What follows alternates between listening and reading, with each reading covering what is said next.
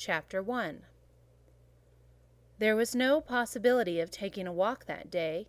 We had been wandering, indeed, in the leafless shrubbery an hour in the morning, but since dinner, Mrs. Reed, when there was no company, dined early, the cold winter wind had brought with it clouds so sombre and a rain so penetrating that further out-of-door exercise was now out of the question.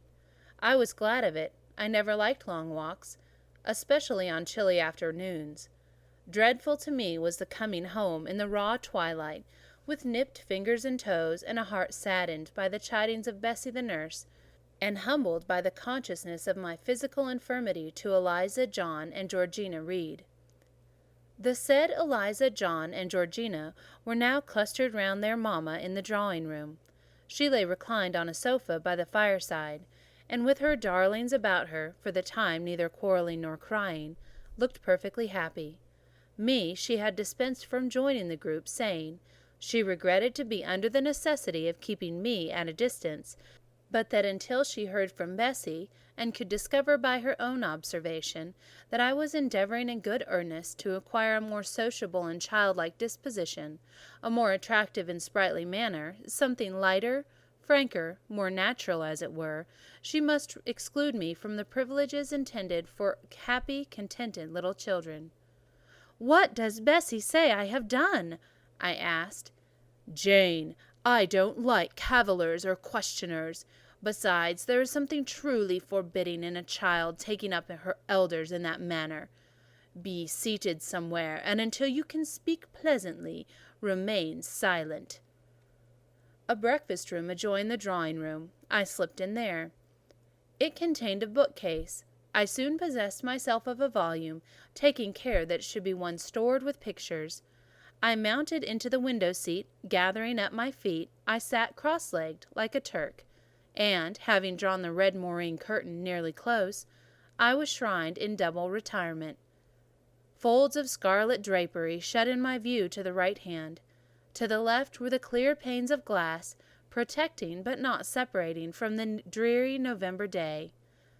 At intervals, while turning over the leaves of my book, I studied the aspect of that winter afternoon. Afar, it offered a pale blank of mist and cloud. Near, a scene of wet lawn and storm-beat shrub, with ceaseless rain, sweeping away wildly before a long, lamentable blast. I returned to my book, Bewick's History of Birds. The letterpress thereof I cared little for, speaking generally, and yet there were certain introductory pages that, child as I was, could not pass quite as blank. There were those which treat of the haunts of sea-fowl, of solitary rocks and promontories, by them only inhabited, of the coast of Norway, studded with isles from its southern extremity, the Lindness or Naze, to the North Cape, where the northern ocean in vast whirls boils around the naked, melancholy isles of Farless Thurle, and the Atlantic surge pours in among the stormy Hebrides. Nor could I pass unnoticed the suggestion of the bleak shores of Lapland, Siberia, Spitzbergen, Nova Zembla, Iceland, Greenland, with the vast sweep of the Arctic zone and those forlorn regions of dreary space. That reservoir of frost and snow, where firm fields of ice, the accumulation of centuries of winter, glazed in alpine heights above, surround the pole and concentre the multiple rigours of extreme cold. Of these death-like realms I formed an idea of my own, shadowy like all the half-comprehended notions that float dim through the children's brains, but strangely impressive. The words in these introductory pages connected themselves with succeeding vignettes, and gave significance to the rock standing up alone in the sea of billow and spray, to the broken boat stranded on the desolate coast, to the cold and ghastly moon casting through bars of clouds at a wreck just sinking. I cannot tell what sentiment haunted the quite solitary churchyard, with its inscribed headstone, its gates, its 2 trees, its low horizon girdled by a broken wall, and its newly risen crescent attesting to the hour of eveningtude. The 2 ships becalmed on a torpid sea I believed to be marine phantoms. The fiend pining down the thief's back behind him I passed over quickly. It was an object of terror. So was the black-horned thing seated aloof on a rock, surveying a distant crowd of surrounding gallows. Each picture told a story, mysterious often to my underdeveloped understanding and imperfect feelings, yet ever profoundly interesting as the tales Bessie sometimes narrated on winter evenings, when she chanced to be in a good humor, and when, having brought her ironing table to the nursery hearth, she allowed us to sit about it. And while she got up Mrs. Reed's lace frills and crimped her nightcap borders, fed our eager attentions with passages of love and adventure taken from old fairy tales and other ballads, or, as at a later period I discovered, from the pages of Pamela and Henry, Earl of Morland. With Bewick on my knee, I was then happy at least in my way. I feared nothing but interruption, and that came too soon. The breakfast-room door was opened. "Bah, Madam Mope!" cried the voice of John Reed. Then he paused. He found the room apparently empty. "Where the dickens is she?" he continued. "Lizzie! Georgie!" calling to his sisters. "Joan is not here. Tell mamma she has run out into the rain, bad animal." It is well I drew the curtain, thought I, and I wished fervently he might not discover my hiding-place. Nor would John Reed have found it out himself. He was not quick, either of vision or conception, but Eliza just put her head in at the door and said at once, "She's at the window-seat, to be sure, Jack." And out I came immediately, for I trembled at the idea of being dragged forth by the said Jack. "What do you want?" I asked, with awkward diffidence. "Say, what do you want, Master Reed?" was the answer. "I want you to come here," and seated himself in an armchair. He intimated by a gesture that I was to approach and stand before him.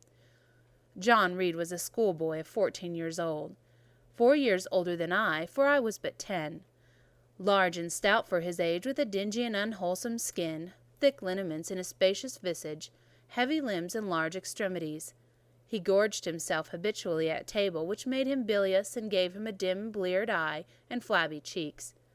He ought now to have been at school, but his mamma had taken him home for a month or 2 on account of his delicate health.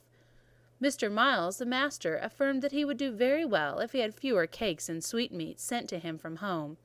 But the mother's heart turned from that opinion so harsh, and inclined rather to more the refined idea that John's sallowness was owing to over-application, and perhaps to pining after home.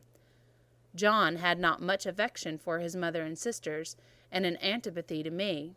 He bullied and punished me, not 2 or 3 times in a week, but once or twice a day, but continually every nerve I had feared him, and every morsel of flesh in my bones shrank when he came near. There were moments when I was bewildered by the terror he inspired, because I had no appeal whatever against either his menaces or his inflictions.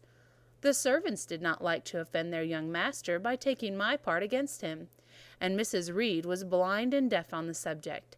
She never saw him strike or heard him abuse me, though he did both now and then in her very presence, more frequently, however, behind her back. Habitually obedient to John, I came to his chair. He spent some 3 minutes in thrusting out his tongue at me as far as he could without damaging the roots.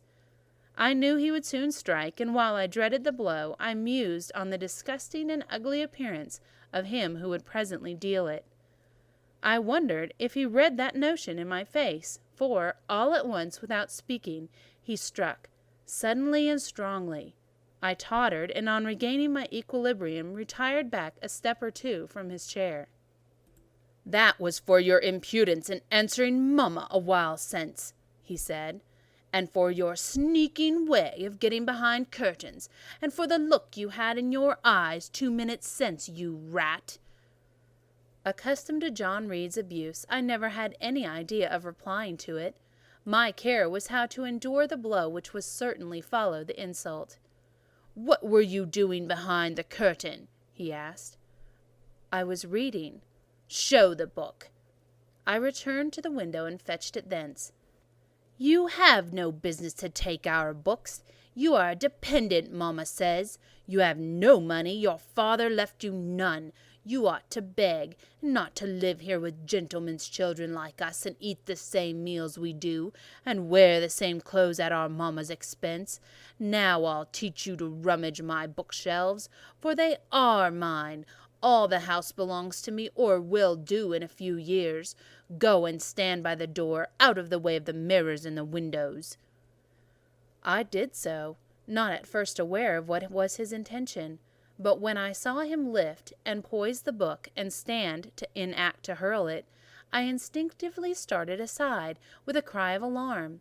Not soon enough, however, the volume was flung, it hit me, and I fell, striking my head against the door and cutting it. The cut bled, the pain was sharp. My terror had passed its climax, and other feelings succeeded. "Wicked, cruel boy!" I said. "You are like a murderer. You are like a slave-driver. You are like the Roman emperors." I had read Goldsmith's History of Rome, and had formed my opinion of Nero and Caligula, and etc. Also I had drawn parallels in silence which I never thought thus to have declared aloud. "What? What?" he cried. "Did she say that to me? Do you hear her, Eliza and Georgina? Won't I tell mamma? But first—" He ran headlong at me. I felt him grasp my hair and my shoulder. He had closed with a desperate thing. I really saw him a tyrant, a murderer. I felt a drop or two of blood from my head trickle down my neck, and was sensible of somewhat pungent suffering. These sensations for the time predominated over fear, and I received him in a frantic sort. I don't very well know what I did with my hands, but he called me "Rat! Rat!" and bellowed out loud. Aid was near him. Eliza and Georgina had run for Mrs. Reed, who had gone upstairs. She now came upon the scene, followed by Bessie and her maid Abbot. We were parted, and I heard the words, "Dear, dear, what a flurry to fly at Master John! Did anyone ever see such a picture of passion?" Then Mrs. Reed subjoined, "Take her away to the Red Room, and lock her in there." 4 hands were immediately laid upon me, and I was borne upstairs. End of chapter 1.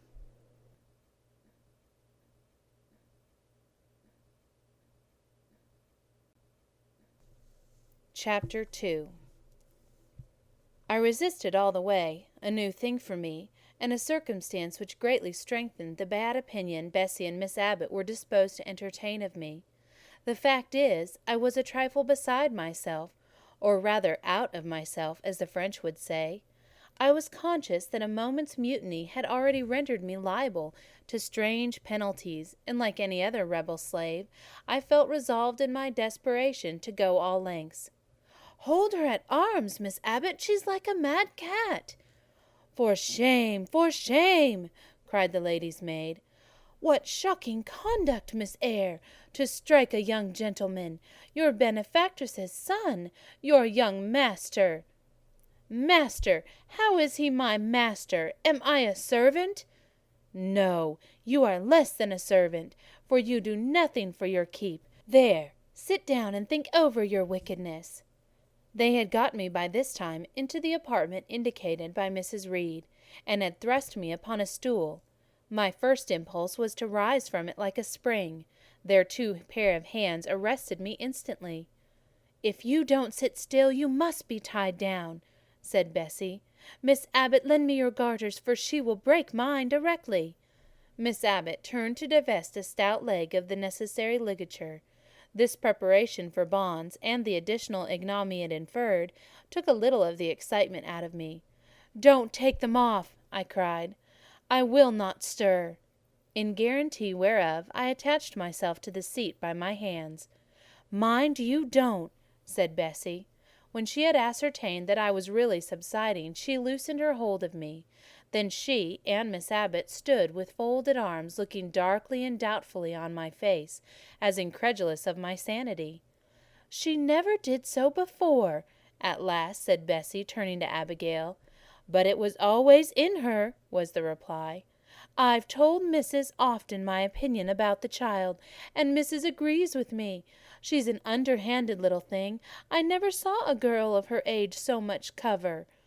Bessie answered not, but ere long, addressing me, she said, "You ought to be aware, miss, that you are under obligation to Mrs. Reed. She keeps you. If she were to turn you out, you would have to go to the poorhouse." I had nothing to say to these words. They were not new to me. My very first recollections of existence included hints of the same kind. This reproach of my dependence had become a vague sing-song in my ear, very painful and crushing, but only half intelligible. Miss Abbott joined in. "And you ought to not think yourself an equal with the Mrs. Reed and Master Reed, because Mrs. kindly allows you to be brought up with them. They will have a great deal of money, and you will have none. It is your place to be humble, and to try to make yourself agreeable to them." "What we tell you is for your own good," added Bessie in no harsh voice. "You should try to be useful and pleasant. Then perhaps you would have a home here. But if you become passionate and rude, Mrs. will send you away, I'm sure." "Besides," said Miss Abbott, "God will punish her. He might strike her dead in the midst of her tantrums, and then where would she go? Come, Bessie, we will leave her. I wouldn't have her heart for anything. Say your prayers, Miss Eyre, when you are by yourself, for if you don't repent, something bad might be permitted to come down the chimney and fetch you away." They went, shutting the door and locking it behind them. The Red Room was a square chamber, very seldom slept in. I might say never, indeed, unless when a chance influx of visitors at Gateshead Hall rendered it necessary to turn to account all the accommodation it contained. Yet it was one of the largest and stateliest chambers in the mansion. A bed supported on massive pillars of mahogany, hung with curtains of deep red damask, stood out like a tabernacle in the centre. The two large windows, with their blinds always drawn down, were half shrouded in festoons and falls of similar drapery. The carpet was red. The table at the foot of the bed was covered with a crimson cloth. The walls were a soft fawn colour with a blush of pink in it. The wardrobe, the toilet table, the chairs were of darkly polished old mahogany. Out of these surrounding shades rose high and glared white the piled-up mattresses and pillows of the bed, spread with a snowy white Marcellus counterpane. Scarcely less prominent was an ample cushioned easy-chair near the head of the bed, also white with a footstool before it, and looking, as I thought, like a pale throne. This room was chill, because it seldom had a fire. It was silent, because remote from the nursery and kitchen. Solemn, because it was known to be so seldom entered. The housemaid alone came here on Saturdays, to wipe from the mirrors and the furniture a week's quiet dust, and Mrs. Reed herself, at far intervals, visited it to review the contents of a certain secret drawer in the wardrobe, where were stored divers parchments, her jewelled casket, and a miniature of her deceased husband, and in those last words lies the secret of the Red Room, the spell which kept it so lonely in spite of its grandeur. Mr. Reed had been dead 9 years. It was in this chamber he breathed his last. Here he lay in state, hence his coffin was borne by the undertaker's men, and since that day, in a sense of dreary consecration, had guarded it from frequent intrusion. My seat, to which Bessie and the bitter Miss Abbott had left me riveted, was a low ottoman near the marble chimney-piece. The bed rose before me. To my right hand there was a high dark wardrobe, with subdued broken reflections varying the gloss of its panels. To my left were the muffled windows. A great looking-glass between them repeated the vacant majesty of the bed and room. I was not quite sure whether they had locked the door, and when I dared move, I got up and went to see. Alas, yes, no jail was ever more secure. Returning, I had to cross before the looking-glass. My fascinated glance involuntarily explored the depth it revealed. All looked colder and darker in that visionary hollow than in reality, and the strange little figure there gazing at me, with a white face and arms speckled the gloom, and the glittering eye of fear moving where all else was still, had the effect of a real spirit. I thought it like one of those tiny phantoms, half fairy, half imp, in Bessie's evening stories represented as coming out of lone, ferny dells in the moors, and appearing before the eyes of belated travellers. I returned to my stool. Superstition was with me at that moment, but it was not yet her hour for complete victory. My blood was still warm. The mood of the revolted slave was still bracing me with its bitter vigour. I had to stem a rapid rush of retrospective thought before I quailed to the dismal present. All John Reed's violent tyrannies, and all his sister's proud indifference, all his mother's aversion, all the servants' partiality, turned up in my disturbed mind like a dark deposit in a turbid well. Why was I always suffering, always browbeaten, always accused, for ever condemned? Why could I never please? Why is it useless to try and win anyone's favour? Eliza, who was headstrong and selfish, was respected. Georgiana, who had a spoiled temper, a very acrid spite, a capricious and insolent carriage, was universally indulged. Her beauty, her pink cheeks, and golden curls seemed to give delight to all who looked at her, and to purchase indemnity for every fault. John no one thwarted, much less punished. Though he twisted the necks of pigeons, killed the little pea-chicks, set the dogs at the sheep, stripped the hothouse vines of their fruit, and broke the buds of the choicest plants in the conservatory.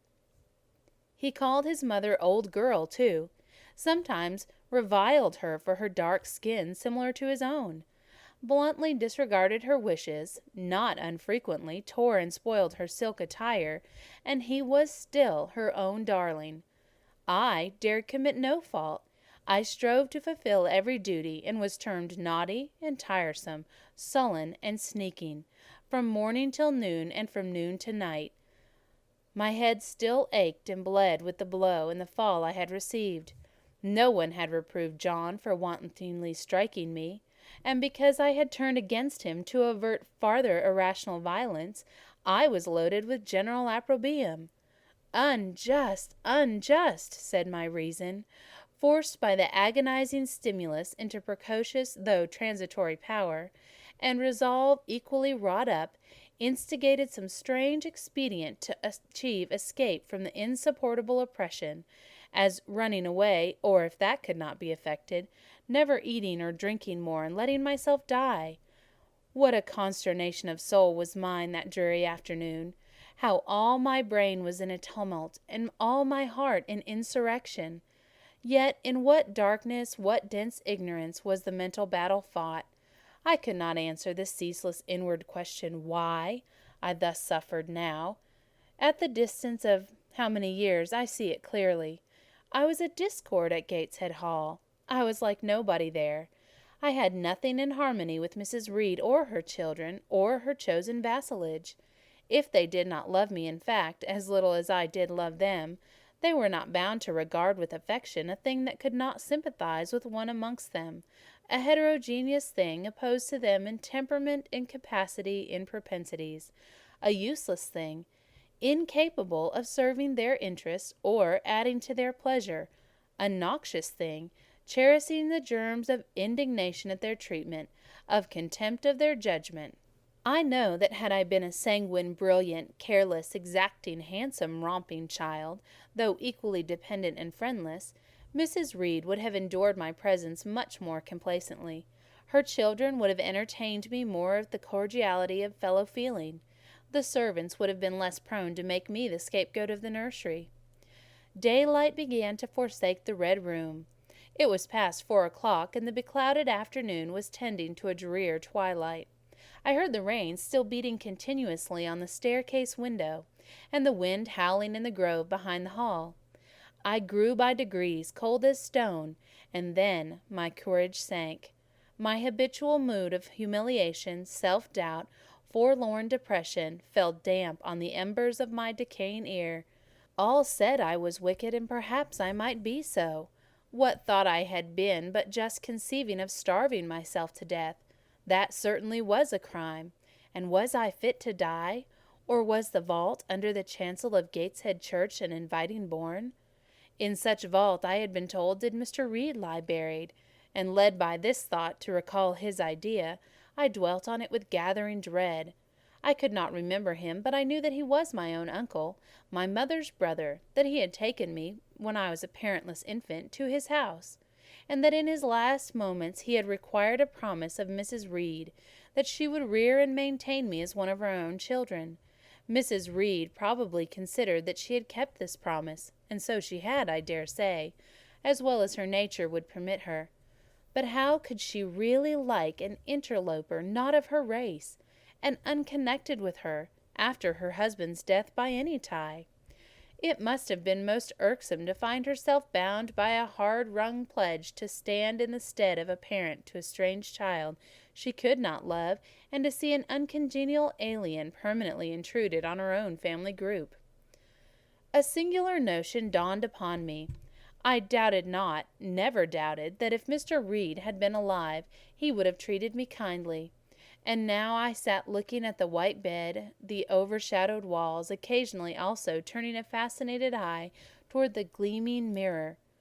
I began to recall what I had heard of dead men troubled in their graves by the violation of their last wishes, revisited the earth to punish the perjured and avenge the oppressed, and I thought Mr. Reed's spirit, harassed by the wrongs of his sister's child, might quit its abode, whether in the church vault or in the unknown world of the departed, and rise before me in this chamber. I wiped my tears and hushed my sobs, fearful lest any sign of violent grief might waken a preternatural voice to comfort me, or elicit from the gloom some hallowed face bending over me with strange pity. This idea, consolatory in theory, I felt would be terrible if realized. With all my might I endeavored to stifle it. I endeavored to be firm. Shaking my hair from my eyes, I lifted my head and tried to look boldly around the dark room. At this moment a light gleamed on the wall. Was it, I asked myself, a ray from the moon penetrating some aperture in the blind? No, moonlight was still, and this stirred. While I gazed, it glided up to the ceiling and quivered over my head. I can now conjecture readily that this streak of light was in all likelihood a gleam from a lantern carried by someone across the lawn. But then, prepared as my mind was for horror, shaken as my nerves were by agitation, I thought the swift darting beam was a herald of some coming vision from another world. Oh, my heart beat thick, my head grew hot. A sound filled my ears which I deemed the rushing of wings. Something seemed near me. I was oppressed, suffocated. Endurance broke down. I rushed to the door and shook the lock in desperate effort. Steps came running from the outer passage. The key turned. Bessie and Abbot entered. "Miss Eyre, are you ill?" said Bessie. "What a dreadful noise! It quite went through me!" exclaimed Abbot. "Take me out! Let me go to the nursery!" was my cry. "What for? Are you hurt? Have you seen something?" again demanded Bessie. "Oh, I saw a light, and I thought a ghost would come." I had now got hold of Bessie's hand, and she did not snatch it from me. "She has screamed on purpose," declared Abbot, in some disgust. "And what a scream! If she had been in great pain, one would have excused it, but she only wanted to bring us all here. I know her naughty tricks." "What is all this?" demanded another voice peremptorily, and Mrs. Reed came along the corridor, her cap flying wide, her gown rustling stormily. "Abbot, Bessie, I believe I gave orders that Jane Eyre should be left in the Red Room till I came to her myself." "Oh, Miss Jane screamed so loud, ma'am," pleaded Bessie. "Let her go," was the only answer. "Loose Bessie's hand, child. You cannot succeed in getting out by these means, be assured. I abhor artifice, particularly in children. It is my duty to show you that tricks will not answer. You will now stay here an hour longer, and it is only on condition of perfect submission and stillness that I shall liberate you then." "Oh, aunt, have pity! Forgive me, I cannot endure it. Let me be punished some other way. I shall be killed if—" "Silence! This violence is most repulsive." And so, no doubt, she felt it. I was a precocious actress in her eyes. She sincerely looked on me as a compound of virulent passions, mean spirit, and dangerous duplicity. Bessie and Abbot having retreated, Mrs. Reed, impatient of my now frantic anguish and wild sobs, abruptly thrust me back and locked me in without farther parley. I heard her sweeping away, and soon after she was gone, I suppose I had a species of fit.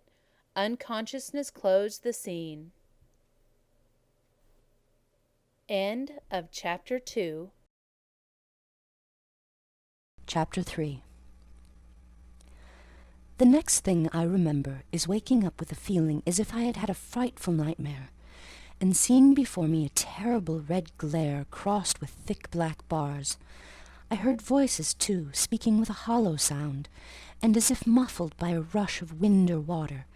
Agitation, uncertainty, and an all-predominating sense of terror confused my faculties. Ere long, I became aware that someone was handling me, lifting me up and supporting me in a sitting posture, and that more tenderly than I had ever been raised or upheld before. I rested my head against a pillow or an arm, and felt easy. In 5 minutes more the cloud of bewilderment dissolved. I knew quite well that I was in my own bed, and that the red glare was the nursery fire. It was night. A candle burnt on the table. Bessie stood at the bed-foot with a basin in her hand, and a gentleman sat in a chair near my pillow, leaning over me. I felt an inexpressible relief, a soothing conviction of protection and security when I knew that there was a stranger in the room, an individual not belonging to Gateshead, and not related to Mrs. Reed. Turning from Bessie, though her presence was far less obnoxious to me than that of Abbot, for instance, would have been, I scrutinized the face of the gentleman. I knew him. It was Mr. Lloyd, an apothecary, sometimes called in by Mrs. Reed when the servants were ailing. For herself and the children she employed a physician. "Well, who am I?" he asked. I pronounced his name, offering him at the same time my hand. He took it, smiling, and saying, "We shall do very well by and by." Then he laid me down, and addressing Bessie, charged her to be very careful that I was not disturbed during the night. Having given some further directions, and intimates that he should call the next day, he departed, to my grief. I felt so sheltered and befriended while he sat in the chair near my pillow, and as he closed the door after him, all the room darkened, and my heart again sank. Inexpressible sadness weighed it down. "Do you feel as if you should sleep, miss?" asked Bessie rather softly. Scarcely dared I answer her, for I feared the next sentence might be rough. "I will try. Would you like to drink, or could you eat anything?" "No, thank you, Bessie." "Then I think I shall go to bed, for it is past 12 o'clock. But you may call me if you want anything in the night." Wonderful civility, this! It emboldened me to ask a question. "Bessie, what is the matter with me? Am I ill?" "You fell sick, I suppose, in the Red Room with crying. You'll be better soon, no doubt." Bessie went into the housemaid's apartment, which was near. I heard her say, "Sarah, come and sleep with me in the nursery. I daren't for my life be alone with that poor child tonight. She might die. It's such a strange thing she should have that fit. I wonder if she saw anything. Mrs. was rather too hard." Sarah came back with her. They both went to bed. They were whispering together for half an hour before they fell asleep. I caught scraps of their conversation, from which I was able only too distinctly to infer the main subject discussed. Something passed her all dressed in white and vanished. A great black dog behind him. 3 loud raps on the chamber door. A light in the churchyard just over his grave, etc. At last both slept. The fire and the candle went out. For me, the watches of that long night passed in ghastly wakefulness, strained by dread, such dread as children only can feel. No severe or prolonged bodily illness followed this incident of the Red Room. It only gave my nerves a shock, of which I feel the reverberation to this day. Yes, Mrs. Reed, to you I owe some fearful pangs of mental suffering, but I ought to forgive you, for you knew not what you did. While rending my heartstrings, you thought you were only uprooting my bad propensities. Next day by noon I was up and dressed, and sat wrapped in a shawl by the nursery hearth. I felt physically weak and broken down, but my worst ailment was an unutterable wretchedness of mind, a wretchedness which kept drawing from me silent tears. No sooner had I wiped one salt drop from my cheek than another followed. Yet, I thought, I ought to have been happy, for none of the Reeds were there. They were all gone out in the carriage with their mamma. Abbot, too, was sewing in another room, and Bessie, as she moved hither and thither, putting away toys and arranging drawers, addressed to me every now and then a word of unwonted kindness.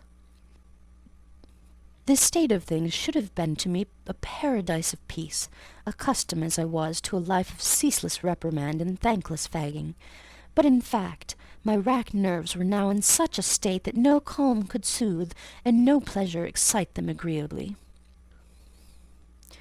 Bessie had been down to the kitchen, and she brought up with her a tart on a certain brightly painted china plate, whose bird of paradise, nestling in a wreath of convolvuli and rosebuds, had been wont to stir in me a most enthusiastic sense of admiration, and which plate I had often petitioned to be allowed to take in my hands in order to examine it more closely, but had always hitherto been deemed unworthy of such a privilege. This precious vessel was now placed on my knee, and I was cordially invited to eat the circlet of delicate pastry upon it. Vain favour, coming, like most other favours, long deferred and often wished for, too late. I could not eat the tart, and the plumage of the bird, the tints of the flowers, seemed strangely faded. I put both plate and tart away. Bessie asked if I would have a book. The word book acted as a transient stimulus, and I begged her to fetch Gulliver's Travels from the library. This book I had again and again perused with delight. I considered it a narrative of facts, and discovered in it a vein of interest deeper than what I found in fairy tales. For as to the elves, having sought them in vain among foxglove leaves and bells, under mushrooms, and beneath the ground-ivy mantling old wall-nooks, I had at length made up my mind to the sad truth that they were all gone out of England to some savage country where the woods were wilder and thicker, and the population more scant. Whereas Lilliput and Brobdingnag being, in my creed, solid parts of the earth's surface, I doubted not that I might one day, by taking a long voyage, see with my own eyes the little fields, houses, and trees, the diminutive people, the tiny cows, sheep, and birds of the one realm, and the cornfields forest high, the mighty mastiffs, the monster cats, the tower-like men and women of the other. Yet, when this cherished volume was now placed in my hand, when I turned over its leaves and sought in its marvellous pictures the charm I had till now never failed to find, all was eerie and dreary. The giants were gaunt goblins, the pygmies malevolent and fearful imps, Gulliver a most desolate wanderer in most dread and dangerous regions. I closed the book, which I dared no longer peruse, and put it on the table beside the untasted tart. Bessie had now finished dusting and tidying the room, and having washed her hands, she opened a certain little drawer full of splendid shreds of silk and satin, and began making a new bonnet for Georgiana's doll. Meantime, she sang. Her song was, "In the days when we went gypsying a long time ago." I had often heard the song before, and always with lively delight, for Bessie had a sweet voice. At least I thought so. But now, though her voice was still sweet, I found in its melody an indescribable sadness. Sometimes, preoccupied with her work, she sang the refrain very slowly, very lingeringly. "A long time ago," came out like the saddest cadence of a funeral hymn. She passed into another ballad, this time a really doleful one. "My feet they are sore, and my limbs they are weary. Long is the way, and the mountains are wild. Soon will the twilight close moonless and dreary over the path of the poor orphan child. Why did they send me so far and so lonely, up where the moors spread and grey rocks are piled? Men are hard-hearted, and kind angels only watch o'er the steps of a poor orphan child. Yet distant and soft the night breeze is blowing, clouds there are none, and clear stars beam mild. God in his mercy protection is showing, comfort and hope to the poor orphan child. Even should I fall o'er the broken bridge passing, or stray in the marshes by false lights beguiled, still will my Father with promise and blessing take to his bosom the poor orphan child. There is a thought that for strength should avail me, though both of shelter and kindred despoiled. Heaven is a home, and rest will not fail me. God is a friend to the poor orphan child. "Come, Miss Jane, don't cry," said Bessie as she finished. She might as well have said to the fire, "Don't burn." But how could she divine the morbid suffering to which I was a prey? In the course of the morning, Mr. Lloyd came again. "What? Already up?" he said as he entered the nursery. "Well, nurse, how is she?" Bessie answered that I was doing very well. "Then she ought to look more cheerful. Come here, Miss Jane. Your name is Jane, is it not?" "Yes, sir, Jane Eyre." "Well, you have been crying, Miss Jane Eyre. Can you tell me what about? Have you any pain?" "No, sir." "Oh, I dare say she is crying because she could not go out with the missus in the carriage," interposed Bessie. "Surely not. Why, she is too old for such pettishness." I thought so too, and my self-esteem being wounded by the false charge, I answered promptly, "I never cried for such a thing in my life. I hate going out in the carriage. I cry because I am miserable." "Oh, fie, miss," said Bessie. The good apothecary appeared a little puzzled. I was standing before him. He fixed his eyes on me very steadily. His eyes were small and grey, not very bright, but I dare say I should think them shrewd now. He had a hard-featured yet good-natured looking face. Having considered me at leisure, he said, "What made you ill yesterday?" "She had a fall," said Bessie, again putting in her word. "Fall? Why, that is like a baby again. Can't she manage to walk at her age? She must be 8 or 9 years old." "I was knocked down," was the blunt explanation, jerked out of me by another pang of mortified pride. "But that did not make me ill," I added, while Mr. Lloyd helped himself to a pinch of snuff. As he was returning the box to his waistcoat pocket, a loud bell rang for the servants' dinner. He knew what it was. "That's for you, nurse," he said. "You can go down. I'll give Miss Jane a lecture till you come back." Bessie would rather have stayed, but she was obliged to go, because punctuality at meals was rigidly enforced at Gateshead Hall. "The fall did not make you ill. What did, then?" pursued Mr. Lloyd when Bessie was gone. "I was shut up in a room where there is a ghost till after dark." I saw Mr. Lloyd smile and frown at the same time. "Ghosts? What, are you a baby after all? You are afraid of ghosts?" "Of Mr. Reed's ghost I am. He died in that room and was laid out there. Neither Bessie nor anyone else will go into it at night, if they can help it. And it was cruel to shut me up alone without a candle, so cruel that I think I shall never forget it." "Nonsense! And is it that makes you so miserable? Are you afraid now in daylight?" "No, but night will come again before long, and besides, I am unhappy, very unhappy, for other things." "What other things? Can you tell me some of them?" How much I wished to reply fully to this question, how difficult it was to frame any answer. Children can feel, but they cannot analyze their feelings, and if the analysis is partially effected in thought, they know not how to express the results of the process in words. Fearful, however, of losing this first and only opportunity of relieving my grief by imparting it, I, after a disturbed pause, contrived to frame a meagre, though, as far as it went, true response. "For one thing, I have no father or mother, brothers or sisters? You have a kind aunt and cousins. Again I paused, then bunglingly announced, But John Reed knocked me down, and my aunt shut me up in the Red Room. Mr. Lloyd a second time produced his snuff-box. Don't you think Gateshead Hall a very beautiful house? He asked. Are you not very thankful to have such a fine place to live at? It is not my house, sir, and Abbot says I have less right to be here than a servant. Pff, you can't be silly enough to wish to leave such a splendid place.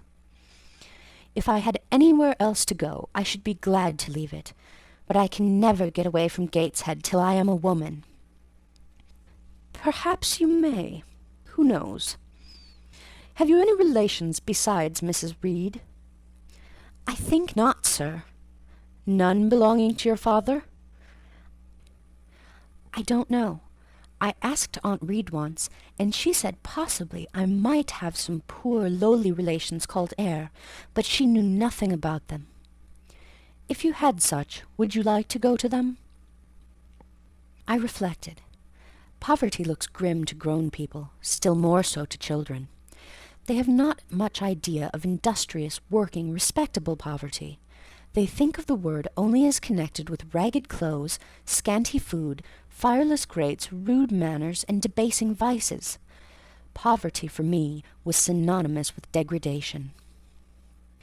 No, I should not like to belong to poor people, was my reply. Not even if they were kind to you? I shook my head. I could not see how poor people had the means of being kind. And then to learn to speak like them, to adopt their manners, to be uneducated, to grow up like one of the poor women I saw sometimes nursing their children or washing their clothes at the cottage doors of the village of Gateshead? No, I was not heroic enough to purchase liberty at the price of caste. But are your relatives so very poor? Are they working people? I cannot tell. Aunt Reed says if I have any, they must be a beggarly set. I should not like to go a-begging. Would you like to go to school? Again I reflected. I scarcely knew what school was. Bessie sometimes spoke of it as a place where young ladies sat in the stocks, wore backboards, and were expected to be exceedingly genteel and precise. John Reed hated his school and abused his master, but John Reed's tastes were no rule for mine. And if Bessie's accounts of school discipline, gathered from the young ladies of a family where she had lived before coming to Gateshead, were somewhat appalling, her details of certain accomplishments attained by these same young ladies were, I thought, equally attractive. She boasted of the beautiful paintings of landscapes and flowers by them executed, of songs they could sing and pieces they could play, of purses they could net, of French books they could translate, till my spirit was moved to emulation as I listened. Besides, school would be a complete change. It implied a long journey, an entire separation from Gateshead, an entrance into a new life.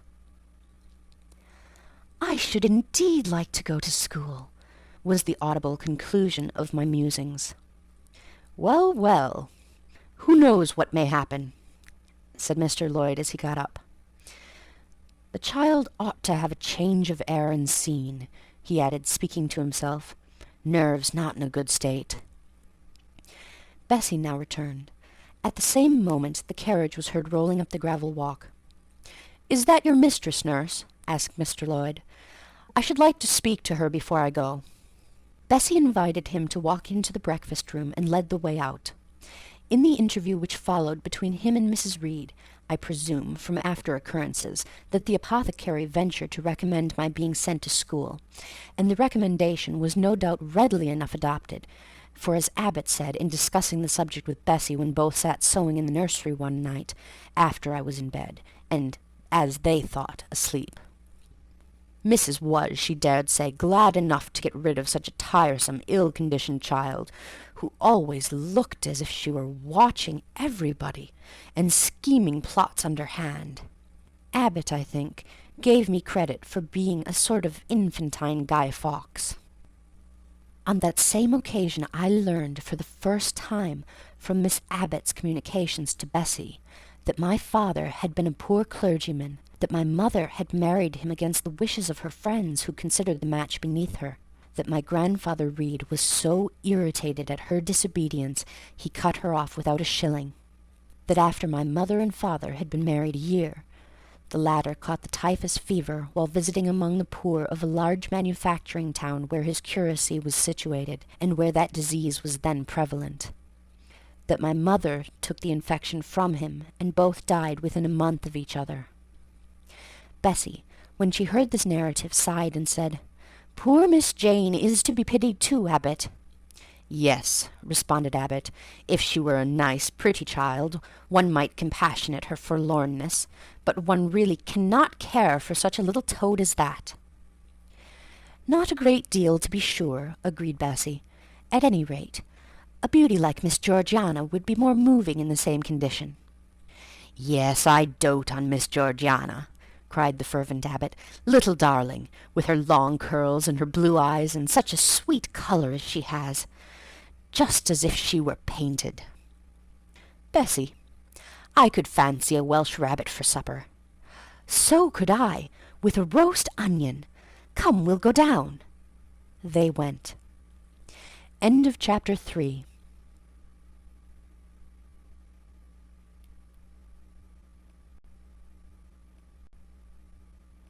Chapter 4. From my discourse with Mr. Lloyd, and from the above-reported conference between Bessie and Abbot, I gathered enough of hope to suffice as a motive for wishing to get well. A change seemed near. I desired and waited it in silence. It tarried, however. Days and weeks passed. I had regained my normal state of health, but no new allusion was made to the subject over which I brooded. Mrs. Reed surveyed me at times with a severe eye, but seldom addressed me. Since my illness she had drawn a more marked line of separation than ever between me and her own children, appointing me a small closet to sleep in by myself, condemning me to take my meals alone and pass all my time in the nursery, while my cousins were constantly in the drawing-room. Not a hint, however, did she drop about sending me to school. Still I felt an instinctive certainty that she would not long endure me under the same roof with her, for her glance, now more than ever, when turned on me, expressed an insuperable and rooted aversion. Eliza and Georgiana, evidently acting according to others, spoke to me as little as possible. John thrust his tongue in his cheek whenever he saw me, and once attempted chastisement, but as I instantly turned against him, roused by the same sentiment of deep ire and desperate revolt which had stirred my corruption before, he thought it better to desist, and ran from me, tittering execrations, and vowing I had burst his nose. I had indeed levelled at that prominent feature as hard a blow as my knuckles could inflict, and when I saw that either that or my look daunted him, I had the greatest inclination to follow up my advantage to purpose. But he was already with his mamma. I heard him in a blubbering tone commence the tale of how that nasty Jane Eyre had flown at him like a mad cat. He was stopped rather harshly. "Don't talk to me about her, John. I told you not to go near her. She is not worthy of notice. I do not choose that either you or your sisters should associate with her." Here, leaning over the banister, I cried out suddenly, and without at all deliberating on my words, "They are not fit to associate with me." Mrs. Reed was a rather stout woman, but on hearing this strange and audacious declaration, she ran nimbly up the stair, swept me like a whirlwind into the nursery, and crushing me down on the edge of my crib, dared me in an emphatic voice to rise from that place, or utter one syllable during the remainder of the day. "What would Uncle Reed say to you if he were alive?" was my scarcely voluntary demand. I say scarcely voluntary, for it seemed as if my tongue pronounced words without my will consenting to their utterance. Something spoke out of me over which I had no control. "What?" said Mrs. Reed under her breath. Her usually cold, composed grey eye became troubled with a look like fear. She took her hand from my arm, and gazed at me as if she really did not know whether I were child or fiend. I was now in for it. "My Uncle Reed is in heaven, and can see all you do and think, and so can papa and mamma. They know how you shut me up all day long, and how you wish me dead." Mrs. Reed soon rallied her spirits. She shook me most soundly. She boxed both my ears, and left me without a word. Bessie supplied the hiatus by a homily of an hour's length, in which she proved beyond a doubt that I was the most wicked and abandoned child ever reared under a roof. I half believed her, for I felt indeed only bad feelings surging in my breast. November, December, and half of January passed away. Christmas and the New Year had been celebrated at Gateshead with the usual festive cheer. Presents had been interchanged, dinners and evening parties given. From every enjoyment I was, of course, excluded. My share of the gaiety consisted in witnessing the daily apparelling of Eliza and Georgiana, and seeing them descend to the drawing-room dressed out in the thin muslin frocks and scarlet sashes, with hair elaborately ringletted, and afterwards in listening to the sound of the piano, or the harp played below, to the passing to and fro of the butler and footman, to the jingling of glass and china as refreshments were handed, to the broken hum of conversation as the drawing-room door opened and closed. When tired of this occupation, I would retire from the stairhead to the solitary and silent nursery. There, though somewhat sad, I was not miserable. To speak truth, I had not the least wish to go into company, for in company I was very rarely noticed, and if Bessie had been but kind and companionable, I should have deemed it a treat to spend the evenings quietly with her, instead of passing them under the formidable eye of Mrs. Reed in a room full of ladies and gentlemen. But Bessie, as soon as she had dressed her young ladies, used to take herself off to the lively regions of the kitchen and housekeeper's room, generally bearing the candle along with her. I then sat with my doll on my knee till the fire got low, glancing round occasionally to make sure that nothing worse than myself haunted the shadowy room, and when the embers sank to a dull red, I undressed hastily, tugging at knots and strings as I best might, and sought shelter from cold and darkness in my crib. To this crib I always took my doll. Human beings must love something, and in the dearth of worthier objects of affection, I contrived to find a pleasure in loving and cherishing a faded graven image, shabby as a miniature scarecrow. It puzzles me now to remember with what absurd sincerity I doted on this little toy, half fancying it alive and capable of sensation. I could not sleep unless it was folded in my nightgown, and when it lay there safe and warm, I was comparatively happy, believing it to be happy likewise. Long did the hours seem while I waited the departure of the company, and listened for the sound of Bessie's step on the stairs. Sometimes she would come up in the interval to seek her thimble or her scissors, or perhaps to bring me something by way of supper, a bun or a cheese cake. Then she would sit on the bed while I ate it, and when I had finished she would tuck the clothes round me, and twice she kissed me and said, "Good night, Miss Jane." When thus gentle, Bessie seemed to me the best, prettiest, kindest being in the world, and I wished most intensely that she would always be so pleasant and amiable, and never push me about, or scold, or task me unreasonably, as she was too often wont to do. Bessie Lee must, I think, have been a girl of great natural capacity, for she was smart in all she did, and had a remarkable knack of narrative. So at least I judge from the impression made on me by her nursery tales. She was pretty, too, if my recollections of her face and person are correct. I remember her as a slim young woman, with black hair, dark eyes, very nice features, and good clear complexion. But she had a capricious and hasty temper, and indifferent ideas of principle or justice. Still, such as she was, I preferred her to any one else at Gateshead Hall. It was the 15th of January, about 9 o'clock in the morning. Bessie was gone down to breakfast. My cousins had not yet been summoned to their mamma. Eliza was putting on her bonnet and warm garden coat to go and feed her poultry, an occupation of which she was fond, and not less so of selling the eggs to the housekeeper and hoarding up the money she thus obtained. She had a turn for traffic, and a marked propensity for saving, shown not only in the vending of eggs and chickens, but also in driving hard bargains with the gardener about flower roots, seeds, and slips of plants. That functionary having orders from Mrs. Reed to buy of his young lady all the products of her parterre she wished to sell, and Eliza would have sold the hair off her head if she could have made a handsome profit thereby. As to her money, she first secreted it in odd corners, wrapped in a rag or an old curl paper, but some of these hoards having been discovered by the housemaid, Eliza, fearful of one day losing her valued treasure, consented to entrust it to her mother at a usurious rate of interest, 50 or 60 per cent., which interest she exacted every quarter, keeping her accounts in a little book with anxious accuracy. Georgiana sat on a high stool dressing her hair at the glass, and interweaving her curls with artificial flowers and faded feathers, of which she had found a store in a drawer in the attic. I was making my bed, having received strict orders from Bessie to get it arranged before she returned, for Bessie now frequently employed me as a sort of under-nursery maid to tidy the room, dust the chairs, etc. Having spread the quilt and folded my nightdress, I went to the window-seat to put in order some picture books and doll's house furniture scattered there. An abrupt command from Georgiana to let her playthings alone, for the tiny chairs and mirrors, the fairy plates and cups, were her property, stopped my proceedings. And then, for lack of other occupation, I fell to breathing on the frost flowers with which the window was fretted, and thus clearing a space in the glass through which I might look out on the grounds, where all was still and petrified under the influence of a hard frost. From this window were visible the porter's lodge and the carriage road, and just as I dissolved so much of the silver-white foliage veiling the panes as left room to look out, I saw the gates thrown open, and a carriage roll through. I watched it ascending the drive with indifference. Carriages often came to Gateshead, but none ever brought visitors in whom I was interested. It stopped in front of the house. The door-bell rang loudly. The newcomer was admitted.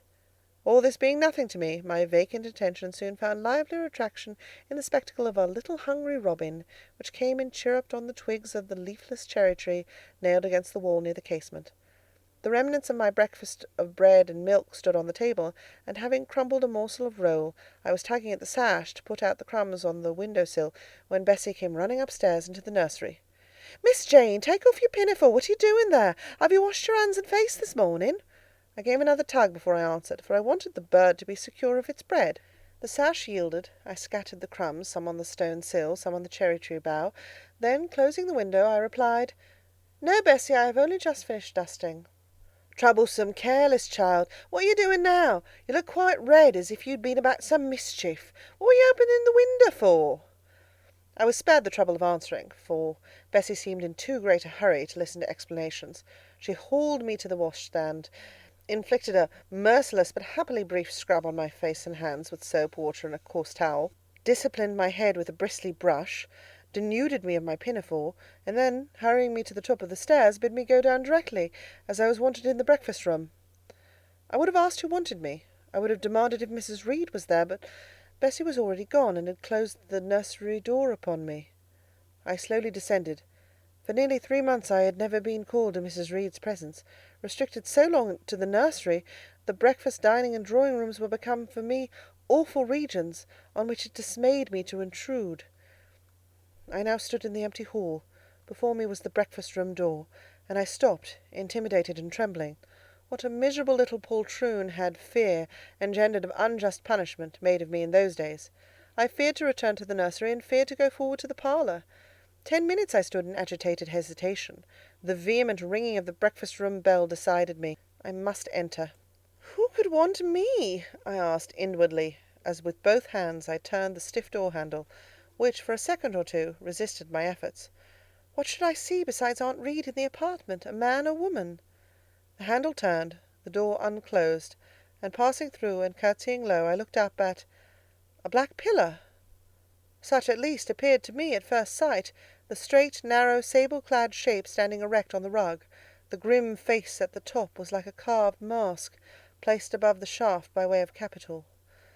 Mrs. Reed occupied her usual seat by the fireside. She made a signal to me to approach.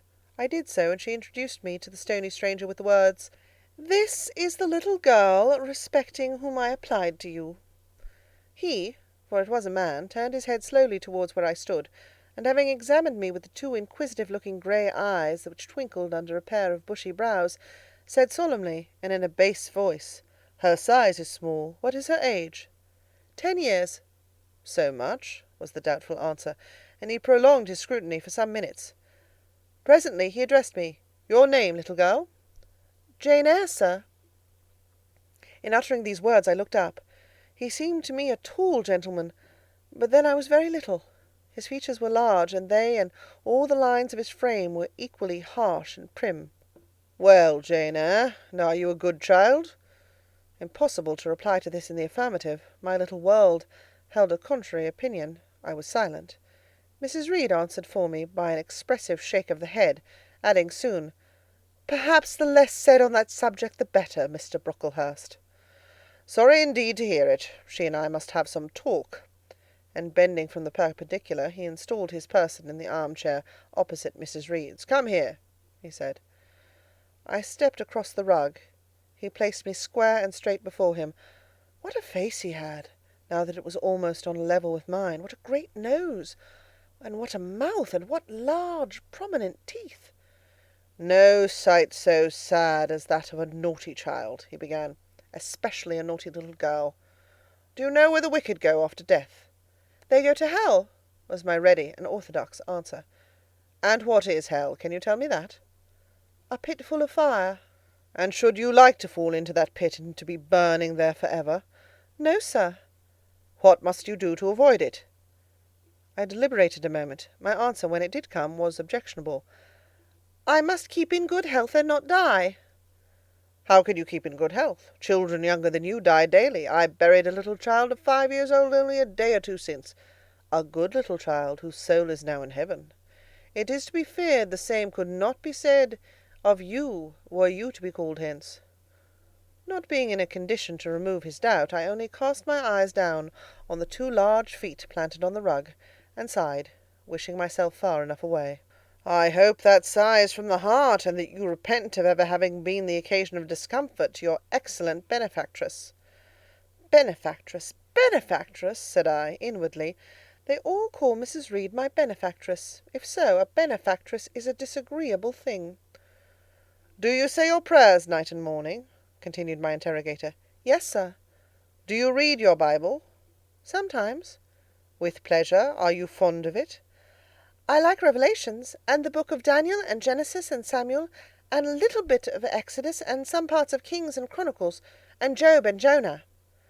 "And the Psalms? I hope you like them." "No, sir." "No? Oh, shocking! I have a little boy younger than you, who knows 6 Psalms by heart, and when you ask him which he would rather have, a gingerbread nut to eat, or a verse of a psalm to learn, he says, 'Oh, the verse of a psalm! Angels sing psalms,' said he. 'I wish to be a little angel here below.' He then gets 2 nuts in recompense for his infant piety."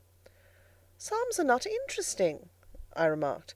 "That proves you have a wicked heart, and you must pray to God to change it, to give you a new and clean one, to take away your heart of stone and give you a heart of flesh." I was about to propound a question touching the manner in which that operation of changing my heart was to be performed, when Mrs. Reed interposed, telling me to sit down. She then proceeded to carry on the conversation herself. "Mr. Brocklehurst, I believe I intimated in the letter which I wrote to you 3 weeks ago, that this little girl has not quite the character and disposition I could wish. Should you admit her into Lowood School, I should be glad if the superintendent and teachers were requested to keep a strict eye on her, and above all, to guard against her worst fault, a tendency to deceit. I mention this in your hearing, Jane, that you may not attempt to impose on Mr. Brocklehurst." Well might I dread, well might I dislike Mrs. Reed, for it was her nature to wound me cruelly. Never was I happy in her presence. However carefully I obeyed, however strenuously I strove to please her, my efforts were still repulsed, and repaid by such sentences as the above. Now uttered before a stranger, the accusation cut me to the heart. I dimly perceived that she was already obliterating hope from the new place of existence which she destined me to enter. I felt, though I could not have expressed the feeling, that she was sowing aversion and unkindness along my future path. I saw myself transformed under Mr. Brocklehurst's eye into an artful, noxious child, and what could I do to remedy the injury? Nothing indeed, thought I, as I struggled to repress a sob, and hastily wiped away some tears, the impotent evidences of my anguish. "Deceit is, indeed, a sad fault in a child," said Mr. Brocklehurst. "It is akin to falsehood, and all liars will have their portion in the lake burning with fire and brimstone. She shall, however, be watched, Mrs. Reed. I will speak to Miss Temple and the teachers." "I should wish her to be brought up in a manner suiting her prospects," continued my benefactress, "to be made useful, to be kept humble. As for the vacations, she will, with your permission, spend them always at Lowood." "Your decisions are perfectly judicious, madam," returned Mr. Brocklehurst. "Humility is a Christian grace, and one peculiarly appropriate to the pupils of Lowood. I therefore direct that special care shall be bestowed on its cultivation amongst them. I have studied how best to mortify in them the worldly sentiment of pride, and only the other day I had a pleasing proof of my success. My second daughter, Augusta, went with her mamma to visit the school, and on her return she exclaimed, "Oh, dear papa, how quiet and plain all the girls at Lowood look, with their hair combed behind their ears, and their long pinafores, and those little holland pockets outside their frocks. They are almost like poor people's children. And," said she, "they looked at my dress and mamma's as if they had never seen a silk gown before." "This is the state of things I quite approve," returned Mrs. Reed. "Had I sought all England over, I could scarcely have found a sister more exactly fitting a child like Jane Eyre. Consistency, my dear Mr. Brocklehurst, I advocate consistency in all things." "Consistency, madam, is the first of Christian duties, and it has been observed in every arrangement connected with the establishment of Lowood. Plain fare, simple attire, unsophisticated accommodations, hardy and active habits, such is the order of the day in the house and its inhabitants." "Quite right, sir. I may then depend upon this child being received as a pupil at Lowood, and there being trained in conformity to her position and prospects?" "Madam, you may. She shall be placed in that nursery of chosen plants, and I trust she will show herself grateful for the inestimable privilege of her election." "I will send her then as soon as possible, Mr. Brocklehurst, for I assure you I feel anxious to be relieved of a responsibility that was becoming too irksome." No doubt, madam. And now I wish you good morning. I shall return to Brocklehurst Hall in the course of a week or two. My good friend the Archdeacon will not permit me to leave him sooner. I shall send Miss Temple notice that she is to expect a new girl, so that there will be no difficulty about receiving her. Good-bye." "Good-bye, Mr. Brocklehurst. Remember me to Mrs. and Miss Brocklehurst, and to Augusta and Theodore, and Master Brofton Brocklehurst." "I will, madam. Little girl, here is a book entitled The Child's Guide. Read it with prayer, especially that part containing an account of the awfully sudden death of Martha G., a naughty child, addicted to falsehood and deceit." With these words, Mr. Brocklehurst put into my hand a thin pamphlet, sewn in a cover, and having rung for his carriage, he departed. Mrs. Reed and I were left alone. Some minutes passed in silence. She was sewing. I was watching her. Mrs. Reed might be at that time some 6 or 37. She was a woman of robust frame, square-shouldered and strong-limbed, not tall, and though stout, not obese. She had a somewhat large face, the under jaw being much developed and very solid. Her brow was low, her chin large and prominent, mouth and nose sufficiently regular. Under her light eyebrows glimmered an eye devoid of ruth. Her skin was dark and opaque, her hair nearly flaxen. Her constitution was sound as a bell. Illness never came near her. She was an exact, clever manager. Her household and tenantry were thoroughly under her control. Her children only at times defied her authority and laughed it to scorn. She dressed well, and had a presence and port calculated to set off handsome attire. Sitting on a low stool a few yards from her armchair, I examined her figure. I perused her features. In my hand I held the tract containing the sudden death of the liar, to which narrative my attention had been pointed as to an appropriate warning. What had just passed, what Mrs. Reed had said concerning me to Mr. Brocklehurst, the whole tenor of their conversation, was recent, raw, and stinging in my mind. I had felt every word as acutely as I had heard it plainly, and a passion of resentment fermented now within me. Mrs. Reed looked up from her work, her eye settled on mine, her fingers at the same time suspended their nimble movements. "Go out of the room, return to the nursery," was her mandate. My look, or something else, must have struck her as offensive, for she spoke with extreme, though suppressed irritation. I got up, I went to the door, I came back again, I walked to the window, across the room, and then close up to her. Speak I must. I had been trodden on severely, and must turn, but how? What strength had I to dart retaliation at my antagonist?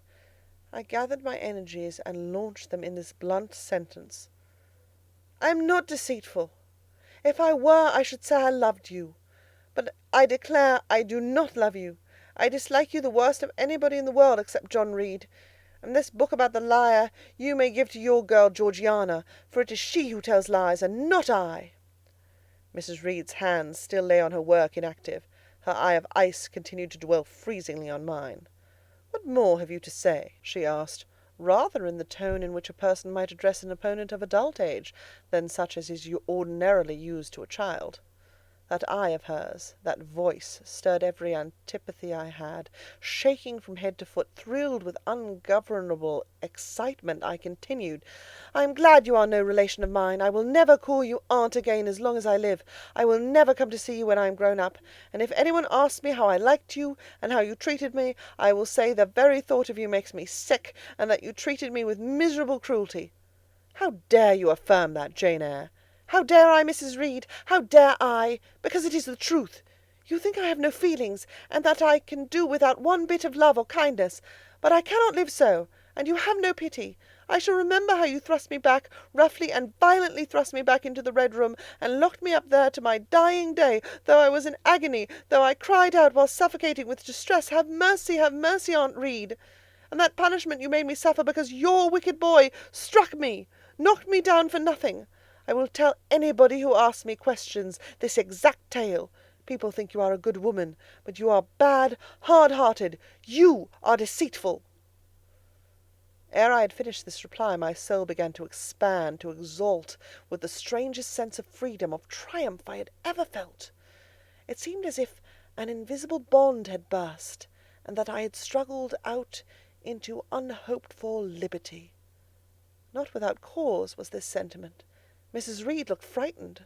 Her work had slipped from her knee. She was lifting up her hands, rocking herself to and fro, and even twisting her face as if she would cry. "Jane, you are under a mistake. What is the matter with you? Why do you tremble so violently?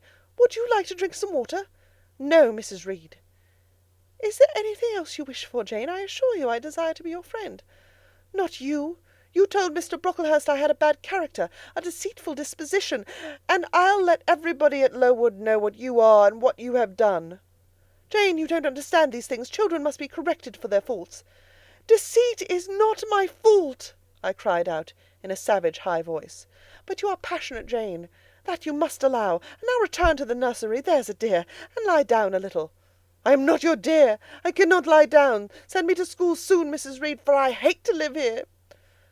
"I will indeed send her to school soon," murmured Mrs. Reed, sotto voce, and gathering up her work, she abruptly quitted the apartment. I was left there alone, winner of the field. It was the hardest battle I had fought, and the first victory I had gained.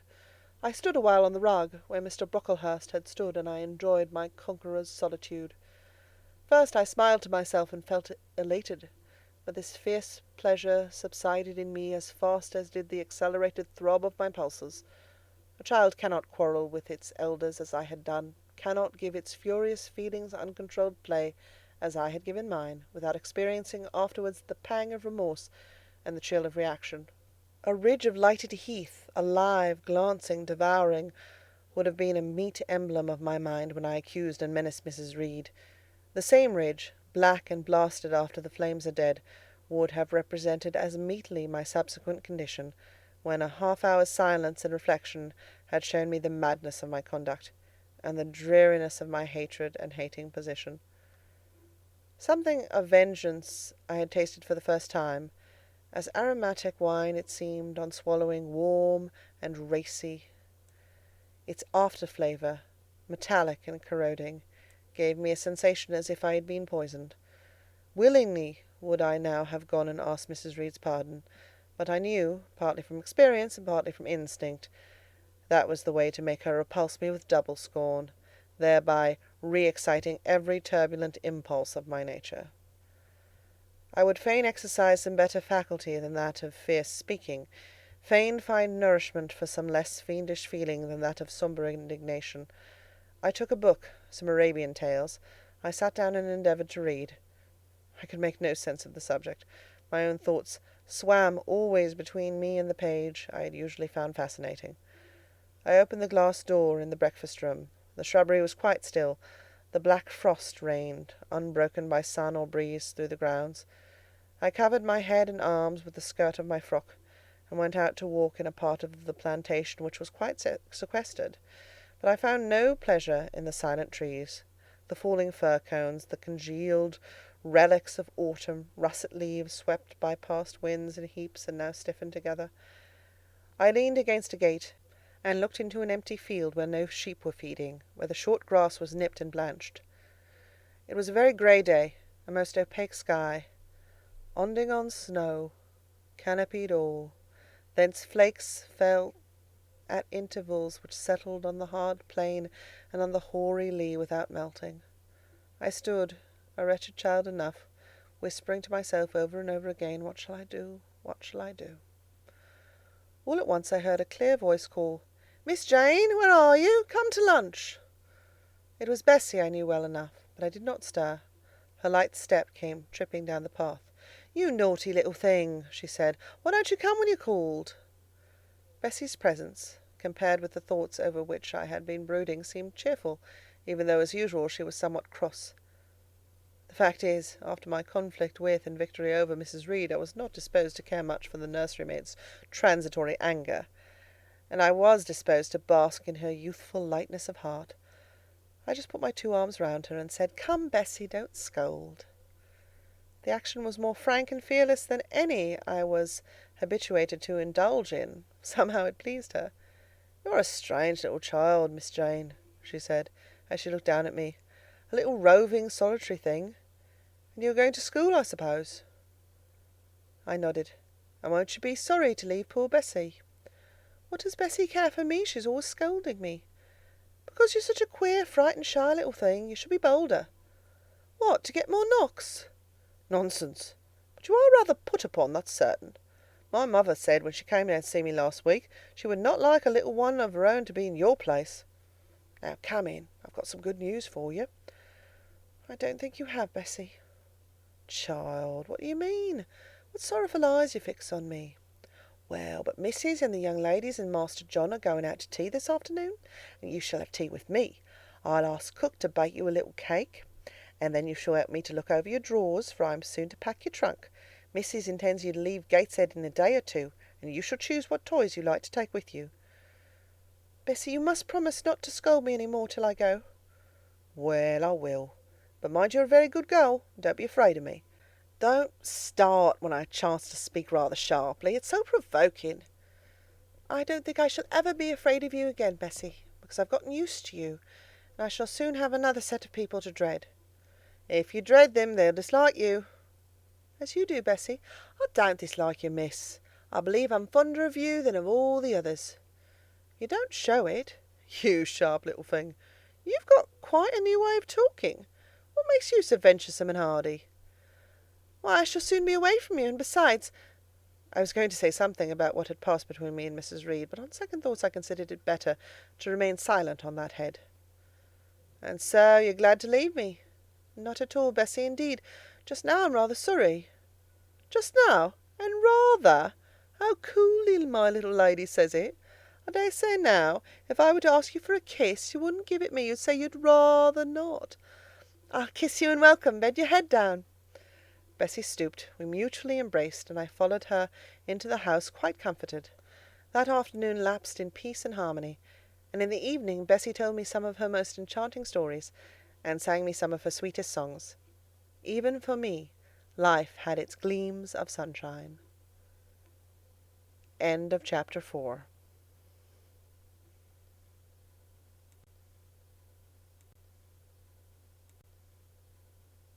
Chapter 5.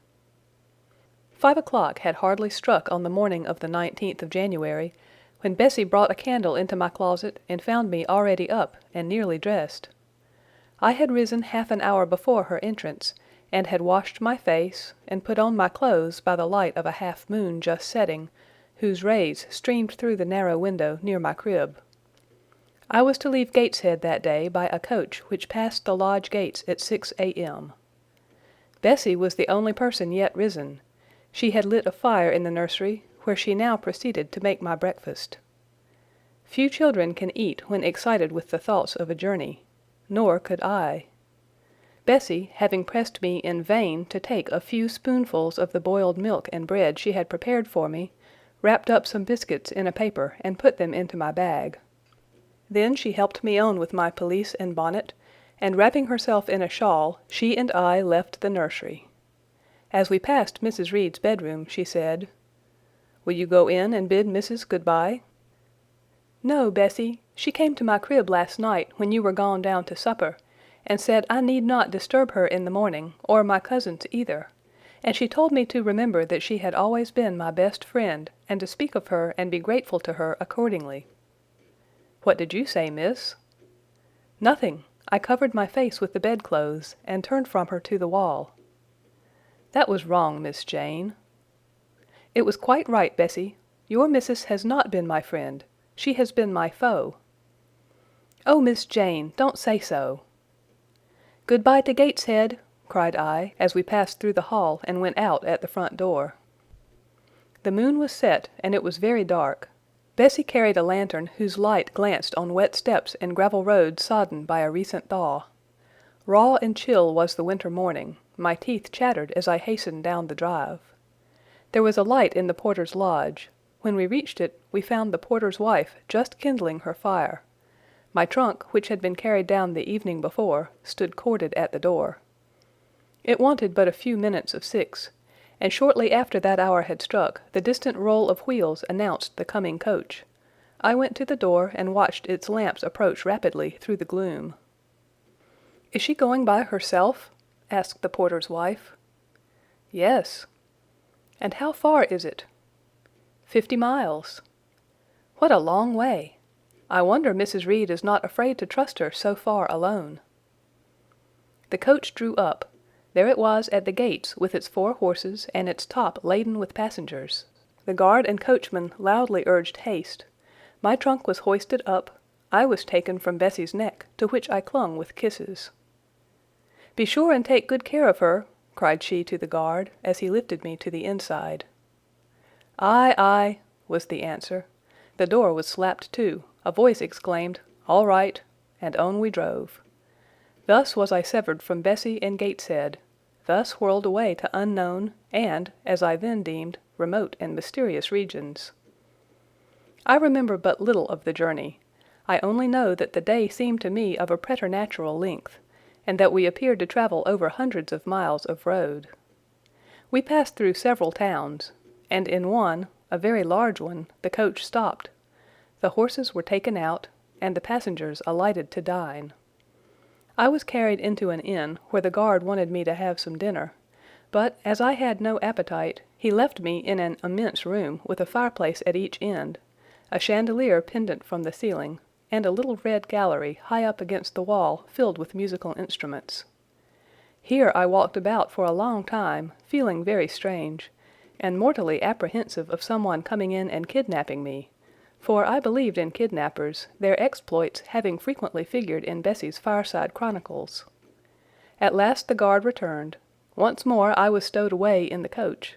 My protector mounted his own seat, sounded his hollow horn, and away we rattled over the stony street of L. The afternoon came on wet and somewhat misty. As it waned into dusk, I began to feel that we were getting very far indeed from Gateshead. We ceased to pass through towns. The country changed. Great grey hills heaved up round the horizon. As twilight deepened, we descended a valley, dark with wood, and long after night had overclouded the prospect, I heard a wild wind rushing amongst trees. Lulled by the sound, I at last dropped asleep. I had not long slumbered when the sudden cessation of motion awoke me. The coach door was open, and a person like a servant was standing at it. I saw her face and dress by the light of the lamps. "Is there a little girl called Jane Eyre here?" she asked. I answered yes, and was then lifted out. My trunk was handed down, and the coach instantly drove away.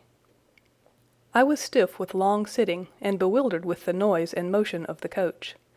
Gathering my faculties, I looked about me. Rain, wind, and darkness filled the air. Nevertheless, I dimly discerned a wall before me, and a door open in it. Through this door I passed with my new guide. She shut and locked it behind her. There was now visible a house or houses, for the building spread far, with many windows, and lights burning in some. We went up a broad pebbly path, splashing wet, and were admitted at a door. Then the servant led me through a passage into a room with a fire, where she left me alone. I stood and warmed my numbed fingers over the blaze. Then I looked round.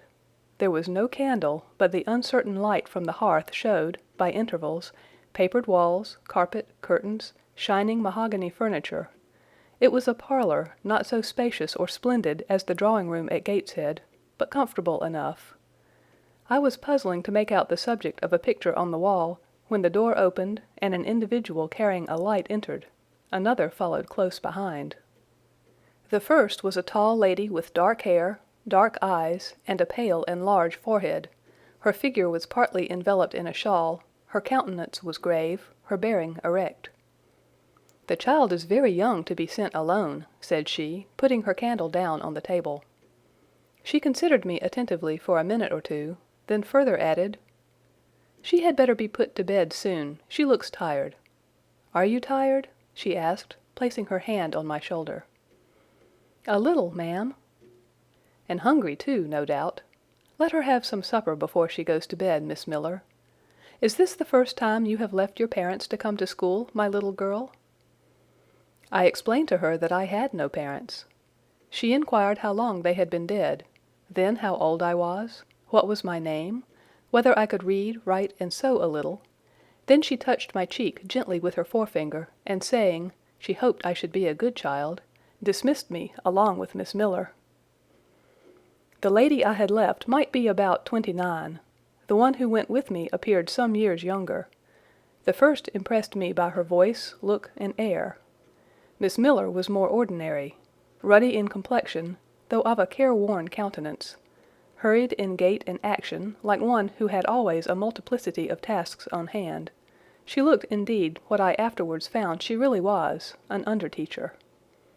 Led by her, I passed from compartment to compartment, from passage to passage, of a large and irregular building, till, emerging from the total and somewhat dreary silence pervading that portion of the house we had traversed, we came upon the hum of many voices, and presently entered a wide, long room, with great deal tables, 2 at each end, on each of which burnt a pair of candles, and seated all round on benches, a congregation of girls of every age from 9 or 10 to 20. Seen by the dim light of the dips, their number to me appeared countless, though not in reality exceeding 80. They were uniformly dressed in brown stuff frocks of quaint fashion, and long holland pinafores. It was the hour of study. They were engaged in conning over their tomorrow's task, and the hum I had heard was the combined result of their whispered repetitions. Miss Miller signed to me to sit on a bench near the door. Then, walking up to the top of the long room, she cried out, "Monitors, collect the lesson books and put them away." 4 tall girls arose from different tables, and going round, gathered the books and removed them. Miss Miller again gave the word of command. "Monitors, fetch the supper trays." The tall girls went out and returned presently, each bearing a tray, with portions of something, I knew not what, arranged thereon, and a pitcher of water and mug in the middle of each tray. The portions were handed round.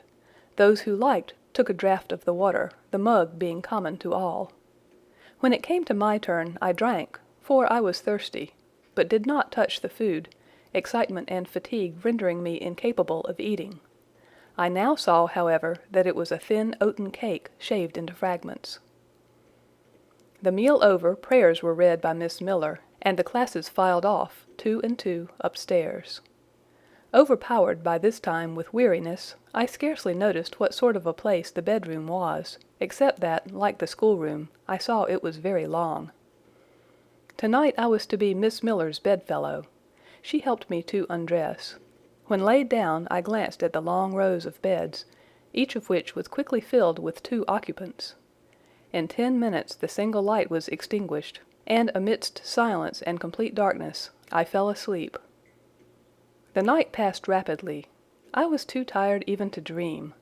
I only once awoke to hear the wind rave in furious gusts, and the rain fall in torrents, and to be sensible that Miss Miller had taken her place by my side. When I again unclosed my eyes, a loud bell was ringing. The girls were up and dressing. Day had not yet begun to dawn, and a rushlight or 2 burned in the room. I, too, rose reluctantly.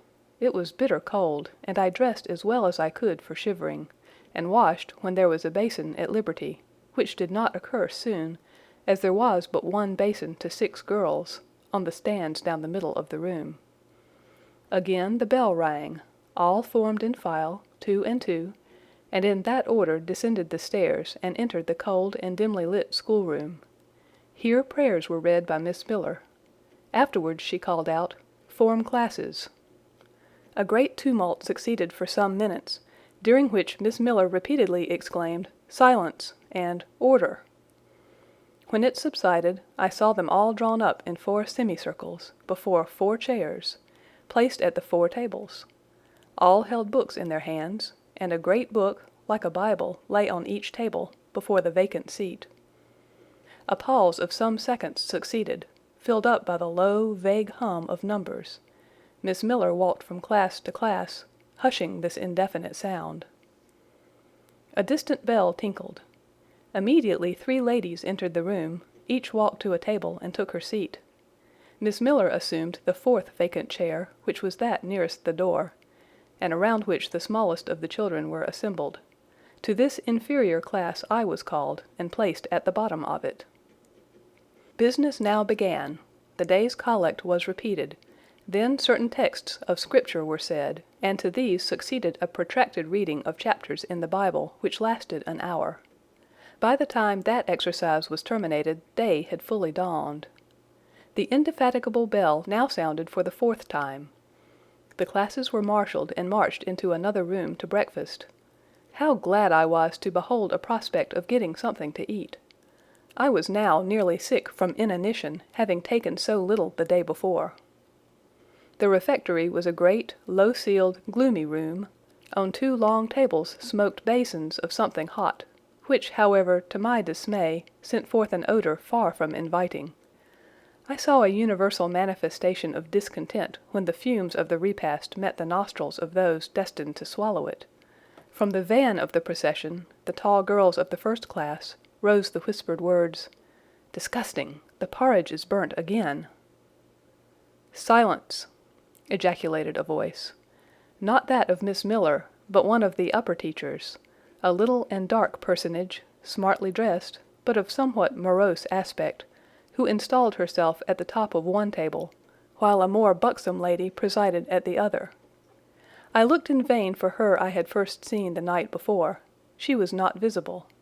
Miss Miller occupied the foot of the table where I sat, and a strange, foreign-looking, elderly lady, the French teacher, as I afterwards found, took the corresponding seat at the other board.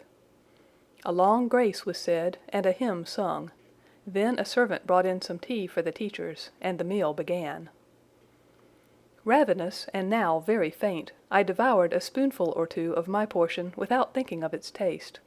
But the first edge of hunger blunted, I perceived that I had got in hand a nauseous mess. Burnt porridge is almost as bad as rotten potatoes. Famine itself soon sickens over it. The spoons were moved slowly. I saw each girl taste her food and try to swallow it, but in most cases the effort was soon relinquished. Breakfast was over, and none had breakfasted.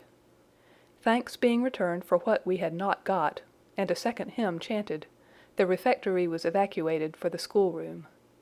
I was one of the last to go out, and in passing the tables I saw one teacher take a basin of the porridge and taste it. She looked at the others, all their countenances expressed displeasure, and one of them, the stout one, whispered, "Abominable stuff! How shameful!" A quarter of an hour passed before lessons again began, during which the schoolroom was in a glorious tumult. For that space of time it seemed to be permitted to talk loud and more freely, and they used their privilege. The whole conversation ran on the breakfast, which one and all abused roundly. Poor things, it was the sole consolation they had. Miss Miller was now the only teacher in the room. A group of great girls standing about her spoke with serious and sullen gestures.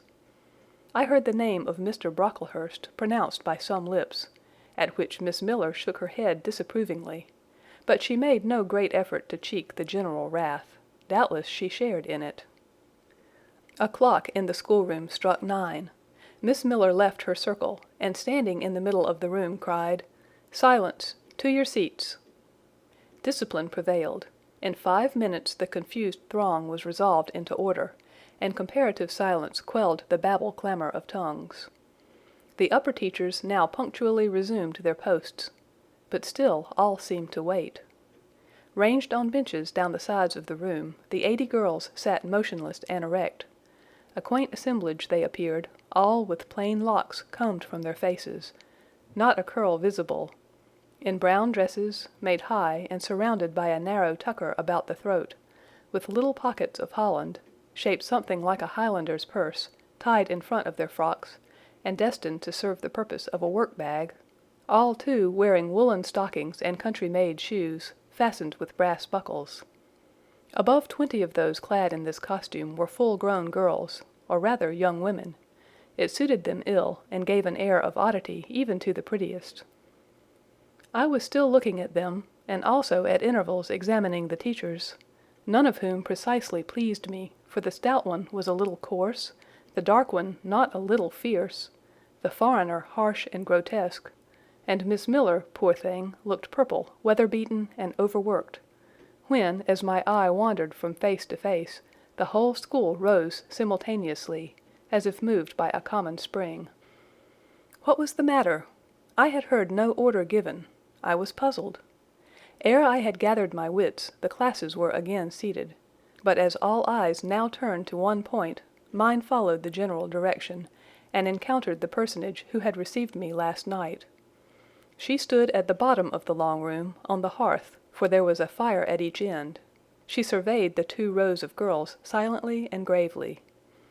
Miss Miller, approaching, seemed to ask her a question, and having received her answer, went back to her place and said aloud, "Monitor of the first class, fetch the globes." While the direction was being executed, the lady consulted moved slowly up the room. I suppose I have a considerable organ of veneration, for I retain yet the sense of admiring awe with which my eyes traced her steps. Seen now, in broad daylight, she looked tall, fair, and shapely, brown eyes with a benignant light in their iris, and a fine penciling of long lashes round, relieved the whiteness of her large front. On each of her temples her hair, of a very dark brown, was clustered in round curls, according to the fashion of those times, when neither smooth bands nor long ringlets were in vogue.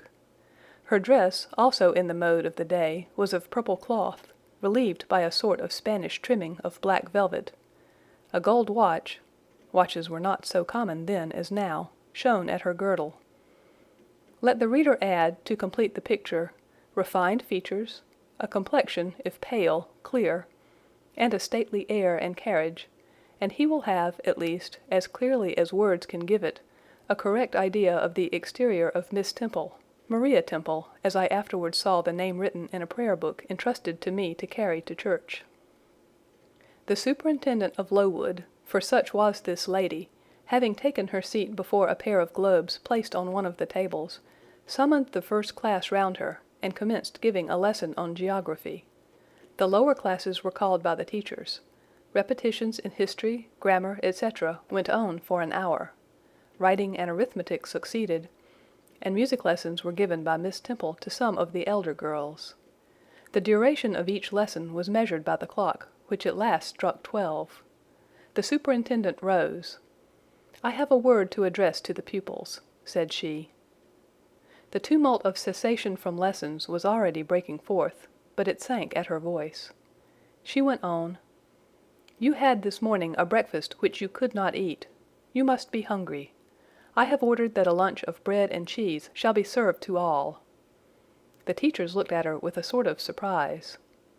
"It is to be done on my responsibility," she added, in an explanatory tone to them, and immediately afterwards left the room.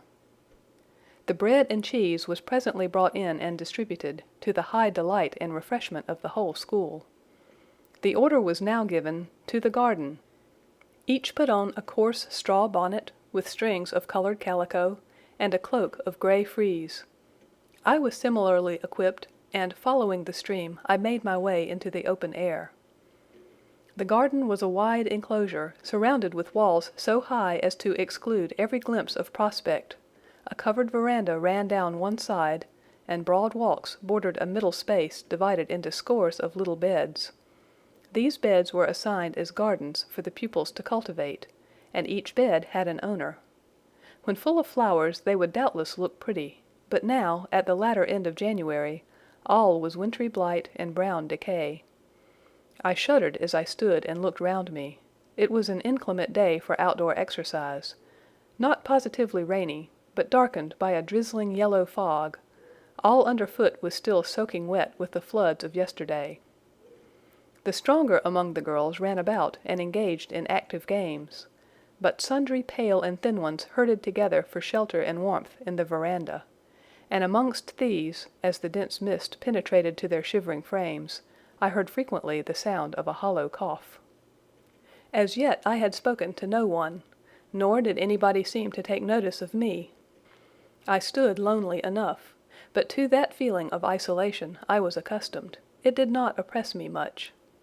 I leant against a pillar of the veranda, drew my grey mantle close about me, and, trying to forget the cold which nipped me without, and the unsatisfied hunger which gnawed me within, delivered myself up to the employment of watching and thinking. My reflections were too undefined and fragmentary to merit record. I hardly yet knew where I was. Gateshead and my past life seemed floated away to an immeasurable distance. The present was vague and strange, and of the future I could form no conjecture. I looked round the convent-like garden, and then up at the house, a large building, half of which seemed grey and old, the other half quite new.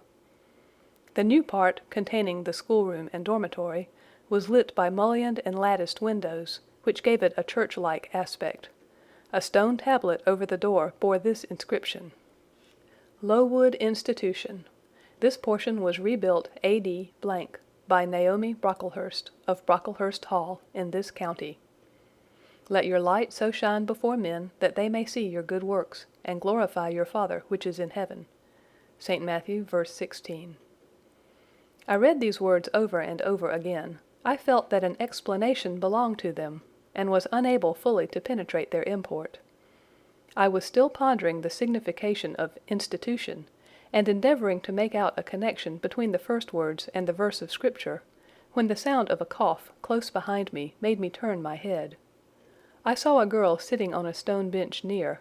She was bent over a book, on the perusal of which she seemed intent. From where I stood I could see the title. It was Rasselas, a name that struck me as strange and consequently attractive.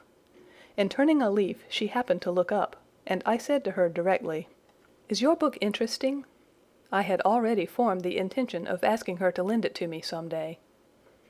"I like it," she answered, after a pause of a second or two, during which she examined me. "What is it about?" I continued. I hardly know where I found the hardihood thus to open a conversation with a stranger. The step was contrary to my nature and habits, but I think her occupation touched a chord of sympathy somewhere, for I too liked reading, though of a frivolous and childish kind. I could not digest or comprehend the serious or substantial. "You may look at it," replied the girl, offering me the book. I did so. A brief examination convinced me that the contents were less taking than the title. Rasselas looked dull to my trifling taste. I saw nothing about fairies, nothing about genii. No bright variety seemed spread over the closely printed pages. I returned it to her. She received it quietly, and without saying anything she was about to relapse into her former studious mood. Again I ventured to disturb her.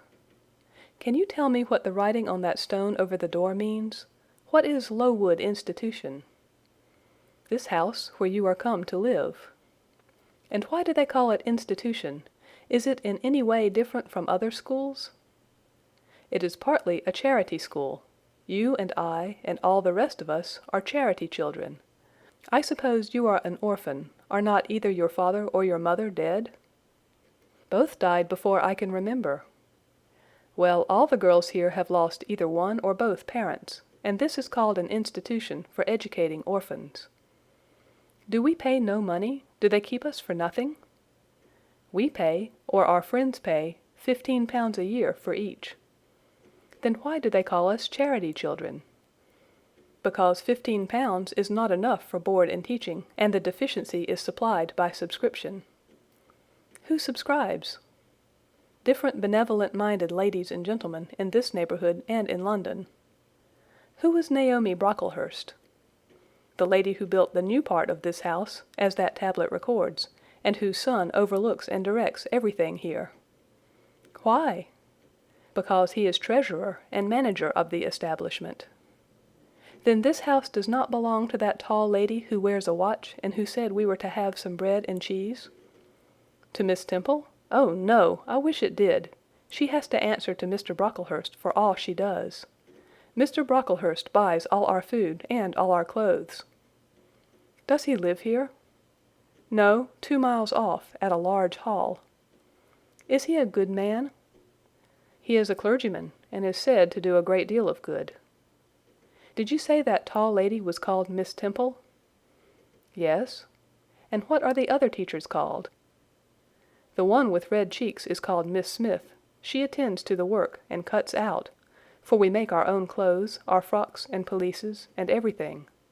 The little one with black hair is Miss Scatcherd. She teaches history and grammar, and hears the second-class repetitions. And the one who wears a shawl, and has a pocket handkerchief tied to her side with a yellow ribbon, is Madame Pierrot. She comes from Lille, in France, and teaches French. Do you like the teachers? Well enough. Do you like the little black one, and the Madame, I cannot pronounce her name as you do. Miss Scatcherd is hasty. You must take care not to offend her. Madame Pierrot is not a bad sort of person. But Miss Temple is the best, isn't she? Miss Temple is very good and very clever. She is above the rest, because she knows far more than they do. Have you been long here? 2 years. Are you an orphan? My mother is dead. Are you happy here? You ask rather too many questions. I have given you answers enough for the present. Now I want to read. But at that moment the summons sounded for dinner. All re-entered the house. The odor which now filled the refectory was scarcely more appetizing than that which had regaled our nostrils at breakfast. The dinner was served in 2 huge tin-plated vessels, whence rose a strong steam redolent of rancid fat. I found the mess to consist of indifferent potatoes and strange shreds of rusty meat, mixed and cooked together. Of this preparation a tolerably abundant plateful was apportioned to each pupil. I ate what I could, and wondered within myself whether every day's fare would be like this. After dinner we immediately adjourned to the schoolroom. Lessons recommenced, and were continued till 5 o'clock. The only marked event of the afternoon was that I saw the girl with whom I had conversed in the veranda dismissed in disgrace by Miss Scatcherd from a history class, and sent to stand in the middle of the large schoolroom. The punishment seemed to me in a high degree ignominious, especially for so great a girl. She looked 13 or upwards. I expected she would show signs of great distress and shame, but to my surprise she neither wept nor blushed. Composed, though grave, she stood, the central mark of all eyes. But how can she bear it so quietly, so firmly, I asked of myself. Were I in her place, it seems to me I should wish the earth to open and swallow me up. She looks as if she were thinking of something beyond her punishment, beyond her situation, of something not round her nor before her. I have heard of daydreams. Is she in a daydream now? Her eyes are fixed on the floor, but I am sure they do not see it. Her sight seems turned in, gone down into her heart. She is looking at what she can remember, I believe, not at what is really present. I wonder what sort of a girl she is, whether good or naughty. Soon after 5 p.m. we had another meal, consisting of a small mug of coffee and half a slice of brown bread. I devoured my bread and drank my coffee with relish, but I should have been glad of as much more. I was still hungry. Half an hour's recreation succeeded, then study, then the glass of water and the piece of oat cake, prayers, and bed. Such was my first day at Lowood. End of chapter 5. Chapter 6. The next day commenced as before, getting up and dressing by rushlight, but this morning we were obliged to dispense with the ceremony of washing. The water in the pitchers was frozen. A change had taken place in the weather the preceding evening, and a keen northeast wind, whistling through the crevices of our bedroom windows all night long, had made us shiver in our beds and turned the contents of the ewers to ice. Before the long hour and a half of prayers and Bible reading was over, I felt ready to perish with the cold. Breakfast time came at last, and this morning the porridge was not burnt. The quality was eatable, the quantity small. How small my portion seemed! I wished it had been doubled. In the course of the day I was enrolled a member of the 4th class, and regular tasks and occupations were assigned me. Hitherto I had only been a spectator of the proceedings at Lowood. I was now to become an actor therein. At first, being little accustomed to learn by heart, the lessons appeared to me both long and difficult. The frequent change from task to task, too, bewildered me, and I was glad when about 3 o'clock in the afternoon Miss Smith put into my hands a border of muslin 2 yards long, together with needle, thimble, etc., and sent me to sit in a quiet corner of the schoolroom, with directions to hem the same. At that hour most of the others were sewing likewise, but one class still stood round Miss Scatcherd's chair reading, and as all was quiet, the subject of their lessons could be heard, together with the manner in which each girl acquitted herself, and the animadversions or commendations of Miss Scatcherd on the performance. It was English history. Among the readers I observed my acquaintance of the veranda. At the commencement of the lesson, her place had been at the top of the class, but for some error of pronunciation or some inattention to stops, she was suddenly sent to the very bottom. Even in that obscure position, Miss Scatcherd continued to make her an object of constant notice. She was continually addressing to her such phrases as the following: Burns, such it seems was her name. The girls here were all called by their surnames, as boys are elsewhere. Burns, you are standing on the side of your shoe. Turn your shoes out immediately. Burns, you poke your chin most unpleasantly. Draw it in. Burns, I insist on your holding your head up. I will not have you before me in that attitude, etc., etc. A chapter having been read through twice, the books were closed and the girls examined. The lesson had comprised part of the reign of Charles I, and there were sundry questions about tonnage and poundage and ship money, which most of them appeared unable to answer. Still, every little difficulty was solved instantly when it reached Burns. Her memory seemed to have retained the substance of the whole lesson, and she was ready with answers on every point. I kept expecting that Miss Scatcherd would praise her attention, but instead of that she suddenly cried out, "You dirty, disagreeable girl! You have never cleaned your nails this morning." Burns made no answer. I wondered at her silence. Why, thought I, does she not explain that she could neither clean her nails nor wash her face, as the water was frozen? My attention was now called off by Miss Smith desiring me to hold a skein of thread. While she was winding it, she talked to me from time to time, asking whether I had ever been at school before, whether I could mark, stitch, knit, etc. Till she dismissed me, I could not pursue my observations on Miss Scatcherd's movements. When I returned to my seat, that lady was just delivering an order of which I did not catch the import. But Burns immediately left the class, and going into the small inner room where the books were kept, returned in half a minute, carrying in her hand a bundle of twigs tied together at one end. This ominous tool she presented to Miss Scatcherd with a respectful curtsy. Then she quietly, and without being told, unloosed her pinafore, and the teacher instantly and sharply inflicted on her neck a dozen strokes with the bunch of twigs. Not a tear rose to Burns' eye, and while I paused from my sewing, because my fingers quivered at this spectacle with a sentiment of unavailing and impotent anger, not a feature of her pensive face altered its ordinary expression. "Hardened girl!" exclaimed Miss Scatcherd. "Nothing can correct you of your slatternly habits. Carry the rod away." Burns obeyed. I looked at her narrowly as she emerged from the book-closet. She was just putting back her handkerchief into her pocket, and the trace of a tear glistened on her thin cheek.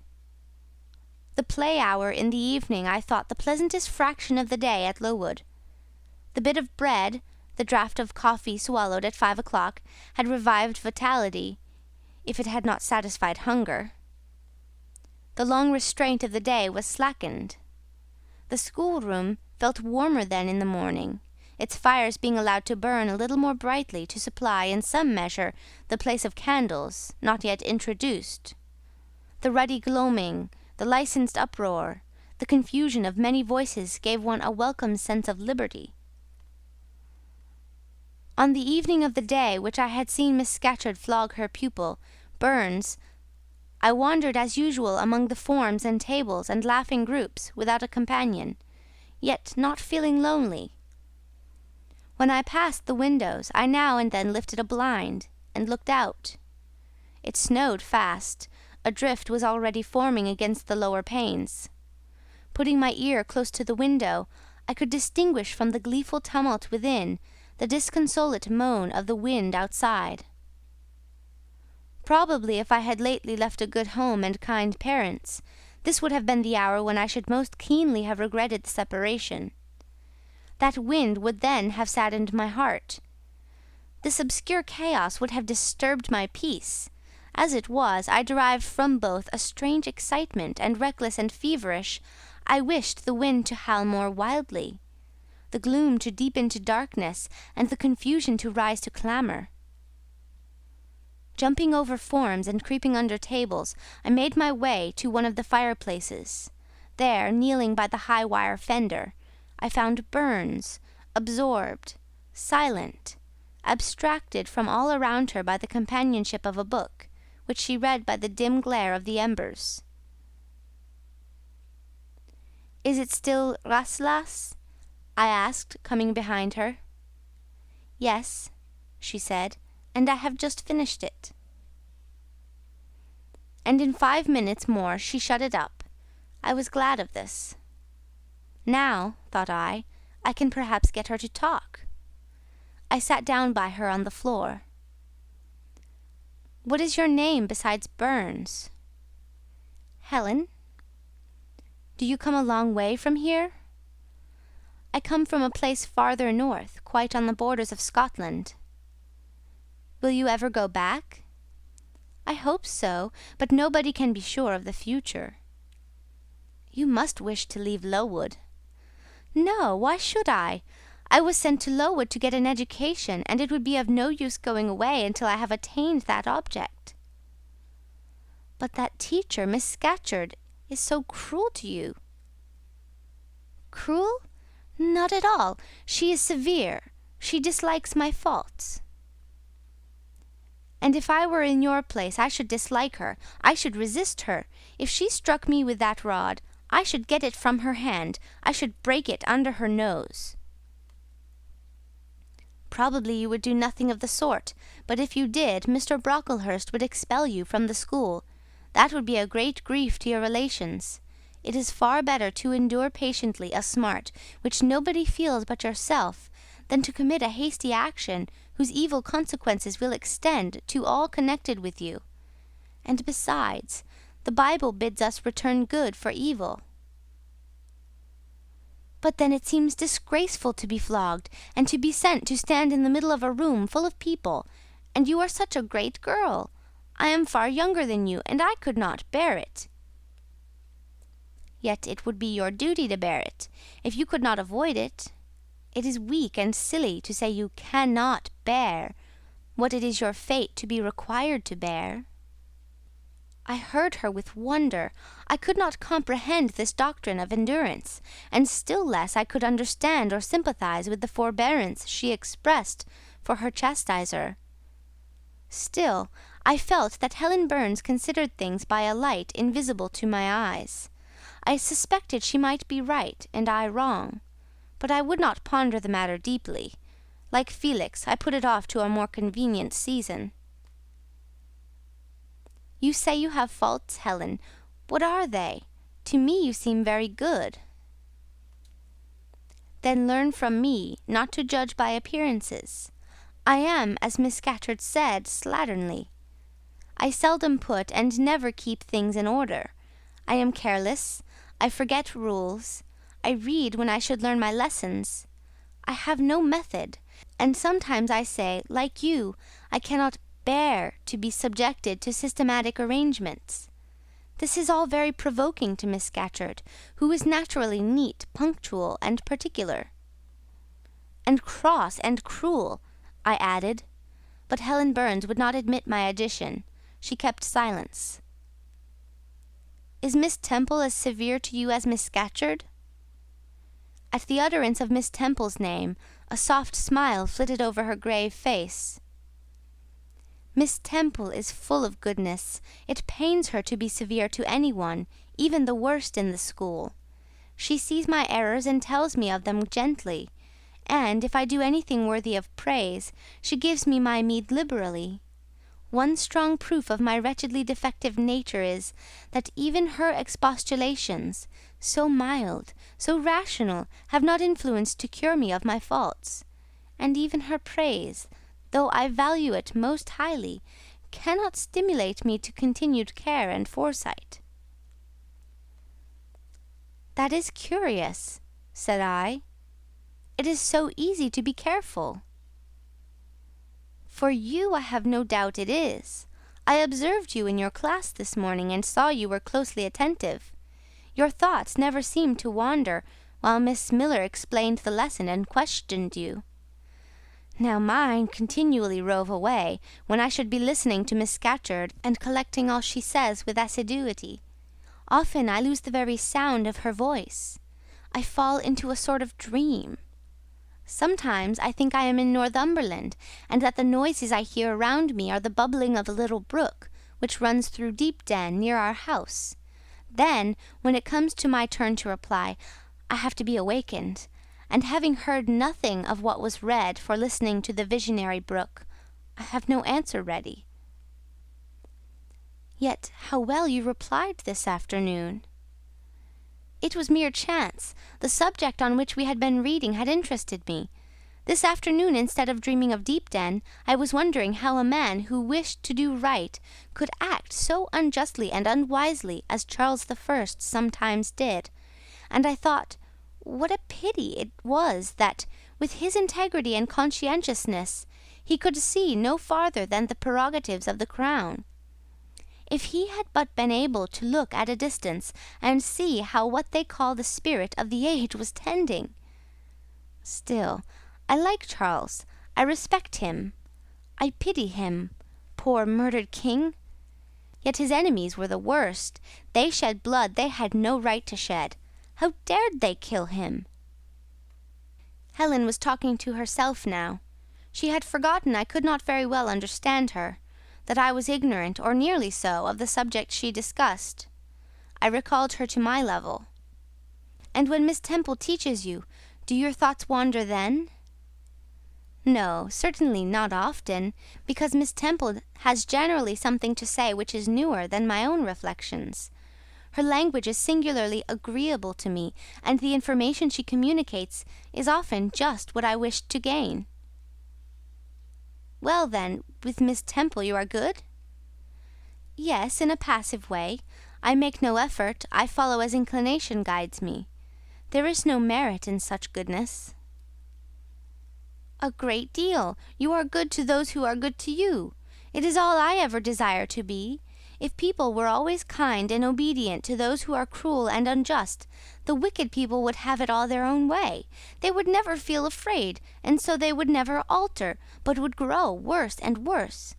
When we are struck at without a reason, we should strike back again very hard. I am sure we should, so hard as to teach the person who struck us never to do it again. You will change your mind, I hope, when you grow older. As yet you are but a little untaught girl. But I feel this, Helen. I must dislike those who, whatever I do to please them, persist in disliking me. I must resist those who punish me unjustly. It is as natural as that I should love those who show me affection, or submit to punishment when I feel it is deserved. Heathens and savage tribes hold that doctrine, but Christians and civilized nations disown it. How? I don't understand. It is not violence that best overcomes hate, nor vengeance that most certainly heals injury. What then? Read the New Testament and observe what Christ says and how he acts. Make his word your rule and his conduct your example. What does he say? Love your enemies, bless them that curse you, do good to them that hate you and despitefully use you. Then I should love Mrs. Reed, which I cannot do. I should bless her son John, which is impossible. In her turn, Helen Burns asked me to explain, and I proceeded forthwith to pour out, in my own way, the tale of my sufferings and resentments. Bitter and truculent when excited, I spoke as I felt, without reserve or softening. Helen heard me patiently to the end. I expected she would then make a remark, but she said nothing. "Well," I asked impatiently, "is not Mrs. Reed a hard-hearted, bad woman?" "She has been unkind to you, no doubt, because you see she dislikes your cast of character, as Miss Scatcherd does mine. But how minutely you remember all she has done and said to you! What a singularly deep impression her injustice seems to have made on your heart! No ill usage so brands its record on my feelings. Would you not be happier if you tried to forget her severity, together with the passionate emotions it excited? Life appears to me too short to be spent in nursing animosity or registering wrongs. We are, and must be, one and all, burdened with faults in this world. But the time will soon come when, I trust, we shall put them off in putting off our corruptible bodies. When debasement and sin will fall from us with this cumbrous frame of flesh, and only the spark of the spirit will remain. The impalpable principle of light and thought, pure as when it left the Creator to inspire the Creator. Whence it came, it will return, perhaps again to be communicated to some being higher than man, perhaps to pass through gradations of glory from the pale human soul to brighten to the seraph. Surely it will never, on the contrary, be suffered to degenerate from man to fiend. No, I cannot believe that. I hold another creed, which no one ever taught me, and which I seldom mention, but in which I delight, and to which I cling, for it extends hope to all. It makes eternity a rest, a mighty home, not a terror and an abyss. Besides, with this creed I can so clearly distinguish between the criminal and his crime. I can so sincerely forgive the first, while I abhor the last. With this creed revenge never worries my heart. The degradation never too deeply disgusts me. Injustice never crushes me too low. I live in calm, looking to the end. Helen's head, always drooping, sank a little lower as she finished this sentence. I saw by her look she wished no longer to talk to me, but rather to converse with her own thoughts. She was not allowed much time for meditation. A monitor, a great rough girl, presently came up, exclaiming in a strong Cumberland accent, "Helen Burns, if you don't go and put your drawer in order and fold up your work this minute, I'll tell Miss Scatcherd to come and look at it." Helen sighed as her reverie fled, and, getting up, obeyed the monitor without reply, as without delay. End of Chapter 6. Chapter 7. My first quarter at Lowood seemed an age, and not the golden age either. It comprised an irksome struggle with difficulties in habituating myself to new rules and unwonted tasks. The fear of failure in these points harassed me worse than the physical hardships of my lot, though these were no trifles. During January, February, and part of March, the deep snows, and after their melting, the almost impassable roads, prevented our stirring beyond the garden walls, except to go to church. But within these limits we had to pass an hour every day in the open air. Our clothing was insufficient to protect us from the severe cold. We had no boots. The snow got into our shoes and melted there. Our ungloved hands became numbed and covered with chilblains, as were our feet. I remember well the distracting irritation I endured from this cause every evening, when my feet inflamed, and the torture of thrusting the swelled, raw, and stiff toes into my shoes in the morning. Then the scanty supply of food was distressing. With the keen appetites of growing children, we had scarcely sufficient to keep alive a delicate invalid. From this deficiency of nourishment resulted an abuse, which pressed hardly on the younger pupils. Whenever the famished great girls had an opportunity, they would coax or menace the little ones out of their portion. Many a time I have shared between two claimants the precious morsel of brown bread distributed at tea-time, and after relinquishing to a third half the contents of a mug of coffee, I have swallowed the remainder with an accompaniment of secret tears, forced from me by the exigency of hunger. Sundays were dreary days in that wintry season. We had to walk 2 miles to Brocklebridge Church, where our patron officiated. We set out cold, we arrived at church colder. During the morning service we became almost paralyzed. It was too far to return to dinner, and an allowance of cold meat and bread, in the same penurious proportion observed in our ordinary meals, was served round between the services. At the close of the afternoon service, we returned by an exposed and hilly road, where the bitter winter wind, blowing over a range of snowy summits to the north, almost flayed the skin from our faces. I can remember Miss Temple walking lightly and rapidly along our drooping line, her plaid cloak, which the frosty wind fluttered, gathered close about her, and encouraging us, by precept and example, to keep up our spirits, and march forward, as she said, like stalwart soldiers. The other teachers, poor things, were generally themselves too much dejected to attempt the task of cheering others. How we longed for the light and heat of a blazing fire when we got back! But to the little ones at least this was denied.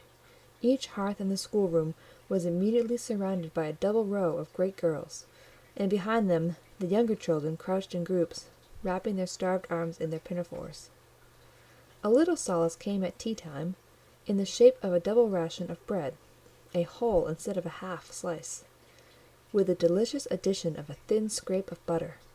It was the hebdomadal treat to which we all looked forward from Sabbath to Sabbath. I generally contrived to reserve a moiety of this bounteous repast for myself, but the remainder I was invariably obliged to part with. The Sunday evening was spent in repeating by heart the church catechism, and the 5th, 6th, and 7th chapters of St. Matthew, and in listening to a long sermon read by Miss Miller, whose irrepressible yawns attested her weariness.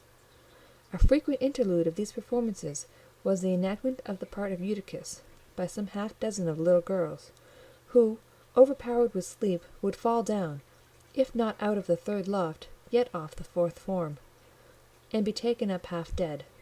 The remedy was, to thrust them forward into the centre of the schoolroom, and oblige them to stand there till the sermon was finished. Sometimes their feet failed them, and they sank together in a heap. They were then propped up with the monitor's high stools. I have not yet alluded to the visits of Mr. Brocklehurst, and indeed that gentleman was from home during the greater part of the first month after my arrival, perhaps prolonging his stay with his friend the Archdeacon. His absence was a relief to me. I need not say that I had my own reasons for dreading his coming, but come he did at last. One afternoon, I had then been 3 weeks at Lowood, as I was sitting with a slate in my hand, puzzling over a sum in long division, my eyes, raised in abstraction to the window, caught sight of a figure just passing. I recognized almost instinctively that gaunt outline, and when, 2 minutes after, all the school, teachers included, rose en masse, it was not necessary for me to look up in order to ascertain whose entrance they thus greeted. A long stride measured the schoolroom, and presently beside Miss Temple, who herself had risen, stood the same black column which had frowned on me so ominously from the hearthrug of Gateshead. I now glanced sideways at this piece of architecture. Yes, I was right. It was Mr. Brocklehurst, buttoned up in a surtout, and looking longer, narrower, and more rigid than ever. I had my own reasons for being dismayed at this apparition. Too well I remembered the perfidious hints given by Mrs. Reed about my disposition, etc., the promise pledged by Mr. Brocklehurst to apprise Miss Temple and the teachers of my vicious nature. All along I had been dreading the fulfilment of this promise. I had been looking out daily for the coming man, whose information respecting my past life and conversation was to brand me as a bad child for ever. Now, there he was. He stood at Miss Temple's side. He was speaking low in her ear. I did not doubt he was making disclosures of my villainy, and I watched her eye with painful anxiety, expecting every moment to see its dark orb turn on me a glance of repugnance and contempt. I listened too, and as I happened to be seated quite at the top of the room, I caught most of what he said. Its import relieved me from immediate apprehension. "I suppose, Miss Temple, the thread I bought at Lowton will do. It struck me that it would be just of the quality for the calico chemises, and I sorted the needles to match. You may tell Miss Smith that I forgot to make a memorandum of the darning needles, but she shall have some papers sent in next week, and she is not on any account to give out more than one at a time to each pupil. If they have more, they are apt to be careless and lose them. And, oh, ma'am, I wish the woollen stockings were better looked to. When I was here last, I went into the kitchen garden and examined the clothes drying on the line. There was a quantity of black hose in a very bad state of repair. From the size of the holes in them, I was sure they had not been well mended from time to time." He paused. "Your directions shall be attended to, sir," said Miss Temple. "And, ma'am," he continued, "the laundress tells me some of the girls have 2 clean tuckers in the week. It is too much. The rules limit them to 1. "I think I can explain that circumstance, sir. Agnes and Catherine Johnstone were invited to take tea with some friends at Lowton last Thursday, and I gave them leave to put on clean tuckers for the occasion." Mr. Brocklehurst nodded. "Well, for once it may pass, but please not to let the circumstance occur too often. And there is another thing which surprised me. I find, in settling accounts with the housekeeper, that a lunch, consisting of bread and cheese, has twice been served out to the girls during the past fortnight. How is this? I looked over the regulations, and I find no such meal as lunch mentioned. Who introduced this innovation, and by what authority?" "I must be responsible for the circumstance, sir," replied Miss Temple. "The breakfast was so ill prepared that the pupils could not possibly eat it, and I dared not allow them to remain fasting till dinner time." "Madam, allow me an instant. You are aware that my plan in bringing up these girls is, not to accustom them to habits of luxury and indulgence, but to render them hardy, patient, self-denying. Should any little accidental disappointment of the appetite occur, such as the spoiling of a meal, the under or the overdressing of a dish, the incident ought not to be neutralized by replacing with something more delicate the comfort lost, thus pampering the body and obviating the sum of this institution. It ought to be improved to the spiritual edification of the pupils, by encouraging them to evince fortitude under temporary privation. A brief address on those occasions would not be mistimed, wherein a judicious instructor would take the opportunity of referring to the sufferings of the primitive Christians, to the torments of martyrs, to the exhortations of our blessed Lord himself, calling upon his disciples to take up their cross and follow him, to his warnings that man should not live by bread alone, but by every word that proceedeth out of the mouth of God, to his divine consolations. If ye suffer hunger or thirst for my sake, happy are ye. O madam, when you put bread and cheese instead of burnt porridge into these children's mouths, you may indeed feed their vile bodies, but you little think how you starve their immortal souls." Mr. Brocklehurst again paused, perhaps overcome by his feelings. Miss Temple had looked down when he first began to speak to her, but she now gazed straight before her, and her face, naturally pale as marble, appeared to be assuming also the coldness and fixity of that material, especially her mouth, closed as if it would have required a sculptor's chisel to open it, and her brow settled gradually into petrified severity. Meantime, Mr. Brocklehurst, standing on the hearth, with his hands behind his back, majestically surveyed the whole school. Suddenly His eyes gave a blink, as if it had met something that either dazzled or shocked its pupil. Turning, he said in more rapid accents than he had hitherto used, "Miss Temple, Miss Temple, what is that girl with curled hair? Red hair, ma'am, curled all over." And extending his cane, he pointed to the awful object, his hand shaking as he did so. "It is Julia Severn," replied Miss Temple, very quietly. "Julia Severn, ma'am, and why has she, or any other, curled hair?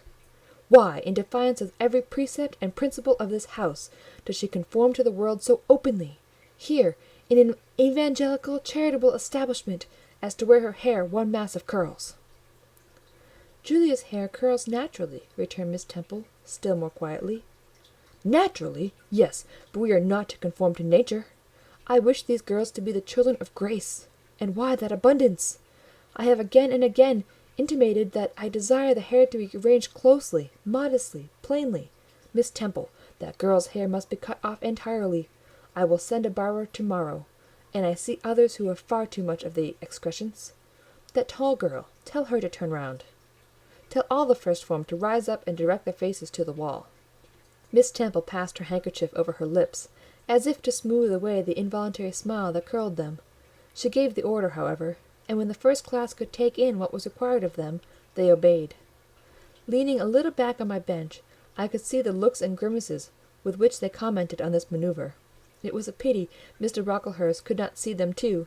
He would perhaps have felt that, whatever he might do with the outside of the cup and platter, the inside was farther beyond his interference than he imagined. He scrutinized the reverse of these living metals some 5 minutes, then pronounced sentence. These words fell like the knell of doom. "All those top knots must be cut off." Miss Temple seemed to remonstrate. "Madam," he said, "I have a master to serve, whose kingdom is not of this world. My mission is to mortify in these girls the lust of the flesh, to teach them to clothe themselves with shamefacedness and sobriety, not with braided hair and costly apparel, and each of the young persons before us has a string of hair twisted in plaits, which vanity itself might have woven. These, I repeat, must be cut off. Think of the time wasted, of—" Mr. Brocklehurst was here interrupted. 3 other visitors, ladies, now entered the room.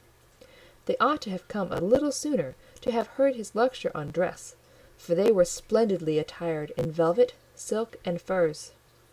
The 2 younger of the trio, fine girls of 16 and 17, had grey beaver hats, then in fashion, shaded with ostrich plumes, and from under the brim of this graceful head-dress fell a profusion of light tresses, elaborately curled.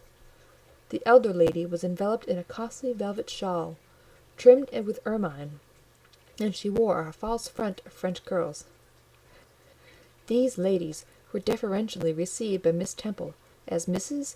and Mrs. Brocklehurst, and conducted to seats of honour at the top of the room. It seems they had come in the carriage with their reverend relative, and had been conducting a rummaging scrutiny of the room upstairs, while he transacted business with the housekeeper, questioned the laundress, and lectured the superintendent. They now proceeded to address divers remarks and reproofs to Miss Smith, who was charged with the care of the linen and the inspection of the dormitories. But I had no time to listen to what they said. Other matters called off and enchanted my attention. Hitherto, while gathering up the discourse of Mr. Brocklehurst and Miss Temple, I had not, at the same time, neglected precautions to secure my personal safety, which I thought would be effected if I could only elude observation. To this end, I had sat well back on the form, and while seeming to be busy with my sum, had held my slate in such a manner as to conceal my face. I might have escaped notice, had not my treacherous slate somehow happened to slip from my hand, and falling with an obtrusive crash, directly drawn every eye upon me. I knew it was all over now, and as I stooped up to pick up the 2 fragments of slate, I rallied my forces for the worst. It came. "A careless girl," said Mr. Brocklehurst, and immediately after, "It is the new pupil, I perceive." And before I could draw breath, "I must not forget I have a word to say respecting her." Then aloud, how loud it seemed to me, "Let the child who broke her slate come forward." Of my own accord I could not have stirred. I was paralyzed. But the two grey girls who sat on each side of me set me on my legs and pushed me towards the dread judge. And then Miss Temple gently assisted me to his very feet, and I caught her whispered counsel. "Don't be afraid, Jane. I saw it was an accident. You shall not be punished." The kind whisper went to my heart like a dagger. Another minute, and she will despise me for a hypocrite, thought I.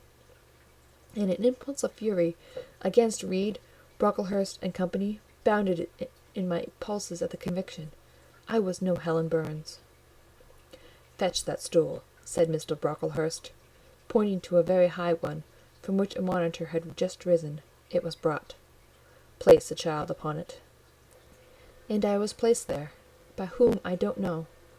I was in no condition to note particulars.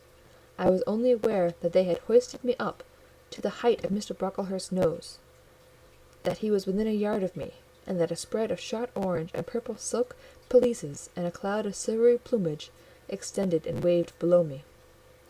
Mr. Brocklehurst hemmed. "Ladies," said he, turning to his family, "Miss Temple, teachers, and children, you all see this girl?" Of course they did, for I felt their eyes directed like burning glasses against my scorched skin. "You see she is yet young.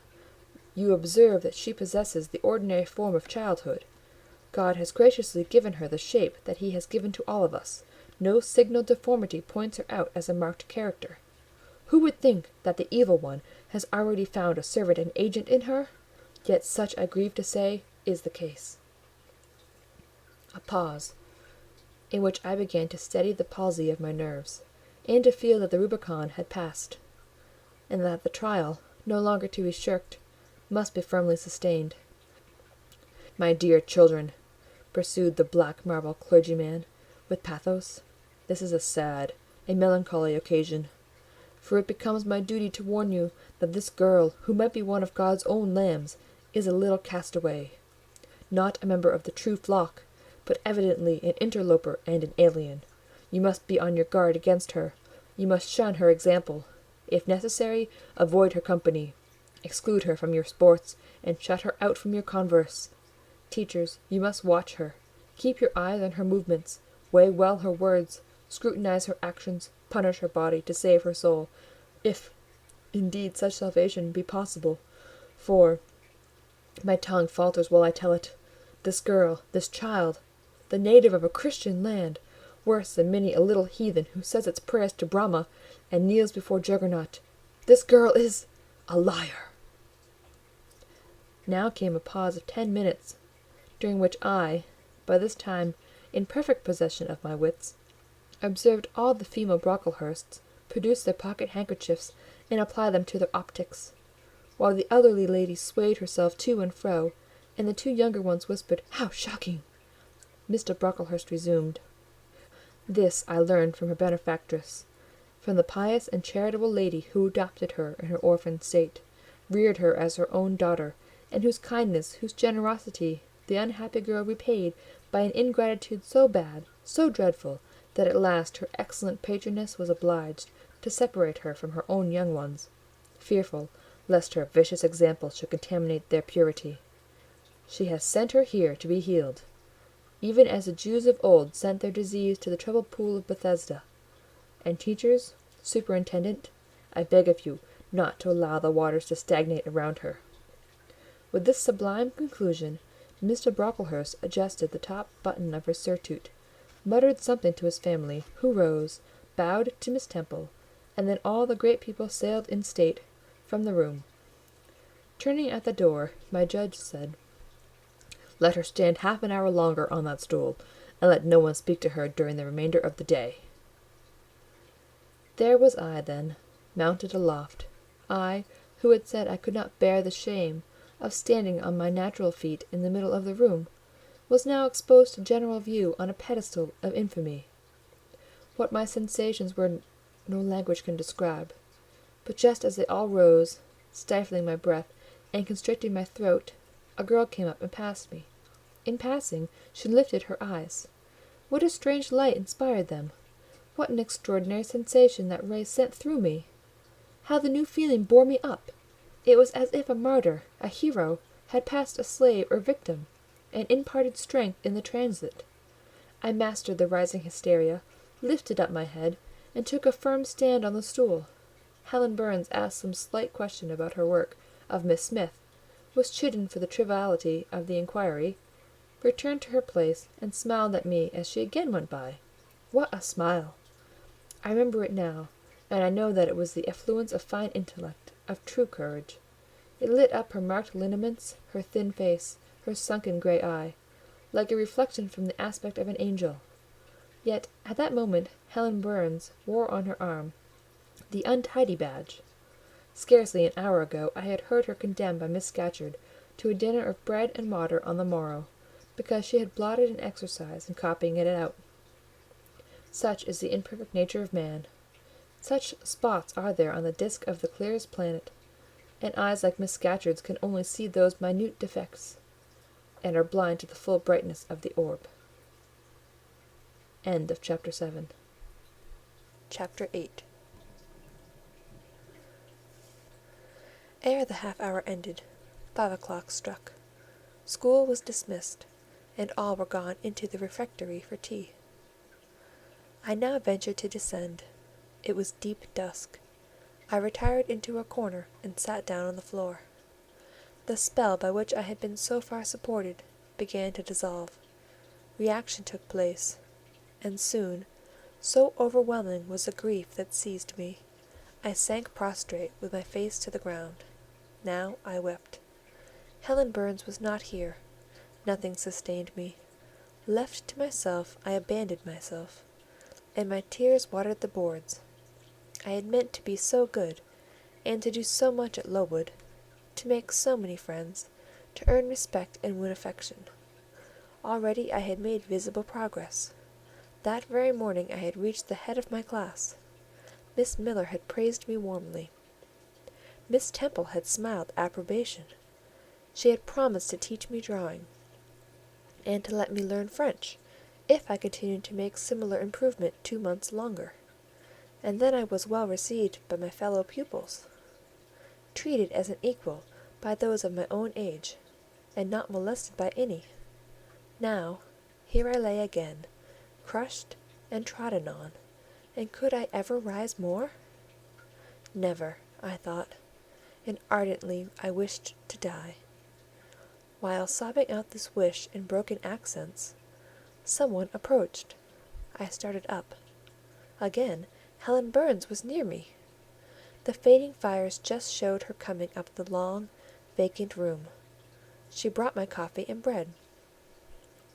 "Come, eat something," she said, but I put both away from me, feeling as if a drop or a crumb would have choked me in my present condition. Helen regarded me, probably with surprise. I could not now abate my agitation, though I tried hard. I continued to weep aloud. She sat down on the ground near me, embraced her knees with her arms, and rested her head upon them. In that attitude she remained silent as an Indian. I was the first who spoke. "Helen, why do you stay with a girl whom everyone believes to be a liar?" "Everybody, Jane? Why, there are only 80 people who have heard you called so, and the world contains hundreds of millions." "But what have I to do with millions? The 80 I know despise me." "Jane, you are mistaken. Probably not one in the school either despises or dislikes you. Many, I am sure, pity you much." "How can they pity me after what Mr. Brocklehurst has said?" "Mr. Brocklehurst is not a god, nor is he even a great and admired man. He is little liked here. He never took steps to make himself liked. Had he treated you as an especial favourite, you would have found enemies, declared or covert, all around you. As it is, the greater number would offer you sympathy, if they dared. Teachers and pupils may look coldly on you for a day or two, but friendly feelings are concealed in their hearts, and if you persevere in doing well, these feelings will ere long appear so much the more evidently for their temporary suppression. Besides, Jane," she paused, well, Helen?" said I, putting my hand into hers. She chafed my fingers gently to warm them, and went on. "If all the world hated you, and believed you wicked, while your own conscience approved you, and absolved you from guilt, you would not be without friends. No, I know I should think well of myself, but that is not enough. If others don't love me, I would rather die than live. I cannot bear to be solitary and hated, Helen. Look here.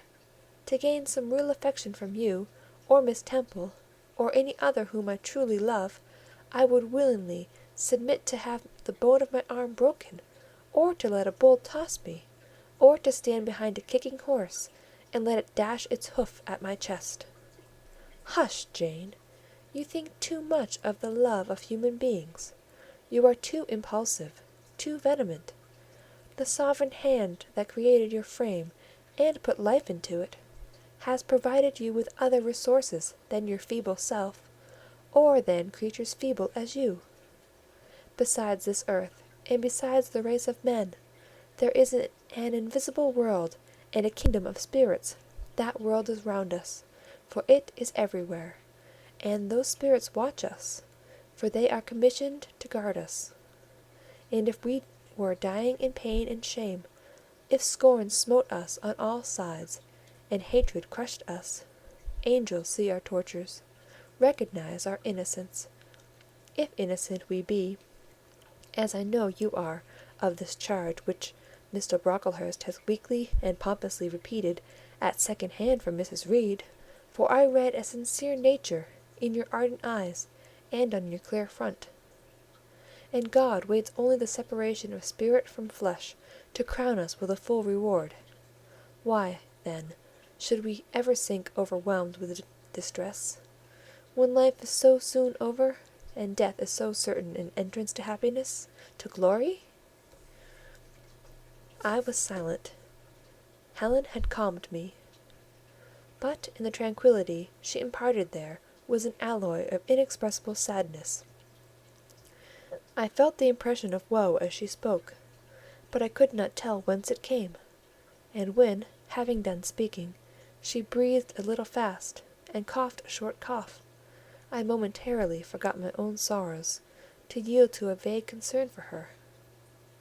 Resting my head on Helen's shoulder, I put my arms round her waist. She drew me to her, and we reposed in silence. We had not sat long thus, when another person came in. Some heavy clouds, swept from the sky by a rising wind, had left the moon bare, and her light, streaming in through a window near, shone full both on us and on the approaching figure, which we at once recognized as Miss Temple.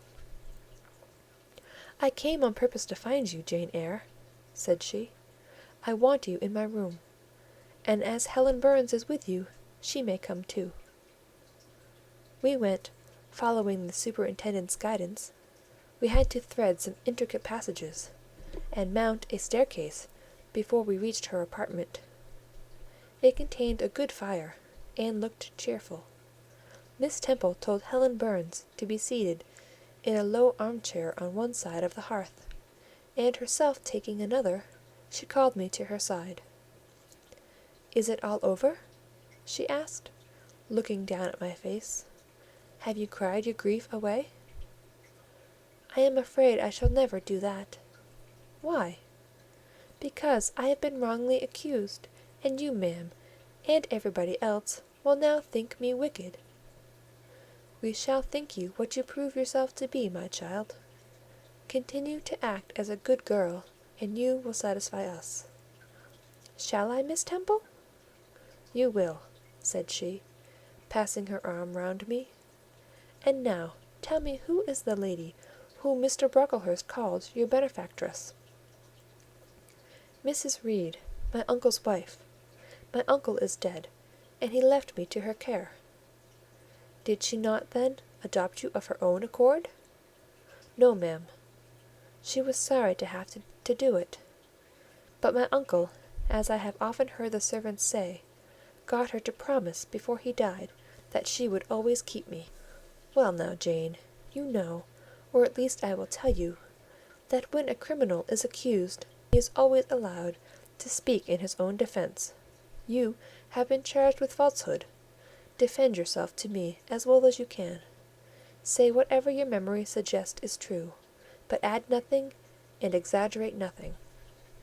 I resolved in the depth of my heart that I would be most moderate, most correct, and having reflected a few minutes in order to arrange coherently what I had to say, I told her all the story of my sad childhood. Exhausted by emotion, my language was more subdued than it generally was when it developed that sad theme; and mindful of Helen's warnings against the indulgence of resentment, I infused into the narrative far less of gall and wormwood than ordinary. Thus restrained and simplified, it sounded more credible. I felt as I went on that Miss Temple fully believed me. In the course of the tale I had mentioned Mr. Lloyd as having come to see me after the fit, for I never forgot that, to me, frightful episode of the Red Room, in detailing which my excitement was sure, in some degree, to break bounds, for nothing could soften in my recollection the spasm of agony which clutched my heart when Mrs. Reed spurned my wild supplication for pardon, and locked me a second time in the dark and haunted chamber. I had finished. Miss Temple regarded me a few minutes in silence. She then said, "I know something of Mr. Lloyd. I shall write to him. If his reply agrees with your statement, you shall be publicly cleared from every imputation. To me, Jane, you are clear now." She kissed me, and still keeping me at her side, where I was well contented to stand, for I derived a child's pleasure from the contemplation of her face, her dress, her one or two ornaments, her white forehead, her clustered and shining curls, and beaming dark eyes, she proceeded to address Helen Burns. "How are you to-night, Helen? Have you coughed much to-day?" "Not quite so much, I think, ma'am." "And the pain in your chest?" "It is a little better." Miss Temple got up, took her hand, and examined her pulse. Then she returned to her own seat. As she resumed it, I heard her sigh low. She was pensive a few minutes, then, rousing herself, she said cheerfully, "But you two are my visitors to-night. I must treat you as such." She rang a bell. "Barbara," she said to the servant who answered it, "I have not yet had tea. Bring the tray and place cups for these two young ladies." And a tray was soon brought. How pretty, to my eyes, did the china cups and bright teapot look, placed on the little round table near the fire! How fragrant was the steam of the beverage, and the scent of the toast, of which, however, I, to my dismay, for I was beginning to be hungry, discerned only a very small portion. Miss Temple discerned it too. "Barbara," said she, "can you not bring a little more bread and butter? There is not enough for 3. Barbara went out. She returned soon. "Madam, Mrs. Harden says she has sent up the usual quantity."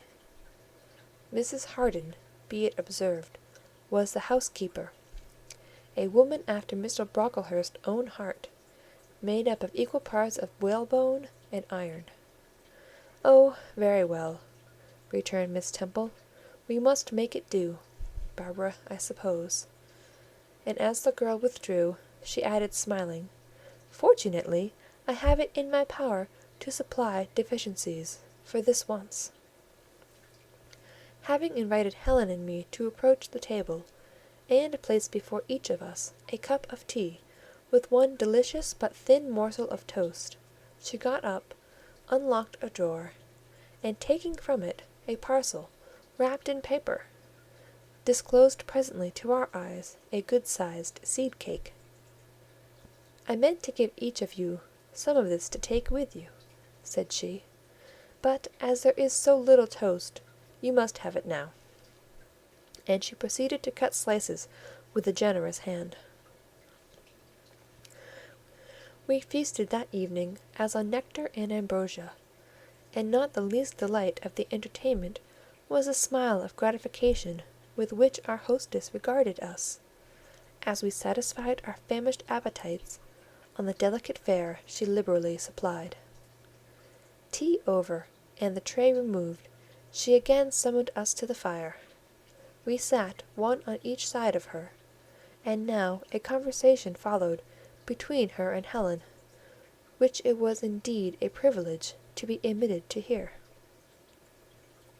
Miss Temple had always something of serenity in her air, of state in her mien, of refined propriety in her language, which precluded deviation into the ardent, the excited, the eager, something which chastened the pleasure of those who looked on her and listened to her, by a controlling sense of awe, and such was my feeling now, but as to Helen Burns, I was struck with wonder.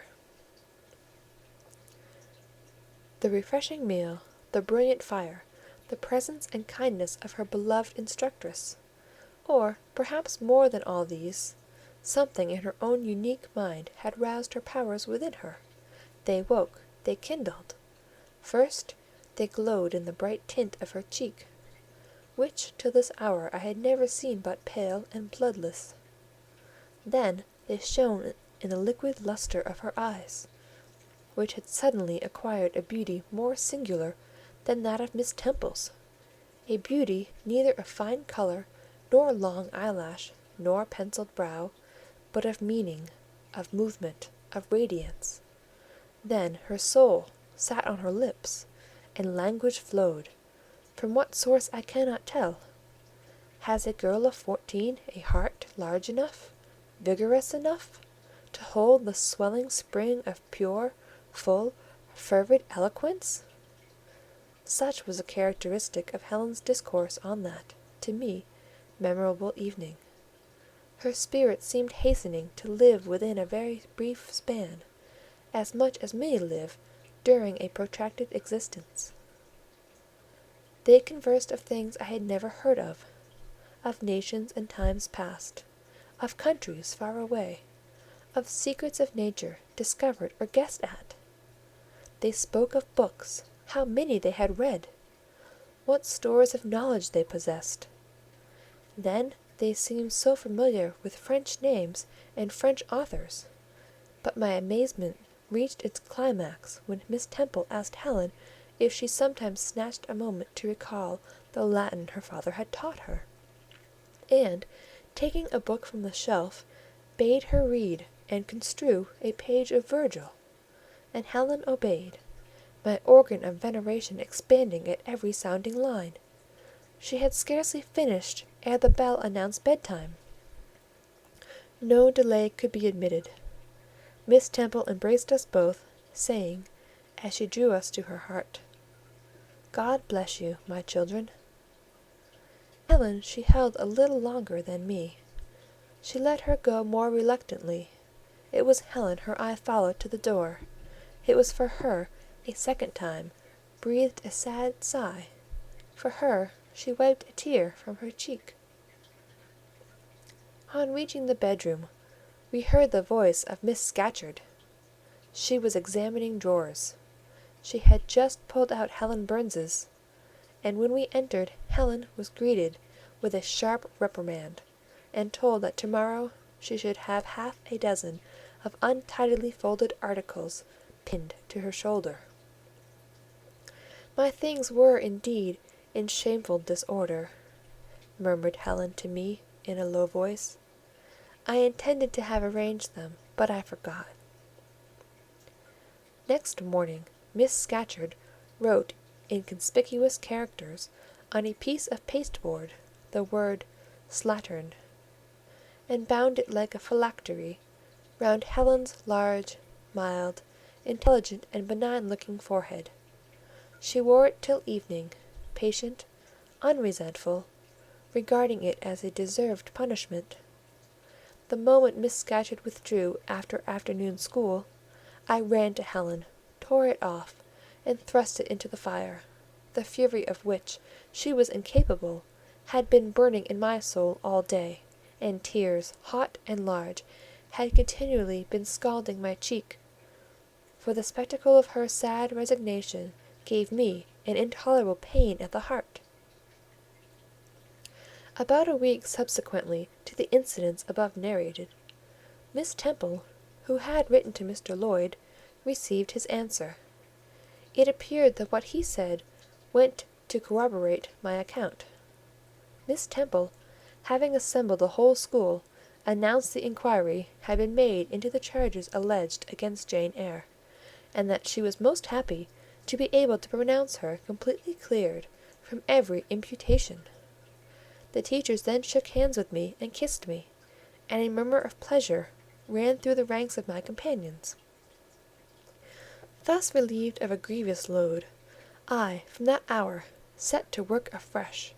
Resolved to pioneer my way through every difficulty, I toiled hard, and my success was proportionate to my effort. My memory, not naturally tenacious, improved with practice. Exercise sharpened my wits. In a few weeks I was promoted to a higher class.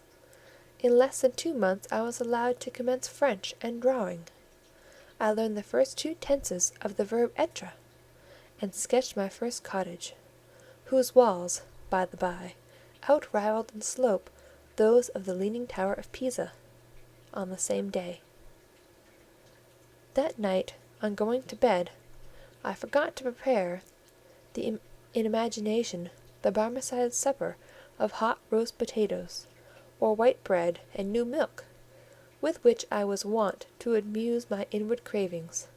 I feasted instead on the spectacle of ideal drawings, which I saw in the dark, all the work of my own hands, freely pencilled houses and trees, picturesque rocks and ruins, cup-like groups of cattle, sweet paintings of butterflies hovering over unblown roses, of birds picking at ripe cherries, of wrens' nests enclosing pearl-like eggs, wreathed about with young ivy sprays.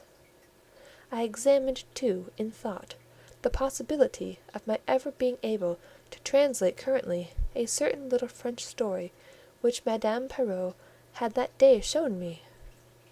Nor was that problem solved to my satisfaction ere I fell sweetly asleep. Well, as Solomon has said, better is a dinner of herbs where love is, than a stalled ox and hatred therewith. I would not now have exchanged Lowood with all its privations for Gateshead and its daily luxuries.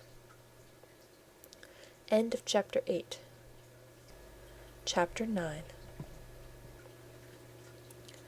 But the privations, or rather the hardships, of Lowood lessened. Spring drew on. She was indeed already come. The frost of winter had ceased. Its snows were melted. Its cutting winds ameliorated. My wretched feet, flayed and swollen to lameness by the sharp air of January, began to heal and subside under the gentler breathings of April. The nights and mornings no longer by their Canadian temperature froze the very blood in our veins. We could now endure the play hour passed in the garden.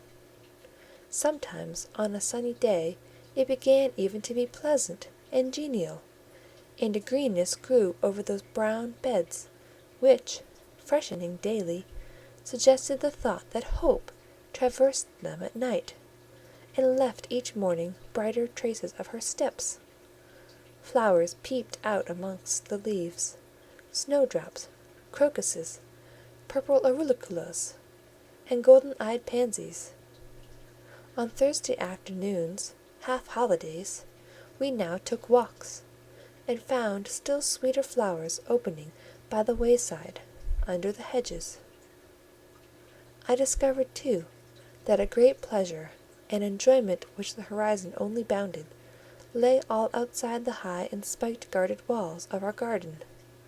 This pleasure consisted in prospect of noble summits girdling a great hill-hollow, rich in verdure and shadow, in a bright beck, full of dark stones and sparkling eddies, How different had this scene looked when I viewed it laid out beneath the iron sky of winter, stiffened in frost, shrouded with snow!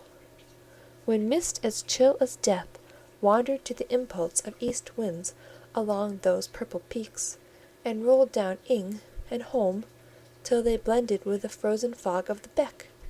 That beck itself was then a torrent, turbid and curbless. It tore asunder the wood, and sent a raving sound through the air, often thickened with wild rain or whirling sleet. And for the forest on its banks, that showed only ranks of skeletons. April advanced to May. A bright serene May it was.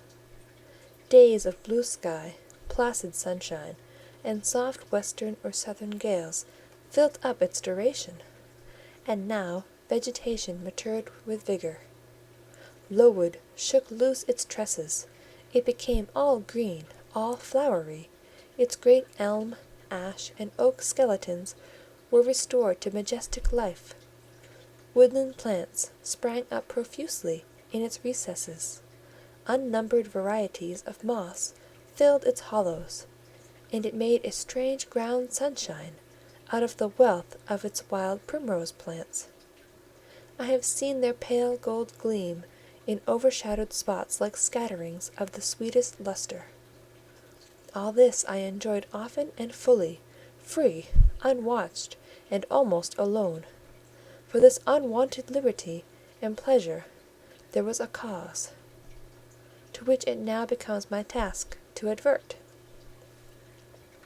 Have I not described a pleasant site for a dwelling, when I speak of it as bosomed in hill and wood, and rising from the verge of a stream? Assuredly pleasant enough, but whether healthy or not is another question. That forest dell, where Lowood lay, was the cradle of fog and fog-bred pestilence, which, quickening with the quickening spring, crept into the orphan asylum, breathed typhus through its crowded schoolroom and dormitory, and ere May arrived, transformed the seminary into a hospital. Semi-starvation and neglected colds had predisposed most of the pupils to receive infection. 45 out of the 80 girls lay ill at one time. Classes were broken up, rules relaxed. The few who continued well were allowed almost unlimited license, because the medical attendant insisted on the necessity of frequent exercise to keep them in health, and had it been otherwise, no one had leisure to watch or restrain them. Miss Temple's whole attention was absorbed by the patients. She lived in the sick room, never quitting it except to snatch a few hours' rest at night. The teachers were fully occupied with packing up and making other necessary preparations for the departure of those girls who were fortunate enough to have friends and relations able and willing to remove them from the seat of contagion. Many, already smitten, went home only to die. Some died at the school, and were buried quietly and quickly, the nature of the malady forbidding delay. While disease had thus become an inhabitant of Lowood, and death its frequent visitor, while there was gloom and fear within its walls, while its rooms and passages steamed with hospital smells, the drug and the pastille striving vainly to overcome the effluvia of mortality, that bright May shone unclouded over the bold hills and beautiful woodland out of doors. Its garden, too, glowed with flowers. Hollyhocks had sprung up tall as trees. Lilies had opened. Tulips and roses were in bloom. The borders of the little beds were gay with pink thrift and crimson double daisies. The sweetbriars gave out, morning and evening, their scent of spice and apples. For these fragrant treasures were all useless for most of the inmates of Lowood, except to furnish now and then a handful of herbs and blossoms to put in a coffin. But I, and the rest who continued well, enjoyed fully the beauties of the scene and season. They let us ramble in the wood, like gypsies, from morning till night. We did what we liked, went where we liked. We lived better, too. Mr. Brocklehurst and family never came near Lowood now. Household matters were not scrutinized into. The cross housekeeper was gone, driven away by the fear of infection. Her successor, who had been matron at the Lowton dispensary, unused to the ways of her new abode, provided with comparative liberality. Besides, there were fewer to feed. The sick could eat little. Our breakfast basins were better filled. When there was no time to prepare a regular dinner, which often happened, she would give us a large piece of cold pie, or a thick slice of bread and cheese, and this we carried away with us to the wood, where we each chose the spot we liked best, and dined sumptuously.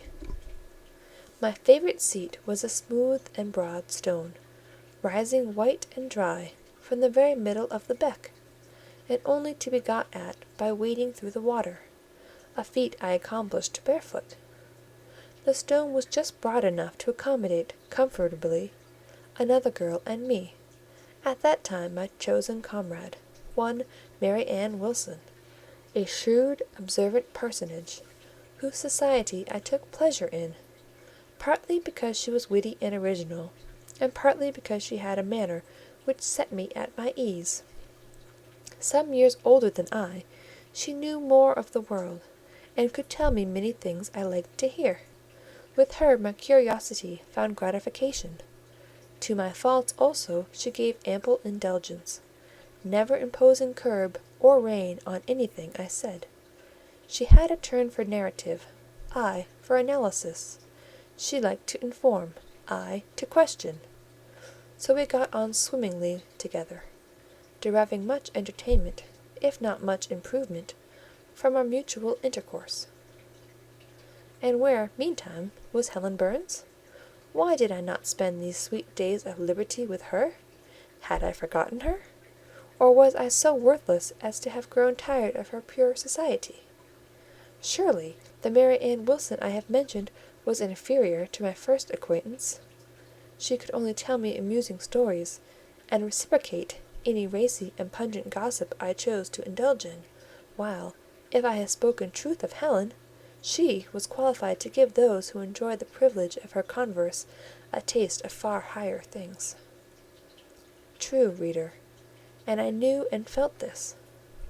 And though I am a defective being, with many faults and few redeeming points, yet I never tired of Helen Burns, nor even ceased to cherish for her a sentiment of attachment, as strong, tender, and respectful as any that ever animated my heart.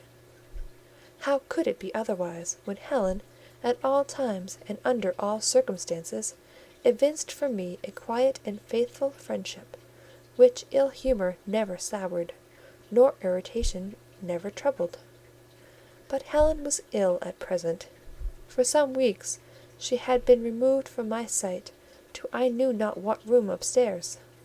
She was not, I was told, in the hospital portion of the house with the fever patients, for her complaint was consumption, not typhus, and by consumption I, in my ignorance, understood something mild, which time and care would be sure to alleviate. I was confirmed in this idea by the fact of her once or twice coming downstairs on very warm, sunny afternoons, and being taken by Miss Temple into the garden. But on these occasions I was not allowed to go and speak to her. I only saw her from the schoolroom window, and then not distinctly, for she was much wrapped up, and sat at a distance under the veranda. One evening in the beginning of June, I had stayed out very late with Mary Ann in the wood.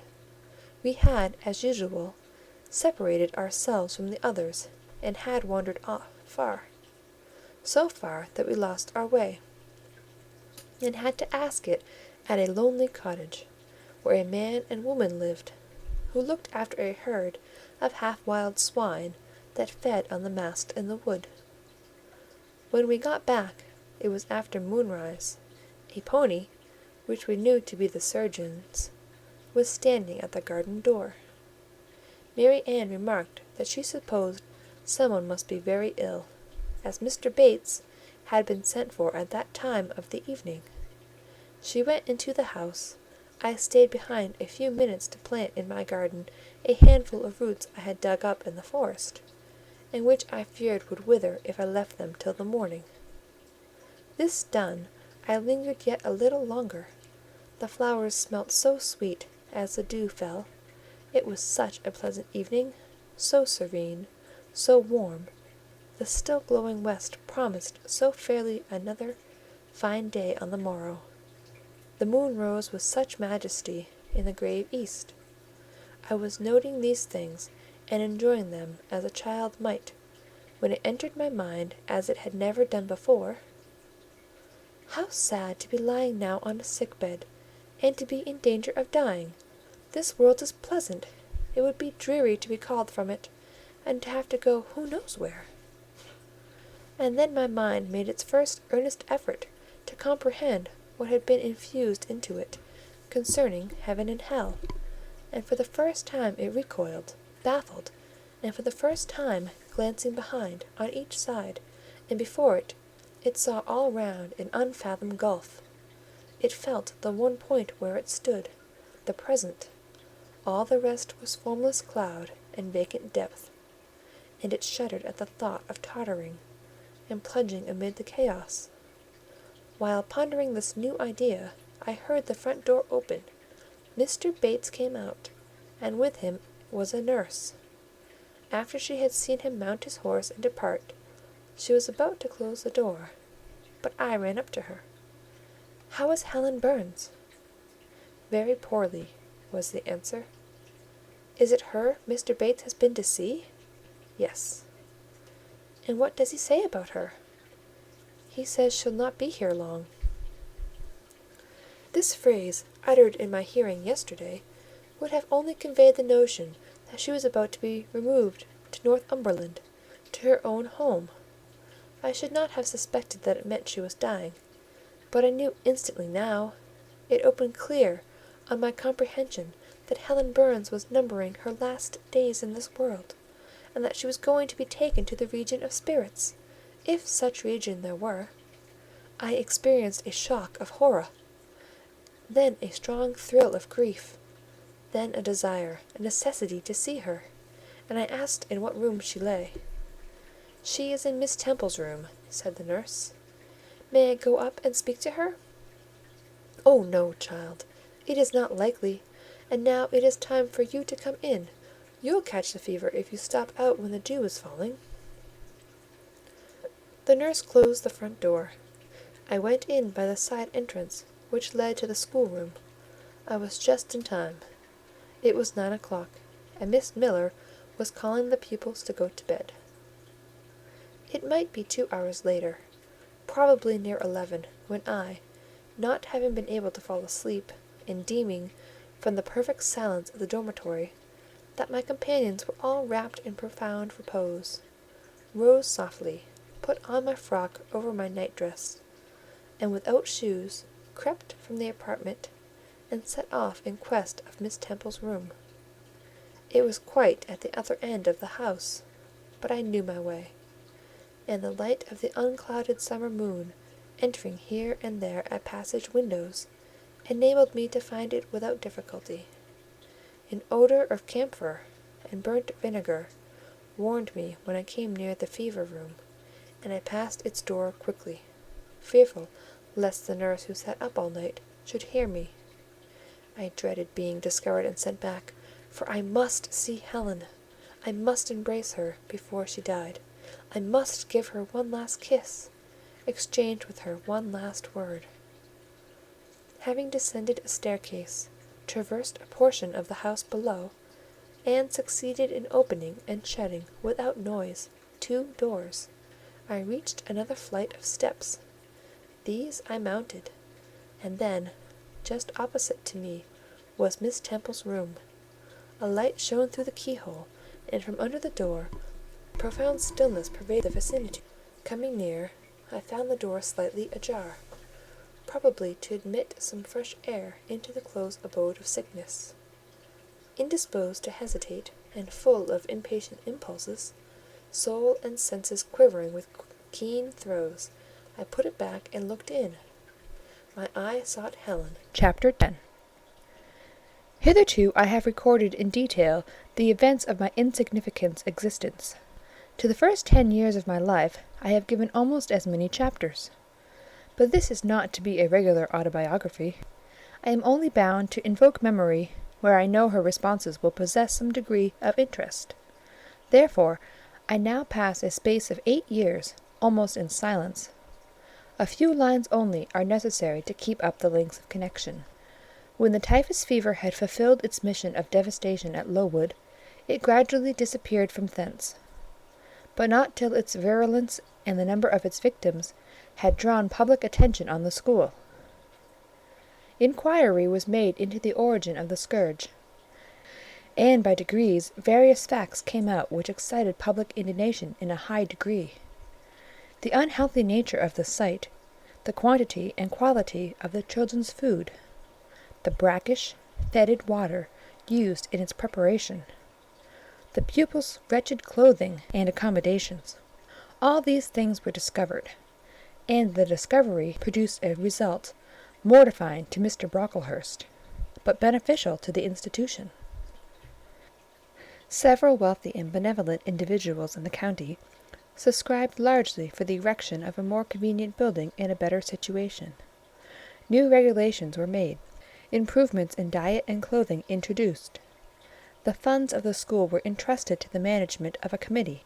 Mr. Brocklehurst, who, from his wealth and family connections, could not be overlooked, still retained the post of treasurer, but he was aided in the discharge of his duties by gentlemen of rather more enlarged and sympathizing minds.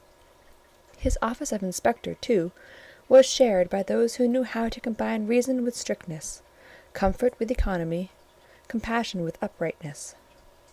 The school, thus improved, became in time a truly useful and noble institution. I remained an inmate of its walls, after its regeneration, for 8 years, 6 as pupil and 2 as teacher, and in both capacities I bear my testimony to its value and importance. During these 8 years my life was uniform, but not unhappy, because it was not inactive. I had the means of an excellent education placed within my reach, a fondness for some of my studies, and a desire to excel in all, together with a great delight in pleasing my teachers, especially such as I loved, urged me on. I availed myself fully of the advantages offered me. In time I rose to be the first girl of the first class. Then I was invested with the office of teacher, which I discharged with zeal for 2 years, but at the end of that time I altered. Miss Temple, through all changes, had thus far continued superintendent of the seminary. To her instruction I owed the best part of my acquirements. Her friendship and society had been my continual solace. She had stood me in the stead of mother, governess, and latterly companion. At this period she married, removed with her husband, a clergyman, an excellent man, almost worthy of such a wife, to a distant county, and consequently was lost to me. From the day she left I was no longer the same. With her was gone every settled feeling, every association that had made Lowood in some degree a home to me. I had imbibed from her something of her nature and much of her habits. More harmonious thoughts, what seemed better regulated feelings had become the inmates of my mind. I had given in allegiance to duty and order. I was quiet. I believed I was content. To the eyes of others, usually even to my own, I appeared a disciplined and subdued character. But destiny, in the shape of the Reverend Mr. Nasmyth, came between me and Miss Temple. I saw her in her travelling dress step into a post-chaise, shortly after the marriage ceremony. I watched the chaise mount the hill and disappear beyond its brow, and then retired to my own room, and there spent in solitude the greatest part of the half-holiday granted in honour of the occasion. I walked about the chamber most of the time. I imagined myself only to be regretting my loss, and thinking how to repair it. But when my reflections were concluded, and I looked up and found that the afternoon was gone, and evening far advanced, another discovery dawned on me, namely, that in the interval I had undergone a transforming process, that my mind had put off all it had borrowed from Miss Temple, or rather that she had taken with her the serene atmosphere I had been breathing in her vicinity, and that now I was left in my natural element, and beginning to feel the stirring of old emotions. It did not seem as if a prop were withdrawn, but rather as if a motive were gone. It was not the power to be tranquil which had failed me, but the reason for tranquillity was no more. My world had for some years been in Lowood. My experience had been of its rules and systems. Now I remembered that the real world was wide, and that a varied field of hopes and fears, of sensations and excitements, awaited those who had courage to go forth into its expanse, to seek real knowledge of life amidst its perils. I went to my window, opened it, and looked out. There were the two wings of the building. There was the garden. There were the skirts of Lowood. There was the hilly horizon. My eye passed all other objects to rest on those most remote, the blue peaks. It was those I longed to surmount. All within their boundary of rock and heath seemed prison ground, exile limits. I traced the white road winding round the base of one mountain, and vanishing in a gorge between two. How I longed to follow it farther! I recalled the time when I had travelled that very road in a coach.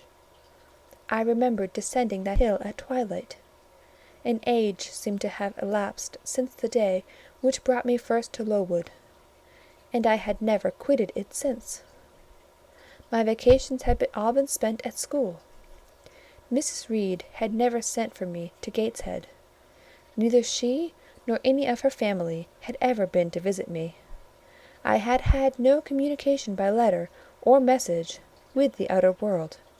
School rules, school duties, school habits and notions, and voices, and faces, and phrases, and costumes, and preferences, and antipathies, such was what I knew of existence, and now I felt that it was not enough.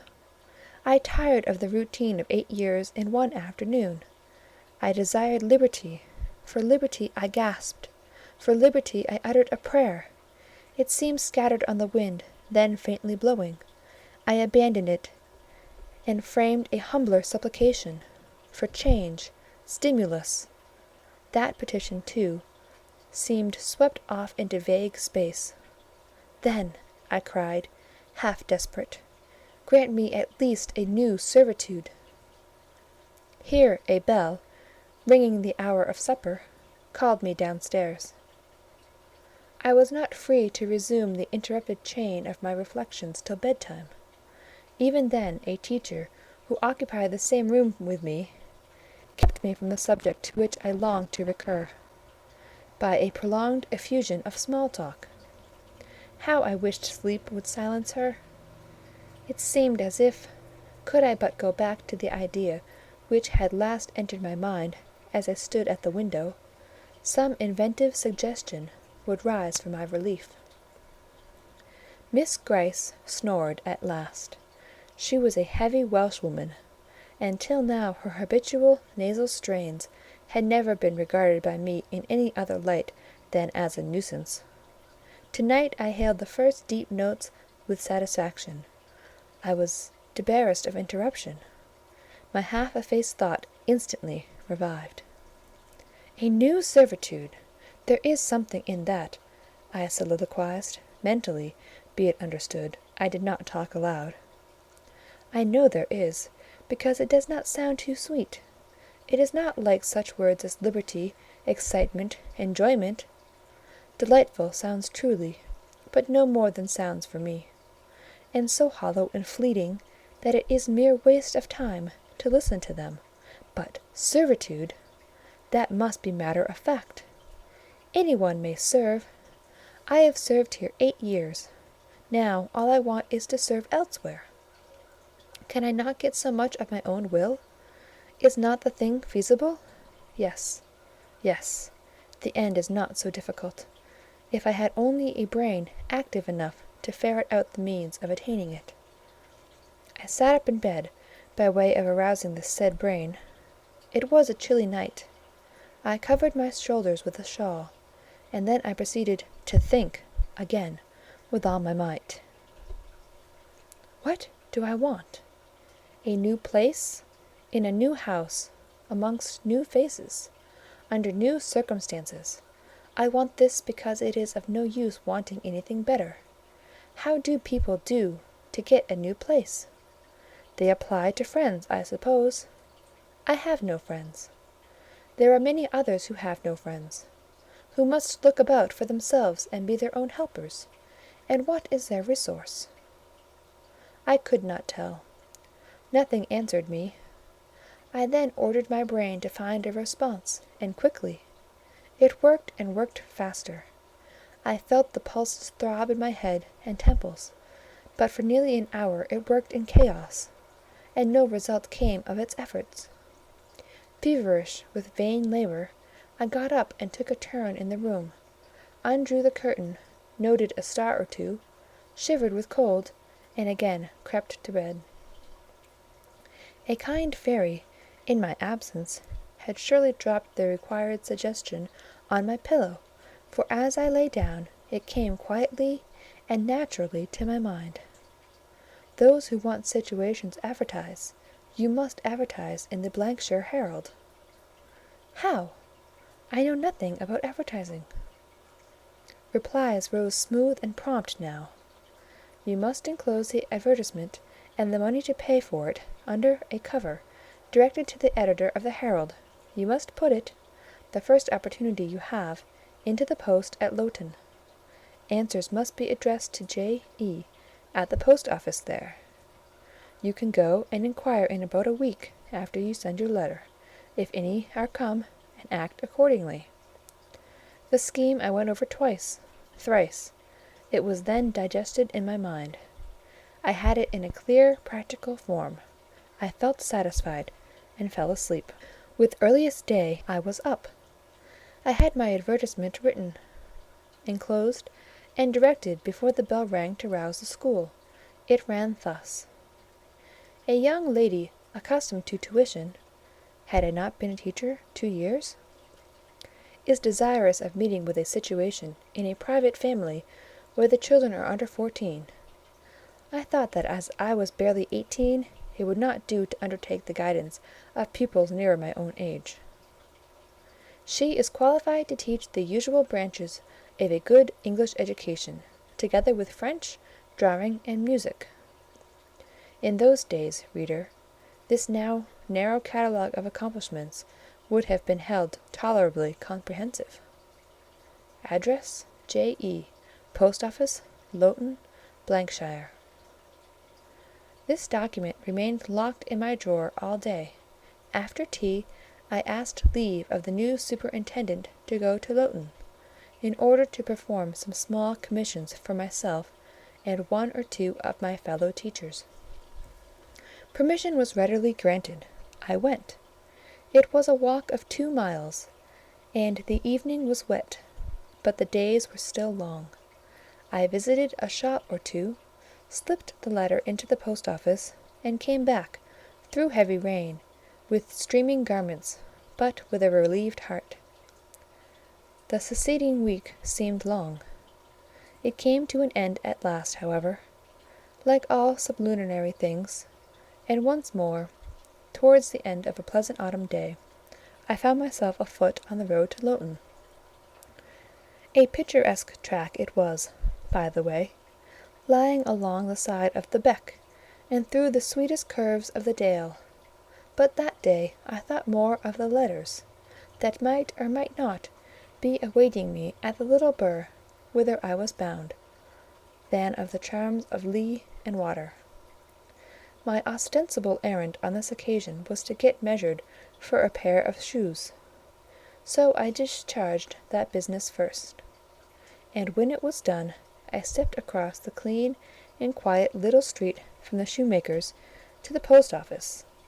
It was kept by an old dame, who wore horn spectacles on her nose and black mittens on her hands. "Are there any letters for J.E.?" I asked. She peered at me over her spectacles, and then she opened a drawer and fumbled among its contents for a long time, so long that my hopes began to falter. At last, having held a document before her glasses for nearly 5 minutes, she presented it across the counter, accompanying the act by another inquisitive and mistrustful glance. It was for J.E. "Is there only one?" I demanded. "There are no more," said she, and I put it back in my pocket and turned my face homeward. I could not open it then. Rules obliged me to be back by 8, and it was already 7:30. Various duties awaited me on my arrival. I had to sit with the girls during their hour of study. Then it was my turn to read prayers, to see them to bed. Afterwards I supped with the other teachers. Even when we finally retired for the night, the inevitable Miss Gryce was still my companion. We had only a short end of candle in our candlestick, and I dreaded lest she should talk till it was all burnt out. Fortunately, however, the heavy supper she had eaten produced a soporific effect. She was already snoring before I had finished undressing. There still remained an inch of candle. I now took out my letter. The seal was an initial F. I broke it. The contents were brief. "If J.E., who advertised in the shire Herald of last Thursday, possesses the acquirements mentioned, and if she is in a position to give satisfactory references as to character and competency, a situation can be offered her where there is but one pupil, a little girl, under 10 years of age, and where the salary is £30 per annum. J.E. is requested to send references, name, address, and all particulars to the direction Mrs. Fairfax, Thornfield, near Millcote, shire." I examined the document long. The writing was old-fashioned and rather uncertain, like that of an elderly lady. This circumstance was satisfactory. A private fear had haunted me, that in thus acting for myself, and by my own guidance, I ran the risk of getting into some scrape; and, above all things, I wished the result of my endeavours to be respectable, proper, en règle. I now felt that an elderly lady was no bad ingredient in the business I had on hand. Mrs. Fairfax! I saw her in a black gown and widow's cap, frigid, perhaps, but not uncivil, a model of elderly English respectability. Thornfield! That, doubtless, was the name of her house, a neat, orderly spot, I was sure, though I failed in my efforts to conceive a correct plan of the premises. Millcote, shire. I brushed up my recollection of the map of England. Yes, I saw it, both the shire and the town. shire was 70 miles nearer London than the remote county where I now resided. That was a recommendation to me. I longed to go where there was life and movement. Millcote was a large manufacturing town on the blanks of the A. A busy place enough, doubtless. So much the better. It would be a complete change at least. Not that my fancy was much captivated by the idea of long chimneys and clouds of smoke, but, I argued, Thornfield will, probably, be a good way from the town. Here the socket of the candle dropped, and the wick went out. Next day, new steps were to be taken. My plans could no longer be confined to my own breast. I must impart them in order to achieve their success. Having sought and obtained an audience of the superintendent during the noontide recreation, I told her I had a prospect of getting a new situation, where the salary would be double what I now received, for at Lowood I got only £15 per annum, and requested she would break the matter for me to Mr. Brocklehurst, or some of the committee, and ascertain whether they would permit me to mention them as references. She obligingly consented to act as mediatrix in the matter. The next day she laid the affair before Mr. Brocklehurst, who said that Mrs. Reed must be written to, as she was my natural guardian. A note was accordingly addressed to that lady, who returned for answer that I might do as I pleased. She had long relinquished all interference in my affairs. This note went the round of the committee, and at last, after what appeared to me most tedious delay, formal leave was given me to better my condition if I could, and an assurance added that as I had always conducted myself well, both as teacher and pupil at Lowood, a testimonial of character and capacity, signed by the inspectors of that institution, should forthwith be furnished me. This testimonial I accordingly received in about a month, forwarded a copy of it to Mrs. Fairfax, and got that lady's reply, stating that she was satisfied, and fixing that day fortnight as the period for my assuming the post of governess in her house. I now busied myself in preparations. The fortnight passed rapidly. I had not a very large wardrobe, though it was adequate to my wants, and the last day sufficed to pack my trunk, the same I had brought with me 8 years ago from Gateshead. The box was corded, the card nailed on. In half an hour the carrier was to call for it to take it to Lowton, whither I myself was to repair at an early hour the next morning to meet the coach. I had brushed my black stuff travelling dress, prepared my bonnet, gloves, and muff, sought in all my drawers to see that no article was left behind, and now, having nothing more to do, I sat down and tried to rest. I could not. Though I had been on foot all day, I could not now repose an instant. I was too much excited. A phase of my life was closing to-night, a new one opening to-morrow. Impossible to slumber in the interval. I must watch feverishly while the change was being accomplished. "Miss," said a servant who met me in the lobby, where I was wandering like a troubled spirit, "a person below wishes to see you." The carrier, no doubt, I thought, and ran downstairs without inquiry. I was passing the back parlour, or the teacher's sitting-room, the door of which was half open, to go to the kitchen, when some one ran out. "It's her, I am sure. I could have told her anywhere," cried the individual who stopped my progress and took my hand. I looked. I saw a woman attired like a well-dressed servant, matronly, yet still young, very good-looking, with black hair and eyes, and lively complexion. "Well, who is it?" she asked, in a voice and with a smile I half recognized. "You've not quite forgotten me, I think, Miss Jane." In another second I was embracing and kissing her rapturously. "Bessie, Bessie, Bessie," was all I had said. Whereat she half laughed, half cried, and we both went into the parlour. By the fire stood a little fellow of 3 years old, in plaid frock and trousers. "That is my little boy," said Bessie directly. "Then you are married, Bessie?" "Yes, nearly 5 years since, to Robert Levin, a coachman, and I've a little girl besides Bobby there. That I've christened Jane." "And you don't live at Gateshead?"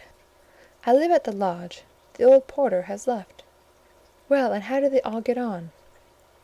"Tell me everything about them, Bessie, but sit down first. And Bobby, come and sit on my knee, will you?" But Bobby preferred sliding over to his mother. "You're not grown so very tall, Miss Jane, nor so very stout," continued Mrs. Levin. "I dare say they've not kept you too well at school. Miss Reed is the head and shoulders taller than you are, and Miss Georgiana would make 2 of you in breadth. Georgiana is handsome, I suppose, Bessie?" "Very. She went up to London last winter with her mamma, and there everybody admired her, and a young lord fell in love with her, but his relations were against the match, and, what do you think, he and Miss Georgiana made it up to run away, but they were found out and stopped. It was Miss Reed that found them out. I believe she was envious, and now she and her sister lead a cat-and-dog life together. They are always quarrelling." "Well, and what of John Reed?" "Oh, he is not doing so well as his mamma could wish. He went to college, and he got plucked, I think they call it. And then his uncles wanted him to be a barrister, and study the law. But he is such a dissipated young man, they will never make much of him, I think." "What does he look like?" "He is very tall. Some people call him a fine-looking young man, but he has such thick lips." "And Mrs. Reed?" "Mrs. looks stout and well enough in the face, but I think she's not quite easy in her mind. Mr. John's conduct does not please her. He spends a deal of money." "Did she send you here, Bessie?" "No, indeed; but I have long waited to see you, and when I heard that there had been a letter from you, and that you were going to another part of the country, I thought I'd just set off and get a look at you before you were quite out of my reach." "I am afraid you are disappointed in me, Bessie." I said this laughing. I perceived that Bessie's glance, though it expressed regard, did in no shape denote admiration. "No, Miss Jane, not exactly. You are genteel enough. You look like a lady, and it is as much as I ever expected of you. You were no beauty as a child." I smiled at Bessie's frank answer. I felt that it was correct, but I confess I was not quite indifferent to its import. At 18, most people wish to please, and the conviction that they have not an exterior likely to second that desire brings anything but gratification. "I dare say you are clever, though," continued Bessie, by way of solace. "What can you do? Can you play on the piano?" "A little." There was one in the room. Bessie went and opened it, and then asked me to sit down and give her a tune. I played a waltz or two, and she was charmed. "The Miss Reeds could not play as well," said she exultingly. "I always said you would surpass them in learning. And can you draw?" "That is one of my paintings over the chimney-piece."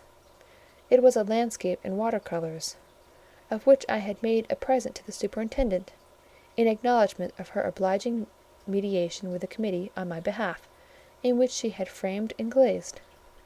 "Well, that is beautiful, Miss Jane. It is as fine a picture as any Miss Reed's drawing-master could paint, let alone the fine young ladies themselves, who could not come near it. And you have learnt French?" "Yes, Bessie. I can both read it and speak it." "And you can work on muslin and canvas?" "I can." "Oh, you are quite a lady, Miss Jane.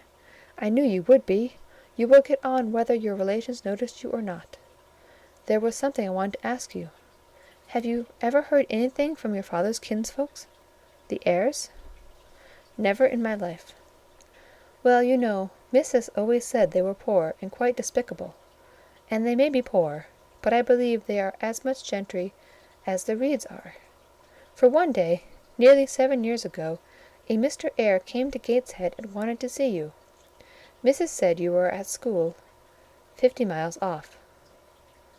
He seemed so much disappointed, for he could not stay. He was going on a voyage to a foreign country, and the ship was to sail from London in a day or two. It looked quite a gentleman, and I believe he was your father's brother." "What foreign country was he going to, Bessie?" "An island, thousands of miles off, where they make wine. The butler did tell me." "Madeira?" I suggested. "Yes, that is it. That is the very word." "So he went?" "Yes. He did not stay many minutes in the house. Missis was very high with him. She called him afterwards a sneaking tradesman. My Robert believes he was a wine merchant." "Very likely," I returned, "or perhaps clerk or agent to a wine merchant." Bessie and I conversed about old times an hour longer, and then she was obliged to leave me. I saw her again for a few minutes the next morning at Lowton, while I was waiting for my coach. We parted finally at the door of the Brocklehurst Arms there. Each went her separate way. She set off for the brow of Lowood Fell, to meet the conveyance which was to take her back to Gateshead. I mounted the vehicle which was to bear me to my new duties, and a new life in the unknown environs of Millcote. End of Chapter 10. Chapter 11. A new chapter in a novel is something like a new scene in a play, and when I draw up the curtain this time, reader, you must fancy you see a room in the George Inn at Millcote, with such large figured papering on the walls as inn rooms have, such a carpet, such furniture, such ornaments on the mantelpiece, such prints, including a portrait of George III and another of the Prince of Wales, and a representation of the death of Wolfe. All this is visible to you by the light of an oil lamp hanging from the ceiling, and by that of an excellent fire, near which I sit in my cloak and bonnet. My muff and umbrella lie on the table, and I am warming away the numbness and chill contracted by 16 hours' exposure to the rawness of an October day. I left Lowton at 4 o'clock a.m., and the Millcote town clock is now just striking 8. Reader, though I look comfortably accommodated, I am not very tranquil in my mind. I thought when the coach stopped here there would be someone to meet me. I looked anxiously around as I descended the wooden steps the boots placed for my convenience, expecting to hear my name pronounced and to see some description of carriage waiting to convey me to Thornfield. Nothing of the sort was visible, and when I asked a waiter if anyone had been to inquire after a Miss Eyre, I was answered in the negative. So I had no recourse but to request to be shown into a private room, and here I am waiting, while all sorts of doubts and fears are troubling my thoughts. It is a very strange sensation to inexperienced youth to feel itself quite alone in the world, cut adrift from every connection, uncertain whether the port to which it is bound can be reached, and prevented by many impediments from returning to that it has quitted. The charm of adventure sweetens that sensation, the glow of pride warms it. But then the throb of fear disturbs it, and fear with me became predominant when half an hour elapsed and still I was alone. I bethought myself to ring the bell. "Is there a place in this neighbourhood called Thornfield?" I asked of the waiter who answered the summons. "Thornfield? I don't know, ma'am. I'll inquire at the bar." He vanished, but reappeared instantly. "Is your name Eyre, miss?" "Yes." "Person here waiting for you?" I jumped up, took my muff and umbrella, and hastened into the inn passage. A man was standing by the open door, and in the lamplit street I dimly saw a one-horse conveyance. "This will be your luggage, I suppose," said the man rather abruptly when he saw me, pointing to my trunk in the passage. "Yes." He hoisted it onto the vehicle, which was a sort of car, and then I got in. Before he shut me up, I asked him how far it was to Thornfield. "A matter of 6 miles." "How long shall we be before we get there?" "Happen an hour and a half." He fastened the car door, climbed to his own seat outside, and we set off. Our progress was leisurely, and gave me ample time to reflect. I was content to be at length so near the end of my journey, and as I leaned back in the comfortable though not elegant conveyance, I meditated much at my ease. I suppose, thought I, judging from the plainness of the servant and carriage, Mrs. Fairfax is not a very dashing person. So much the better. I never lived amongst fine people but once, and I was very miserable with them. I wonder if she lives alone, except for this little girl. If so, and if she is in any degree amiable, I shall surely be able to get on with her. I will do my best. It is a pity that doing one's best does not always answer. At Lowood, indeed, I took that resolution, kept it, and succeeded in pleasing. But with Mrs. Reed, I remember my best was always spurned with scorn. I pray God Mrs. Fairfax may not turn out a second Mrs. Reed. But if she does, I am not bound to stay with her. Let the worst come to the worst, I can advertise again. How far are we on our road now, I wonder? I let down the window and looked out. Millcote was behind us. Judging by the number of its lights, it seemed a place of considerable magnitude, much larger than Lowton. We were now, as far as I could see, on a sort of common, but there were houses scattered all over the district. I felt we were in a different region to Lowood, more populous, less picturesque, more stirring, less romantic. The roads were heavy, the night misty. My conductor let his horse walk all the way, and the hour and a half extended, I verily believe, to 2 hours. At last he turned in his seat and said, "You're known so far for Thornfield now?" Again I looked out. We were passing a church. I saw its low, broad tower against the sky, and its bell was tolling a quarter. I saw a narrow galaxy of lights, too, on a hillside, marking a village or hamlet. About 10 minutes after, the driver got down and opened a pair of gates. We passed through, and they clashed to behind us. We now slowly ascended a drive, and came upon the long front of a house. Candlelight gleamed from one curtained bow window. All the rest were dark. The car stopped at the front door. It was opened by a maidservant. I alighted and went in. "Will you walk this way, ma'am?" said the girl, and I followed her across a square hall with high doors all round. She ushered me into a room whose double illumination of fire and candle at first dazzled me, contrasting as it did with the darkness to which my eyes had grown for 2 hours inured. When I could see, however, a cosy and agreeable picture presented itself to my view.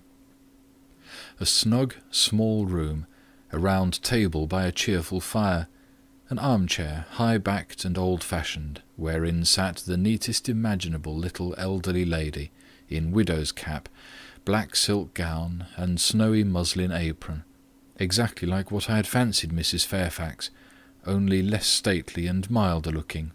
She was occupied in knitting. A large cat sat demurely at her feet. Nothing, in short, was wanting to complete the beau ideal of domestic comfort.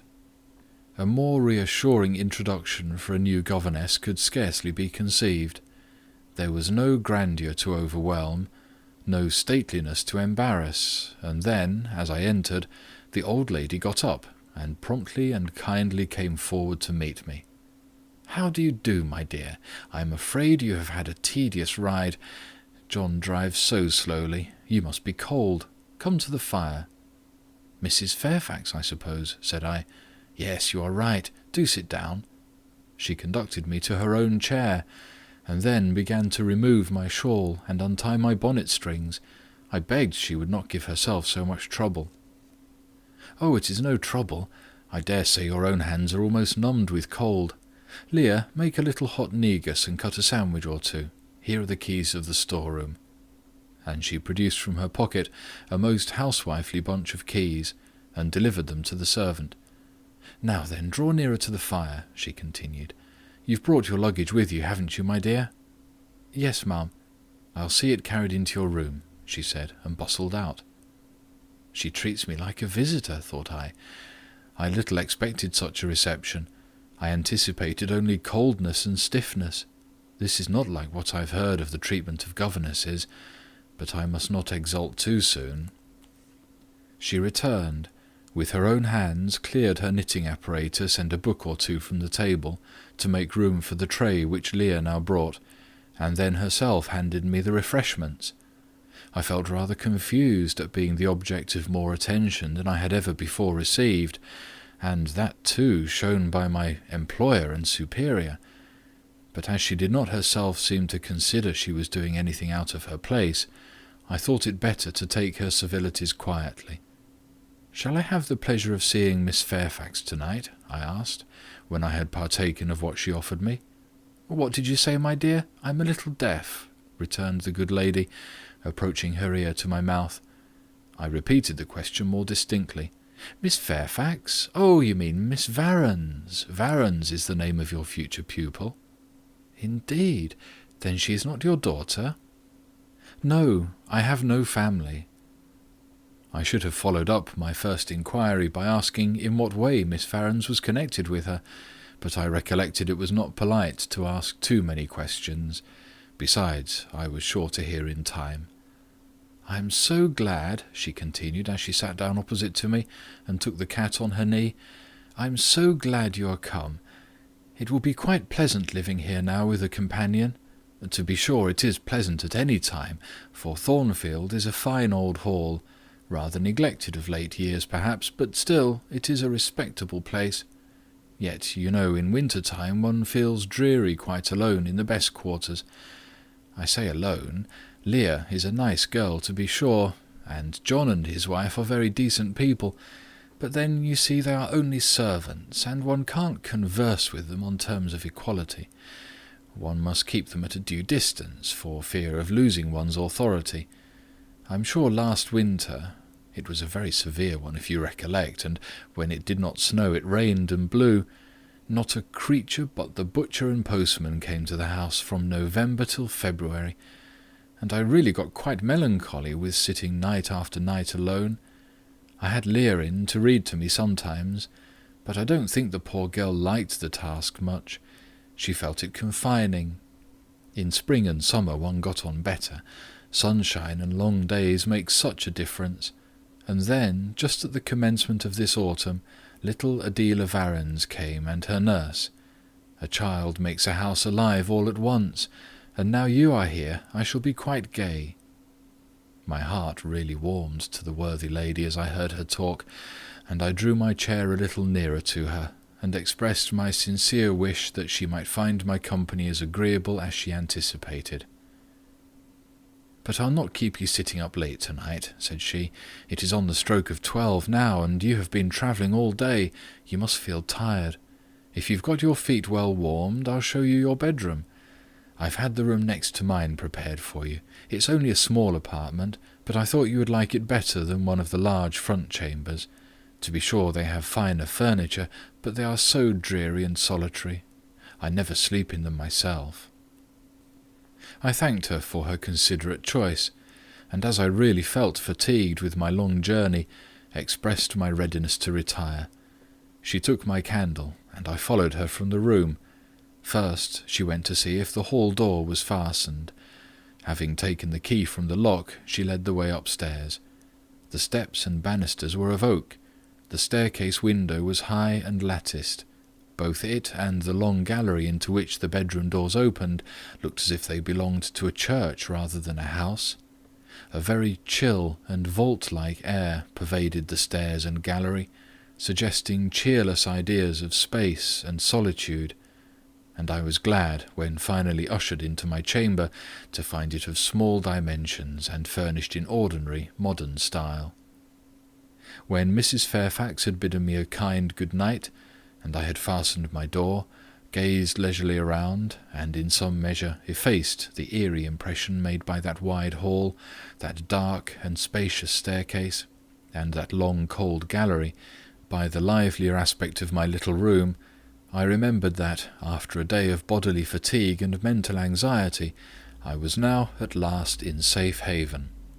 The impulse of gratitude swelled my heart, and I knelt down at the bedside and offered up thanks where thanks were due, not forgetting, ere I rose, to implore aid on my further path, and the power of meriting the kindness which seemed so frankly offered me before it was earned.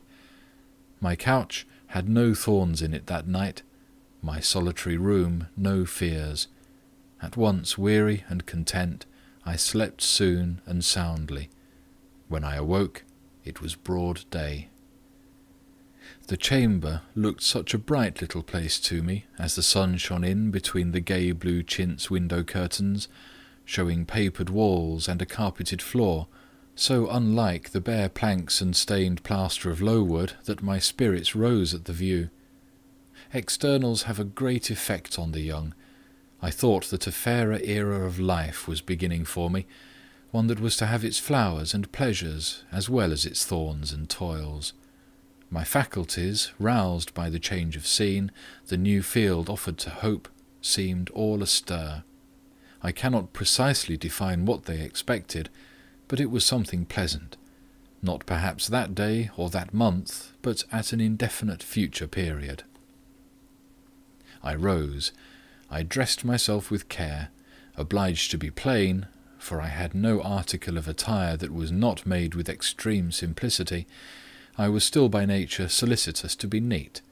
It was not my habit to be disregardful of appearance or careless of the impression I made. On the contrary, I ever wished to look as well as I could, and to please as much as my want of beauty would permit. I sometimes regretted that I was not handsomer.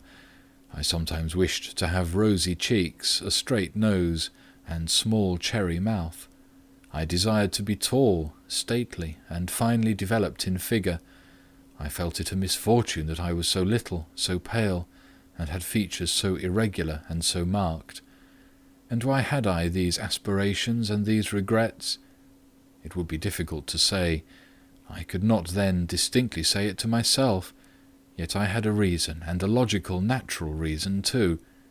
However, when I had brushed my hair very smooth and put on my black frock, which, Quaker-like as it was, at least had the merit of fitting to a nicety, and adjusted my clean white tucker, I thought I should do respectably enough to appear before Mrs. Fairfax, and that my new pupil would not at least recoil from me with antipathy. Having opened my chamber window, and seen that I left all things straight and neat on the toilet table, I ventured forth. Traversing the long and matted gallery, I descended the slippery steps of oak. Then I gained the hall. I halted there a minute. I looked at some pictures on the walls. One, I remember, represented a grim man in a cuirass, and one a lady with powdered hair and a pearl necklace, and a bronze lamp pendant from the ceiling, at a great clock whose case was of oak curiously carved, and ebon black with time and rubbing. Everything appeared very stately and imposing to me, and then I was so little accustomed to grandeur. The hall door, which was half of glass, stood open. I stepped over the threshold. It was a fine autumn morning. The early sun shone serenely on embrowned groves and still green fields. Advancing on to the lawn, I looked up and surveyed the front of the mansion. It was 3 stories high, of proportions not vast, though considerable. A gentleman's manor house, not a nobleman's seat. Battlements round the top gave it a picturesque look. Its grey front stood out well from the background of a rookery, whose cawing tenants were now on the wing. They flew over the lawn and grounds to alight in a great meadow, from which these were separated by a sunk fence, and where an array of mighty old thorn trees, strong, knotty, and broad as oaks, at once explained the etymology of the mansion's designation. Farther off were hills, not so lofty as those around Lowood, nor so craggy, nor so like barriers of separation from the living world, but yet quiet and lonely hills enough, and seeming to embrace Thornfield with a seclusion I had not expected to find existent so near the stirring locality of Millcote. A little hamlet, whose roofs were blent with trees, straggled up the side of one of these hills. The church of the district stood nearer Thornfield. Its old tower top looked over a knoll between the house and gates.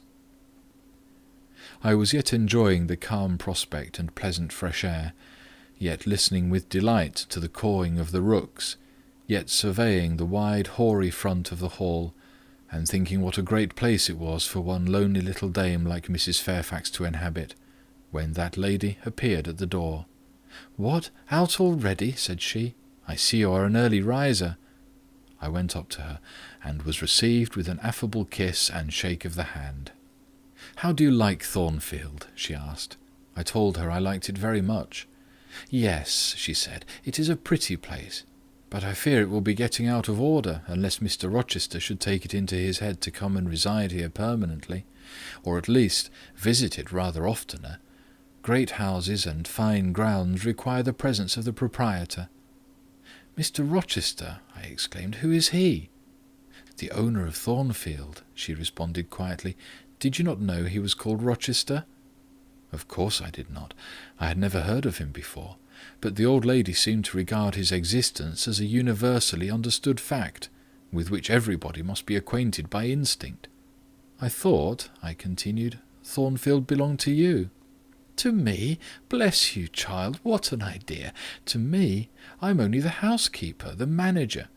To be sure, I am distantly related to the Rochesters by the mother's side, or at least my husband was.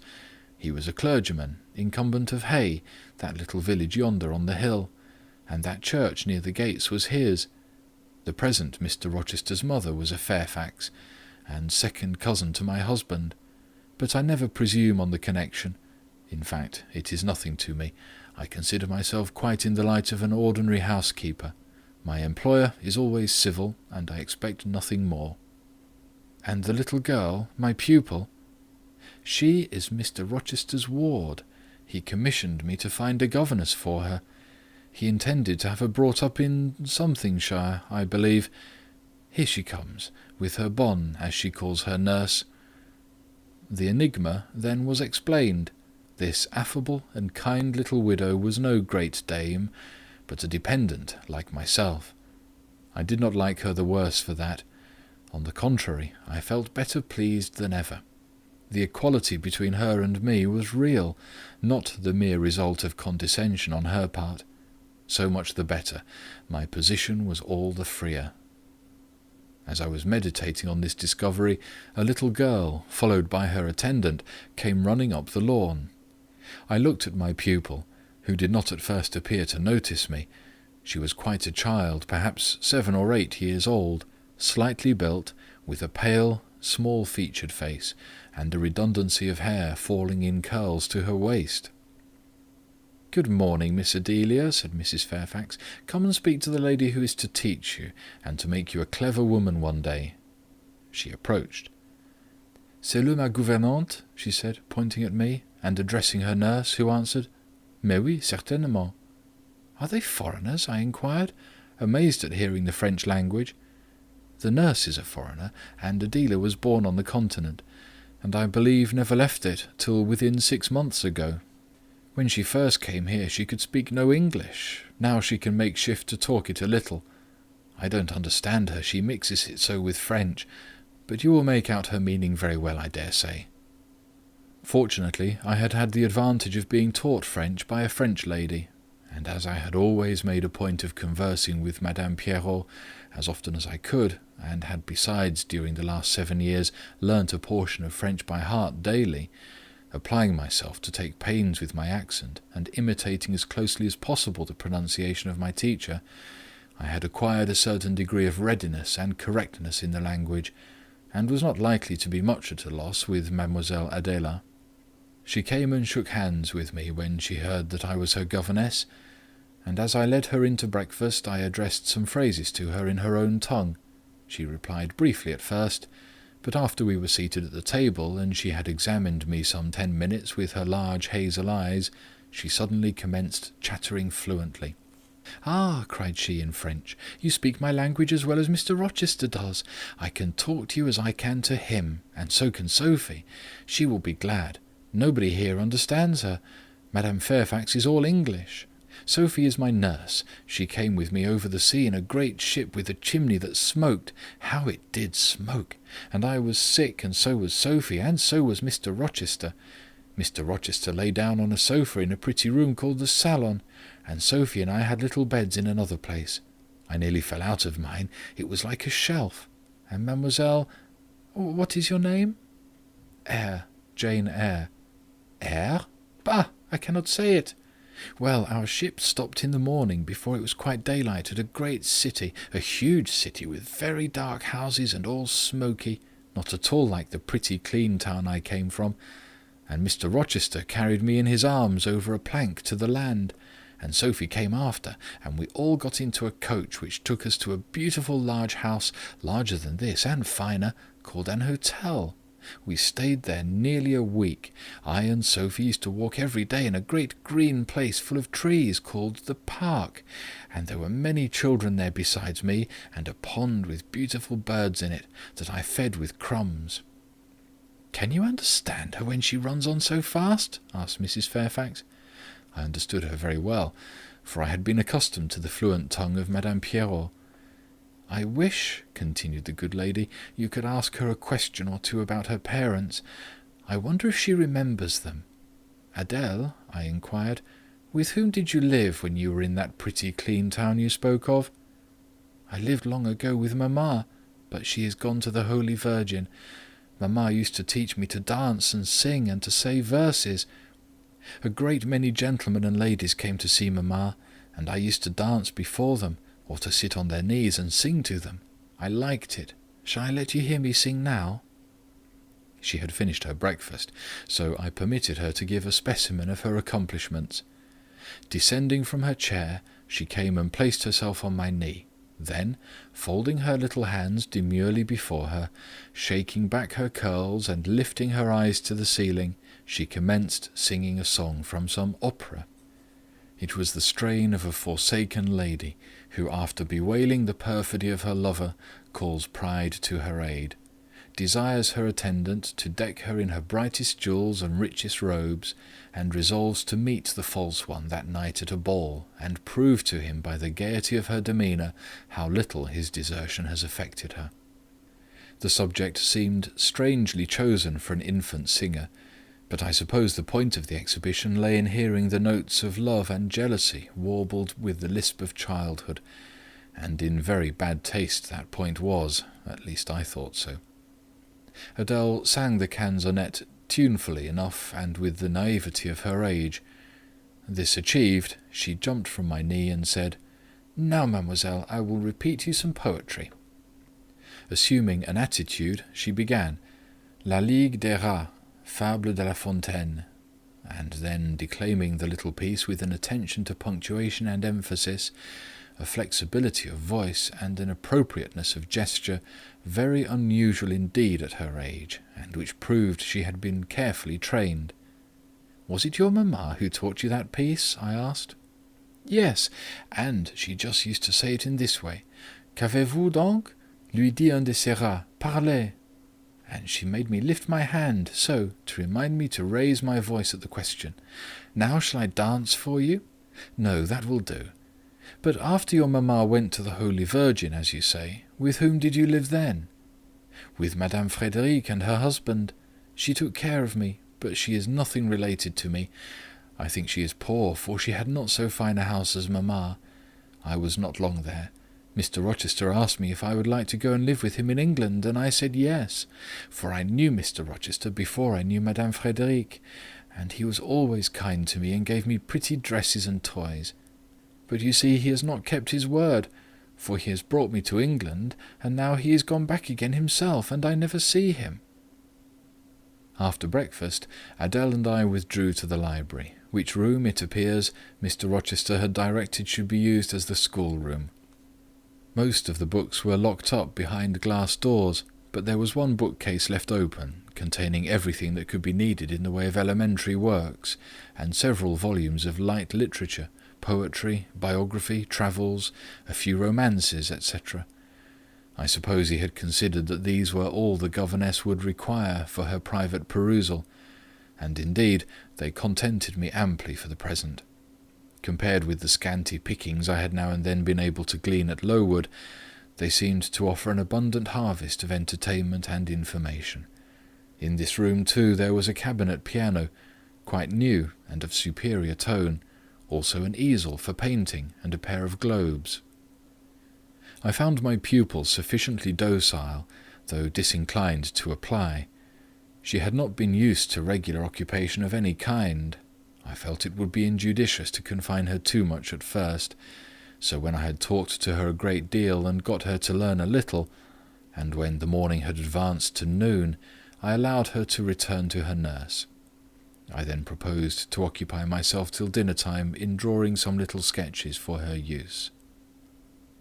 As I was going upstairs to fetch my portfolio and pencils, Mrs. Fairfax called to me. "Your morning school hours are over now, I suppose," said she. She was in a room, the folding doors of which stood open. I went in when she addressed me. It was a large, stately apartment, with purple chairs and curtains, a Turkey carpet, walnut-panelled walls, one vast window rich in slanted glass, and a lofty ceiling, nobly moulded. Mrs. Fairfax was dusting some vases of fine purple spar, which stood on a sideboard. "What a beautiful room!" I exclaimed as I looked round, for I had never before seen any half so imposing. "Yes, this is the dining-room. I have just opened the window to let in a little air and sunshine, for everything gets so damp in apartments that are seldom inhabited. The drawing-room yonder feels like a vault." She pointed to a wide arch corresponding to the window, and hung like it with a Tyrian dyed curtain, now looped up. Mounting to it by two broad steps, and looking through, I thought I caught a glimpse of a fairy place, so bright to my novice eyes appeared the view beyond. Yet it was merely a very pretty drawing-room, and within it a boudoir, both spread with white carpets on which seemed laid brilliant garlands of flowers, both sealed with snowy mouldings of white grapes and vine leaves, beneath which glowed in rich contrast crimson couches and ottomans, while the ornaments on the pale Parisian mantelpiece were of sparkling Bohemian glass, ruby red, and between the windows large mirrors repeated the general blending of snow and fire. "In what order you keep these rooms, Mrs. Fairfax," said I. "No dust, no canvas coverings. Except that the air feels chilly, one would think they were inhabited daily." "Why, Miss Eyre, though Mr. Rochester's visits here are rare, they are always sudden and unexpected, and as I observed that it put him out to find everything swathed up, and to have a bustle of arrangement on his arrival, I thought it best to keep the rooms in readiness." "Is Mr. Rochester an exacting, fastidious sort of man?" "Not particularly so, but he has a gentleman's tastes and habits, and he expects to have things managed in conformity to them." "Do you like him? Is he generally liked?" "Oh yes, the family have always been respected here. Almost all the land in this neighbourhood, as far as you can see, has belonged to the Rochesters time out of mind." "Well, but leaving his land out of the question, do you like him?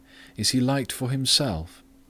"I have no cause to do otherwise than like him, and I believe he is considered a just and liberal landlord by his tenants, but he has never lived much among them." "But has he no peculiarities? What, in short, is his character?" "Oh, his character is unimpeachable, I suppose. He is rather peculiar, perhaps. He has travelled a great deal, and seen a great deal of the world, I should think.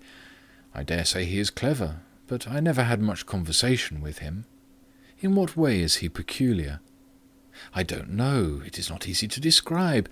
Nothing striking, but you feel it when he speaks to you. You cannot be always sure whether he is in jest or earnest, whether he is pleased or the contrary. You don't thoroughly understand him, in short. At least I don't. But it is of no consequence. He is a very good master." This was all the account I got from Mrs. Fairfax of her employer and mine. There are people who seem to have no notion of sketching a character, or observing and describing salient points, either in persons or things. The good lady evidently belonged to this class. My queries puzzled, but did not draw her out. Mr. Rochester was Mr. Rochester in her eyes, a gentleman, a landed proprietor, nothing more. She inquired, and searched no further, and evidently wondered at my wish to gain a more definite notion of his identity. When we left the living-room, she proposed to show me over the rest of the house, and I followed her upstairs and downstairs, admiring as I went, for all was well arranged and handsome. The large front chambers I thought especially grand, and some of the third-story rooms, though dark and low, were interesting from their air of antiquity.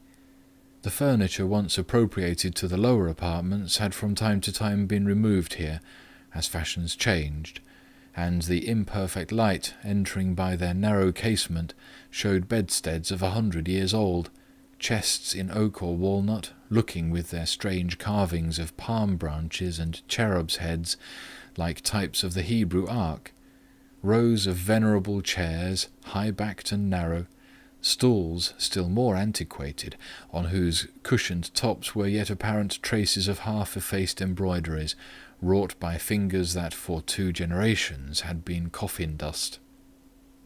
All these relics gave to the third story of Thornfield Hall the aspect of a home of the past, a shrine of memory. I liked the hush, the gloom, the quaintness of these retreats in the day, but I by no means coveted a night's repose on one of those wide and heavy beds, shut in, some of them, with doors of oak, shaded others with wrought old English hangings crusted with thick work, portraying effigies of strange flowers and stranger birds, and strangest human beings, all which would have looked strange indeed by the pallid gleam of moonlight. "Do the servants sleep in these rooms?" I asked.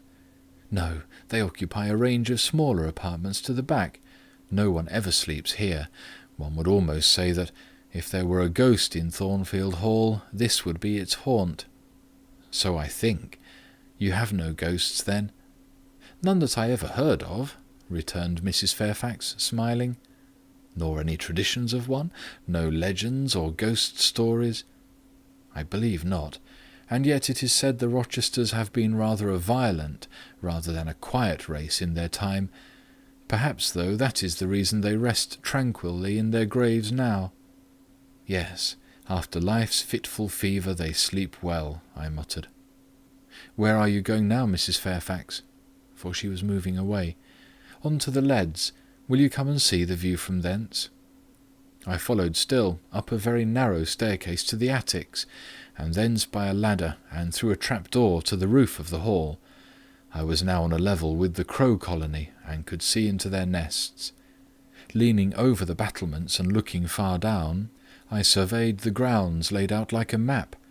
The bright and velvet lawn closely girdled the grey base of the mansion, the field wide as a park, dotted with its ancient timber, the wood dun and sere, divided by a path visibly overgrown, greener with moss than the trees were with foliage, the church at the gates, the road, the tranquil hills, all reposing in the autumn day's sun, the horizon bounded by a propitious sky, azure, marbled with pearly white.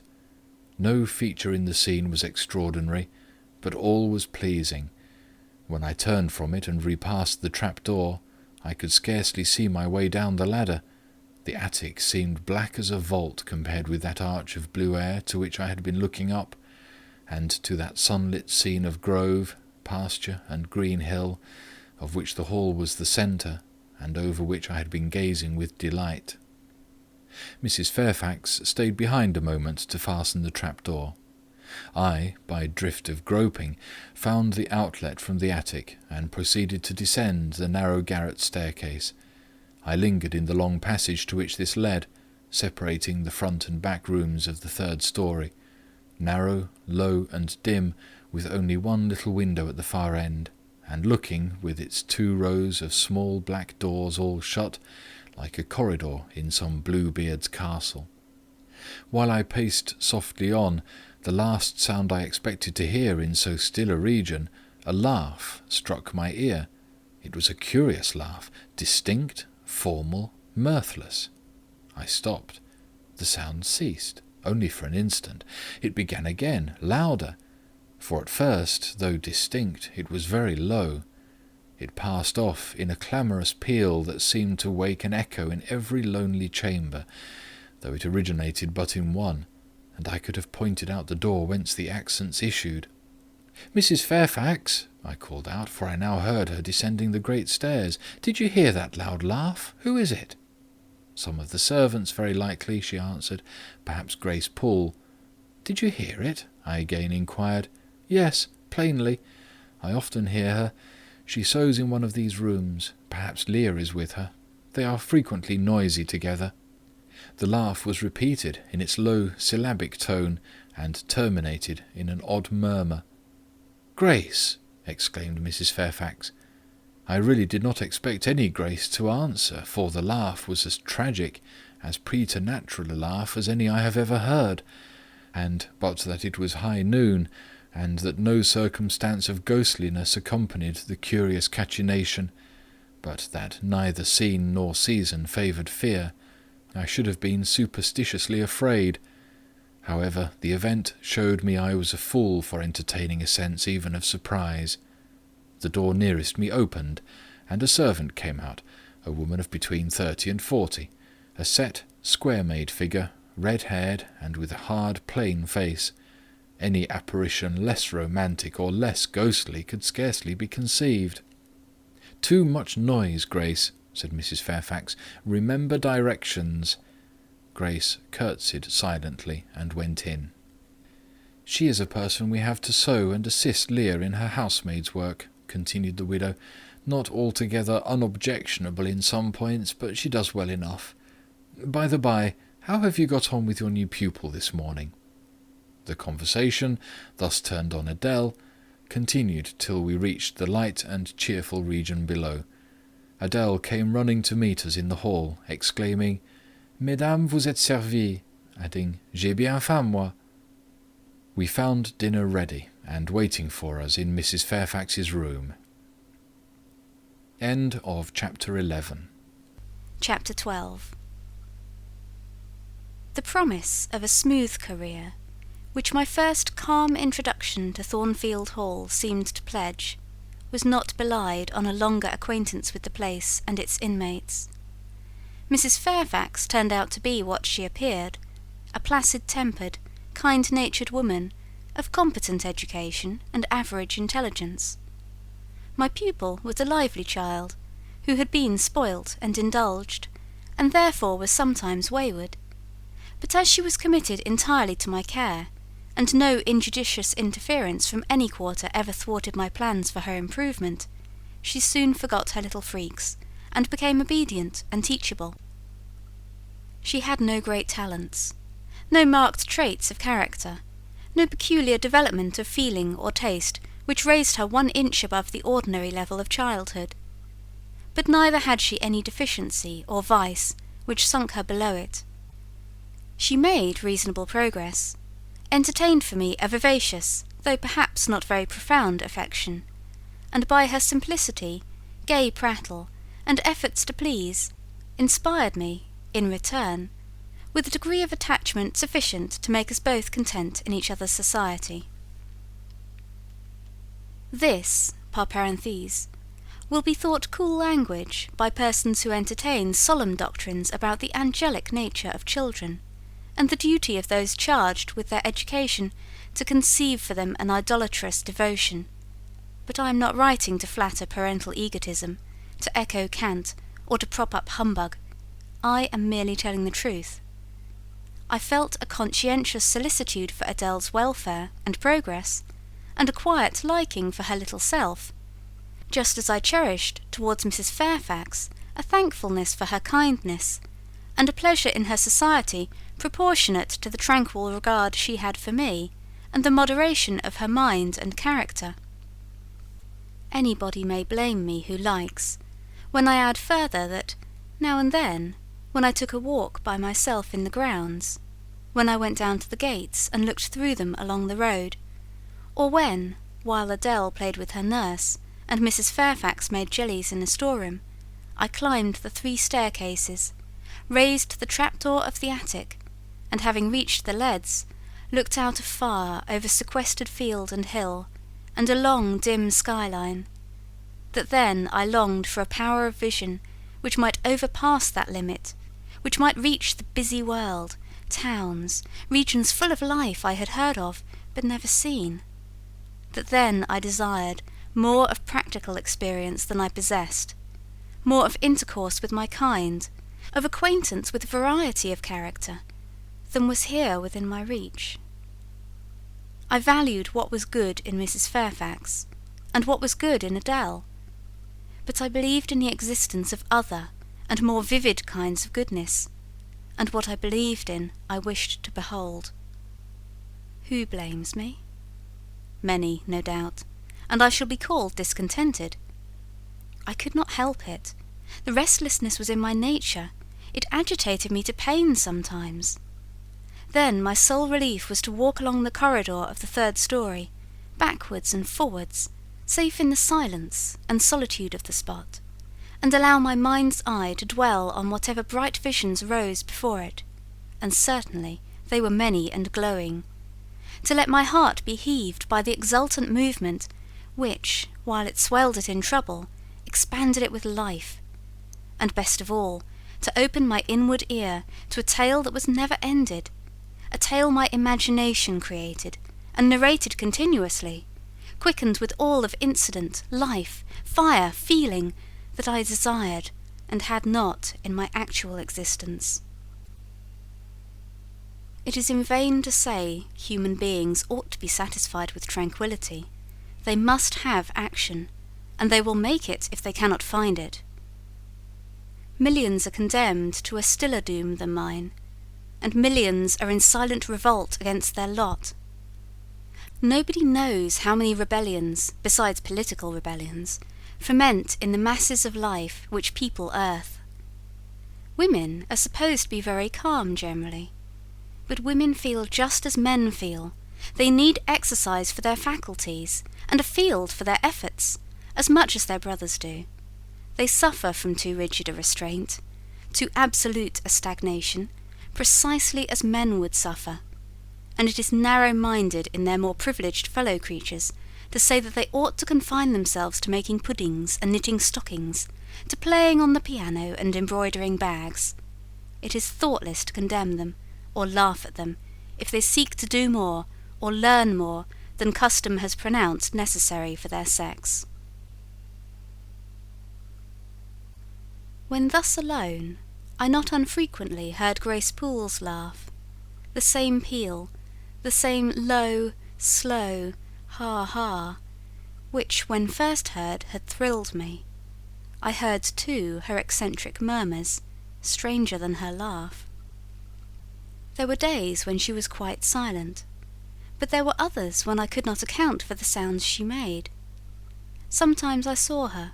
She would come out of her room with a basin, or a plate, or a tray in her hand, go down to the kitchen, and shortly return, generally, O romantic reader, forgive me for telling the plain truth, bearing a pot of porter. Her appearance always acted as a damper to the curiosity raised by her oral oddities. Hard-featured and staid, she had no point to which interest could attach. I made some attempts to draw her into conversation, but she seemed a person of few words. A monosyllabic reply usually cut short every effort of that sort. The other members of the household, viz. John and his wife, Leah the housemaid, and Sophie the French nurse, were decent people, but in no respect remarkable.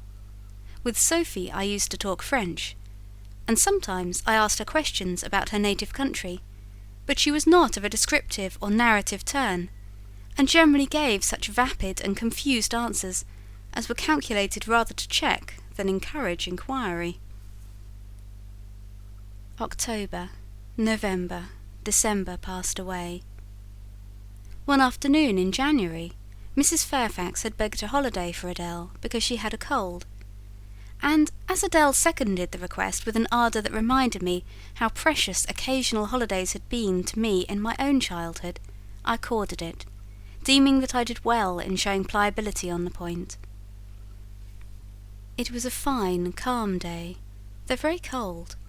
I was tired of sitting still in the library through a whole long morning. Mrs. Fairfax had just written a letter which was waiting to be posted, so I put on my bonnet and cloak and volunteered to carry it to Hay. The distance, 2 miles, would be a pleasant winter afternoon walk. Having seen Adele comfortably seated in her little chair by Mrs. Fairfax's parlour fireside, and given her her best wax doll, which I usually kept enveloped in silver paper in a drawer, to play with, and a storybook for change of amusement, and having replied to her, "Revenez bientôt, ma bonne amie, ma chère Mademoiselle Jeannette," with a kiss, I set out. The ground was hard, the air was still, my road was lonely. I walked fast till I got warm, and then I walked slowly, to enjoy and analyse the species of pleasure brooding for me in the hour and situation. It was 3 o'clock. The church bell tolled as I passed under the belfry. The charm of the hour lay in its approaching dimness, in the low gliding and pale beaming sun. I was a mile from Thornfield, in a lane noted for wild roses in summer, for nuts and blackberries in autumn, and even now possessing a few coral treasures in hips and haws, but whose best winter delight lay in its utter solitude and leafless repose. If a breath of air stirred, it made no sound here, for there was not a holly, not an evergreen to rustle, and the stripped hawthorn and hazel bushes were as still as the white, worn stones which causewayed the middle of the path.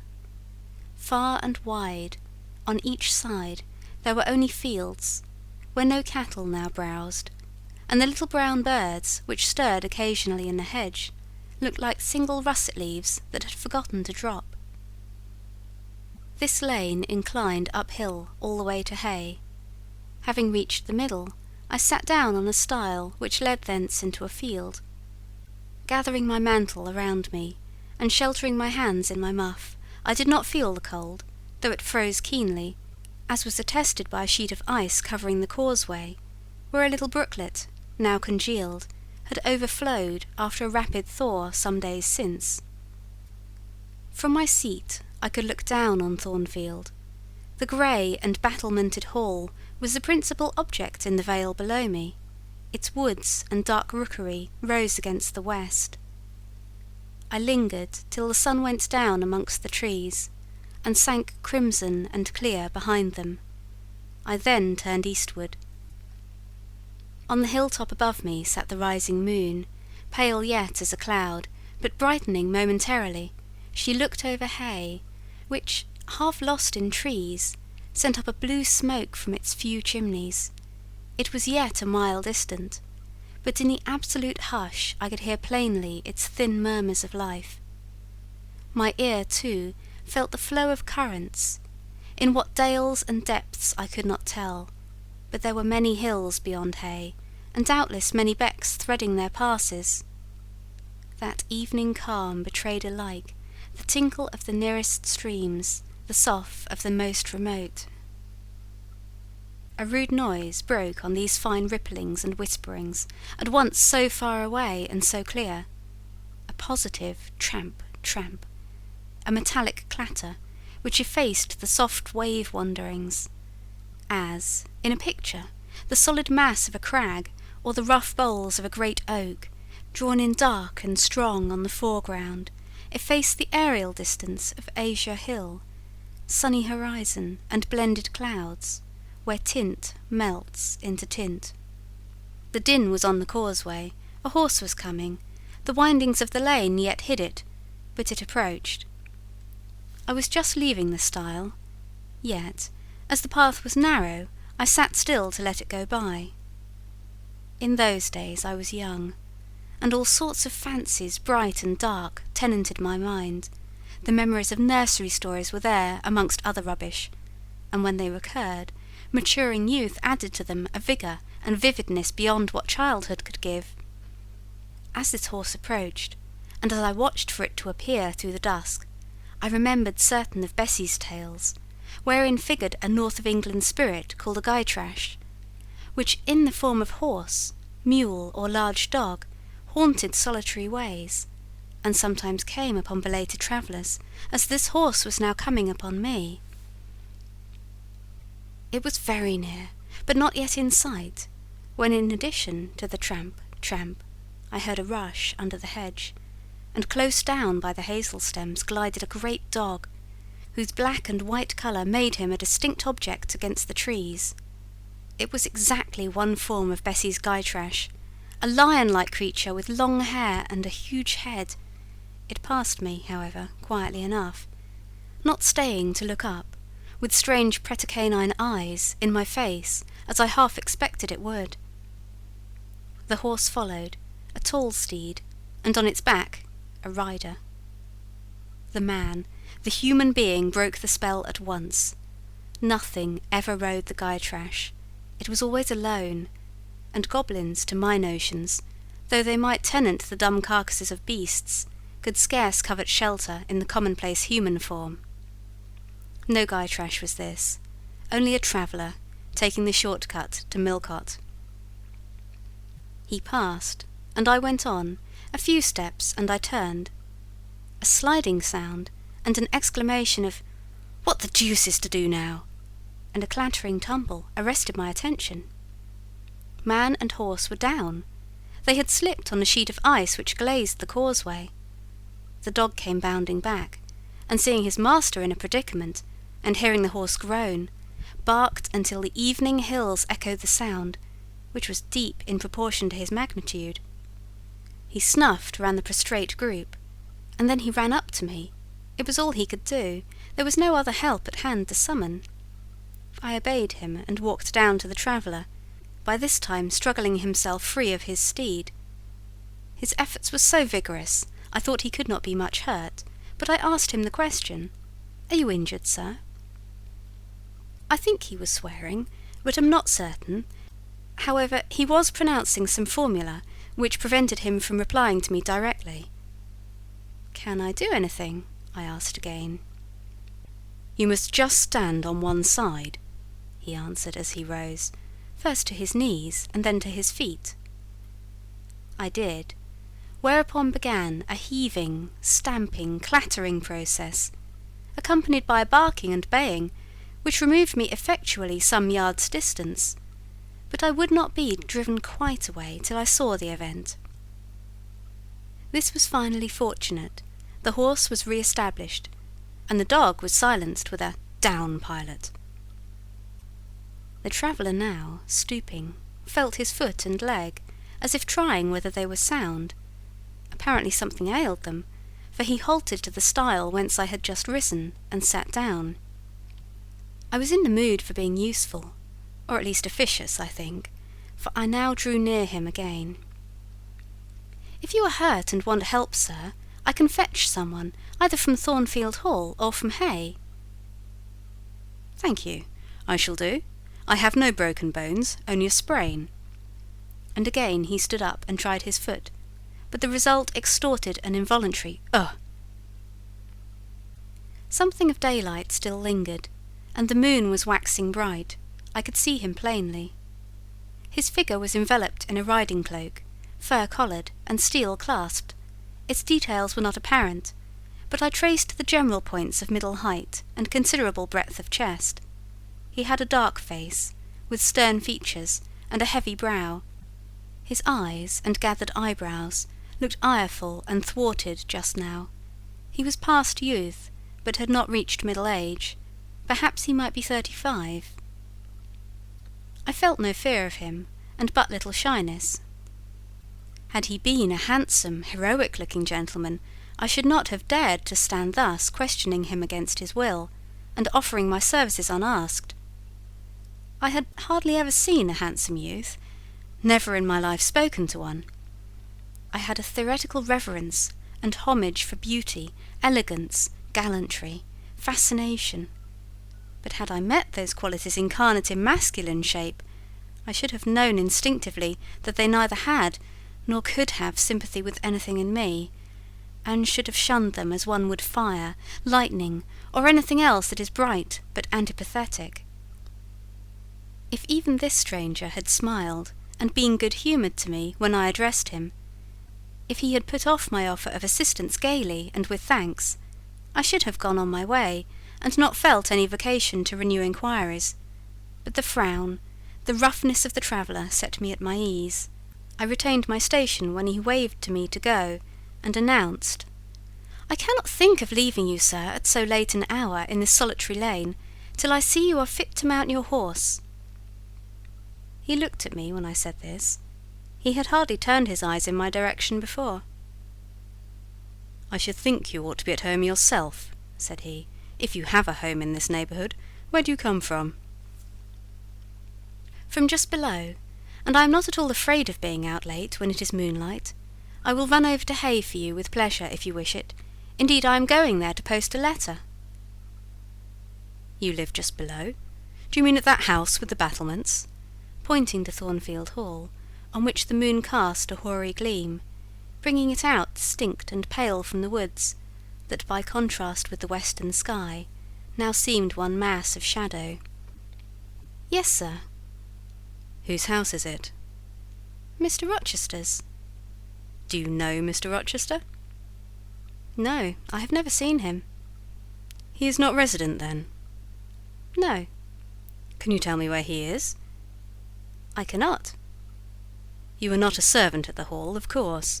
You are—" He stopped, ran his eye over my dress, which as usual was quite simple, a black merino cloak, a black beaver bonnet, neither of them half fine enough for a lady's maid. He seemed puzzled to decide what I was. I helped him. "I am the governess." "Ah, the governess," he repeated. "Deuce taken me if I had not forgotten. The governess." And again my raiment underwent scrutiny. In 2 minutes he rose from the stile. His face expressed pain when he tried to move. "I cannot commission you to fetch help," he said, "but you may help me a little if you will be so kind." "Yes, sir." You have not an umbrella that I can use as a stick? No. Try to get hold of my horse's bridle and lead him to me. You are not afraid? I should have been afraid to touch a horse when alone, but when told to do it I was disposed to obey. I put down my muff on the stile and went up to the tall steed. I endeavoured to catch the bridle, but it was a spirited thing, and would not let me come near its head. I made effort on effort, though in vain. Meantime I was mortally afraid of its trampling forefeet. The traveller waited and watched for some time, and at last he laughed. "I see," he said, "the mountain will never be brought to Mahomet, so all you can do is to aid Mahomet to go to the mountain. I must beg of you to come here." I came. "Excuse me," he continued, "necessity compels me to make you useful." He laid a heavy hand on my shoulder, and leaning on me with some stress, limped to his horse. Having once caught the bridle, he mastered it directly, and sprang to his saddle, grimacing grimly as he made the effort, for it wrenched his sprain. "Now," said he, releasing his underlip from a hard bite, "just hand me my whip. It lies there under the hedge." I sought it and found it. "Thank you. Now make haste with the letter to Hay, and return as fast as you can." A touch of a spurred heel made his horse first start and rear, and then bound away. The dog rushed in his traces. All three vanished, like heath that in the wilderness the wild wind whirls away. I took up my muff and walked on. The incident had occurred and was gone for me. It was an incident of no moment, no romance, no interest in the sense, yet it marked with change one single hour of a monotonous life. My help had been needed and claimed. I had given it. I was pleased to have done something. Trivial, transitory though the deed was, it was yet an active thing, and I was weary of an existence all passive.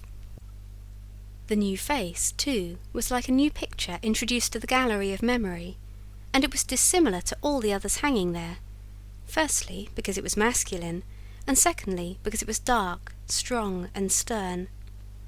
I had it still before me when I entered Hay, and slipped the letter into the post office. I saw it as I walked fast downhill all the way home.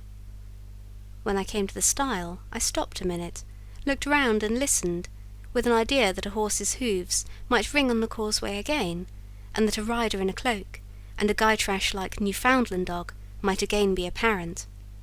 I saw only the hedge, and a pollard willow before me, rising up still and straight to meet the moonbeams. I heard only the faintest waft of wind roaming fitful among the trees round Thornfield, a mile distant. And when I glanced down in the direction of the murmur, my eye, traversing the hall front, caught a light kindling in a window. It reminded me that I was late, and I hurried on. I did not like re-entering Thornfield. To pass its threshold was to return to stagnation, to cross the silent hall, to ascend the darksome staircase, to seek my own lonely little room, and then to meet tranquil Mrs. Fairfax, and spend the long winter evening with her, and her only, was to quell wholly the faint excitement wakened by my walk, to slip again over my faculties the viewless fetters of a uniform and too still existence, of an existence whose very privileges of security and ease I was becoming incapable of appreciating. What good it would have done me at that time to have been tossed in the storms of an uncertain, struggling life, and to have been taught by rough and bitter experience to long for the calm amidst which I now repined. Yes, just as much good as it would do a man tired of sitting still in a too easy chair to take a long walk, and just as natural was the wish to stir under my circumstances as it would be under his. I lingered at the gates, I lingered on the lawn, I paced backwards and forwards on the pavement.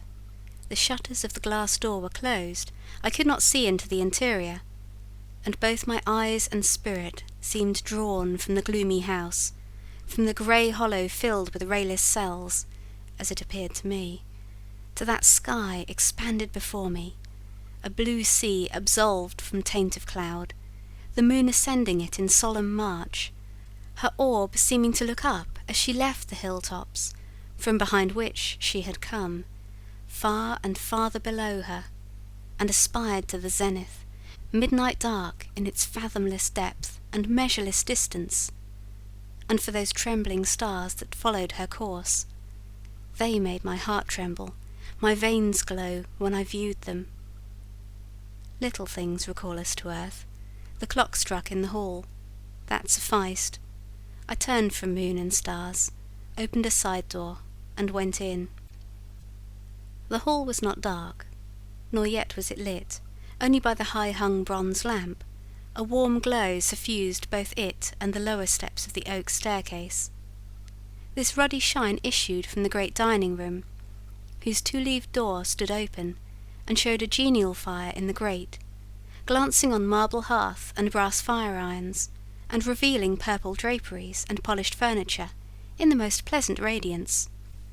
It revealed, too, a group near the mantelpiece.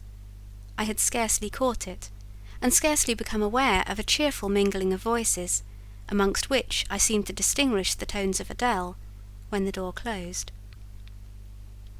I hastened to Mrs. Fairfax's room. There was a fire there too, but no candle and no Mrs. Fairfax. Instead, all alone, sitting upright on the rug, and gazing with gravity at the blaze, I beheld a great black and white long-haired dog, just like the Gytrash of the lane. It was so like it that I went forward and said, "Pilot," and the thing got up and came to me and snuffed me. I caressed him, and he wagged his great tail, but he looked an eerie creature to be alone with, and I could not tell whence he had come. I rang the bell, for I wanted a candle, and I wanted too to get an account of this visitant. Leah entered. "What dog is this?" "He came with master." "With whom?" "With master, Mr. Rochester. He has just arrived." "Indeed! And is Mrs. Fairfax with him?" "Yes, and Miss Adele. They are in a dining-room, and John is gone for a surgeon, for master has had an accident. His horse fell, and his ankle is sprained." "Did the horse fall in Hay Lane?" "Yes. Coming downhill, it slipped on some ice." "Ah. Bring me a candle, will you, Leah?" Leah brought it.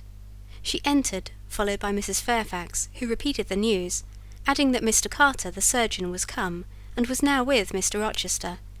Then she hurried out to give orders about tea, and I went upstairs to take off my things.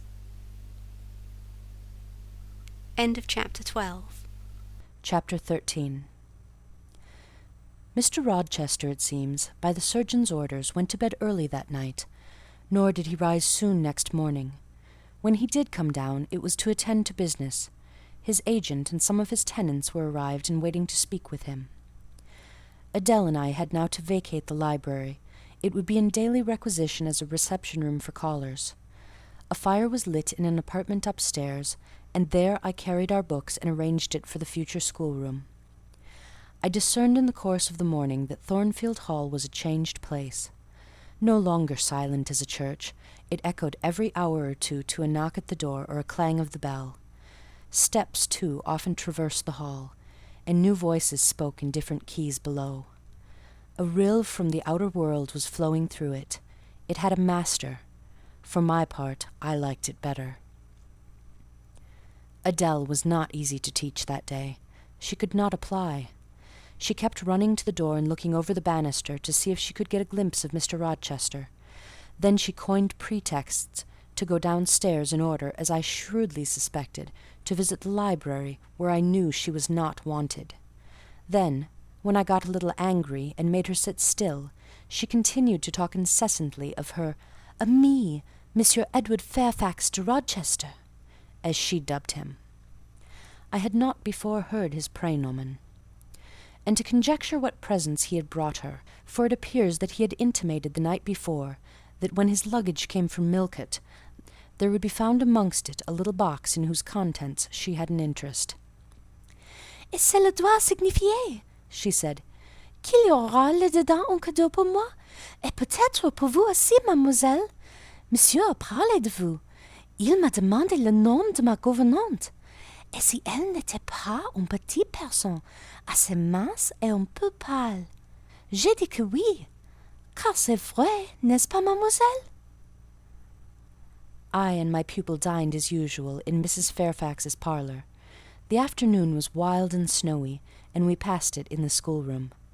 At dark, I allowed Adele to put away books and work, and to run downstairs, for from the comparative silence below, and from the cessation of appeals to the doorbell, I conjectured that Mr. Rochester was now at liberty.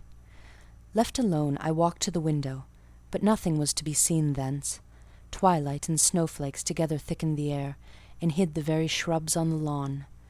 I let down the curtain, and went back to the fireside.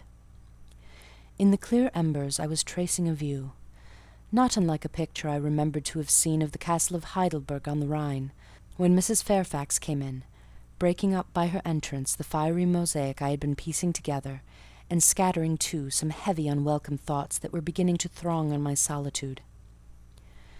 "Mr. Rochester would be glad if you and your pupil would take tea with him in the drawing-room this evening," she said. "He has been so much engaged all day that he could not ask to see you before." "When is his tea-time?" I inquired. "Oh, at 6 o'clock. He keeps early hours in the country. You had better change your frock now. I will go with you and fasten it. Here is a candle." "Is it necessary to change my frock?" "Yes, you had better. I always dress for the evening when Mr. Rochester is here." This additional ceremony seemed somewhat stately. However, I repaired to my room, and with Mrs. Fairfax's aid replaced my black stuff dress by one of black silk, the best and the only additional one I had, except for one of light grey, which, in my Lowood notion of the toilette, I thought too fine to be worn, except on first-rate occasions. "You want a brooch," said Mrs. Fairfax. I had a single little pearl ornament which Miss Temple gave me as a parting keepsake. I put it on, and then we went downstairs. Unused as I was to strangers, it was rather a trial to appear thus formally summoned in Mr. Rochester's presence. I let Mrs. Fairfax precede me into the dining-room, and kept in her shade as we crossed that apartment, and passing the arch whose curtain was now dropped, entered the elegant recess beyond. 2 wax candles stood lighted on the table, and 2 on the mantelpiece. Basking in the light and heat of a superb fire lay Pilot. Adele knelt near him. Half reclined on a couch appeared Mr. Rochester, his foot supported by the cushion. He was looking at Adele and the dog. The fire shone full on his face. I knew my traveller, with his broad and jetty eyebrows, his square forehead made squarer by the horizontal sweep of his black hair. I recognized his decisive nose, more remarkable for character than beauty, his full nostrils denoting, I thought, choler, his grim mouth, chin, and jaw. Yes, all 3 were very grim, and no mistake.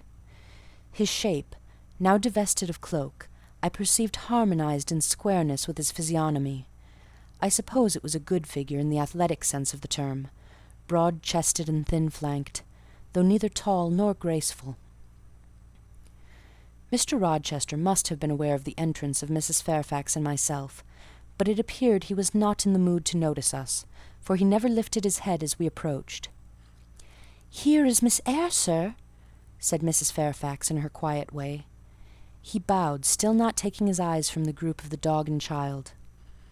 "Let Miss Eyre be seated," he said, and there was something in the forced, stiff bow, in the impatient yet formal tone, which seemed further to express, "What the deuce is it to me whether Miss Eyre be there or not? At this moment I am not disposed to accost her." I sat down quite disembarrassed. A reception of finished politeness would probably have confused me. I could not have returned or repaid it by answering grace and elegance on my part, but harsh caprice laid me under no obligation. On the contrary, a decent quiescence under the freak of manner gave me the advantage. Besides, the eccentricity of the proceeding was piquant. I felt interested to see how he would go on. He went on as a statue would. That is, he neither spoke nor moved. Mrs. Fairfax seemed to think it necessary that some one should be amiable, and she began to talk. Kindly as usual, and as usual rather trite. She condoled with him on the pressure of business he had had all day, on the annoyance it must have been to him with that painful sprain. Then she commended his patience and perseverance in going through with it. "Madam, I should like some tea," was the sole rejoinder she got. She hastened to ring the bell, and when the tray came she proceeded to arrange the cups, spoons, etc., with assiduous celerity. I and Adèle went to the table, but the master did not leave his couch. "Will you hand Mr. Rochester's cup?" said Mrs. Fairfax to me. "Adèle might perhaps spill it." I did as requested. As he took the cup from my hand, Adèle, thinking the moment propitious for making a request in my favour, cried out, "N'est-ce pas, monsieur, qu'il y a un cadeau pour Mademoiselle Eyre dans votre petit coffre?" "Who talks of cadeau?" he said gruffly. "Did you expect a present, Miss Eyre? Are you fond of presents?" And he searched my face with eyes that I saw were dark, irate, and piercing. "I hardly know, sir. I have little experience of them. They are generally thought pleasant things." "Generally thought? But what do you think?" "I should be obliged to take time, sir, before I could give you an answer worthy of your acceptance. A present has many faces to it, has it not? And one should consider all before pronouncing an opinion as to its nature." "Miss Eyre, you are not so unsophisticated as Adèle. She demands a cadeau clamorously the moment she sees me. You beat about the bush." "Because I have less confidence in my deserts than Adèle has. She can prefer the claim of old acquaintance, and the right too of custom, for she says you have always been in the habit of giving her playthings.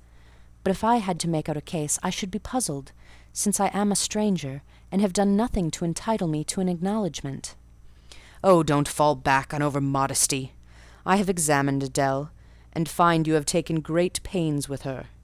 She is not bright. She has no talents. Yet in a short time she has made much improvement." "Sir, you have now given me my cadeau. I am obliged to you. It is the meed teachers most covet, praise of their pupils' progress." "Humph!" said Mr. Rochester, and he took his tea in silence. "Come to the fire," said the master, when the tray was taken away, and Mrs. Fairfax had settled into a corner with her knitting, while Adèle was leading me by the hand round the room, showing me the beautiful books and ornaments on the consoles and chiffonières. We obeyed, as in duty bound. Adèle wanted to take a seat on my knee, but she was ordered to amuse herself with Pilot. "You have been resident in my house 3 months?" "Yes, sir." "And you came from—" "From Lowood School in Blankshire." "Ah, a charitable concern. How long were you there?" 8 years. 8 years! You must be tenacious of life. I thought half the time in such a place would have done up any constitution. No wonder you have rather the look of another world. I marvelled where you had got that sort of face. When you came on me in Hay Lane last night, I thought unaccountably of fairy tales, and had half a mind to demand whether you had bewitched my horse. I am not sure yet. Who are your parents? I have none. Nor ever had, I suppose. Do you remember them? No. I thought not. And so you were waiting for your people when you sat on that stile. For whom, sir? For the men in green. It was a proper moonlight evening for them. Did I break through one of your rings that you spread that damned ice on the causeway? I shook my head. The men in green all forsook England 100 years ago, I said, speaking as seriously as he had done, and not even in Hay Lane or the fields about it could you find a trace of them. I don't think either summer or harvest or winter moon will ever shine on their revels more. Mrs. Fairfax had dropped her knitting, and with raised eyebrows seemed wondering what sort of talk this was. "Well," resumed Mr. Rochester, If you disown parents, you must have some sort of kinsfolk. Uncles and aunts? No, none that I ever saw. And your home? I have none. Where do your brothers and sisters live? I have no brothers or sisters. Who recommended you to come here? I advertised, and Mrs. Fairfax answered my advertisement. Yes, said the good lady, who now knew what ground we were upon, and I am daily thankful for the choice Providence led me to make. Miss Eyre has been an invaluable companion to me, and a kind and careful teacher to Adele. Don't trouble yourself to give her character, returned Mr. Rochester. Eulogiums will not bias me. I shall judge for myself. She began by felling my horse. Sir? said Mrs. Fairfax. I have to thank her for this sprain. The widow looked bewildered. Miss Eyre, have you ever lived in a town? No, sir. Have you seen much society? None but the pupils and teachers of Lowood, and now the inmates of Thornfield. Have you read much? Only such books as came in my way, and they have not been numerous or very learned. You have lived the life of a nun. No doubt you are well drilled in religious forms. Brocklehurst, who I understand directs Lowood, is a parson, is he not? Yes, sir. And you girls probably worshipped him, as a convent full of religieuses would worship their director. Oh, no. You are very cool. No? What, a novice not worship her priest? That sounds blasphemous. I disliked Mr. Brocklehurst, and I was not alone in the feeling. He is a harsh man, at once pompous and meddling. He cut off our hair, and for economy's sake bought us bad needles and thread with which we could hardly sew. That was very false economy, remarked Mrs. Fairfax, who now again caught the drift of the dialogue. And was that the head and front of his offending? Demanded Mr. Rochester. He starved us when he had the sole superintendence of the provision department, before the committee was appointed, and he bored us with long lectures once a week, and with evening readings from books of his own inditing about sudden deaths and judgments, which made us afraid to go to bed. What age were you when you went to Lowood? About 10. And you stayed there 8 years. You are now then 18? I assented. Arithmetic, you see, is useful. Without its aid, I should hardly have been able to guess your age. It is a point difficult to fix, where the features and countenance are so much at variance as in your case. And now, what did you learn at Lowood? Can you play? A little. Of course. That is the established answer. Go into the library. I mean, if you please. Excuse my tone of command. I am used to say do this, and it is done. I cannot alter my customary habits for one new inmate. Go, then, into the library. Take a candle with you. Leave the door open, sit down to the piano, and play a tune. I departed, obeying his directions. Enough, he called out in a few minutes. You play a little, I see, like any other English schoolgirl. Perhaps rather better than some, but not well. I closed the piano and returned. Mr. Rochester continued. Adele showed me some sketches this morning, which she said were yours. I don't know whether they were entirely of your doing. Probably a master aided you? No, indeed, I interjected. Ah, that pricks pride.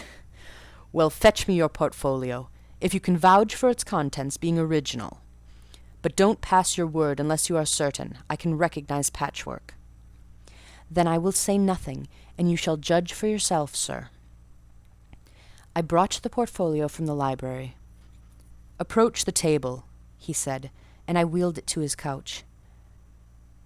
Adele and Mrs. Fairfax drew near to see the pictures. No crowding, said Mr. Rochester. Take the drawings from my hand as I finish with them, but don't push your faces up to mine. He deliberately scrutinized each sketch and painting. 3 he laid aside. The others, when he had examined them, he swept from him. Take them off to the other table, Mrs. Fairfax, said he, and look at them with Adele. You, glancing at me, resume your seat and answer my questions. I perceive those pictures were done by one hand. Was that hand yours?" "Yes." "And when did you find time to do them? They have taken much time and some thought." "I did them in the last 2 vacations I spent at Lowood, when I had no other occupation." "Where did you get your copies?" "Out of my head." "That head I see now on your shoulders?" "Yes, sir." "Has it other furniture of the same kind within?" "I should think it may have. I should hope better." He spread the pictures before him, and again surveyed them alternately. While he is so occupied, I will tell you, reader, what they are. And first, I must premise that they are nothing wonderful. The subjects had indeed risen vividly on my mind, as I saw them with the spiritual eye. Before I attempted to embody them, they were striking. But my hand would not second my fancy, and in each case it had wrought out but a pale portrait of the thing I had conceived. These pictures were in water-colours. The first represented clouds, low and vivid, rolling over a swollen sea. All the distance was in eclipse, so too was the foreground, or rather, the nearest billows, for there was no land. One gleam of light lifted into relief a half-submerged mast, on which sat a cormorant, dark and large, with wings flecked with foam. Its beak held a gold bracelet set with gems, that I had touched with as brilliant tints as my palette could yield, and as glittering distinctness as my pencil could impart. Sinking below the bird and mast, a drowned corpse glanced through the green water. A fair arm was the only limb clearly visible, whence the bracelet had been washed or torn. The second picture contained for foreground only the dim peak of a hill, with grass and some leaves slanting as if by a breeze. Beyond and above spread an expanse of sky, dark blue as at twilight. Rising into the sky was a woman's shape to the bust, portrayed in tints as dusk and soft as I could combine. The dim forehead was crowned with a star. The lineaments below were seen as through the suffusion of vapour. The eyes shone dark and wild, the hair streamed shadowy, like a beamless cloud torn by storm or by electric travail. On the neck lay a pale reflection like moonlight. The same faint lustre touched the train of thin clouds from which rose and bowed this vision of the evening star. The third showed the pinnacle of an iceberg piercing a polar winter sky. A muster of northern lights reared their dim lances close serried along the horizon. Throwing these into distance rose in the foreground a head, a colossal head inclined toward the iceberg, and resting against it. 2 thin hands joined under the forehead, and supporting it, drew up before the lower features a sable veil. A brow quite bloodless, white as bone, and an eye hollow and fixed, blank of meaning but for the glassiness of despair, alone were visible. Above the temples, amidst wreathed turban folds of black drapery, vague in its character and consistency as cloud, gleamed a ring of white flame, gemmed with sparkles of a more lurid tinge. This pale crescent was the likeness of a kingly crown. What it diademed was the shape which shape had none.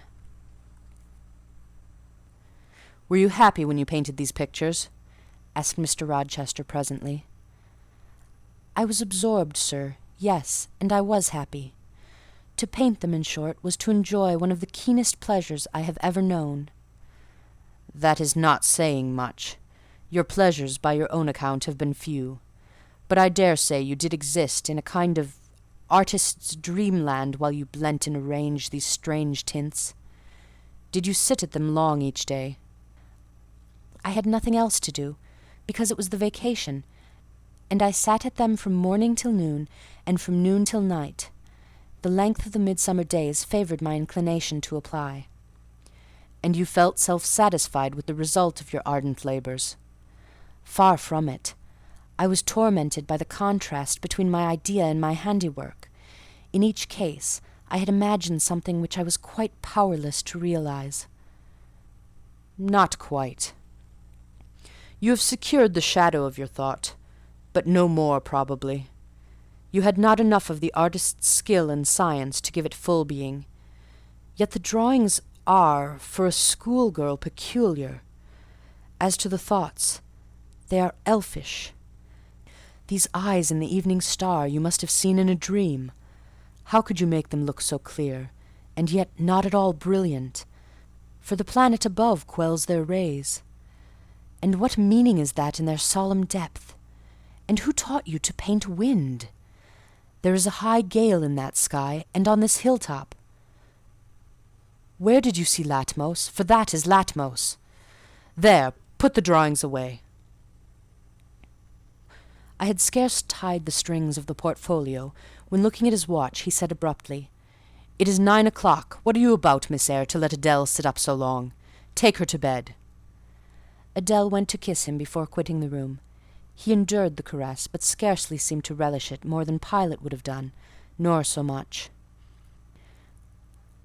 "I wish you all good night now," said he, making a movement of the hand toward the door, in token that he was tired of our company, and wished to dismiss us.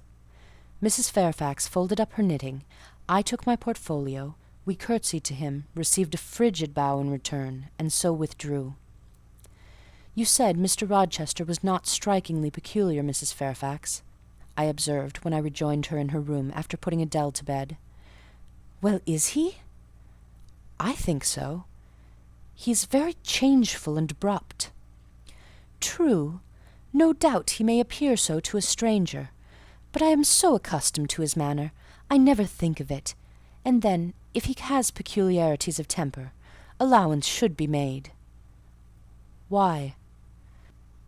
"Partly because it is his nature, and we can none of us help our nature. And partly because he has painful thoughts, no doubt, to harass him and make his spirits unequal." "What about?" "Family troubles, for one thing." "But he has no family." "Not now, but he has had, or at least relatives. He lost his elder brother a few years since." "His elder brother?" "Yes. The present Mr. Rochester has not been very long in possession of the property, only about 9 years." "9 years is a tolerable time. Was he so very fond of his brother as to still be inconsolable for his loss?" "Why, no! Perhaps not. I believe there were some misunderstandings between them. Mr. Rowland Rochester was not quite just to Mr. Edward, and perhaps he prejudiced his father against him. The old gentleman was fond of money, and anxious to keep the family estate together. He did not like to diminish the property by division, and yet he was anxious that Mr. Edward should have wealth too, to keep up the consequence of the name, and soon after he was of age, some steps were taken that were not quite fair, and made a great deal of mischief. Old Mr. Rochester and Mr. Rowland combined to bring Mr. Edward into what he considered a painful position, for the sake of making his fortune. What the precise nature of that position was, I never clearly knew, but his spirit could not brook what he had to suffer in it. He is not very forgiving. He broke with his family, and now for many years he has led an unsettled kind of life. I don't think he has ever been resident at Thornfield for a fortnight together, since the death of his brother without a will left him master of the estate, and indeed no wonder he shuns the old place." "Why should he shun it?" "Perhaps he thinks it gloomy." The answer was evasive. I should have liked something clearer, but Mrs. Fairfax either could not or would not give me more explicit information of the origin and nature of Mr. Rochester's trials. She averred they were a mystery to herself, and that what she knew was chiefly from conjecture. It was evident, indeed, that she wished me to drop the subject, which I did accordingly. End of Chapter 13. Chapter 14. For several subsequent days I saw little of Mr. Rochester. In the mornings he seemed much engaged with business, and in the afternoon gentlemen from Millcote or the neighbourhood called, and sometimes stayed to dine with him. When his sprain was well enough to admit of horse exercise, he rode out a good deal, probably to return these visits, as he generally did not come back till late at night. During this interval, Even Adele was seldom sent for to his presence, and all my acquaintance with him was confined to an occasional rencontre in the hall, or on the stairs, or in the gallery, when he would sometimes pass me haughtily and coldly, just acknowledging my presence by a distant nod or a cool glance, and sometimes bow and smile with gentleman-like affability.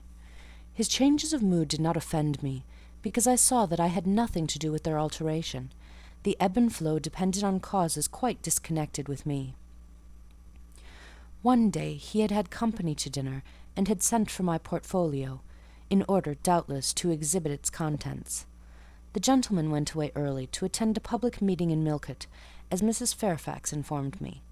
But the night being wet and inclement, Mr. Rochester did not accompany them. Soon after they were gone, he rang the bell. A message came that I and Adele were to go downstairs.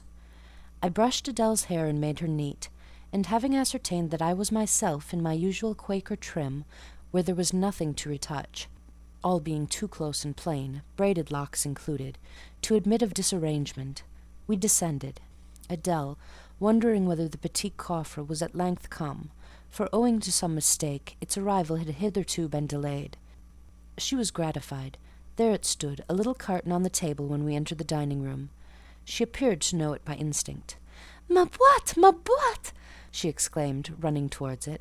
Yes, there is your boîte at last. Take it into a corner, you genuine daughter of Paris, and amuse yourself with disemboweling it, said the deep and rather sarcastic voice of Mr. Rochester, proceeding from the depths of an immense easy-chair at the fireside. "And mind," he continued, "don't bother me with any details of the anatomical process, or any notice of the condition of the entrails. Let your operation be conducted in silence. Tiens-toi tranquille, enfant. Comprends-tu?" Adele seemed scarcely to need the warning. She had already retired to a sofa with her treasure, and was busy untying the cord which secured the lid. Having removed this impediment, and lifted certain silvery envelopes of tissue paper, she merely exclaimed, "Au ciel! Que c'est beau!" and then remained absorbed in ecstatic contemplation. "Is Miss Eyre there?" now demanded the master, half rising from his seat to look round to the door, near which I still stood. "Ah, well, come forward. Be seated here." He drew a chair near his own. "I am not fond of the prattle of children," he continued. "For old bachelor as I am, I have no pleasant associations connected with their lisp. It would be intolerable to me to pass a whole evening tête-à-tête with a brat. Don't draw that chair farther off, Miss Eyre. Sit down exactly where I placed it. If you please, that is. Confound these civilities. I continually forget them. Nor do I particularly affect simple-minded old ladies. By the by, I must have mine in mind. It won't do to neglect her. She is a Fairfax, or wed to one, and blood is said to be thicker than water." He rang, and dispatched an invitation to Mrs. Fairfax, who soon arrived, knitting-basket in hand. "Good evening, madam. I sent to you for a charitable purpose. I have forbidden Adele to talk to me about her presence, and she is bursting with repletion. Have the goodness to serve as her auditress and interlocutress. It will be one of the most benevolent acts you ever performed." Adele, indeed, no sooner saw Mrs. Fairfax than she summoned her to her sofa, and there quickly filled her lap with the porcelain, the ivory, the waxen contents of her boîte, pouring out, meantime, explanations and raptures in such broken English as she was mistress of. "Now, I have performed the part of a good host," pursued Mr. Rochester. "Put my guests into the way of amusing each other. I ought to be at liberty to attend to my own pleasure. Miss Eyre, draw your chair still a little farther forward. You are yet too far back. I cannot see you without disturbing my position in this comfortable chair, which I have no mind to do." I did as I was bid, though I would much rather have remained somewhat in the shade. But Mr. Rochester had such a direct way of giving orders, it seemed a matter of course to obey him promptly. We were, as I have said, in the dining-room. The lustre, which had been lit for dinner, filled the room with a festal breadth of light. The large fire was all red and clear. The purple curtains hung rich and ample before the lofty window and loftier arch. Everything was still, save the subdued chat of Adele. She dared not speak loud. and filling up each pause, the beating of winter rain against the panes. Mr. Rochester, as he sat in his damask-covered chair, looked different to what I had seen him look before. Not quite so stern, much less gloomy. There was a smile on his lips, and his eyes sparkled. Whether with wine or not, I am not sure, but I think it very probable. He was, in short, in his after-dinner mood, more expanded and genial, and also more self-indulgent than the frigid and rigid temperature of the morning. Still, he looked preciously grim, cushioning his massive head against the swelling back of his chair, and receiving the light of the fire on his granite-hewn features, and in his great dark eyes. For he had great dark eyes, and very fine eyes too, not without a certain change in their depth sometimes, which, if it was not softness, reminded you, at least, of that feeling. He had been looking 2 minutes at the fire, and I had been looking the same length of time at him, when, turning suddenly, he caught my gaze fastened on his physiognomy. "You examine me, Miss Eyre," he said. "Do you think me handsome?" I should, if I had deliberated, have replied to his question by something conventionally vague and polite, but the answer somehow slipped from my tongue before I was aware. "No, sir."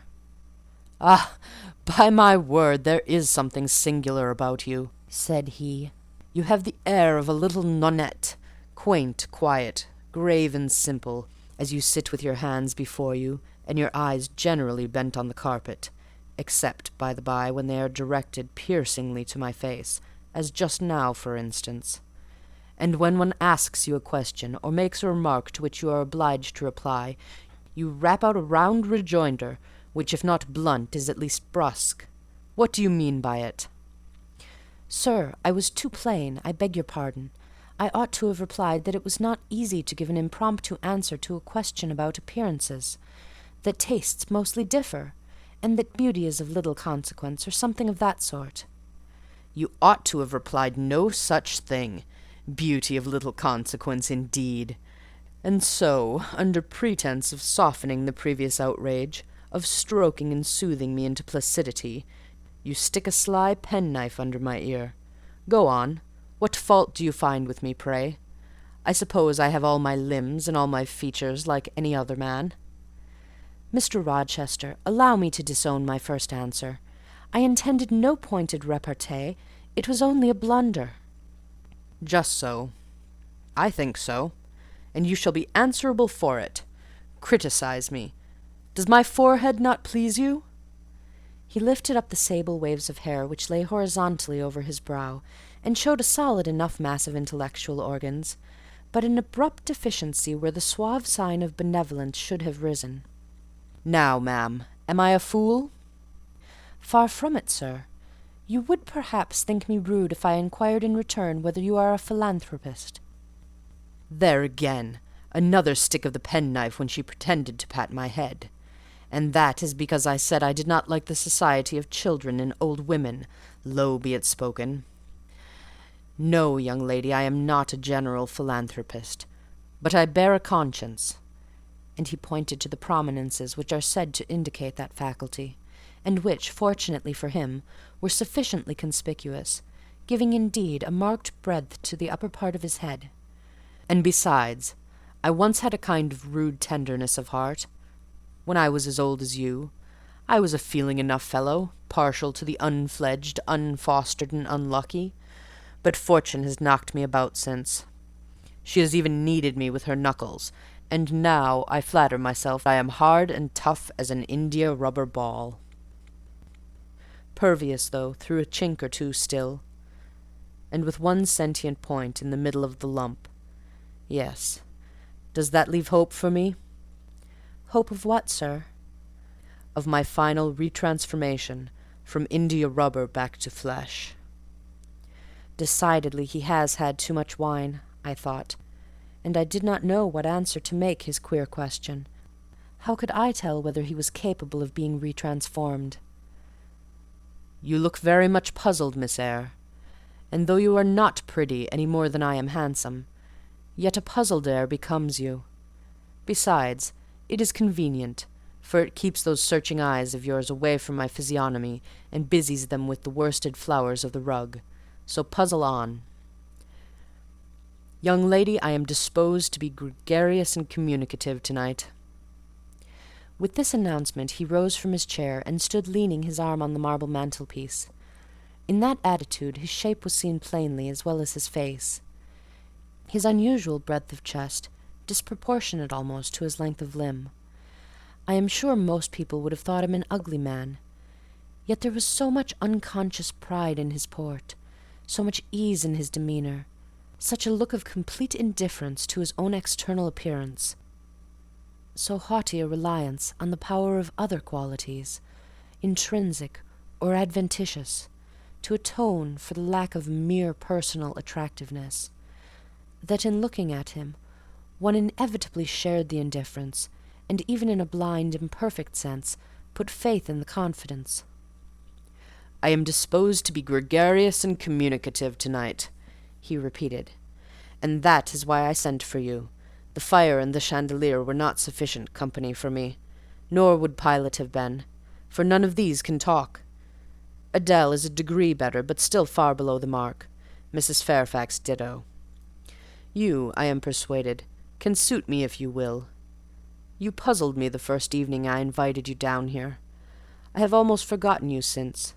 Other ideas have driven yours from my head, but tonight I am resolved to be at ease, to dismiss what importunes and recall what pleases.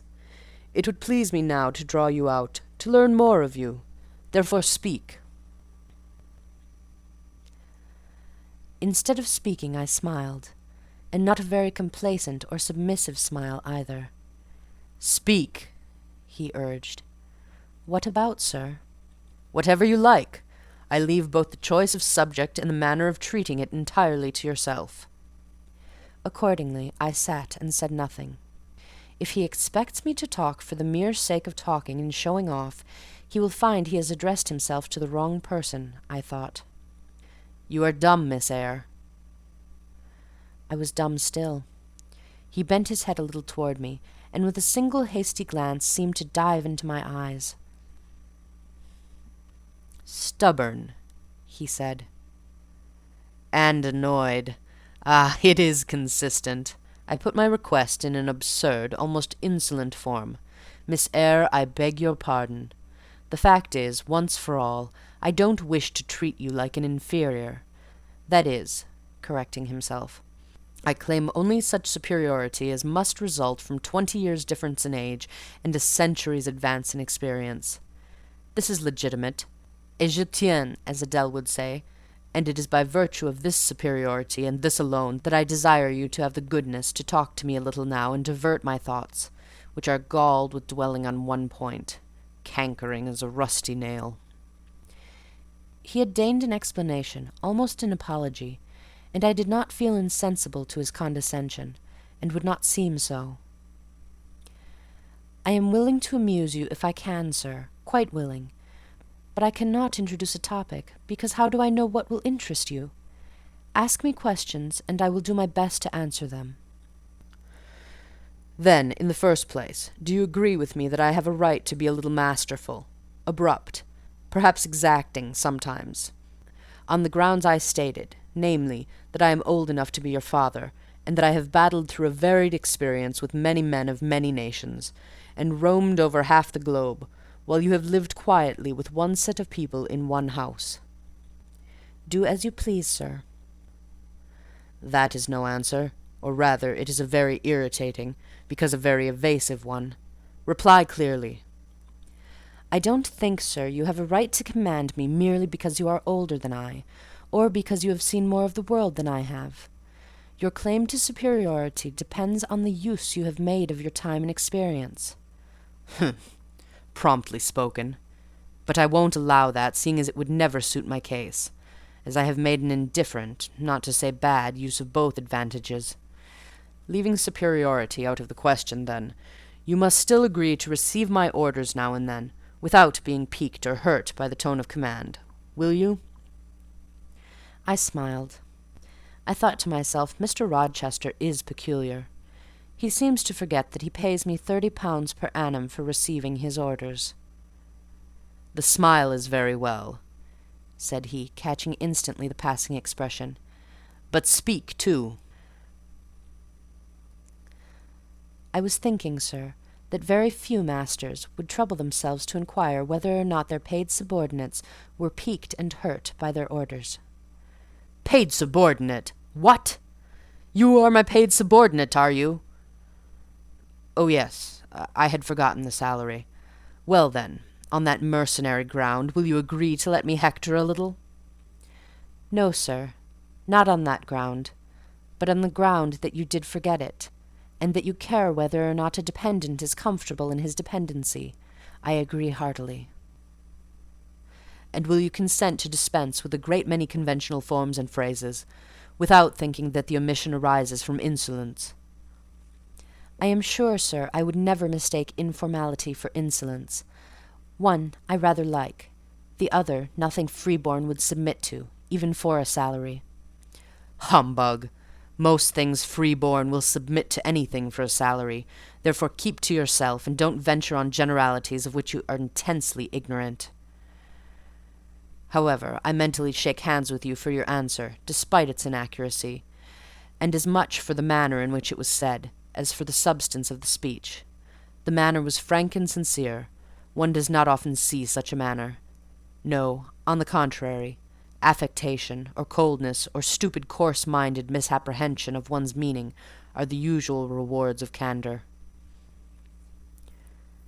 Not 3 in 3,000 raw schoolgirl governesses would have answered me as you have just done. But I don't mean to flatter you. If you are cast in a different mould to the majority, it is no merit of yours. Nature did it. And then, after all, I go too fast in my conclusions. For what I yet know, you may be no better than the rest. You may have intolerable defects to counterbalance your few good points. "And so may you," I thought. My eyes met his as the idea crossed my mind. He seemed to read the glance, answering as if its import had been spoken as well as imagined. Yes, you are right," said he. "I have plenty of faults of my own, I know it, and I don't wish to palliate them, I assure you. God wot I need not be too severe about others. I have a past existence, a series of deeds, a colour of life to contemplate within my own breast, which might well call my sneers and censures from my neighbours to myself. I started, or rather, for like other defaulters, I like to lay half the blame on ill fortune and adverse circumstances, was thrust on to a wrong track at the age of 21, and have never recovered the right course since. But I might have been very different. I might have been as good as you, wiser, almost as stainless. I envy you your peace of mind, your clean conscience, your unpolluted memory. Little girl, a memory without blot or contamination must be an exquisite treasure, an inexhaustible source of pure refreshment, is it not? "How was your memory when you were 18, sir?" All right then. Limpid, salubrious. No gush of bilge water had turned it to a fetid puddle. I was your equal at 18, quite your equal. Nature meant me to be, on the whole, a good man, Miss Eyre, one of the better kind, and you see I am not so. You would say you don't see it. At least I flatter myself I read as much in your eyes. Beware, by the way, what you express with that organ. I am quick at interpreting its language. Then take my word for it. I am not a villain. You are not to suppose that, not to attribute to me any such bad eminence, but owing, I verily believe, rather to circumstances than to my natural bent. I am a trite, commonplace sinner, hackneyed in all the poor petty dissipations with which the rich and worthless try to put on life. Do you wonder that I avow this to you? Know that in the course of your future life you will often find yourself elected the involuntary confidant of your acquaintances' secrets. People will instinctively find out, as I have done, that it is not your forte to tell of yourself, but to listen while others talk of themselves. They will feel, too, that you listen with no malevolent scorn of their indiscretion, but with a kind of innate sympathy, not the less comforting and encouraging because it is very unobtrusive in its manifestations. "How do you know? How can you guess all this, sir?" I know it well. Therefore I proceed almost as freely as if I were writing my thoughts in a diary. You would say I should have been superior to circumstances. So I should, but you see I was not. When fate wronged me, I had not the wisdom to remain cool. I turned desperate. Then I degenerated. Now, when any vicious simpleton excites my disgust by his paltry ribaldry, I cannot flatter myself that I am better than he. I am forced to confess that he and I are on a level. I wish I had stood firm. God knows I do. Dread remorse when you are tempted to err, Miss Eyre. Remorse is the poison of life. Repentance is said to be its cure, sir. It is not its cure. Reformation may be its cure, and I could reform. I have strength yet for that, if... But where is the use of thinking of it? Hampered, burdened, cursed as I am. Besides, since happiness is irrevocably denied me, I have a right to get pleasure out of life, and I will get it, cost what it may. Then you will degenerate still more, sir. Possibly.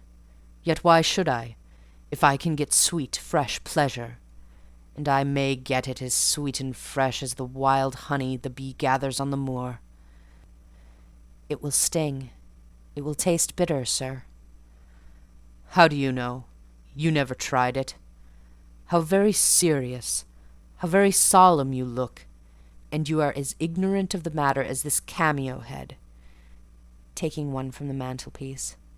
You have no right to preach to me, you neophyte, that have not passed the porch of life, and are absolutely unacquainted with its mysteries.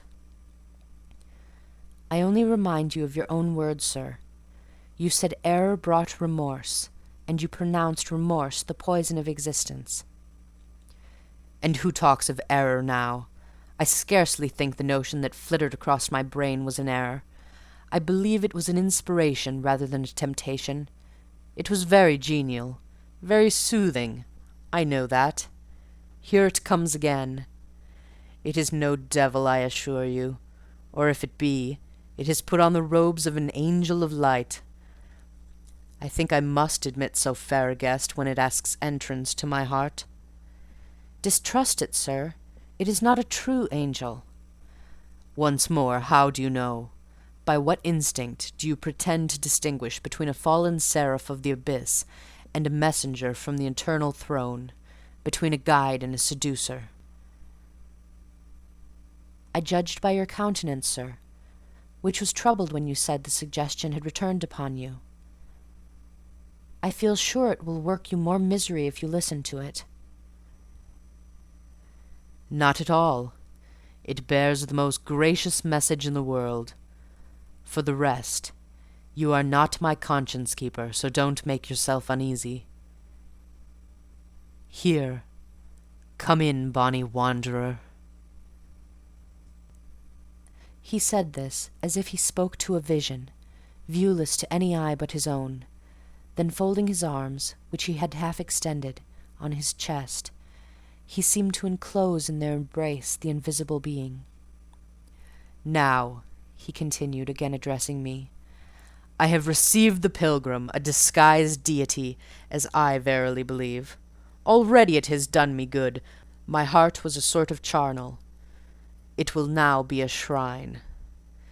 To speak truth, sir, I don't understand you at all. I cannot keep up the conversation because it has got out of my depth. Only one thing I know. You said you were not as good as you should like to be, and that you regretted your own imperfection. One thing I can comprehend. You intimated that to have a sullied memory was a perpetual bane.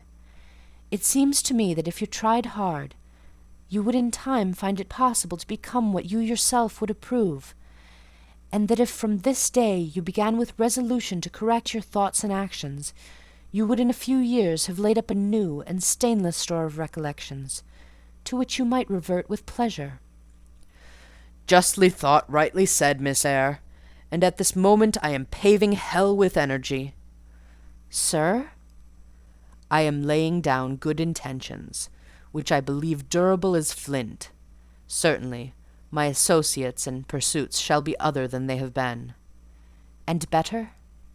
And better. So much better as pure ore is than foul dross. You seem to doubt me. I don't doubt myself. I know what my aim is, what my motives are, and at this moment I pass a law, unalterable as that of the Medes and Persians, that both are right. They cannot be, sir, if they require a new statute to legalize them. They are, Miss Eyre, though they absolutely require a new statute. Unheard-of combinations of circumstances demand unheard-of rules. That sounds a dangerous maxim, sir, because one can see at once that it is liable to abuse. Sententious sage! So it is, but I swear by my household gods not to abuse it. You are human and fallible. I am. So are you. What then? The human and fallible should not arrogate a power with which the divine and perfect alone can be safely entrusted. What power? That of saying of any strange, unsanctioned line of action, let it be right. Let it be right, the very words you have pronounced them.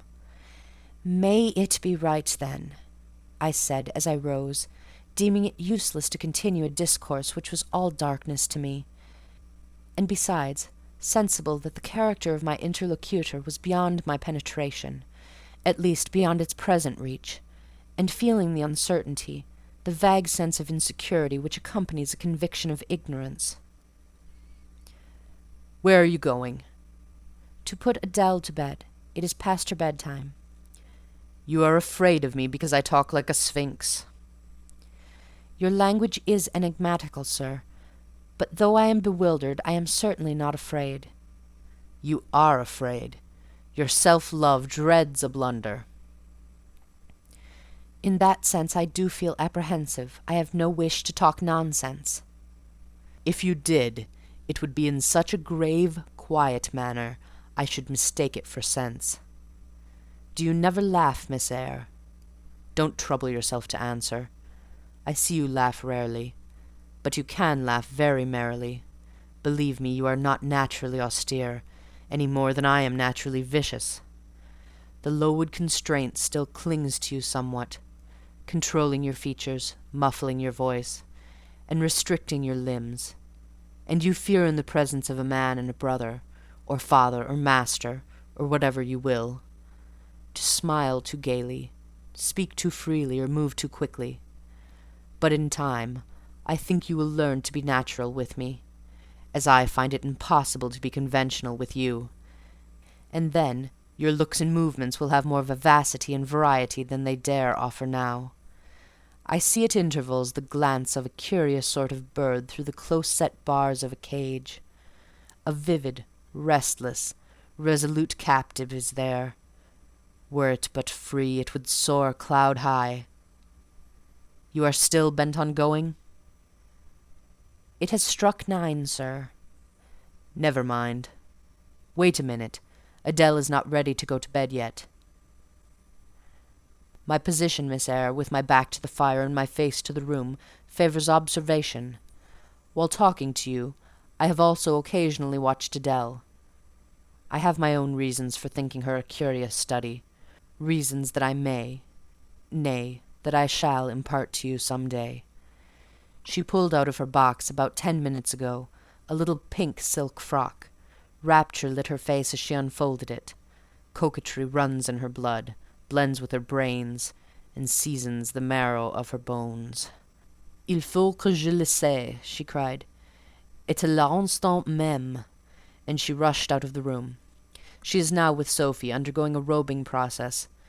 In a few minutes she will re-enter, and I know what I shall see. A miniature of Céline Varens, as she used to appear on the boards at the rising of... But never mind that. However, my tenderest feelings are about to receive a shock. Such is my presentiment. Stay now to see whether it will be realized. Ere long, Adele's little foot was heard tripping across the hall. She entered, transformed as her guardian had predicted. A dress of rose-coloured satin, very short, and as full in the skirt as it could be gathered, replaced the brown frock she had previously worn. A wreath of rosebuds circled her forehead. Her feet were dressed in silk stockings and small white satin sandals. Est-ce que ma robe va bien? She cried, bounding forward. Et mes souliers? Et mes bas? Tenez, je crois que je vais danser. And spreading out her dress, she chassed across the room till, having reached Mr. Rochester, she wheeled lightly round before him on tiptoe, then dropped on one knee at his feet, exclaiming, Monsieur, je vous remercie 1000 fois de votre bonté. Then rising, she added, C'est comme cela que maman faisait, n'est-ce pas, monsieur? Precisely, was the answer. And comme cela she charmed my English gold out of my British breeches pocket. I have been green too, Miss Eyre. Aye, grass green. Not a more vernal tint freshens you now than once freshened me. My spring is gone, however, but it has left me that French floweret on my hands which in some moods I would fain be rid of. Not valuing now the root whence it sprang, having found that it was of a sort which nothing but gold dust could manure, I have but half a liking to the blossom, especially when it looks so artificial as just now. I keep it and rear it, rather on the Roman Catholic principle of expiating numerous sins, great or small, by one good work. I'll explain all this some day. Good night. End of chapter 14.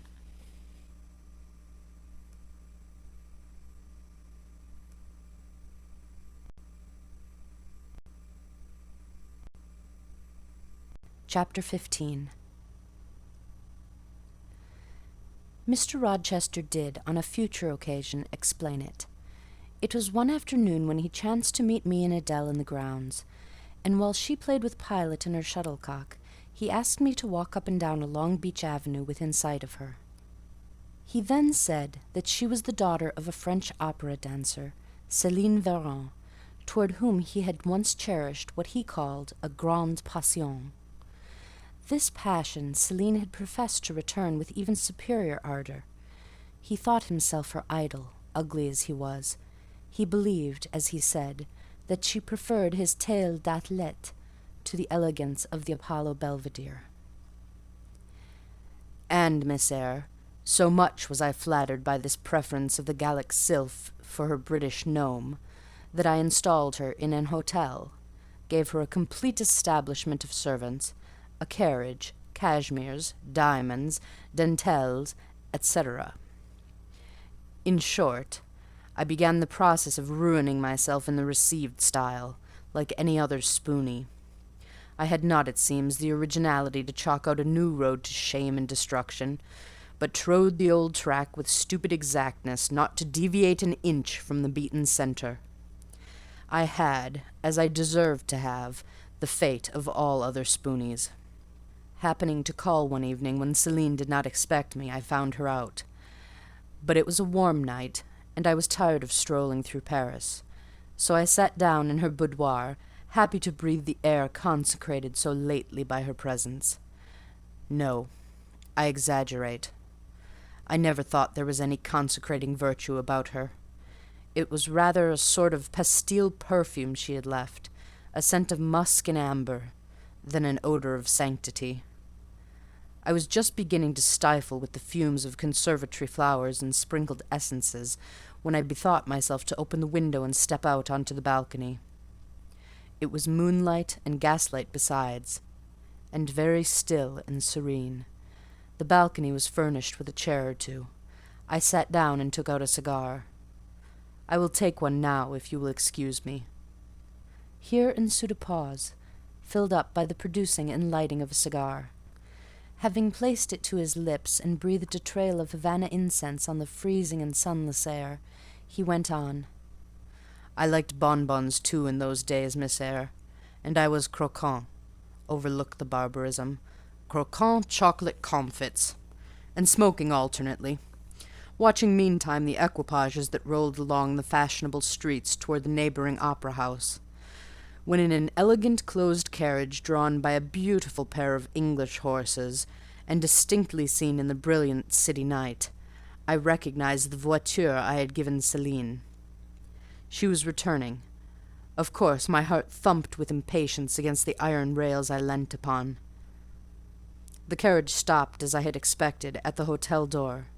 My flame, that is the very word for an opera inamorata, alighted. Though muffled in a cloak, an unnecessary encumbrance, by the by, on so warm a June evening, I knew her instantly by her little foot seen peeping from the skirt of her dress, as she skipped from the carriage step.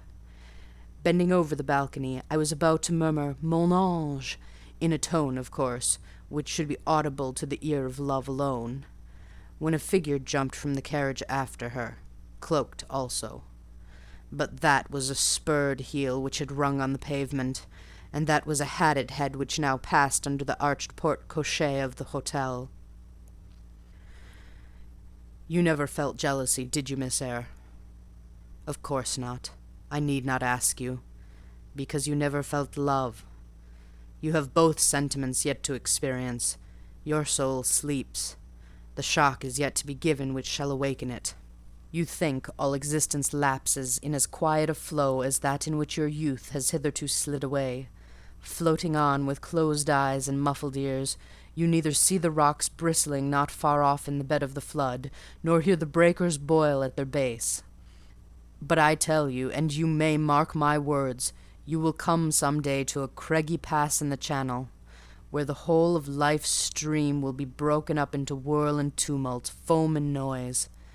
Either you will be dashed to atoms on crag points, or lifted up and borne on by some master wave into a calmer current, as I am now. I like this day. I like that sky of steel. I like the sternness and stillness of the world under this frost.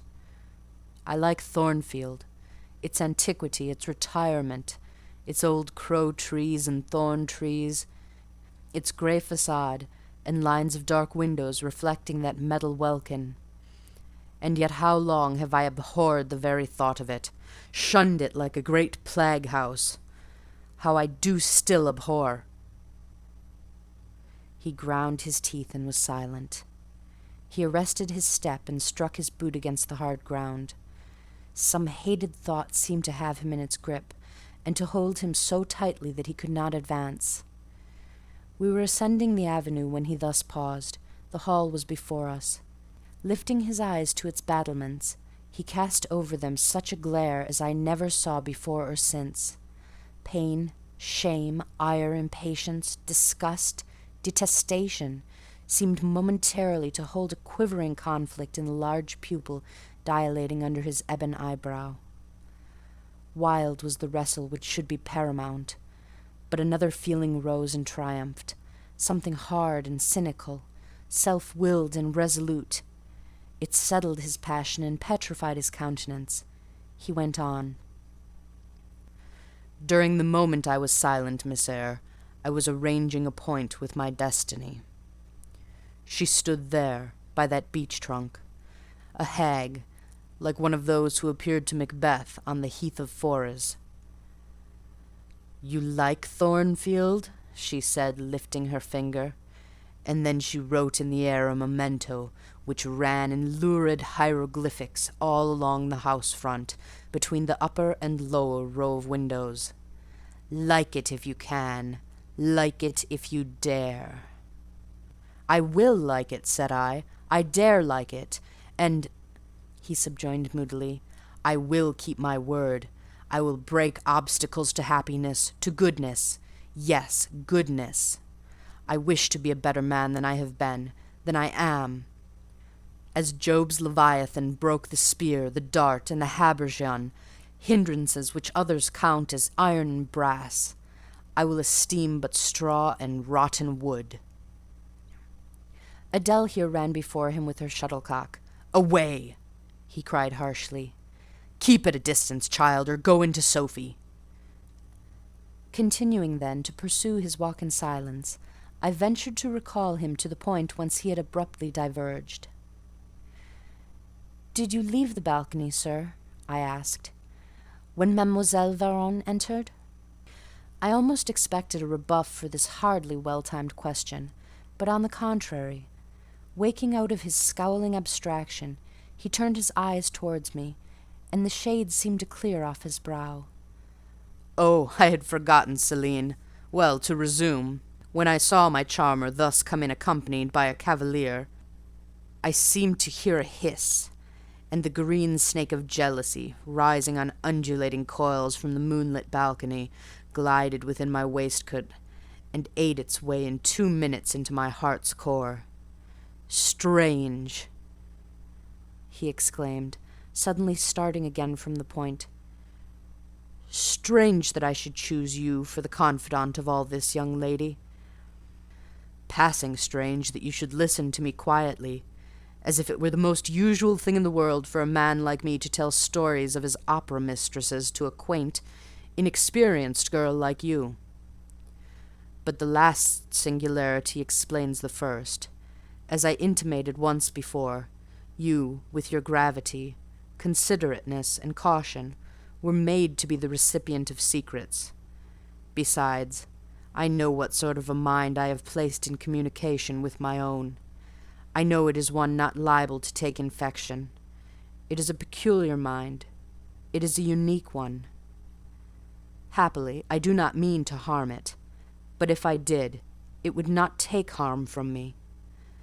The more you and I converse, the better, for while I cannot blight you, you may refresh me." After this digression, he proceeded. "I remained in the balcony. They will come to her boudoir, no doubt, I thought. Let me prepare an ambush. So putting my hands through the open window, I drew the curtain over it, leaving only an opening through which I could take observations. Then I closed the casement, all but a chink just wide enough to furnish an outlet to lovers' whispered vows. Then I stole back to my chair, and as I resumed it, the pair came in. My eye was quickly at the aperture. Céline's chambermaid entered, lit a lamp, left it on the table, and withdrew. The couple were thus revealed to me clearly. Both removed their cloaks, and there was the Varon, shining in satin and jewels, my gifts, of course. And there was her companion, in an officer's uniform, and I knew him for a young roué of a vicomte, a brainless and vicious youth whom I had sometimes met in society, and had never thought of hating because I despised him so absolutely.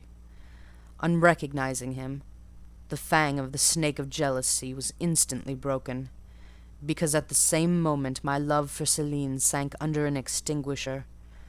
A woman who could betray me for such a rival was not worth contending for. She deserved only scorn.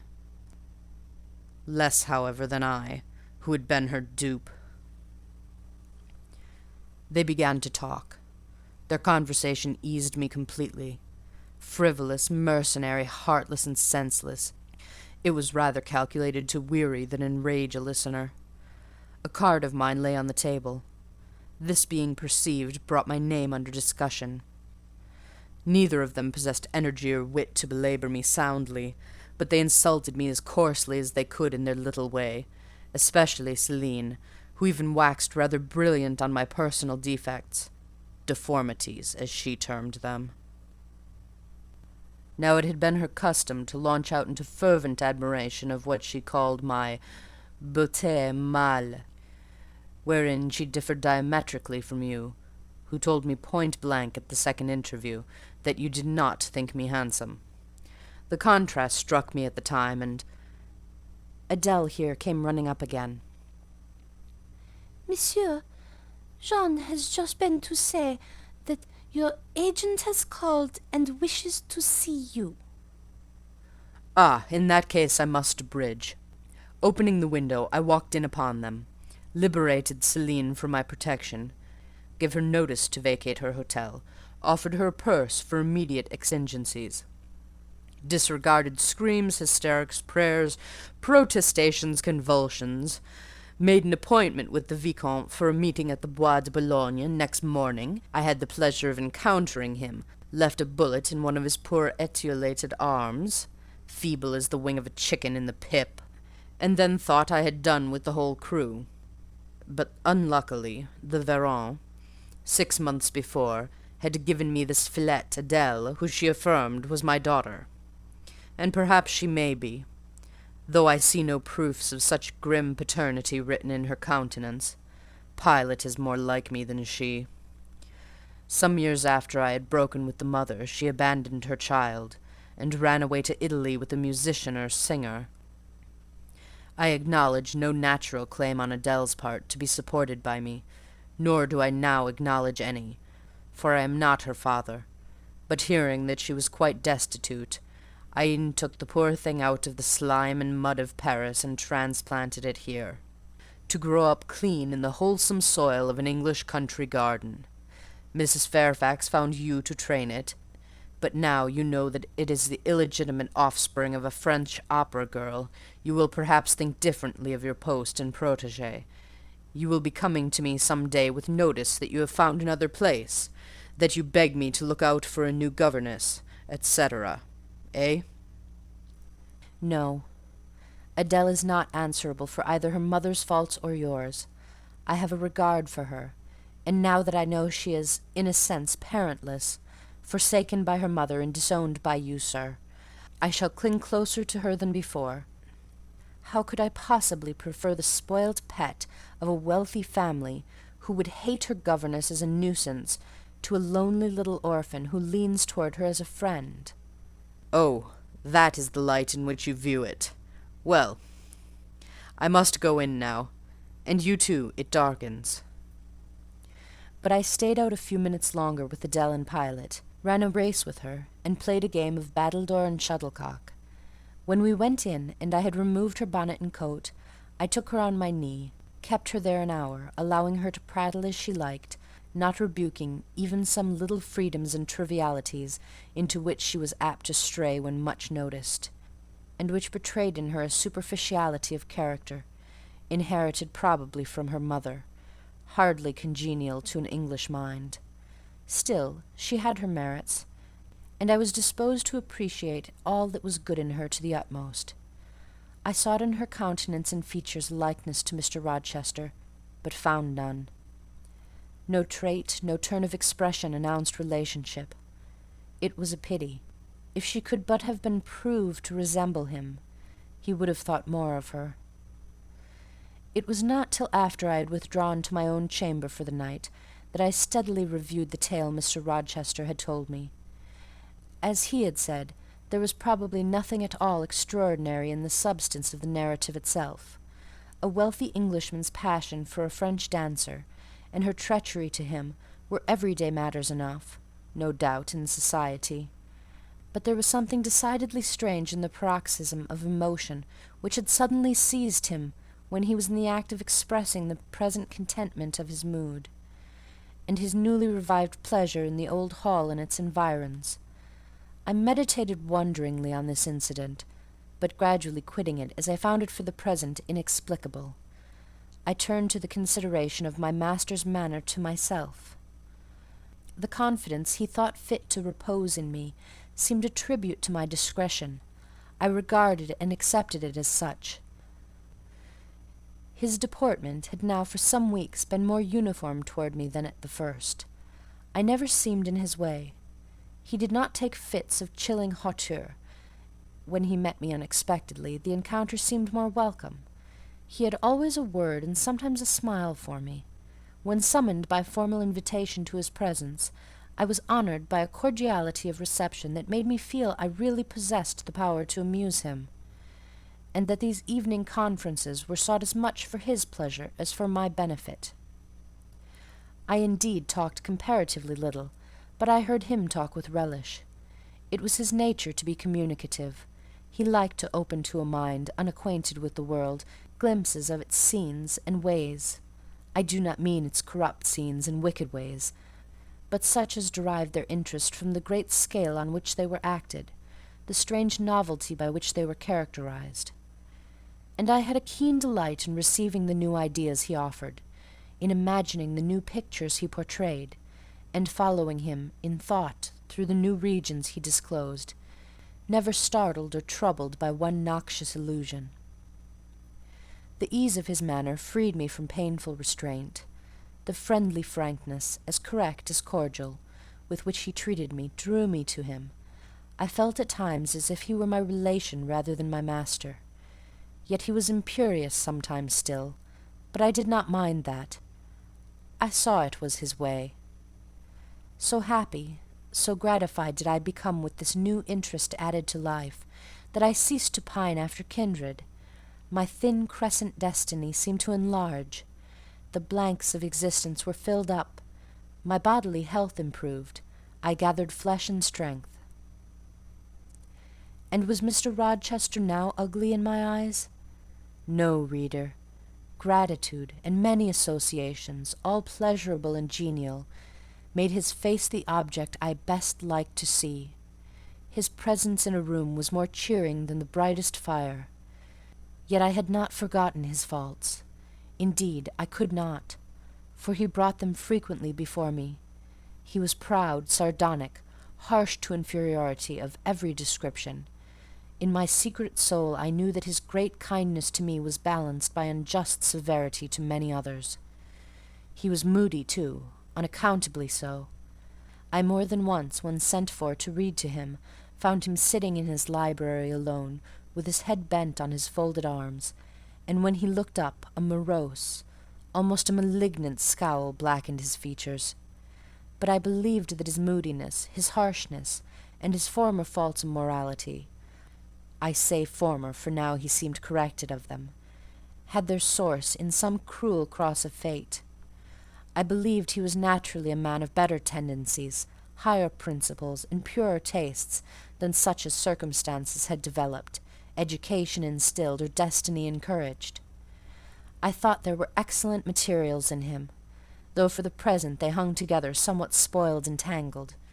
I cannot deny that I grieved for his grief, whatever that was, and would have given much to assuage it.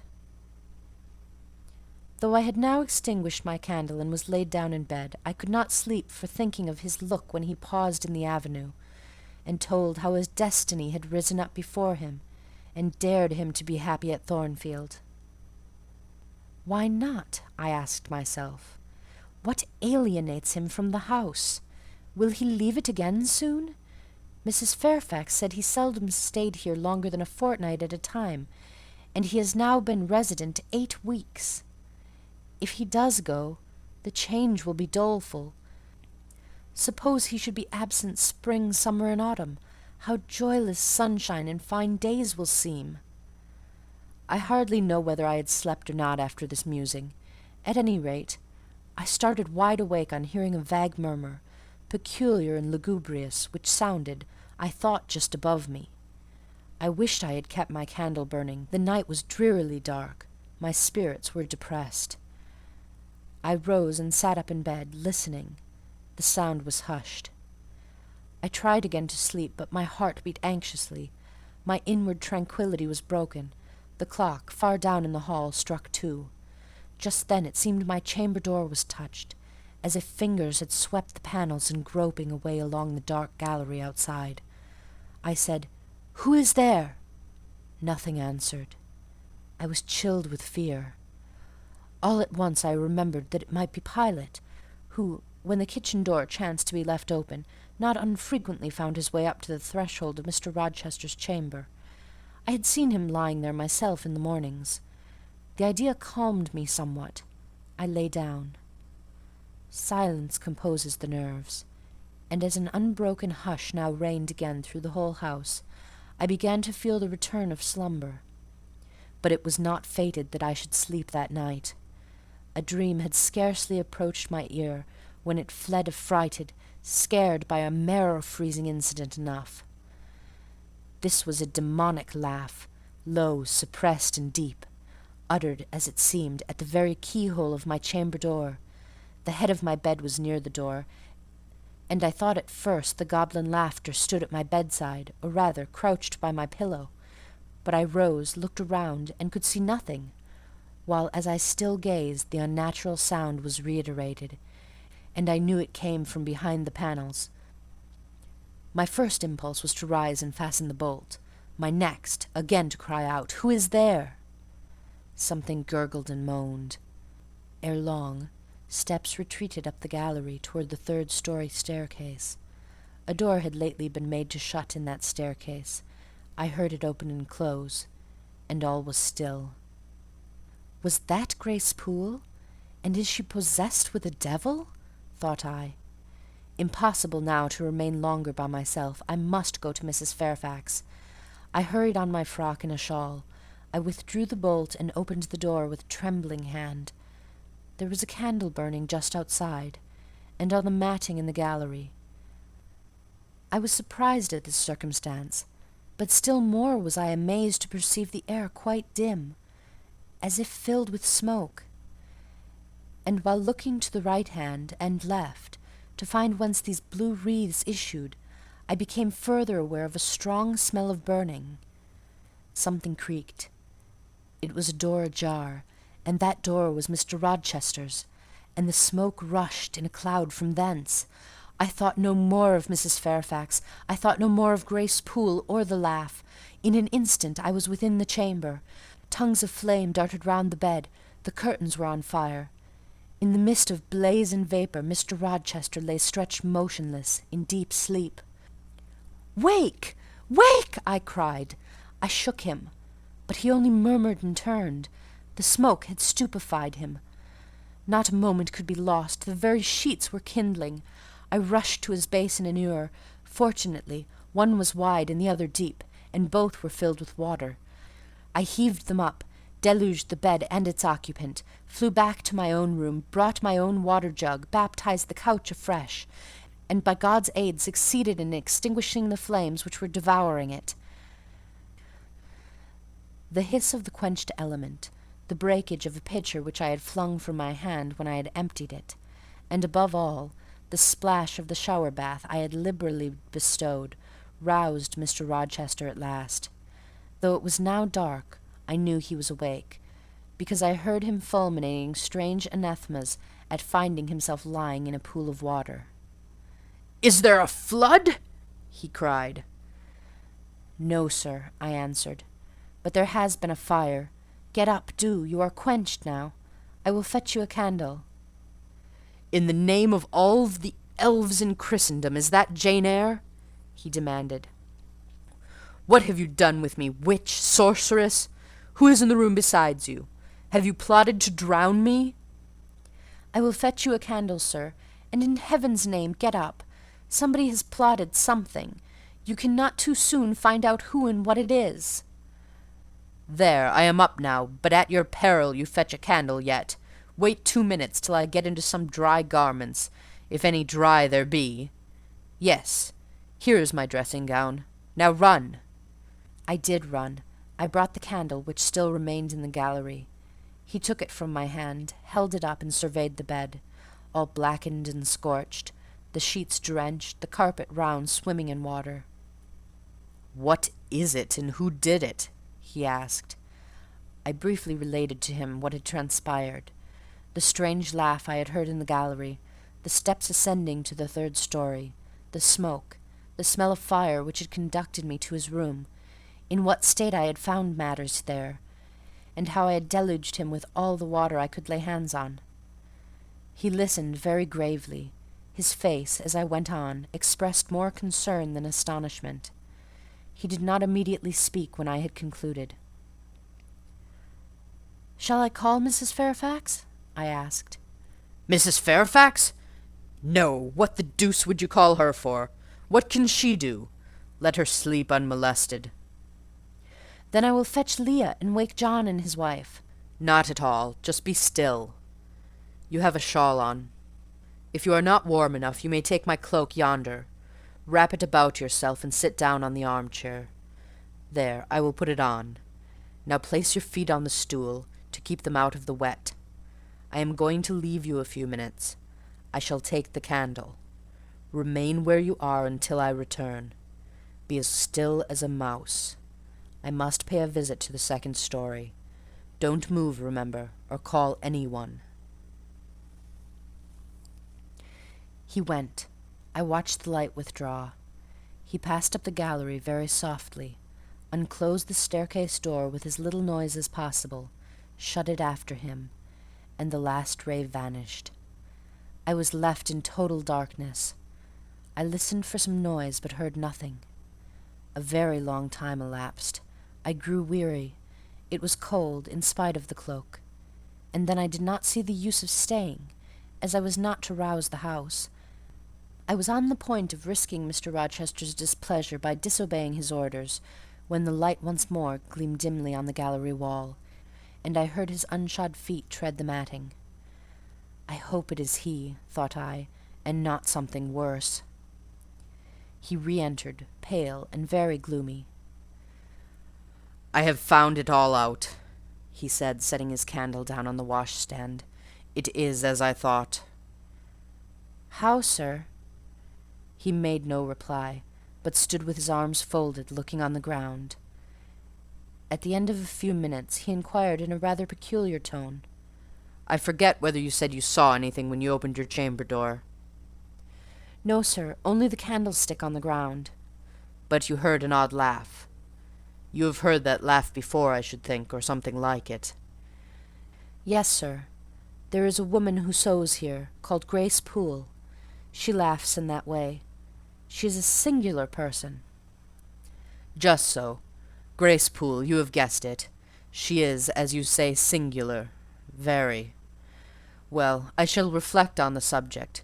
Meantime, I'm glad that you are the only person, beside myself, acquainted with the precise details of to-night's incident. You are no talking fool. Say nothing about it. I will account for this state of affairs," pointing to the bed. "And now return to your own room.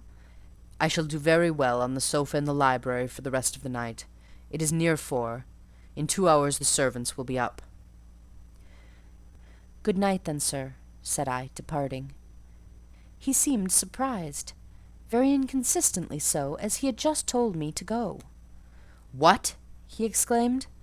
"Are you quitting me already, and in that way?" "You said I might go, sir." "But not without taking leave? Not without a word or two of acknowledgment and goodwill? Not, in short, in that brief, dry fashion? Why, you have saved my life, snatched me from a horrible and excruciating death, and you walk past me as if we were mutual strangers.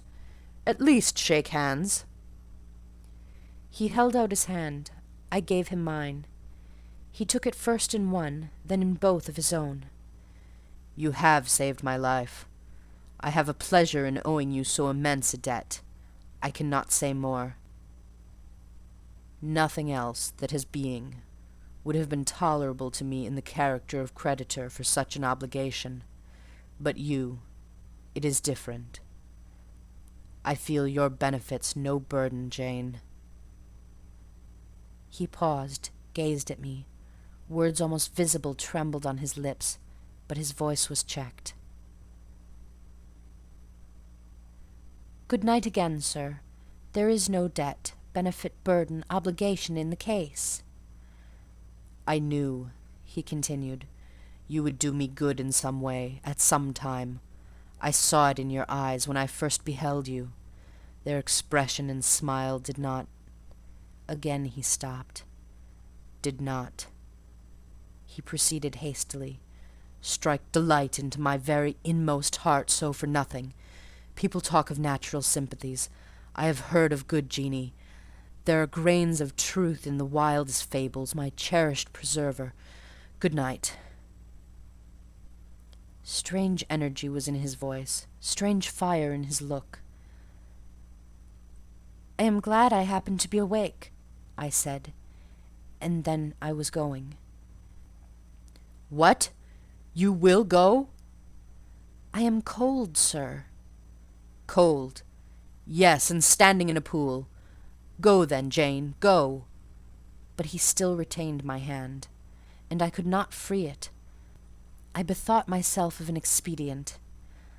"I think I hear Mrs. Fairfax move, sir," said I. "Well, leave me." He relaxed his fingers, and I was gone. I regained my couch, but never thought of sleep. Till morning dawned, I was tossed on a buoyant but unquiet sea, where billows of trouble rolled under surges of joy. I thought sometimes I saw beyond its wild waters a shore, sweet as the hills of Beulah, and now and then a freshening gale, wakened by hope, bore my spirit triumphantly toward the bourne. But I could not reach it, even in fancy. A counteracting breeze blew off land, and continually drove me back. Sense would resist delirium, judgment would warn passion. Too feverish to rest, I rose as soon as day dawned.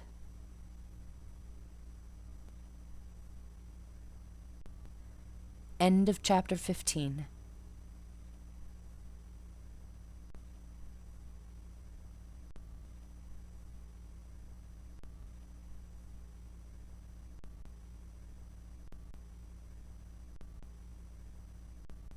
Chapter 16.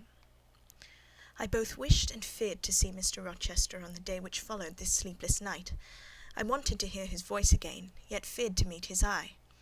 During the early part of the morning, I momentarily expected his coming. He was not in the frequent habit of entering the schoolroom, but he did step in for a few minutes sometimes, and I had the impression that he was sure to visit it that day. But the morning passed just as usual. Nothing happened to interrupt the quiet course of Adele's studies. Only, soon after breakfast, I heard some bustle in the neighbourhood of Mr. Rochester's chamber, Mrs. Fairfax's voice, and Leah's, and the cook's, that is, John's wife, and even John's own gruff tones. There were exclamations of, "What a mercy master was not burnt in his bed! It is always dangerous to keep a candle lit at night. How providential that he had presence of mind to think of the water-jug! I hope he waked nobody. It is to be hoped that he will not take cold with sleeping on the library sofa," etc. To much confabulation succeeded a sound of scrubbing and setting to rights, and when I passed the room in going downstairs to dinner, I saw through the open door that all was again restored to complete order, only the bed was stripped of its hangings. Leah stood up in the window-seat, rubbing the panes of glass dimmed with smoke. I was about to address her, for I wished to know what account had been given of the affair, but on advancing, I saw a second person in the chamber, a woman sitting on a chair by the bedside, and sewing rings to new curtains. That woman was no other than Grace Poole. There she sat, staid and taciturn looking as usual in her brown stuff gown, her check apron, white handkerchief, and cap. She was intent on her work, in which her whole thoughts seemed absorbed. On her hard forehead, and in her commonplace features, was nothing either of the paleness or desperation one would have expected to see marking the countenance of a woman who had attempted murder, and whose intended victim had followed her last night to her lair, and, as I believed, charged her with the crime she wished to perpetrate. I was amazed, confounded. She looked up, while I still gazed at her. No start, no increase or failure of colour betrayed emotion, consciousness of guilt, or fear of detection. She said, "Good morning, miss," in her usual phlegmatic and brief manner, and taking up another ring and more tape, went on with her sewing. I will put her to the test, thought I. Such absolute impenetrability is past comprehension. "Good morning, Grace," I said. "Has anything happened here? I thought I heard the servants all talking together a while ago." "Only master had been reading in his bed last night. He fell asleep with his candle lit, and the curtains got on fire. But fortunately he awoke before the bedclothes or the woodwork caught, and contrived to quench the flames with the water in the ewer." "A strange affair," I said, in a low voice. Then, looking at her fixedly, "Did Mr. Rochester wake nobody? Did no one hear him move?" She again raised her eyes to me, and this time there was something of consciousness in their expression. She seemed to examine me warily, then she answered, "The servants sleep so far off, you know, miss. They would not be likely to hear."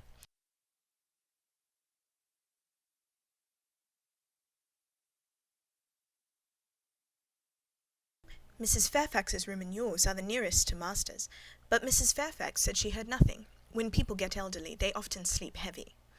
She paused, then added, with a sort of assumed indifference, but still in a marked and significant tone, "But you are young, miss, and I should say a light sleeper. Perhaps you may have heard a noise." "I did," said I, dropping my voice, so that Leah, who was still polishing the panes, could not hear me, "and at first I thought it was Pilot. But Pilot cannot laugh, and I am certain I heard a laugh, and a strange one." She took a new needleful of thread, waxed it carefully, threaded her needle with a steady hand, and then observed with perfect composure, "It is hardly likely master would laugh, I should think, miss, when he was in such danger. You must have been dreaming." "I was not dreaming," I said, with some warmth, for her brazen coolness provoked me. Again she looked at me, and with the same scrutinizing and conscious eye. "Have you told master that you heard a laugh?" she inquired. "I have not had the opportunity of speaking with him this morning." "You did not think of opening your door and looking out into the gallery?" she further asked. She appeared to be cross-questioning me, attempting to draw from me information unawares. The idea struck me that if she discovered I knew or suspected her guilt, she would be playing some of her malignant pranks on me. I thought it advisable to be on my guard. "On the contrary," said I bolted my door. "Then you are not in the habit of bolting your door every night before you get into bed?" "Fiend! She wants to know my habits, that she may lay her plans accordingly." Indignation again prevailed over prudence. I replied sharply, "Hitherto I have often omitted to fasten the bolt. I did not think it necessary. I was not aware any danger or annoyance was to be dreaded at Thornfield Hall. But in future," and I laid marked stress on the words, "I shall take good care to make all secure before I venture to lie down." "It would be wise to do so," was her answer. "This neighbourhood is as quiet as any I know, and I have never heard of the Hall being attempted by robbers since it was a house, though there are hundreds of pounds worth of plate in the plate closet, as is well known. And you see, for such a large house there are very few servants, because master has never lived here much, and when he does come, being a bachelor, he needs little waiting upon. But I always think it is best to err on the safe side. A door is soon fastened, and it is as well to have a drawn bolt between one and any mischief that may be about. A deal of people, miss, are for trusting all to Providence, but I say, Providence will not dispense with the means, though he often blesses them when they are used discreetly." And here she closed her harangue, a long one for her, and uttered with the demureness of a Quakeress. I still stood, absolutely dumbfounded at what appeared to me her miraculous self-possession and the most inscrutable hypocrisy, when the cook entered. "Mrs. Poole," said she, addressing Grace, "the servants' dinner will soon be ready. Will you come down?" "No, just put my pint of porter and bit of pudding on a tray, and I'll carry it upstairs." "You'll have some meat?" "Just a morsel, and a taste of cheese, that's all." "And the sago?"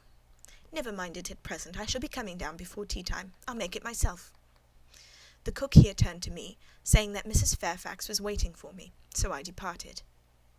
I hardly heard Mrs. Fairfax's account of the curtain conflagration during dinner, so much was I occupied in puzzling my brains over the enigmatic character of Grace Poole, and still more in pondering the problem of her position at Thornfield, and questioning why she had not been given into custody that morning, or at the very least dismissed from her master's service.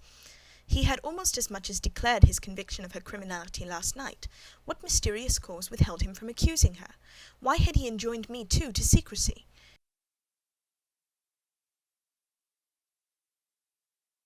It was strange.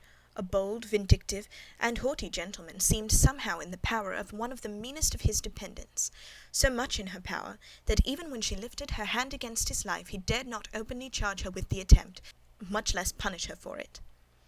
Had Grace been young and handsome, I should have been tempted to think that tenderer feelings than prudence or fear influenced Mr. Rochester in her behalf, but hard-favoured and matronly as she was, the idea could not be admitted.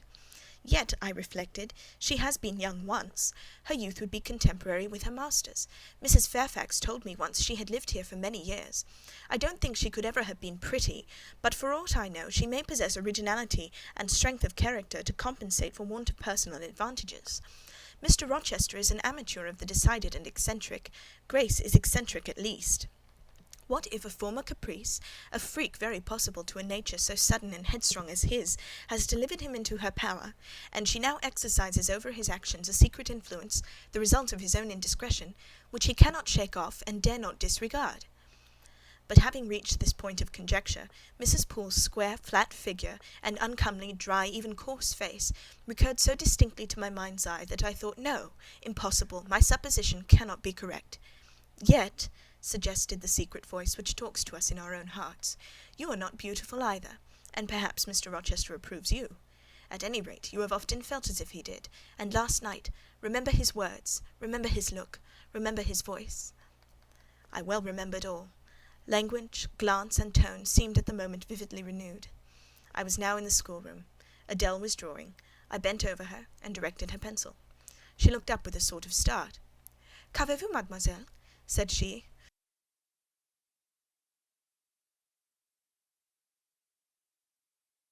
vos doigts tremblants comme la feuille, et vos joues sont rouges, mais rouges comme des cerises. I am hot, Adèle was stooping. She went on sketching, I went on thinking. I hastened to drive from my mind the hateful notion I had been conceiving respecting Grace Poole. It disgusted me. I compared myself with her and found we were different. Bessie Leaven had said I was quite a lady, and she spoke truth. I was a lady. And now I looked much better than I did when Bessie saw me. I had more colour and more flesh, more life, more vivacity, because I had brighter hopes and keener enjoyments. Evening approaches, said I, as I looked toward the window. I have never heard Mr. Rochester's voice or step in the house today, but surely I shall see him before night. I feared the meeting in the morning, now I desire it, because expectation has been so long baffled that it has grown impatient. When dusk actually closed, and when Adèle left me to go and play in the nursery with Sophie, I did most keenly desire it. I listened for the bell to ring below. I listened for Leah coming up with a message. I fancied sometimes I heard Mr. Rochester's own tread, and I turned to the door, expecting it to open and admit him. The door remained shut. Darkness only came in through the window. Still, it was not late. He often sent for me at 7 and 8 o'clock, and it was yet but 6. Surely I should not be wholly disappointed tonight, when I had so many things to say to him. I wanted again to introduce the subject of Grace Poole, and to hear what he would answer. I wanted to ask him plainly if he really believed it was she who had made last night's hideous attempt, and if so, why he kept her wickedness a secret. It little mattered whether my curiosity irritated him. I knew the pleasure of vexing and soothing him by turns. It was one I chiefly delighted in, and a sure instinct always prevented me from going too far. Beyond the verge of provocation I never ventured. On the extreme brink I liked well to try my skill. Retaining every minute form of respect, every propriety of my station, I could still meet him in argument without fear or uneasy restraint. This suited both him and me. A tread creaked on the stairs at last. Leah made her appearance, but it was only to intimate that tea was ready in Mrs. Fairfax's room. Thither I repaired, glad at least to go downstairs, for that brought me, I imagined, nearer to Mr. Rochester's presence. "You must want your tea," said the good lady, as I joined her. "You ate so little at dinner. I am afraid," she continued, "you are not well to-day. You look flushed and feverish." "Oh, quite well. I never felt better."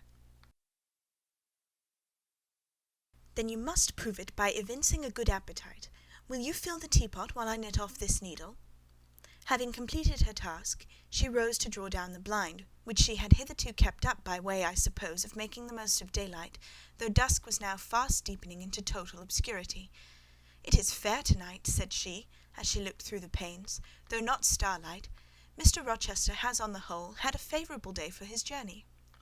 "Journey? Is Mr. Rochester gone anywhere?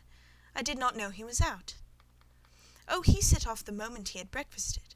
He has gone to Lees, Mr. Eshton's place, 10 miles the other side Millcote.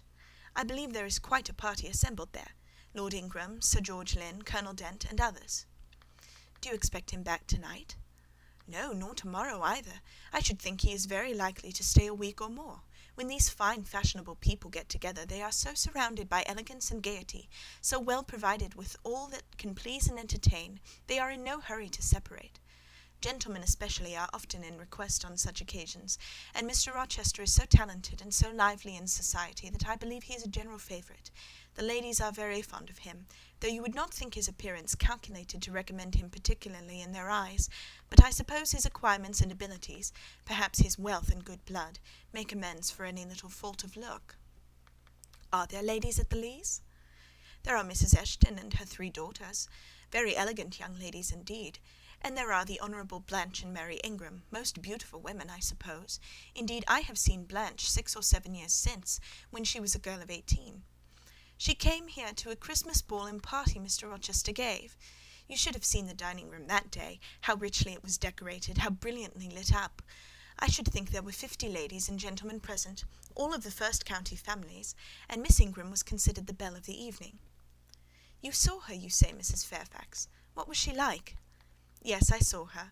The dining-room doors were thrown open, and as it was Christmas time, the servants were allowed to assemble in the hall, to hear some of the ladies sing and play. Mr. Rochester would have me to come in, and I sat down in a quiet corner and watched them. I never saw a more splendid scene. The ladies were magnificently dressed, most of them, at least most of the younger ones, looked handsome, but Miss Ingram was certainly the queen. And what was she like? Tall, fine bust, sloping shoulders, long graceful neck, olive complexion, dark and clear, noble features, eyes rather like Mr. Rochester's, large and black and as brilliant as her jewels.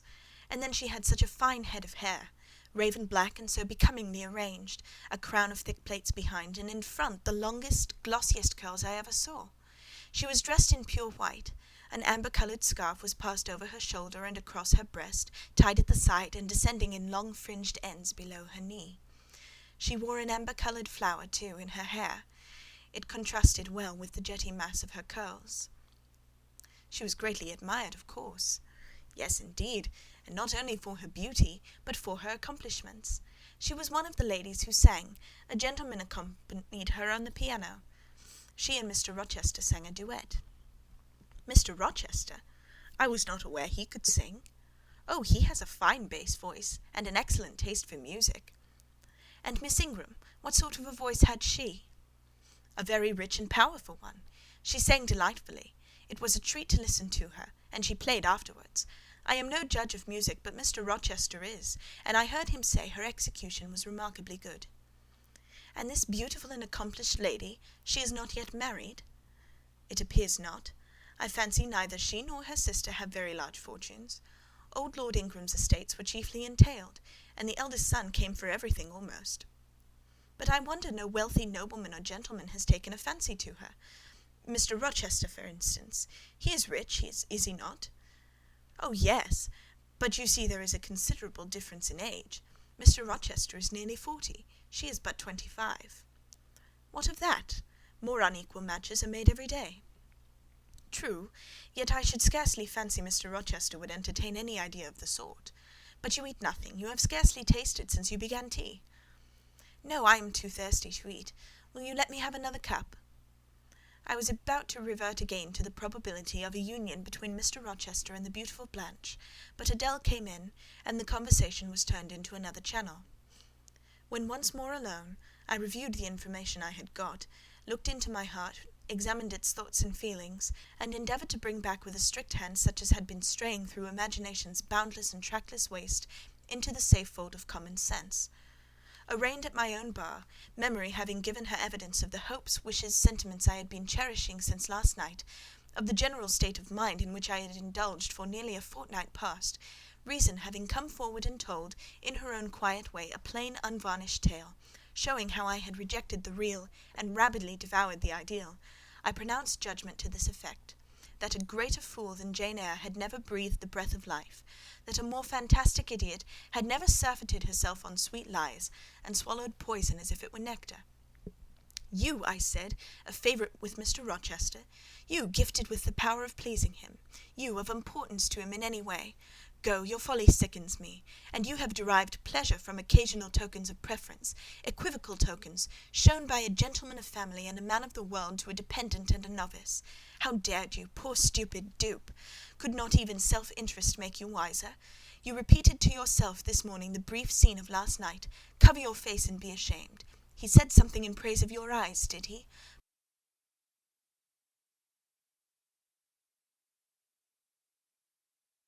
Blind puppy, open their bleared lids and look on your own accursed senselessness. It does good to no woman to be flattered by her superior, who cannot possibly intend to marry her, and it is madness in all women to let a secret love kindle within them, which, if unreturned and unknown, must devour the life that feeds it, and if discovered and responded to, must lead, ignis fatuus like, into miry wilds whence there is no extrication. Listen then, Jane Eyre, to your sentence. To-morrow, place the glass before you, and draw in chalk your own picture, faithfully, without softening one defect. Omit no harsh line, smooth away no displeasing irregularity. Write under it, portrait of a governess, disconnected, poor, and plain. Afterwards, take a piece of smooth ivory. You have one prepared in your drawing-box. Take your palette, mix your freshest, finest, clearest tints, choose your most delicate camel-hair pencils, delineate carefully the loveliest face you can imagine, Paint it in your softest shades and sweetest lines, according to the description given by Mrs. Fairfax of Blanche Ingram. Remember the raven ringlets, the oriental eye. What, you revert to Mr. Rochester as a model? Order, no snivel, no sentiment, no regret. I will endure only sense and resolution. Recall the august yet harmonious lineaments, the Grecian neck and bust. Let the round and dazzling arm be visible, and the delicate hand. Omit neither diamond ring nor gold bracelet. Portray faithfully the attire, aerial lace and glistening satin, graceful scarf and golden rose. Call it Blanche, an accomplished lady of rank. Whenever in future you should chance to fancy Mr. Rochester thinks well of you, take out these two pictures and compare them.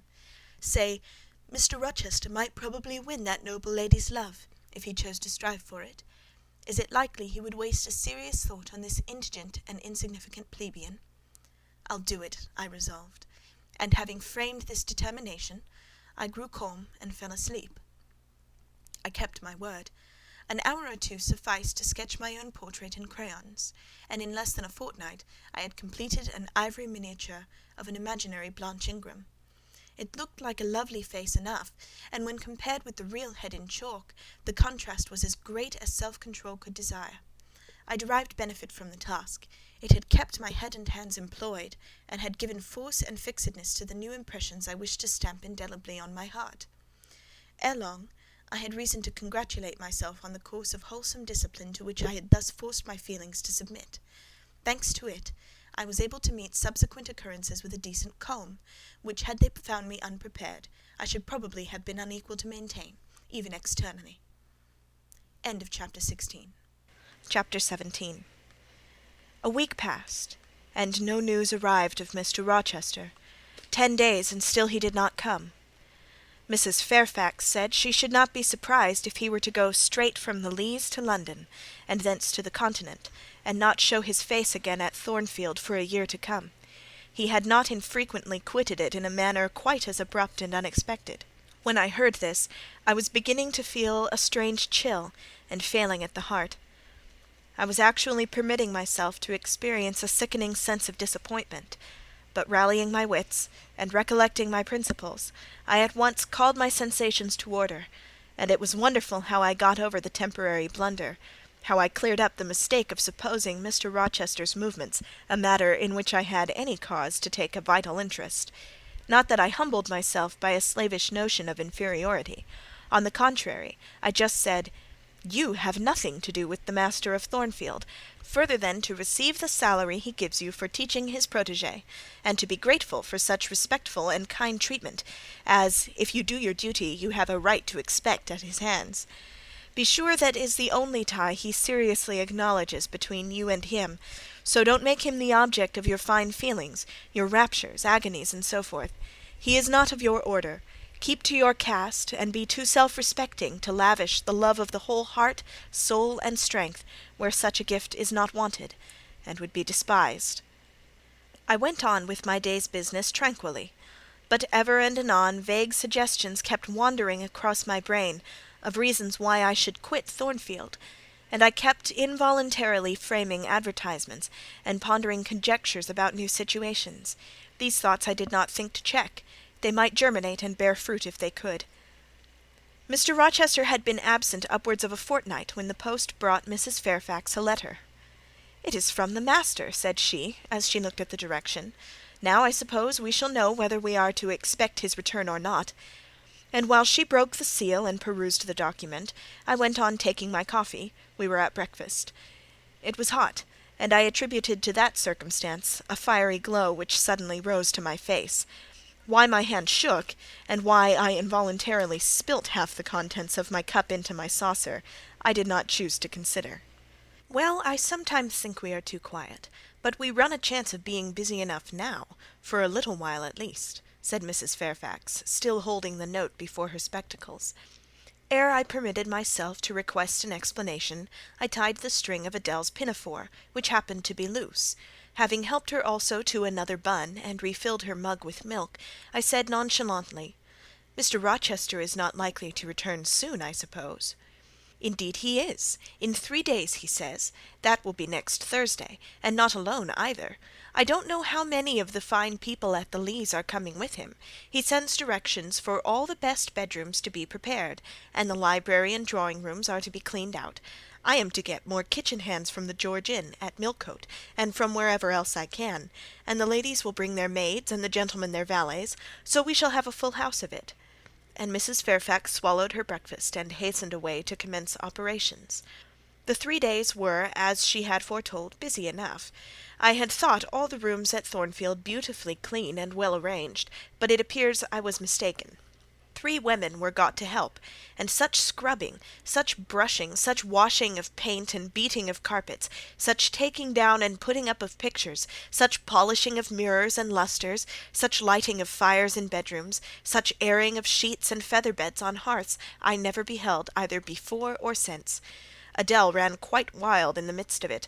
The preparations for company and the prospect of their arrival seemed to throw her into ecstasies. She would have Sophie to look over all her toilettes, as she called frocks, to furbish up any that were passées, and to air and arrange the new.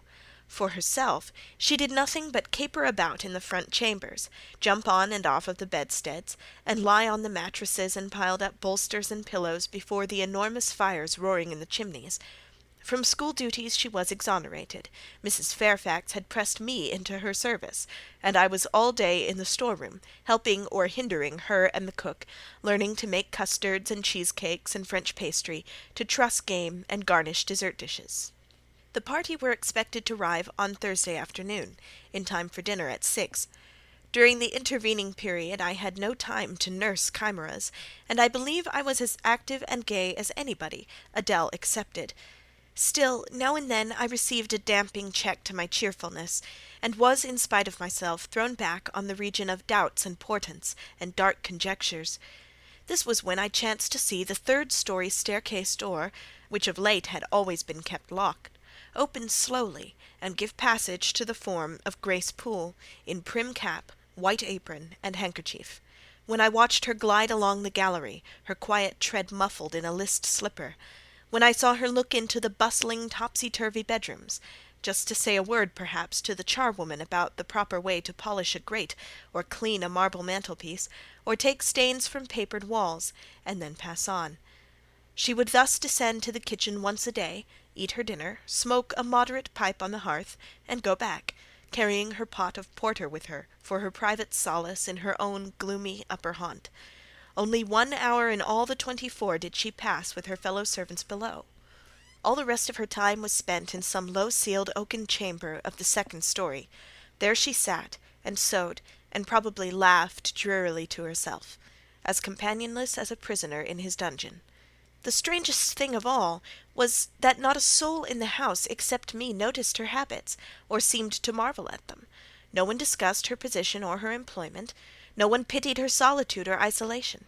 I once indeed overheard part of a dialogue between Leah and one of the charwomen, of which Grace formed the subject.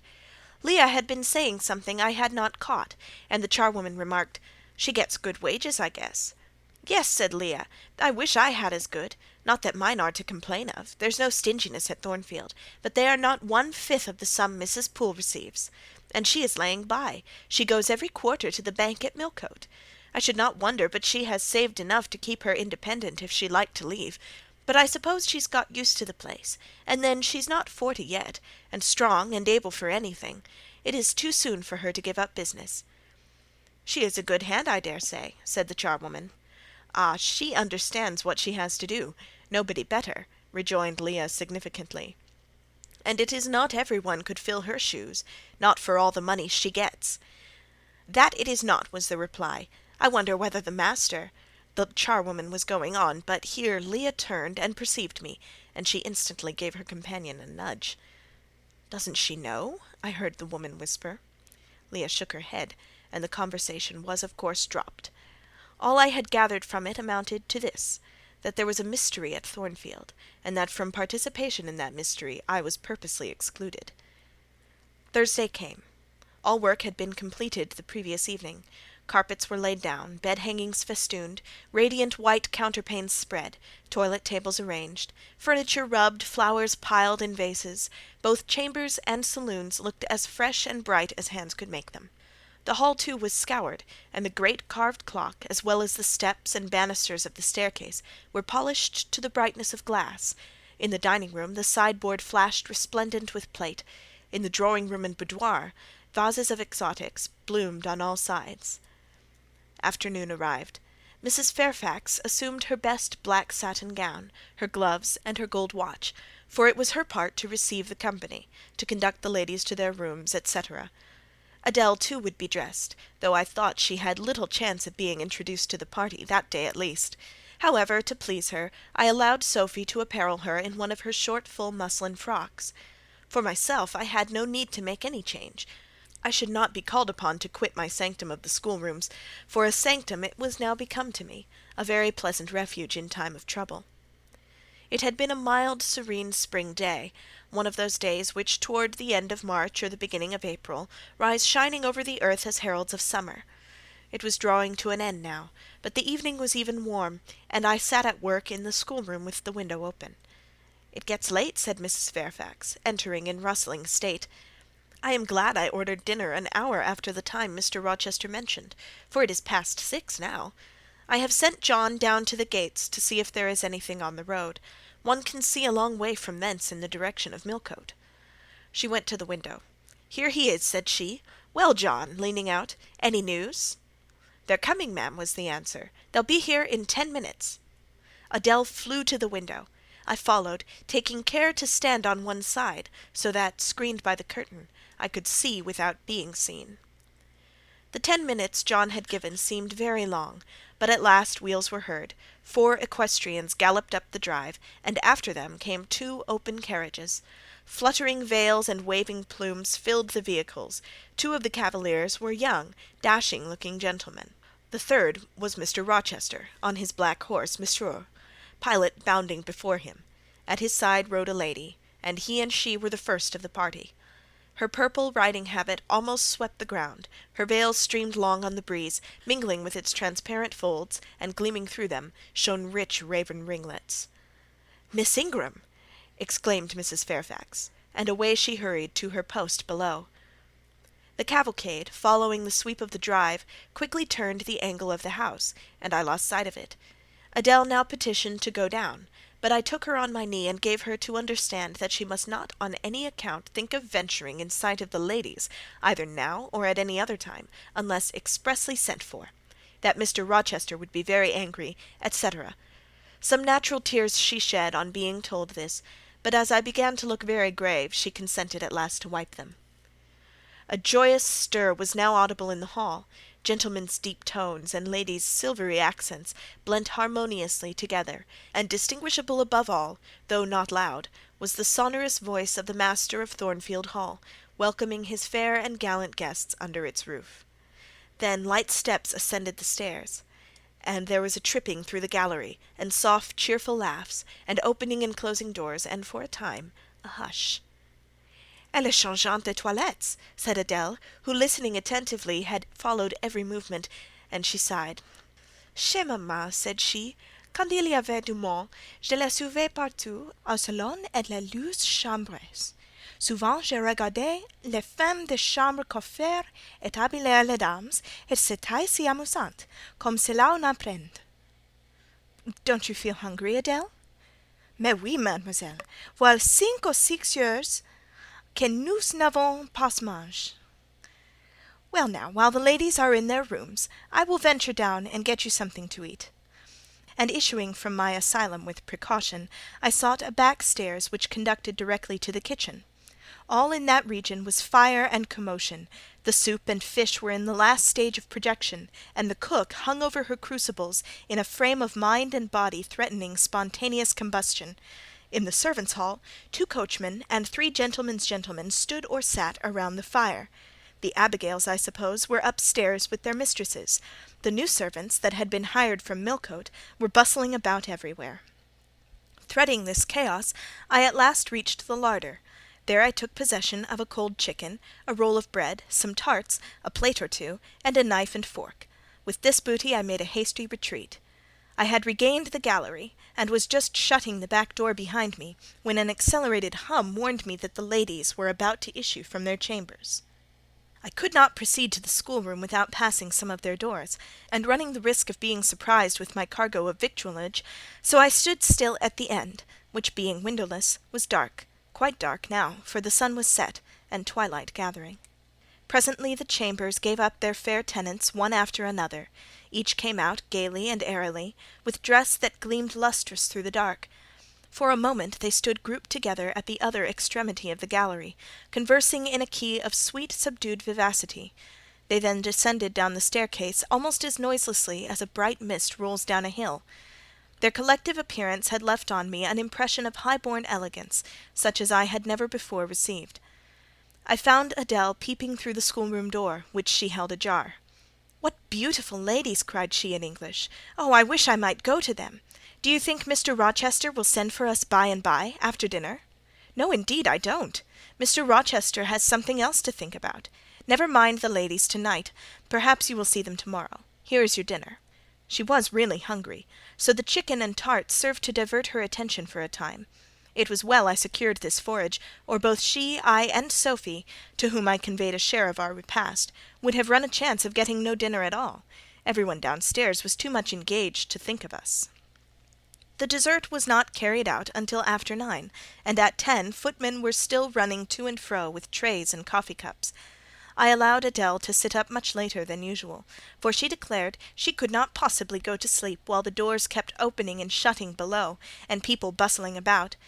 Besides, she added, a message might possibly come from Mr. Rochester when she was undressed, et alors quel dommage!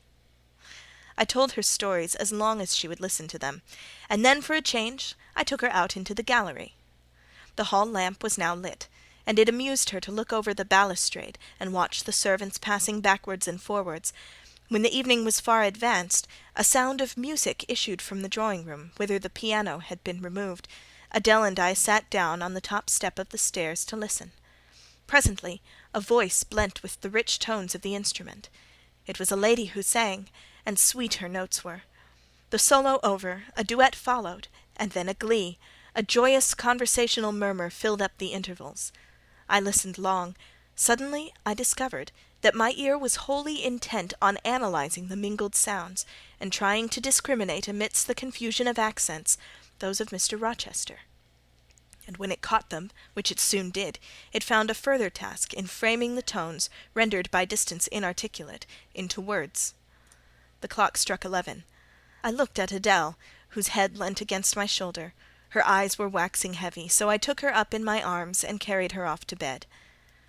It was near 1 before the gentlemen and ladies sought their chambers.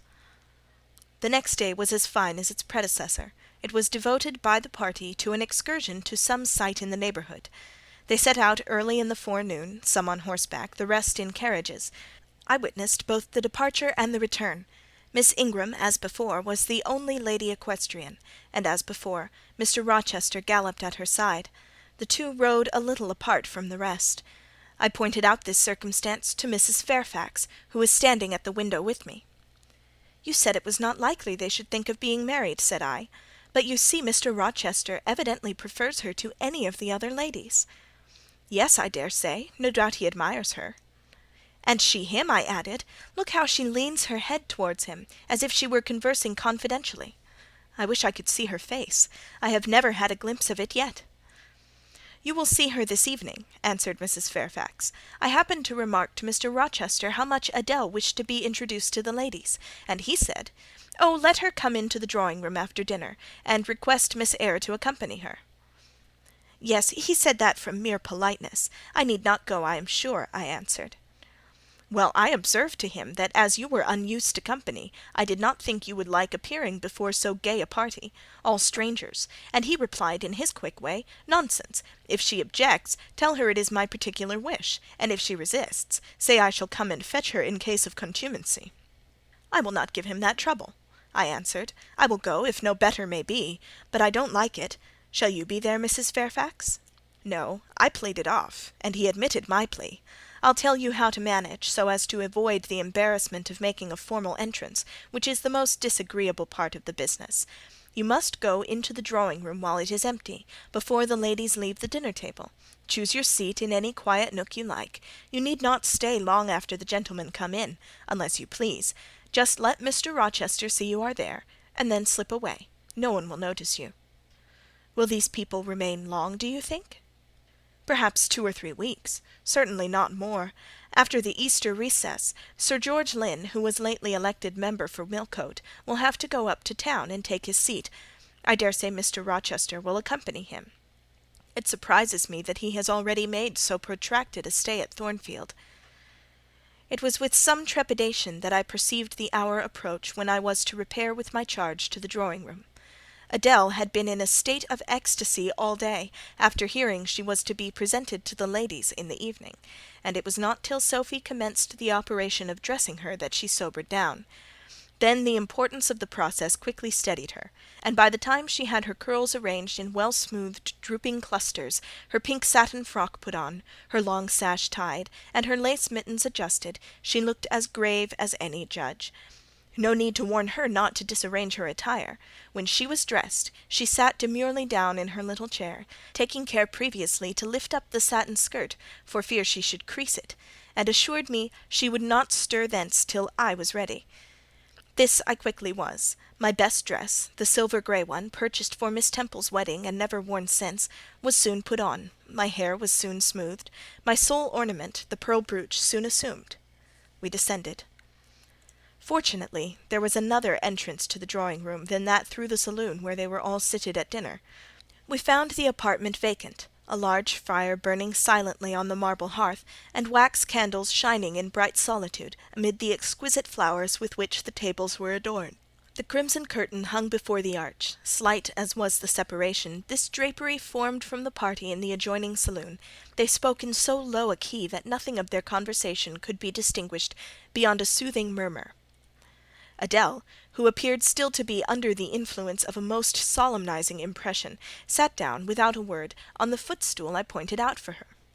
I retired to a window-seat, and taking a book from a table near, endeavoured to read. Adèle brought her stool to my feet. Ere long she touched my knee. "What is it, Adèle?" "C'est que je ne puis pas prendre une seule de ces fleurs magnifiques, mademoiselle, seulement pour compléter ma toilette." "You think too much of your toilette, Adèle, but you may have a flower." And I took a rose from a vase and fastened it in her sash. She sighed a sigh of ineffable satisfaction, as if her cup of happiness were now full. I turned my face away, to conceal a smile I could not suppress. There was something ludicrous as well as painful in the little Parisienne's earnest and innate devotion to matters of dress. A soft sound of rising now became audible. The curtain was swept back from the arch. Through it appeared the dining-room, with its lit lustre pouring down light on the silver and glass of a magnificent dinner-service, covering a long table. A band of ladies stood in the opening. They entered, and the curtain fell behind them. There were but 8, yet somehow as they flocked in, they gave the impression of a much larger number. Some of them were very tall. Many of them were dressed in white, and all had a sweeping amplitude of array that seemed to magnify their persons as a mist magnifies the moon. I rose and curtsied to them. 1 or 2 bent their heads in return. The others only stared at me. They dispersed around the room, reminding me by the lightness and buoyancy of their movements of a flock of white plumy birds. Some of them threw themselves in half-reclining positions on the sofas and ottomans. Some bent over the tables and examined the flowers and books. The rest gathered in a group around the fire. All talked in a low but clear tone which seemed habitual to them. I knew their names afterwards, and may as well mention them now. First, there was Mrs. Eshton, and 2 of her daughters. She had evidently been a handsome woman, and was well preserved still. Of her daughters, the eldest, Amy, was rather little, naive and childlike in face and manner, and piquant in form. Her white muslin dress and blue sash became her well. The second, Louisa, was taller and more elegant in figure, with a very pretty face, of that order the French term minois chiffon. Both sisters were as fair as lilies. Lady Lynn was a large and stout personage of about 40, very erect, very haughty-looking, richly dressed in a satin robe of changeful sheen. Her dark hair shone glossily under the shade of an azure plume, and within the circlet of a band of gems. Mrs. Colonel Dent was less showy, but I thought more ladylike. She had a slight figure, a pale, gentle face, and fair hair. Her black satin dress, her scarf of rich foreign lace, and her pearl ornaments pleased me better than the rainbow radiance of the titled dame. But the three most distinguished, partly perhaps because the tallest figures of the band, were the Dowager Lady Ingram and her daughters, Blanche and Mary. They were all three of the loftiest stature of women. The Dowager might be between 40 and 50. Her shape was still fine, her hair, by candlelight at least, still black. Her teeth, too, were still apparently perfect. Most people would have termed her a splendid woman of her age, and so she was, no doubt, physically speaking. But then there was an expression of almost insupportable haughtiness in her bearing and countenance. She had Roman features and a double chin, disappearing into a throat like a pillar. These features appeared to me not only inflated and darkened, but even furrowed with pride, and the chin was sustained by the same principle, in a position of almost preternatural erectness. She had likewise a fierce and hard eye. It reminded me of Mrs. Reed's. She mouthed her words in speaking. Her voice was deep, its inflections very pompous, very dogmatical, very intolerable, in short. A crimson velvet robe, and a shawl turban of some gold-wrought Indian fabric, invested her, I suppose she thought, with a truly imperial dignity. Blanche and Mary were of equal stature, straight and tall as poplars.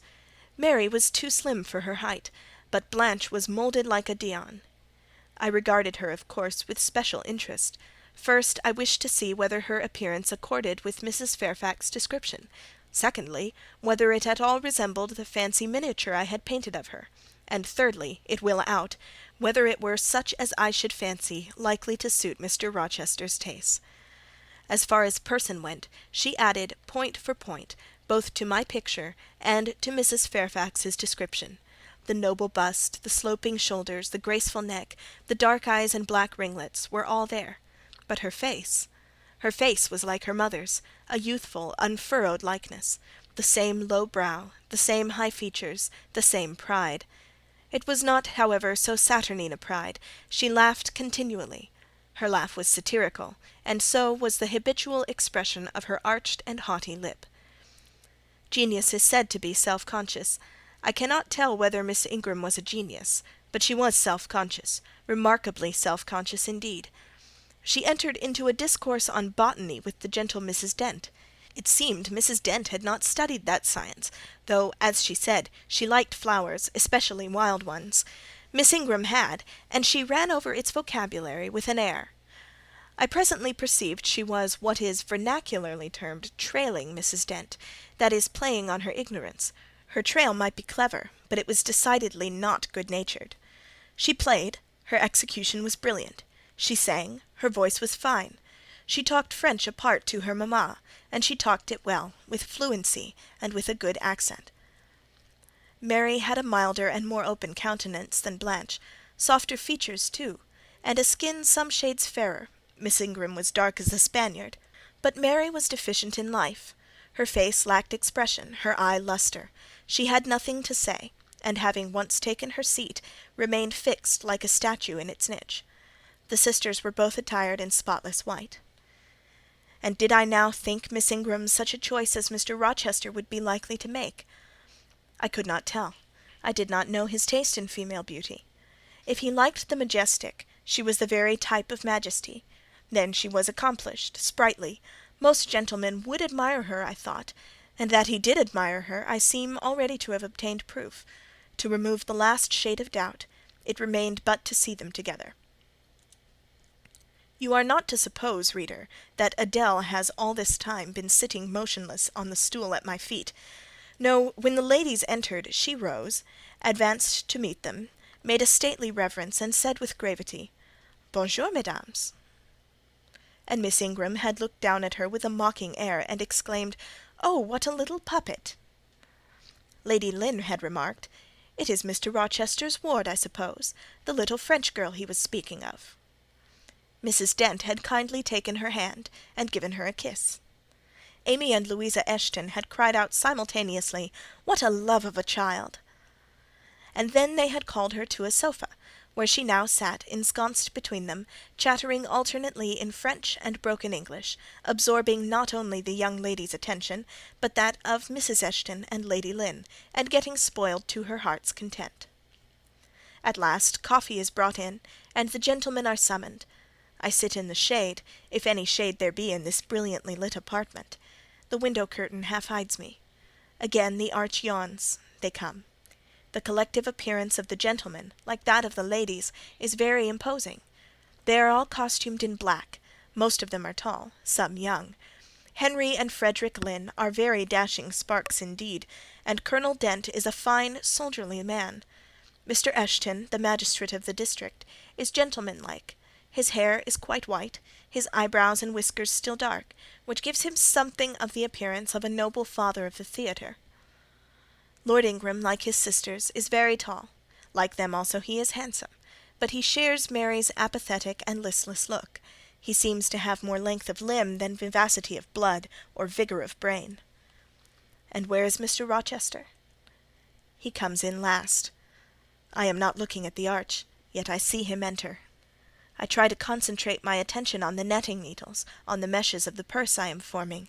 I wish only to think of the work I have in my hands, to see only the silver beads and silk threads that lie in my lap, whereas I distinctly behold his figure, and I inevitably recall the moment when I last saw it, just after I had rendered him what he deemed an essential service, and he, holding my hand and looking down in my face, surveyed me with eyes that revealed a heart full and eager to overflow, in whose emotions I had a part. How near had I approached him at that moment! What had occurred since, calculated to change his and my relative positions? Yet now how distant, how far estranged we were! So far estranged that I did not expect him to come and speak to me. I did not wonder when, without looking at me, he took a seat at the other side of the room, and began conversing with some of the ladies.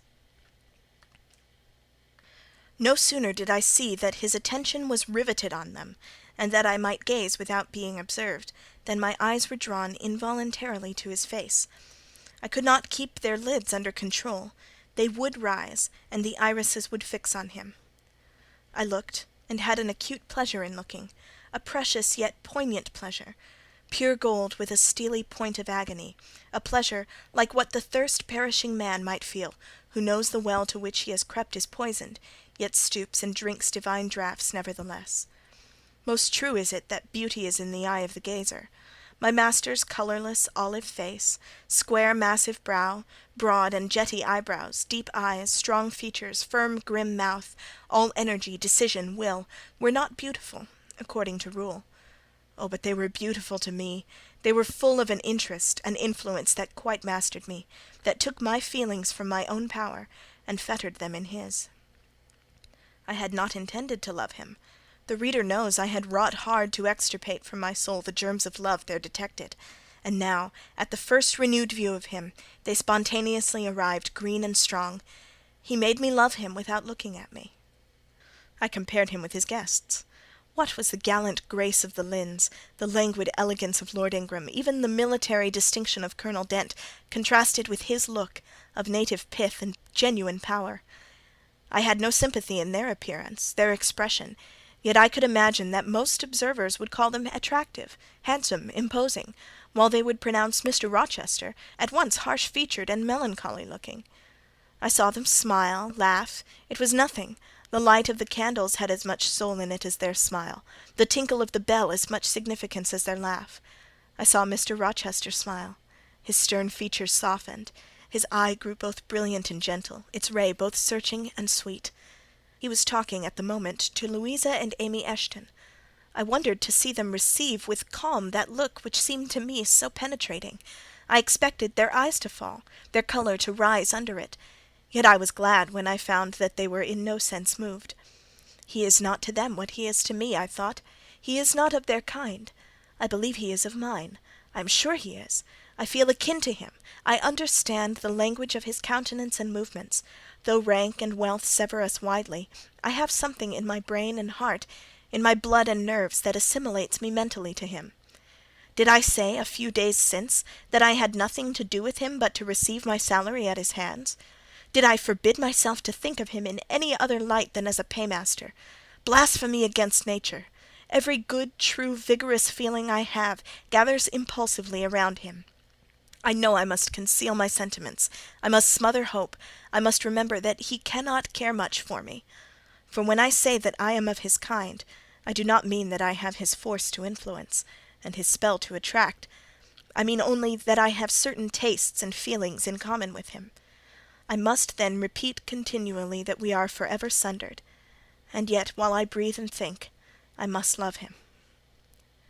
Coffee is handed. The ladies, since the gentlemen entered, have become lively as larks. Conversation waxes brisk and merry. Colonel Dent and Mrs. Eshton argue on politics. Their wives listen. The two proud dowagers, Lady Lynn and Lady Ingram, confabulate together. Sir George, whom by the by I have forgotten to describe, a very big and very fresh-looking country gentleman, stands before their sofa, coffee-cup in hand, and occasionally puts in a word. Mr. Frederick Lynn has taken a seat beside Mary Ingram, and is showing her the engravings of a splendid volume. She looks, smiles now and then, but apparently says little. The tall and phlegmatic Lord Ingram leans with folded arms on the chair-back of the little and lively Amy Eshton. She glances up at him, and chatters like a wren. She likes him better than she does Mr. Rochester. Henry Lynn has taken possession of an ottoman at the feet of Louisa. Adele shares it with him. He is trying to talk French with her, and Louisa laughs at his blunders. With whom will Blanche Ingram pair? She is standing alone at the table, bending gracefully over an album. She seems waiting to be sought, but she will not wait too long. She herself selects a mate. Mr. Rochester, having quitted the Eshtons, stands on the hearth as solitary as she stands by the table. She confronts him, taking her station on the opposite side of the mantelpiece. "Mr. Rochester, I thought you were not fond of children." "Nor am I." "Then what induced you to take charge of such a little doll as that?" pointing to Adele. "Where did you pick her up?" "I did not pick her up. She was left on my hands." "You should have sent her to school." "I could not afford it. Schools are so dear." "Why, I suppose you have a governess for her. I saw a person with her just now. Is she gone? Oh, no, there she is still, behind the window-curtain. You pay her, of course. I should think it quite as expensive. More so, for you have them both to keep in addition." I feared, or should I say I hoped, the allusion to me would make Mr. Rochester glance in my way, and I involuntarily shrank further into the shade, but he never turned his eyes. "I have not considered the subject," said he indifferently, looking straight before him. "No, you men never do consider economy and good sense. You should hear mamma on the chapter of governesses. Mary and I have had, I should think, a dozen at least in our day, half of them detestable, and the rest ridiculous, and all incubi. Were they not, mamma?" "Did you speak, my own?" The young lady, thus claimed as the dowager's special property, reiterated her question with an explanation. "Oh, my dearest, don't mention governesses. The word makes me nervous. I have suffered a martyrdom from their incompetency and caprice. I thank heaven I have now done with them." Mrs. Dent here bent over to the pious lady and whispered something in her ear. I suppose from the answer elicited, it was a reminder that one of the anathematized race was present. "Tant pis," said her ladyship. "I hope it may do her good." Then, in a lower tone, but still loud enough for me to hear, "I noticed her. I am a judge of physiognomy, and in hers I see all the faults of her class." "What are they, madam?" inquired Mr. Rochester aloud. "I will tell you in your private ear," replied she, wagging her turban 3 times with portentous significancy. "But my curiosity will be past its appetite. It craves food now. Ask Blanche. She is nearer you than I." "Oh, don't refer him to me, mamma. I have just one word to say of the whole tribe. They are a nuisance. Not that I ever suffered much from them. I took care to turn the tables. What tricks Theodore and I used to play on our Miss Wilsons and Miss Greys and Madame Jouberts! Mary was always too sleepy to join in a plot with spirit. The best fun was with Madame Joubert. Miss Wilson was a poor, sickly thing, lachrymose and low-spirited, not worth the trouble of vanquishing, in short; and Mrs. Gray was coarse and insensible, no blow took effect on her. But poor Madame Joubert! I see her yet in her raging passions, when we had driven her to extremities, spilt our tea, crumpled our bread and butter, tossed our books up to the ceiling, and played a charivari with the ruler and desk, the fender and fire-irons. Theodore, do you remember those merry days?" "Yes, to be sure I do," drawled Lord Ingram. "And the poor old stick used to cry out, 'Oh, you villainous childs!' And then we sermonized her on the presumption of attempting to teach such clever blades as we were, when she herself was so ignorant." "We did. And, Tito, you know I helped you in prosecuting, or persecuting, your tutor, whey-faced Mr. Vining, the parson in the pip, as we used to call him. He and Miss Wilson took the liberty of falling in love with each other; at least Tito and I thought so. We surprised sundry tender glances and sighs, which we interpreted as tokens of la belle passion. And I promised you the public soon had the benefit of our discovery. We employed it as a sort of lever to hoist our deadweights from the house. Dear mamma there, as soon as she got an inkling of the business, found out that it was of an immoral tendency. Did you not, my lady mother?" "Certainly, my best. And I was quite right. Depend on that, there are 1,000 reasons why liaisons between governesses and tutors should never be tolerated a moment in any well-regulated houses. Firstly—" "Oh, gracious, mamma, spare us the enumeration." "All rest we all know them. Danger of bad example to the innocence of childhood, distractions and consequent neglect of duty on the part of the attached, mutual alliance and reliance, confidence thence resulting, insolence accompanying, mutiny and general blow-up. Am I right, Baroness Ingram of Ingram Park?" "My lily flower, you are right now as always." "Then no more need be said. Change the subject." Amy Eshton, not hearing or not heeding this dictum, joined in with her soft infantine tone. "Louisa and I used to quiz our governess too, but she was such a good creature; she would bear anything; nothing put her out. She was never cross with us, was she, Louisa?" "No, never. We might do what we pleased, ransack her desk and her work-box, and turn her drawers inside out; and she was so good-natured, she would give us anything we asked for." "I suppose now," said Miss Ingram, curling her lip sarcastically, "we shall have an abstract of the memoirs of all the governesses extant. In order to avert such a visitation, I again move the introduction of a new topic. Mr. Rochester, do you second my motion?" "Madam, I support you on this point as on every other." "Then on me be the onus of bringing it forward. Signor Eduardo, are you in voice tonight?" "Donna Bianca, if you command it, I will be." "Then, signor, I lay on you my sovereign behest to furbish up your lungs and other vocal organs, as they will be wanted on my royal service." "Who would not be the Rizzio of so divine a Mary?" "A fig for Rizzio!" cried she, tossing her head with all its curls, as she moved to the piano. It is my opinion the fiddler David must have been an insipid sort of fellow. I like Black Bothwell better. To my mind a man is nothing without a spice of the devil in him; and history may say what it will of James Hepburn, but I have a notion he was just the sort of wild, fierce bandit hero to whom I could have consented to gift my hand. Gentlemen, you hear. Now, which of you most resembles Bothwell?" cried Mr. Rochester. "I should say the preference lies with you," responded Colonel Dent. "On my honour, I am much obliged to you," was the reply. Miss Ingram, who had now seated herself with a proud grace at the piano, spreading out her snowy robes in queenly amplitude, commenced a brilliant prelude, talking meantime. She appeared to be on her high horse tonight. Both her words and her air seemed intended to excite not only the admiration but the amazement of her auditors. She was evidently bent on striking them as something very dashing and daring indeed. "Oh, I am so sick of the young men of the present day!" exclaimed she, rattling away at the instrument. "Poor puny things, not fit to stir a step beyond papa's park gates, nor to go even so far without mamma's permission and guardianship. Creatures so absorbed in care about their pretty faces, and their white hands, and their small feet, as if a man had anything to do with beauty; as if loveliness were not the special prerogative of woman, her legitimate appanage and heritage. I grant an ugly woman is a blot on the fair face of creation. But as to gentlemen, let them be solicitous to possess only strength and valour. Let their motto be, hunt, shoot, and fight, the rest is not worth a fillip. Such should be my device, were I a man. Whenever I marry," she continued, after a pause which none interrupted, "I am resolved my husband shall be not a rival, but a foil to me. I will suffer no competitor near the throne.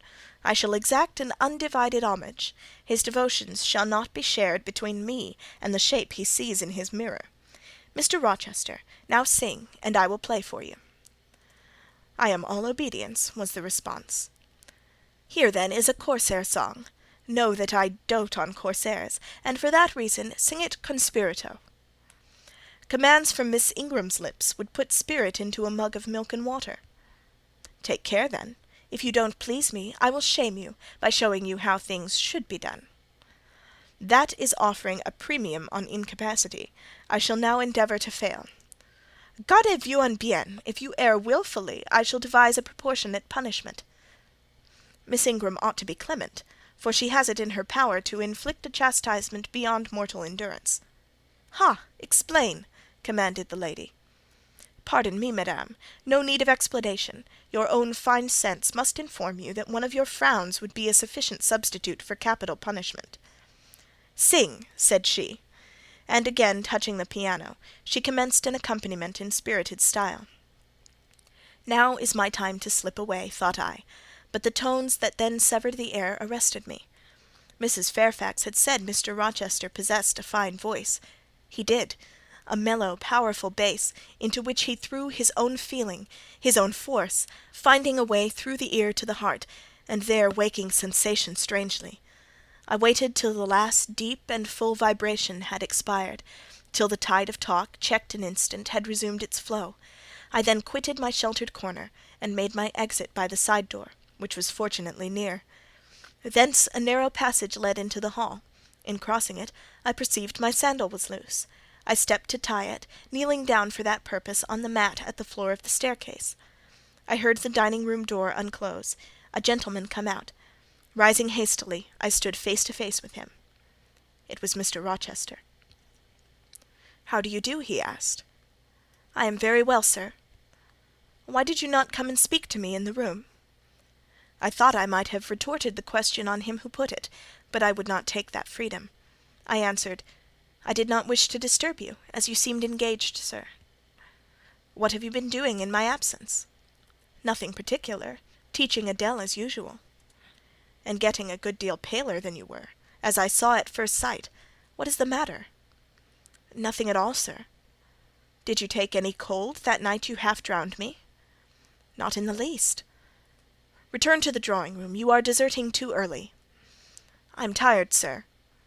He looked at me for a minute. "And a little depressed," he said. "What about? Tell me." "Nothing, nothing, sir. I am not depressed." "But I affirm that you are. So much depressed that a few more words would bring tears to your eyes. Indeed, they are there now, shining and swimming, and a bead has slipped from the lash and fallen on to the flag. If I had time, and was not in mortal dread of some prating prig of a servant passing, I would know what all this means. Well, to-night I excuse you, but understand that, so long as my visitors stay, I expect you to appear in the drawing-room every evening. It is my wish. Don't neglect it. Now go, and send Sophie for Adele. Good night, my—" He stopped, bit his lip, and abruptly left me.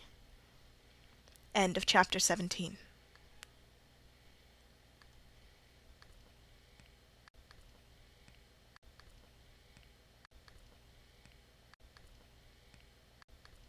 Chapter 18. Merry days were these at Thornfield Hall, and busy days too. How different from the first 3 months of stillness, monotony, and solitude I had passed beneath its roof. All sad feelings seemed now driven from the house, all gloomy associations forgotten. There was life everywhere, movement all day long. You could not now traverse the gallery, once so hushed, nor enter the front chambers, once so tenantless, without encountering a smart lady's maid or a dandy valet. The kitchen, the butler's pantry, the servants' hall, the entrance hall were equally alive, and the saloons were only left void and still when the blue sky and halcyon sunshine of the genial spring weather called their occupants out into the grounds. Even when that weather was broken, and continuous rain set in for some days, no damp seemed cast over enjoyment. Indoor amusements only became more lively and varied, in consequence of the stop put to outdoor gaiety. I wondered what they were going to do the first evening a change of entertainment was proposed. They spoke of playing charades, but in my ignorance I did not understand the term. The servants were called in, the dining-room tables wheeled away, the lights otherwise disposed, the chairs placed in a semicircle opposite the arch. While Mr. Rochester and the other gentlemen directed these alterations, the ladies were running up and down stairs ringing for their maids. Mrs. Fairfax was summoned to give information respecting the resources of the house in shawls, dresses, draperies of any kind, and certain wardrobes of the third story were ransacked, and their contents, in the shape of brocaded and hooped petticoats, satin sacques, black modes, lace lappets, etc., were brought down in the armfuls by the Abigails. Then a selection was made, and such things as were chosen were carried to the boudoir within the drawing-room. Meantime, Mr. Rochester had again summoned the ladies around him, and was selecting certain of their number to be of his party. "Miss Ingram is mine, of course," said he. Afterwards he named the two Misses Eshton and Mrs. Dent. He looked at me. I happened to be near him, as I had been fastening the clasp of Mrs. Dent's bracelet, which had gotten loose. "Will you play?" he asked. I shook my head. He did not insist, which I rather feared he would have done. He allowed me to return quietly to my usual seat. He and his aides now withdrew behind the curtain. The other party, which was headed by Colonel Dent, sat down on the crescent of chairs. One of the gentlemen, Mr. Eshton, observing me, seemed to propose that I should be asked to join them, but Lady Ingram instantly negatived the notion. "No," I heard her say, "she looks too stupid for any game of the sort." Ere long a bell tinkled, and the curtain drew up. Within the arch, the bulky figure of Sir George Lynn, whom Mr. Rochester had likewise chosen, was seen enveloped in a white sheet.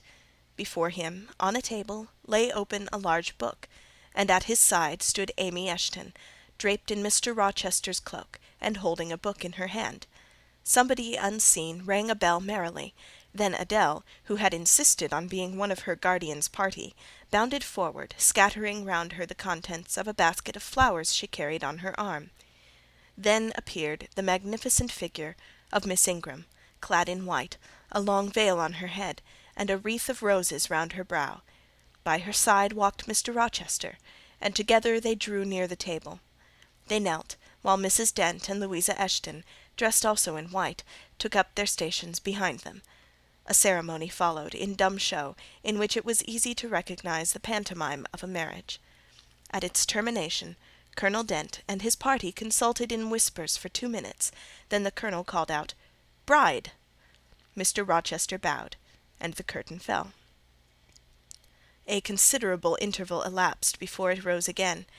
Its second rising displayed a more elaborately prepared scene than the last. The drawing-room, as I have before observed, was raised 2 steps above the dining-room, and on the top of the upper step, placed a yard or 2 back within the room, appeared a large marble basin, which I recognized as an ornament of the conservatory, where it usually stood, surrounded by exotics and tenanted by goldfish, and whence it must have been transported with some trouble, on account of its size and weight. Seated on the table, by the side of this basin, was seen Mr. Rochester, costumed in shawls, with a turban on his head. His dark eyes and swarthy skin and Paynim features suited the costume exactly.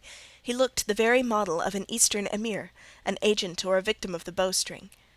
Presently advanced into view Miss Ingram.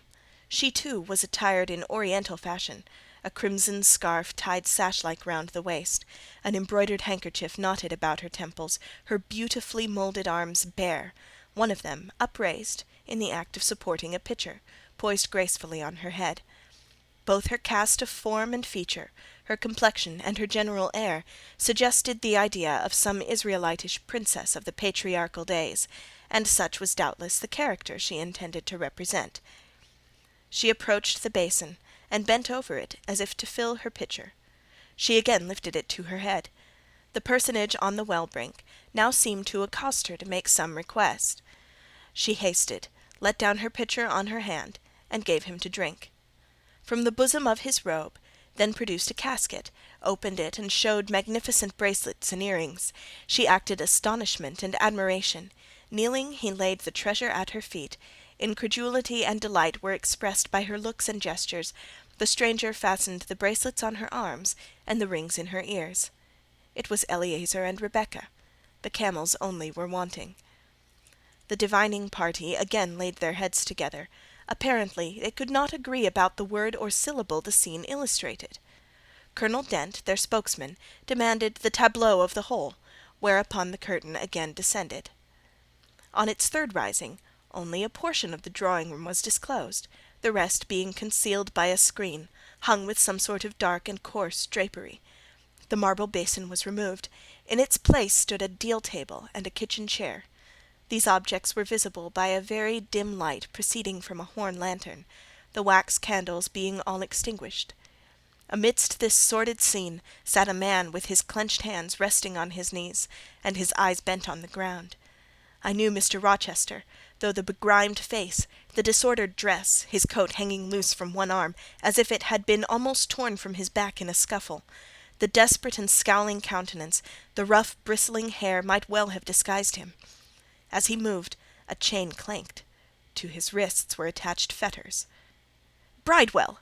exclaimed Colonel Dent, and the charade was solved. A sufficient interval having elapsed for the performers to resume their ordinary costume, they re-entered the dining-room. Mr. Rochester led in Miss Ingram. She was complimenting him on his acting. "Do you know," said she, "that of the 3 characters I liked you in the last best. Oh, had you but lived a few years earlier, what a gallant gentleman highwayman you would have made!" "Is all the soot washed from my face?" he asked, turning it toward her. "Alas, yes, the more's the pity. Nothing could be more becoming to your complexion than ruffian's rouge." "You would like a hero of the road, then?" "An English hero of the road would be the next best thing to an Italian bandit, and that could only be surpassed by a Levantine pirate." "Well, whatever I am, remember you are my wife. We were married an hour since, in the presence of all these witnesses." She giggled, and her colour rose. "Now, Dent," continued Mr. Rochester, "it is your turn." And as the other party withdrew, he and his band took the vacated seats. Miss Ingram placed herself at her leader's right hand. The other diviners filled the chairs on either side of him and her. I did not now watch the actors. I no longer waited with interest for the curtain to rise. My attention was absorbed by the spectators. My eyes, erewhile fixed on the arch, were now irresistibly attracted to the semicircle of chairs. What charade Colonel Dent and his party played, what word they chose, how they acquitted themselves, I no longer remember. But I still see the consultation which followed each scene. I see Mr. Rochester turn to Miss Ingram, and Miss Ingram to him. I see her incline her head towards him, till the jetty curls almost touch his shoulder and wave against his cheek. I hear their mutual whisperings. I recall their interchanged glances, and something even of the feeling roused by the spectacle returns in memory at this moment. I have told you, reader, that I had learned to love Mr. Rochester. I could not unlove him now, merely because I found that he had ceased to notice me, because I might pass hours in his presence, and he would never once turn his eyes in my direction, because I saw all his attentions appropriated by a great lady, who scorned to touch me with the hem of her robes as she passed, who, if ever her dark and imperious eye fell on me by chance, would withdraw it instantly, as from an object too mean to merit observation. I could not unlove him, because I felt sure he would soon marry this very lady, because I read daily in her a proud security in his intentions respecting her, because I witnessed hourly in him a style of courtship which, if careless and choosing rather to be sought than to seek, was yet in its very carelessness captivating, and in its very pride irresistible. There was nothing to cool or banish love in these circumstances, though much to create despair. Much too, you will think, reader, to engender jealousy, if a woman in my position could presume to be jealous of a woman in Miss Ingram's. But I was not jealous, or very rarely. The nature of the pain I suffered could not be explained by that word. Miss Ingram was a mark beneath jealousy. She was too inferior to excite the feeling. Pardon the seeming paradox, I mean what I say. She was very showy, but she was not genuine. She had a fine person, many brilliant attainments, but her mind was poor, her heart barren by nature. Nothing bloomed spontaneously on that soil, no unforced natural fruit delighted by its freshness. She was not good. She was not original. She used to repeat sounding phrases from books. She never offered or had an opinion of her own. She advocated a high tone of sentiment, but she did not know the sensations of sympathy and pity. Tenderness and truth were not in her. Too often she betrayed this, by the undue vent she gave to a spiteful antipathy she had conceived against little Adèle, pushing her away with some contumelious epithet if she happened to approach her, sometimes ordering her from the room, and always treating her with coldness and acrimony. Other eyes besides mine watched these manifestations of character, watched them closely, keenly, shrewdly. Yes, the future bridegroom, Mr. Rochester himself, exercised over his intended a ceaseless surveillance, and it was from this sagacity, this guardedness of his, this perfect, clear consciousness of his fair one's defects, this obvious absence of passion in his sentiments towards her, that my ever-torturing pain arose. I saw that he was going to marry her for family, perhaps political reasons, because her rank and connections suited him. I felt he had not given her his love, and that her qualifications were ill adapted to win from him that treasure. This was the point. This was where the nerve was touched and teased. This was where the fever was sustained and fed. She could not charm him. If she had managed the victory at once, and he had yielded and sincerely laid his heart at her feet, I should have covered my face, turned to the wall, and, figuratively, have died to them. If Miss Ingram had been a good and noble woman, endowed with force, fervour, kindness, sense, I should have had one vital struggle with two tigers, jealousy and despair.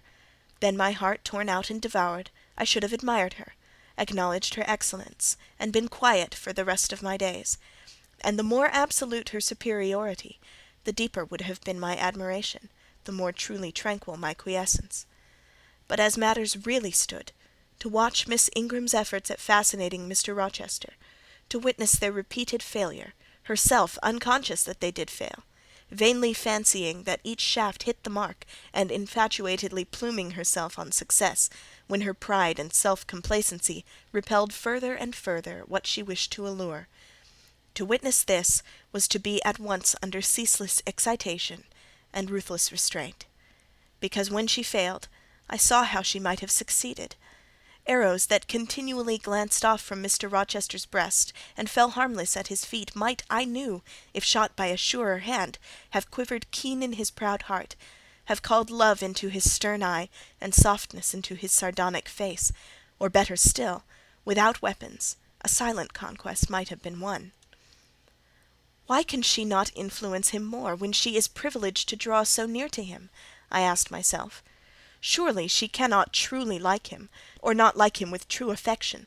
If she did, she need not coin her smiles so lavishly, flash her glances so unremittingly, manufacture airs so elaborate, graces so multitudinous. It seems to me that she might, by merely sitting quietly at his side, saying little and looking less, get nigher his heart. I have seen in his face a far different expression from that which hardens it now, while she is so vivaciously accosting him. But then it came of itself. It was not elicited by meretricious arts and calculated manoeuvres, and one had but to accept it, to answer what he asked without pretension, to address him when needful without grimace, and it increased, and grew kindlier and more genial, and warmed one like a fostering sunbeam. How will she manage to please him when they are married? I do not think she will manage it, and yet it might be managed, and his wife might, I verily believe, be the very happiest woman the sun shines on. I have not yet said anything condemnatory of Mr. Rochester's project of marrying for interest and connections. It surprised me when I first discovered that such was his intention. I had thought him a man unlikely to be influenced by motives so commonplace in his choice of a wife, but the longer I considered the position, education, etc. of the parties, the less I felt justified in judging and blaming either him or Miss Ingram for acting in conformity to ideas and principles instilled into them, doubtless, from their childhood. All their class held these principles. I supposed, then, that they had reasons for holding them, such as I could not fathom. It seemed to me that, were I a gentleman like him, I would take to my bosom only such a wife as I could love. But the very obviousness of the advantages to the husband's own happiness offered by this plan convinced me that there must be arguments against its general adoption of which I was quite ignorant. Otherwise I felt sure all the world would act as I wished to act. But in other points, as well as this, I was growing very lenient to my master. I was forgetting all his faults, for which I had once kept a sharp look-out. It had formerly been my endeavour to study all sides of his character, to take the bad with the good, and from the just weighing of both, to form an equitable judgment. Now I saw no bad. The sarcasm that had repelled, the harshness that had startled me once, were only like keen condiments in a choice dish. Their presence was pungent, but their absence would be felt as comparatively insipid. And as for the vague something, was it a sinister or a sorrowful, a designing or a desponding expression, that opened upon a careful observer now and then in his eye, and closed again before one could fathom the strange depth partially disclosed, that something which used to make me fear and shrink, as if I had been wandering amongst volcanic-looking hills, and had suddenly felt the ground quiver and seen it gape, that something I, at intervals, beheld still, and with throbbing heart, but not with palsied nerves. Instead of wishing to shun, I longed only to dare, to divine it, and I thought Miss Ingram happy because one day she might look into the abyss at her leisure, explore its secrets, and analyse their nature. Meantime, while I thought only of my master and his future bride, saw only them, heard only their discourse, and considered only their movements of importance, the rest of the party were occupied with their own separate interests and pleasures. The ladies Lynn and Ingram continued to consort in solemn conferences, when they nodded their two turbans at each other, and held up their four hands in confronting gestures of surprise or mystery or horror, according to the theme on which their gossip ran, like a pair of magnified puppets. Mild Mrs. Dent talked with good-natured Mrs. Eshton, and the two sometimes bestowed a courteous word or smile on me. Sir George Lynn, Colonel Dent, and Mr. Eshton discussed politics, or county affairs, or justice business. Lord Ingram flirted with Amy Eshton. Louisa played and sang to and with one of the Messrs. Lynn, and Mary Ingram listened languidly to the gallant speeches of the other. Sometimes all, as with one consent, suspended their by-play to observe and listen to the principal actors.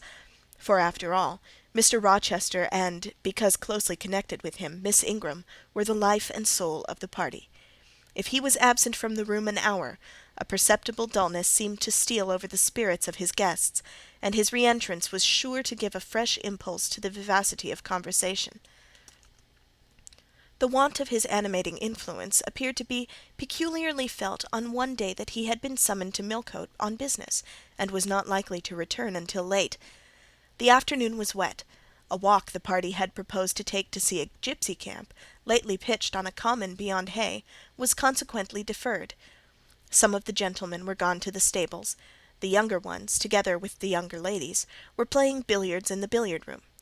The dowagers Ingram and Lynn sought solace in a quiet game at cards.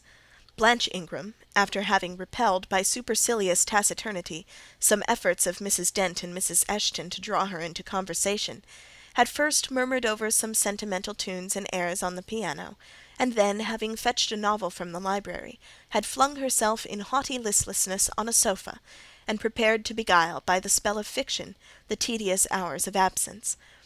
The room and house were silent; only now and then the merriment of the billiard-players was heard from above. It was verging on dusk, and the clock had already given warning of the hour to dress for dinner, when little Adèle, who knelt by me in the drawing-room window-seat, suddenly exclaimed, "Voile, Monsieur Rochester, qui revient!" I turned, and Miss Ingram darted forward from her sofa. The others, too, looked up from their several occupations, for at the same time a crunching of wheels and a splashing tramp of horse-hoofs became audible on the wet gravel. A post-chaise was approaching. "What can possess him to come home in that style?" said Miss Ingram. "He rode Monsieur the black horse, did he not, when he went out, and Pilot was with him? What has he done with the animals?" As she said this, she approached her tall person and ample garments so near the window that I was obliged to bend back almost to the breaking of my spine. In her eagerness she did not observe me at first, but when she did, she curled her lip and moved to another casement. The post-chaise stopped, the driver rang the door-bell, and a gentleman alighted in travelling garb. But it was not Mr. Rochester. It was a tall, fashionable-looking man, a stranger. "How provoking!" exclaimed Miss Ingram. "You tiresome monkey!" apostrophising Adèle. "Who perched you up in the window to give false intelligence?" And she cast on me an angry glance, as if I were in fault. Some parleying was audible in the hall, and soon the new comer entered. He bowed to Lady Ingram, as deeming her the eldest lady present. "It appears I come at an inopportune time, madam," said he, "when my friend Mr. Rochester is from home, but I arrive from a very long journey, and I think I may presume so far on old and intimate acquaintance as to install myself here till he returns." His manner was polite. His accent, in speaking, struck me as being somewhat unusual, not precisely foreign, but still not altogether English. His age might be about Mr. Rochester's, between 30 and 40. His complexion was singularly sallow. Otherwise he was a fine-looking man, at first sight especially. On closer examination you detected something in his face that displeased, or rather, that failed to please. His features were regular, but too relaxed. His eye was large and well cut, but the life looking out of it was a tame, vacant life. At least, so I thought. The sound of the dressing-bell dispersed the party. It was not quite till after dinner that I saw him again. He seemed quite at his ease, but I liked his physiognomy even less than before. It struck me as being at the same time unsettled and inanimate. His eye wandered, and had no meaning in its wandering. This gave him an odd look, such as I never remembered to have seen. For a handsome and not an unamiable-looking man, he repelled me exceedingly. There was no power in that smooth-skinned face of a full oval shape, no firmness in that aquiline nose and small cherry mouth. There was no thought on the low, even forehead, no command in the blank brown eye. As I sat in my usual nook, and looked at him with the light of the girandoles on the mantelpiece beaming full over him, for he occupied an armchair drawn close to the fire, and kept shrinking still nearer as if he were cold, I compared him with Mr. Rochester. I think, with deference be it spoken, the contrast could not be much greater between a sleek gander and a fierce falcon, between a meek sheep and the rough-coated keen-eyed dog, its guardian. He had spoken of Mr. Rochester as an old friend. A curious friendship theirs must have been, a pointed illustration indeed of the old adage that extremes meet. 2 or 3 of the gentlemen sat near him, and I caught at times scraps of their conversation across the room. At first I could not make much sense of what I had heard, for the discourse of Louisa Eshton and Mary Ingram, who sat nearer to me, confused the fragmentary sentences that reached me at intervals. These last were discussing the stranger. They both called him a beautiful man. Louisa said he was a love of a creature, and she adored him, and Mary instanced his pretty little mouth and nice nose as her ideal of the charming. "And what a sweet-tempered forehead he has!" cried Louisa. "So smooth, none of those frowning irregularities I dislike so much, and such a placid eye and smile." And then, to my great relief, Mr. Henry Lynn summoned them to the other side of the room, to settle some point about the deferred excursion to Hay Common. I was now able to concentrate my attention on the group by the fire, and I presently gathered that the newcomer was called Mr. Mason. Then I learned that he was but just arrived in England, and that he came from some hot country, which was the reason doubtless his face was so sallow, and he sat so near the hearth, and wore a surtout in the house. Presently the words Jamaica, Kingston, Spanish Town, indicated the West Indies as his residence, and it was with no little surprise that I gathered ere long that he had first seen and become acquainted with Mr. Rochester. He spoke of his friend's dislike of the burning heats, the hurricanes, and the rainy seasons of that region. I knew Mr. Rochester had been a traveller. Mrs. Fairfax had said so. But I thought the continent of Europe had bounded his wanderings. Till now I had never heard a hint given of visits to more distant shores. I was pondering these things, when an incident, and a somewhat unexpected one, broke the thread of my musings. Mr. Mason, shivering as some one chanced to open the door, asked for more coal to be put on the fire, which had burnt out its flame, though its mass of cinder still shone hot and red. The footman who had brought the coal in going out stopped near Mr. Eshton's chair, and said something to him in a low voice, of which I heard only the words, "Old woman, quite troublesome." "Tell her she shall be put in the stocks if she does not take herself off," replied the magistrate. "No, stop," interrupted Colonel Dent. "Don't send her away, Eshton. We might turn the thing to account. Better consult the ladies." And speaking aloud, he continued, "Ladies, you talked of going to Hay Common to visit the gipsy camp. Sam here says that one of the old Mother Bunches is in the servants' hall at this moment, and insists upon being brought in before the quality to tell them their fortunes. Would you like to see her?" "Surely, Colonel," cried Lady Ingram, "you would not encourage such a low impostor. Dismiss her, by all means, at once." "I cannot persuade her to go away, my lady," said the footman, "nor can any of the servants. Mrs. Fairfax is with her just now, entreating her to be gone, but she has taken a chair in the chimney corner, and says nothing shall stir her from it till she gets leave to come in here." "What does she want?" asked Mrs. Eshton. "To tell the gentry their fortunes, she says, ma'am. She swears she must and will do it." "What is she like?" inquired the Misses Eshton in a breath. "A shockingly ugly old creature, miss, almost as black as a crock." "Why, she's a real sorceress!" cried Frederick Lynn. "Let us have her in, of course." "To be sure," rejoined his brother, "it would be 1,000 pities to throw away such a chance of fun." "My dear boys, what are you thinking about?" exclaimed Mrs. Lynn. "I cannot possibly countenance any such inconsistent proceeding," chimed in the Dowager Ingram.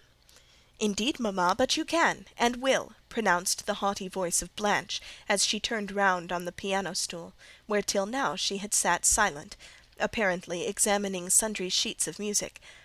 "I have a curiosity to hear my fortune told.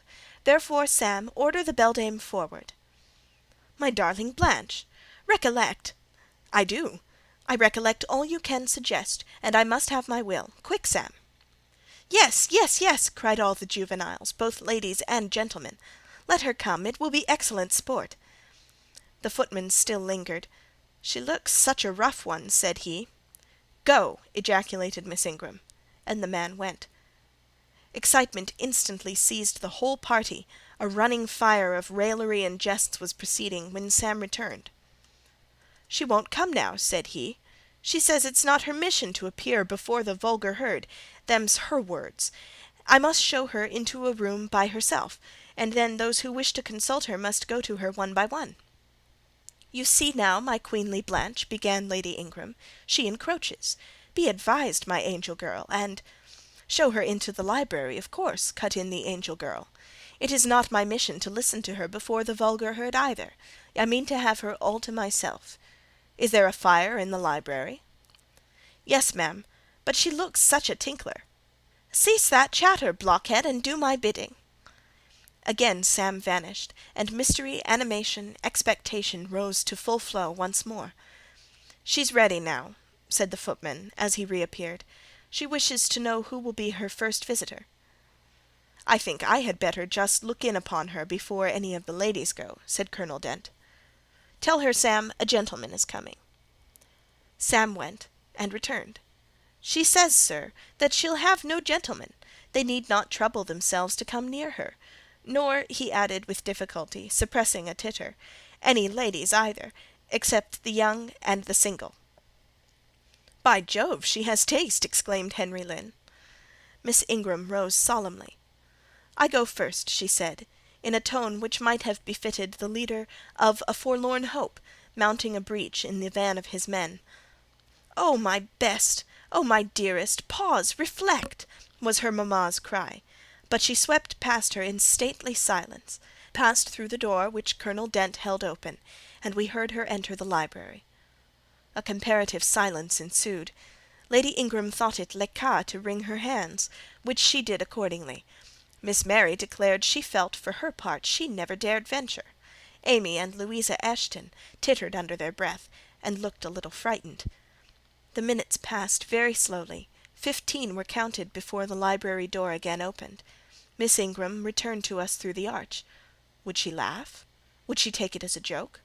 All eyes met her with a glance of eager curiosity, and she met all eyes with one of rebuff and coldness. She looked neither flurried nor merry. She walked stiffly to her seat, and took it in silence. "Well, Blanche?" said Lord Ingram. "What did she say, sister?" asked Mary. "What do you think? How do you feel? Is she a real fortune-teller?" demanded the Misses Eshton. "Now, now, good people," returned Miss Ingram, "don't press upon me. Really, your organs of wonder and credulity are easily excited. You seem by the importance of you all, my good mamma included, to ascribe to this matter, absolutely to believe that we have a genuine witch in the house who is in close alliance with the old gentleman. I have seen a gipsy vagabond. She has practised in hackneyed fashion the science of palmistry, and told me what such people usually tell. My whim is gratified, and now I think Mr. Eshton will do well to put the hag in the stocks to-morrow morning, as he threatened." Miss Ingram took a book, leant back in her chair, and so declined further conversation. I watched her for nearly half an hour.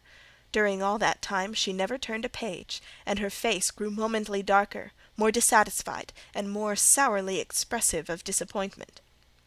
She had obviously not heard anything to her advantage, and it seemed to me from her prolonged fit of gloom and taciturnity that she herself, notwithstanding her professed indifference, attached undue importance to whatever revelations had been made her. Meantime, Mary Ingram, Amy, and Louisa Eshton declared they dared not go alone, and yet they all wished to go. A negotiation was opened through the medium of the ambassador, Sam, and after much pacing to and fro, till I think the said Sam's calves must have ached with the exercise, permission was at last, with great difficulty, extorted from the rigorous Sibyl, for the three to wait upon her in a body. Their visit was not so still as Miss Ingram's had been. We heard hysterical giggling, and little shrieks proceeding from the library, and at the end of about 20 minutes they burst the door open, and came running across the hall, as if they were half scared out of their wits. "I am sure she is something not right," they cried, one and all. "She told us such things! She knows all about us!" And they sank breathless into the various seats the gentlemen hastened to bring them. Pressed for further explanation, they declared she had told them of things they had said and done when they were mere children, described books and ornaments they had in their boudoirs at home, keepsakes that different relations had presented to them. They had affirmed that she had even divined their thoughts, and had whispered in the ear of each the name of the person she liked best in the world, and informed them of what they wished for most. Here the gentlemen interposed with earnest petitions to be further enlightened on these two last-named points, but they got only blushes, ejaculations, tremors, and titters in return for their importunity. The matrons, meantime, offered vinaigrettes and wielded fans, and again reiterated the expression of their concern that their warning had not been taken in time, and the elder gentlemen laughed, and the younger urged their services on the agitated fair ones. In the midst of the tumult, and while my eyes and ears were fully engaged in the scene before me, I heard a hem close at my elbow. I turned, and saw Sam. "If you please, miss, the gipsy declares that there is another young single lady in the room who has not been to her yet, and she swears she will not go till she has seen all. I thought it must be you. There's no one else for it. What shall I tell her?" "Oh, I will go by all means," I answered, and I was glad of the unexpected opportunity to gratify my much excited curiosity. I slipped out of the room, unobserved by any eye, for the company were gathered in one mass about the trembling trio just returned, and I closed the door quietly behind me. "If you like, miss," said Sam, "I'll wait in the hall for you, and if she frightens you, just call and I'll come in." "No, Sam, return to the kitchen. I am not in the least afraid." Nor was I, but I was a good deal interested and excited. End of chapter 18.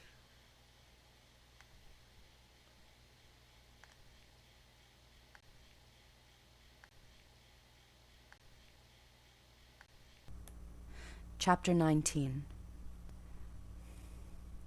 The library looked tranquil enough as I entered it, and the Sibyl, if Sibyl she were, was seated snugly enough in an easy-chair at the chimney-corner. She had on a red cloak and a black bonnet, or rather a broad-brimmed gipsy hat tied down with a striped handkerchief under her chin. An extinguished candle stood on the table. She was bending over the fire, and seemed reading in a little black book, like a prayer book, by the light of the blaze. She muttered the words to herself, as most old women do while she read. She did not desist immediately on my entrance. It appeared she wished to finish a paragraph. I stood on the rug and warmed my hands, which were rather cold with sitting at a distance from the drawing-room fire. I felt now as composed as ever I did in my life. There was nothing indeed in the gypsy's appearance to trouble one's calm. She shut her book and slowly looked up. Her hat brim partially shaded her face, yet I could see, as she raised it, that it was a strange one. It looked all brown and black. Elf locks bristled out from beneath a white band which passed under her chin, and came half over her cheeks, or rather jaws. Her eyes confronted me at once with a bold and direct gaze. "Well, and you want your fortune told?" she said, in a voice as decided as her glance, as harsh as her features. "I don't care about it, mother. You may please yourself, but I ought to warn you. I have no faith." "It's like your impudence to say so. I expect it of you. I heard it in your step as you crossed the threshold." "Did you? You've a quick ear."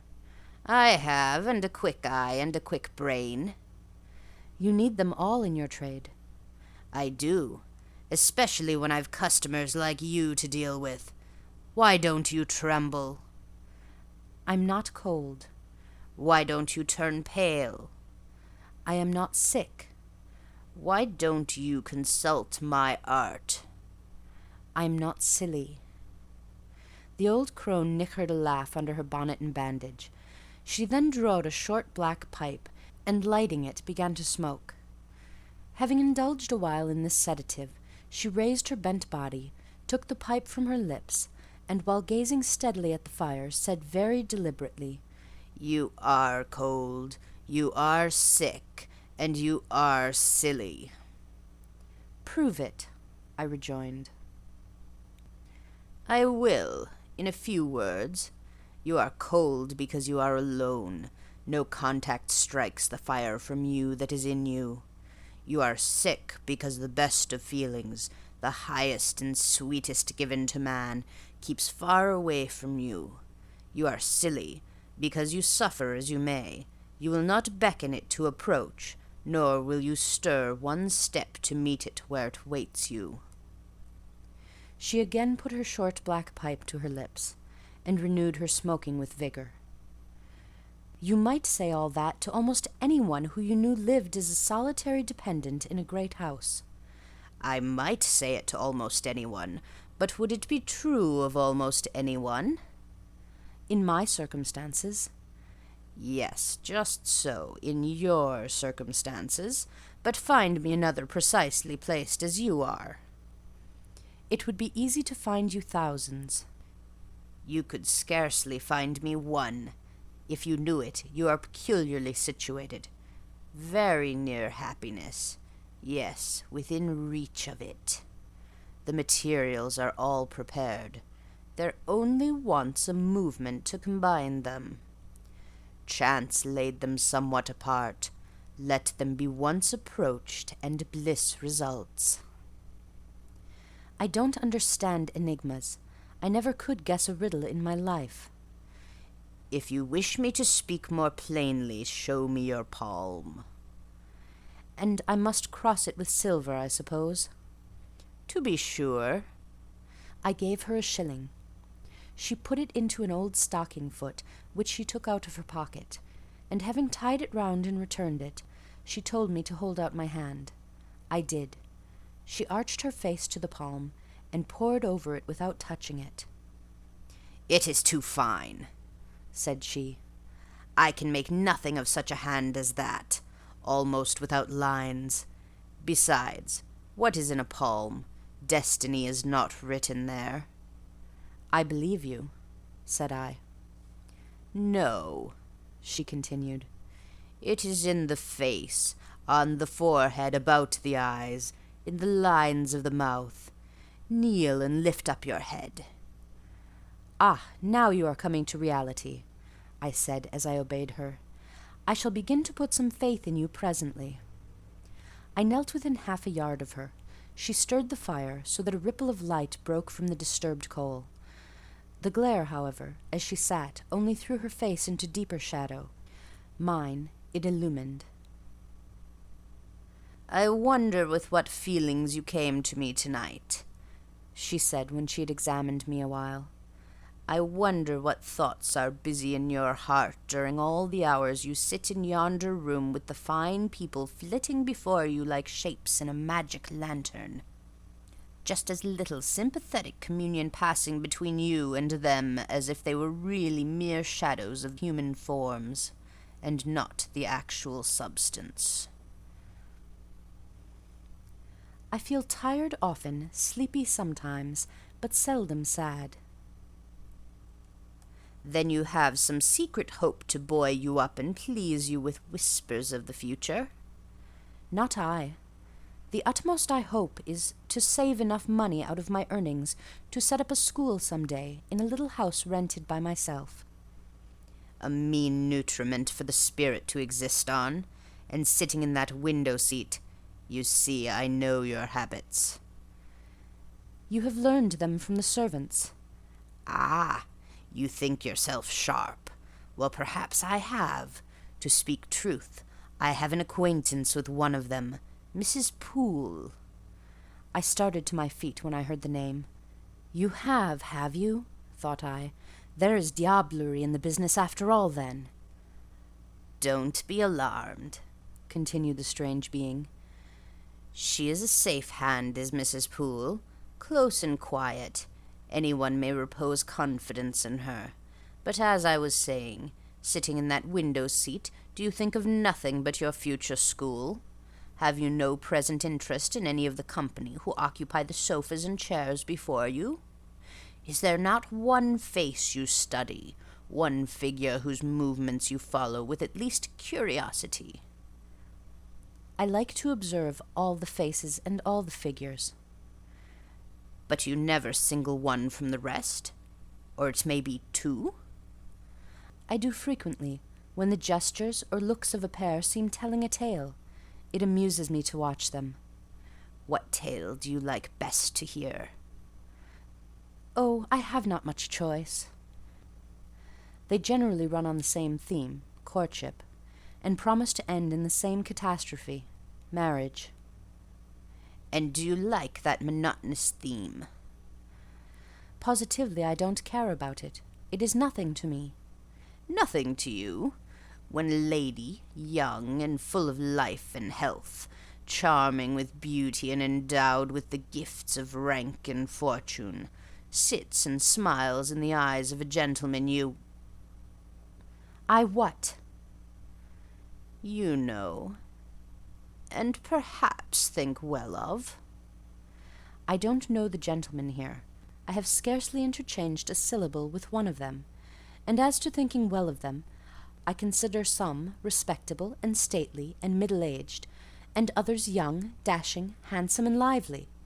But certainly they are all at liberty to be the recipients of whose smiles they please, without my feeling disposed to consider the transaction of any moment to me. "You don't know the gentlemen here? You have not exchanged a syllable with one of them? Will you say that of the master of the house?" "He is not at home." "A profound remark, a most ingenious quibble. He went to Millcote this morning, and will be back here tonight or tomorrow. Does that circumstance exclude him from the list of your acquaintance? Blot him, as it were, out of existence?" "No, but I can scarcely see what Mr. Rochester has to do with the theme you had introduced." "I was talking of ladies smiling in the eyes of gentlemen, and of late so many smiles have been shed into Mr. Rochester's eyes that they overflow like 2 cups filled above the brim. Have you never remarked that?" "Mr. Rochester has a right to enjoy the society of his guests." "No question about his right, but have you never observed that, of all the tales told here about matrimony, Mr. Rochester has been favoured with the most lively and the most continuous?" The eagerness of a listener quickens the tongue of a narrator. I said this rather to myself than to the gipsy, whose strange talk, voice, manner, had by this time wrapped me in a kind of dream. One unexpected sentence came from her lips after another, till I got involved in a web of mystification, and wondered what unseen spirit had been sitting for weeks by my heart, watching its workings, and taking record of every pulse. "Eagerness of a listener," repeated she. "Yes, Mr. Rochester has sat by the hour, his ear inclined to the fascinating lips that took such delight in their task of communicating, and Mr. Rochester was so willing to receive and looked so grateful for the pastime given him. You have noticed this?" Grateful? I cannot remember detecting gratitude in his face. "Detecting? You have analyzed, then. And what did you detect, if not gratitude?" I said nothing. "You have seen love, have you not? And looking forward, you have seen him married, and beheld his bride happy?" Not exactly. Your witch's skill is rather at fault sometimes. "What the devil have you seen, then?" Never mind. I came here to inquire, not to confess. Is it known that Mr. Rochester is to be married? "Yes, and to the beautiful Miss Ingram." Shortly? "Appearances would warrant that conclusion, and no doubt, though with an audacity that wants chastising out of you, you seem to question it, they will be a superlatively happy pair. He must love such a handsome, noble, witty, accomplished lady, and probably she loves him, or, if not his person, at least his purse.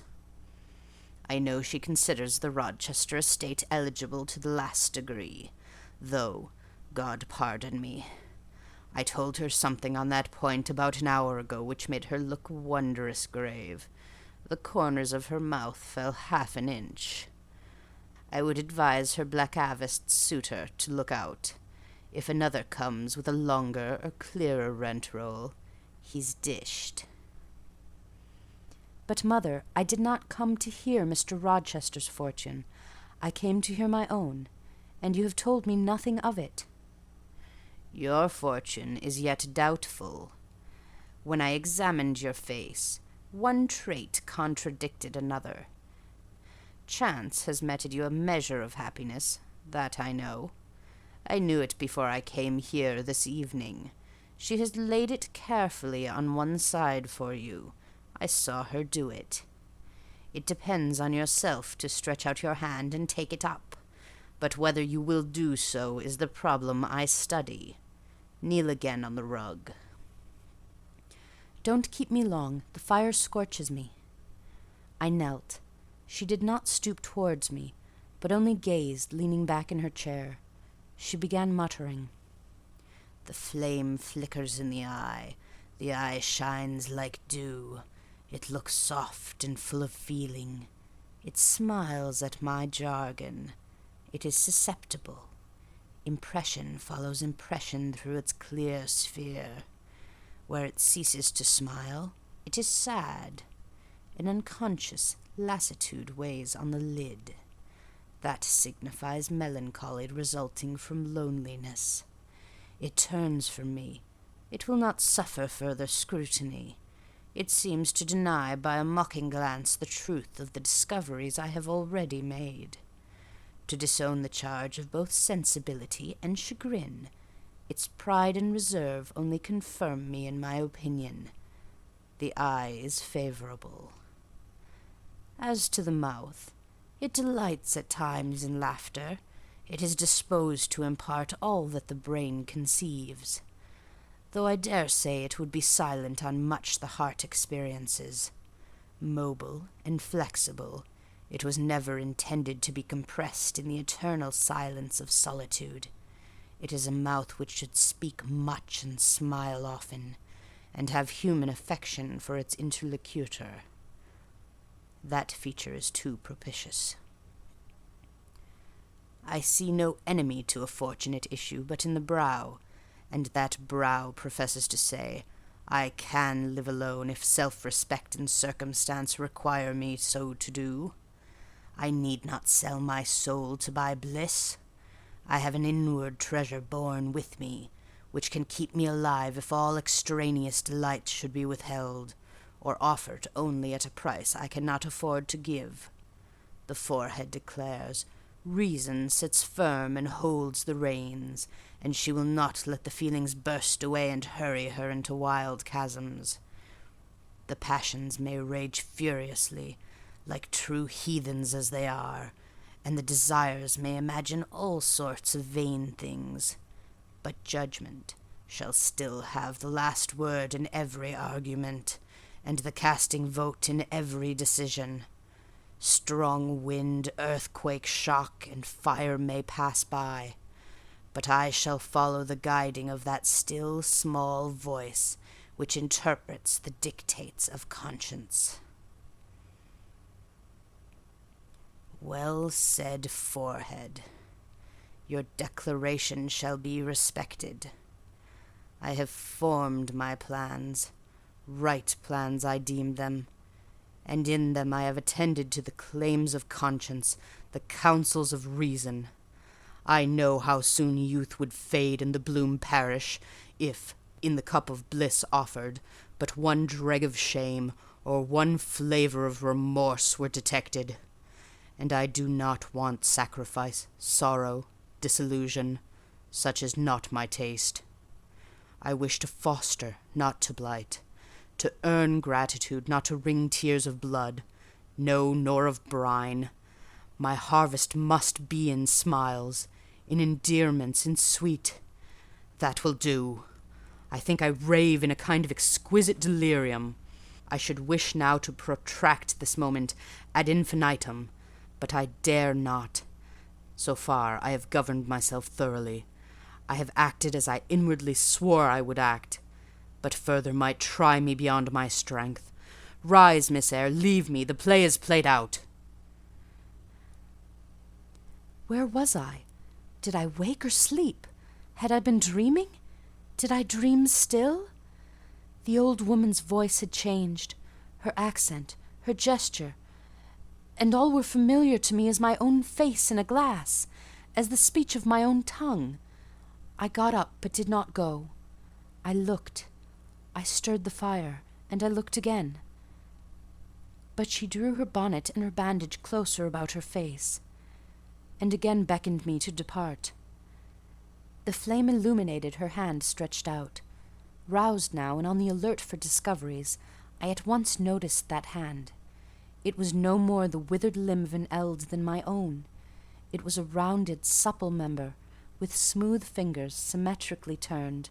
A broad ring flashed on the little finger, and stooping forward, I looked at it, and saw a gem I had seen 100 times before. Again I looked at the face, which was no longer turned from me. On the contrary, the bonnet was doffed, the bandage displaced, the head advanced. "Well, Jane, do you know me?" asked the familiar voice. "Only take off the red cloak, sir, and then—" "But the string is in a knot. Help me." "Break it, sir." "There, then, off, ye lendings!" And Mr. Rochester stepped out of his disguise. "Now, sir, what a strange idea!" "But well carried out, eh? Don't you think so?" "With the ladies you must have managed well." "But not with you?" "You did not act the character of a gipsy with me." "What character did I act? My own?" "No, some unaccountable one. In short, I believe you have been trying to draw me out. Or in. You have been talking nonsense to make me talk nonsense. It is scarcely fair, sir." "Do you forgive me, Jane?" "I cannot tell till I have thought it all over. If, on reflection, I find I have fallen into no great absurdity, I shall try to forgive you. But it was not right." "Oh, you have been very correct, very careful, very sensible." I reflected, and thought on the whole I had. It was a comfort, but indeed I had been on my guard almost from the beginning of the interview. Something of masquerade I suspected. I knew gipsies and fortune-tellers did not express themselves as this seeming old woman had expressed herself. Besides, I had noted her feigned voice, her anxiety to conceal her features. But my mind had been running on Grace Poole, that living enigma, that mystery of mysteries, as I considered her. I had never thought of Mr. Rochester. "Well," he said, "what are you musing about? What does that grave smile signify?" "Wonder and self-congratulation, sir. I have your permission to retire now, I suppose?" "No, stay a moment, and tell me what the people in the drawing-room yonder are doing." "Discussing the gipsy, I dare say." "Sit down. Let me hear what they said about me." "I had better not stay long, sir. It must be near 11 o'clock. Oh, are you aware, Mr. Rochester, that a stranger has arrived here since you left this morning?" "A stranger? No. Who can it be? I expected no one. Is he gone?" "No. He said he had known you long, and that he could take the liberty of installing himself here till you returned." "The devil he did! Did he give his name?" "His name is Mason, sir, and he comes from the West Indies. From Spanish Town in Jamaica, I think." Mr. Rochester was standing near me. He had taken my hand, as if to lead me to a chair. As I spoke, he gave my wrist a convulsive grip. The smile on his lips froze. Apparently a spasm caught his breath. "Mason, the West Indies," he said, in the tone one might fancy a speaking automaton to announce its single words. "Mason, the West Indies," he reiterated, and he went over the syllables 3 times, growing, in the interval of speaking, whiter than ashes. He hardly seemed to know what he was doing. "Do you feel ill, sir?" I inquired. "Jane, I've got a blow. I've got a blow, Jane," he staggered. "Oh, lean on me, sir." "Jane, you offered me your shoulder once before. Let me have it now." "Yes, sir, yes, and my arm." He sat down and made me sit beside him. Holding my hand in both his own, he chafed it, gazing on me at the same time with the most troubled and dreary look. "My little friend," said he, "I wish I were in a quiet island with only you, and trouble and danger and hideous recollections removed from me." "Can I help you, sir? I'd give my life to serve you." "Jane, if aid is wanted, I'll seek it at your hands. I promise you that." "Thank you, sir. Tell me what to do. I'll try at least to do it." "Fetch me now, Jane, a glass of wine from the dining-room. They will be at supper there, and tell me if Mason is with them, and what he is doing." I went. I found all the party in the dining-room at supper, as Mr. Rochester had said. They were not seated at table. The supper was arranged on the sideboard. Each had taken what he chose, and then stood about here and there in groups, their plates and glasses in their hands. Everyone seemed in high glee. Laughter and conversation were general and animated. Mr. Mason stood near the fire, talking to Colonel and Mrs. Dent, and appeared as merry as any of them.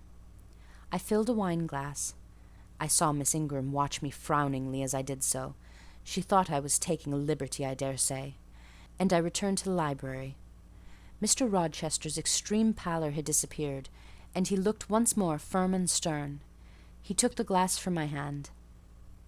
"Here is to your health, ministrant spirit," he said. He swallowed the contents and returned it to me. "What are they doing, Jane?" "Laughing and talking, sir." "They don't look grave and mysterious, as if they had heard something strange?" "Not at all. They are full of jests and gaiety." "And Mason?" "He was laughing too." "If all these people came in a body and spat at me, what would you do, Jane?" "Turn them out of the room, sir, if I could." He half smiled. "But if I were to go to them, and they only looked at me coldly, and whispered sneeringly amongst each other, and then dropped off and left me one by one, what then? Would you go with them?" "I rather think not, sir. I should have more pleasure in staying with you." "To comfort me?" "Yes, sir, to comfort you, as well as I could." "And if they laid you under a ban for adhering to me?" "I probably should know nothing about their ban, and if I did, I should care nothing about it." "Then you could dare censure for my sake?" "I could dare it for the sake of any friend who deserved my adherence, as you, I am sure, do." Go back now into the room. Step quietly up to Mason and whisper in his ear that Mr. Rochester has come and wishes to see him. Show him in here, and then leave me." "Yes, sir." I did his behest. The company all stared at me as I passed straight among them. I sought Mr. Mason, delivered the message, and preceded him from the room. I ushered him into the library, and then I went upstairs. At a late hour, after I had been in bed some time, I heard the visitors repair to their chambers. I distinguished Mr. Rochester's voice, and heard him say, "This way, Mason. This is your room." He spoke cheerfully. The gay tones set my heart at ease. I was soon asleep. End of chapter 19.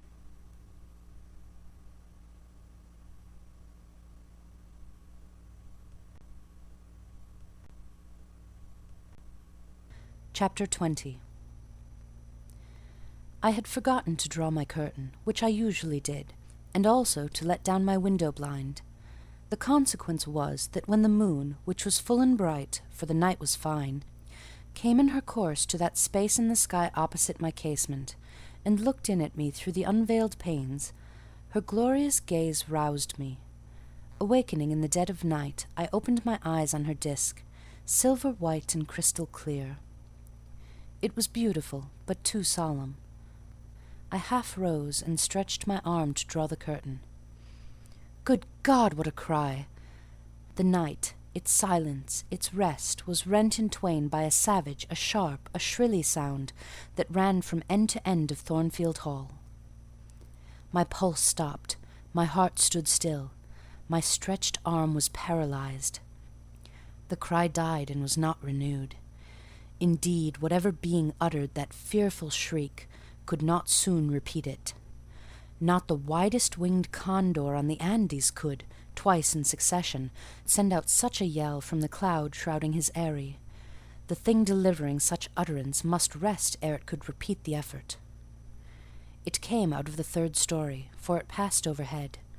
And overhead, yes, in the room just above my chamber ceiling, I now heard a struggle, a deadly one it seemed from the noise, and a half-smothered voice shouted, "Help! Help! Help!" 3 times rapidly. "Will no one come?" it cried, and then, while the staggering and stamping went on wildly, I distinguished through plank and plaster, "Rochester! Rochester, for God's sake, come!" A chamber door opened. Someone ran or rushed along the gallery. Another step stamped on the flooring above, and something fell, and there was silence. I had put on some clothes, though horror shook all my limbs. I issued from my apartment. The sleepers were all aroused. Ejaculations, terrified murmurs sounded in every room. Door after door unclosed. One looked out and another looked out. The gallery filled. Gentlemen and ladies alike had quitted their beds, and, "Oh, what is it? Who is hurt? What has happened? Fetch a light. Is it fire? Are there robbers? Where shall we run?" was demanded confusedly on all hands. But for the moonlight, they would have been in complete darkness. They ran to and fro, they crowded together. Some sobbed, some stumbled. The confusion was inextricable. "Where the devil is Rochester?" cried Colonel Dent. "I cannot find him in his bed." "Here, here!" was shouted in return. "Be composed, all of you. I'm coming." And the door at the end of the gallery opened, and Mr. Rochester advanced with a candle. He had just descended from the upper story. One of the ladies ran to him directly. She seized his arm. It was Miss Ingram. "What awful event has taken place?" said she. "Speak! Let us know the worst at once." "Don't pull me down or strangle me," he replied, for the Misses Eshton were clinging about him now, and the 2 dowagers, in vast white wrappers, were bearing down on him like ships in full sail. All's right, he cried. "It's a mere rehearsal of Much Ado About Nothing. Ladies, keep off, or I shall wax dangerous." And dangerous he looked. His black eyes darted sparks. Calming himself by an effort, he added, A servant has had the nightmare, that is all. She's an excitable, nervous person. She construed her dream into an apparition or something of that sort, no doubt, and has taken a fit with fright. Now then, I must see you all back into your rooms, for till the house is settled she cannot be looked after. Gentlemen, have the goodness to set the ladies the example. Miss Ingram, I am sure you will not fail in evincing superiority to idle terrors. Amy and Louisa, return to your nests like a pair of doves, as you are. Mesdames, to the dowagers, you will take cold to a dead certainty if you stay in this chill gallery any longer. And so, by dint of alternate coaxing and commanding, he contrived to get them all once more enclosed in their separate dormitories. I did not wait to be ordered back to mine, but retreated unnoticed, as unnoticed I had left it. Not, however, to go to bed. On the contrary, I began and dressed myself carefully. The sounds I had heard after the scream, and the words that had been uttered, had probably been heard only by me, for they had proceeded from the room above mine. But they assured me that it was not a servant's dream which had thus struck horror through the house, and that the explanation Mr. Rochester had given was merely an invention framed to pacify his guests. I dressed, then, to be ready for emergencies. When dressed, I sat a long time by the window looking out over the silent grounds and silvered fields, and waiting for I knew not what. It seemed to me that some event must follow the strange cry, struggle, and call. No. Stillness returned. Each murmur and movement ceased gradually, and in about an hour Thornfield Hall was again as hushed as a desert. It seemed that sleep and night had resumed their empire. Meantime, the moon declined. She was about to set. Not liking to sit in the cold and darkness, I thought I would lie down on my bed, dressed as I was. I left the window and moved with little noise across the carpet. As I stooped to take off my shoes, a cautious hand tapped low at the door. "Am I wanted?" I asked. "Are you up?" asked the voice I expected to hear, namely, my master's. "Yes, sir." "And dressed?" "Yes." "Come out, then, quietly." I obeyed. Mr. Rochester stood in the gallery holding a light. "I want you," he said. "Come this way, take your time, and make no noise." My slippers were thin. I could walk the matted floor as softly as a cat. He glided up the gallery and up the stairs, and stopped in the dark, low corridor of the fateful third story. I had followed and stood at his side. "Have you a sponge in your room?" he asked in a whisper. "Yes, sir." "And have you any salts, volatile salts?" "Yes." "Go back and fetch both." I returned, sought the sponge on the washstand, the salts in my drawer, and once more retraced my steps.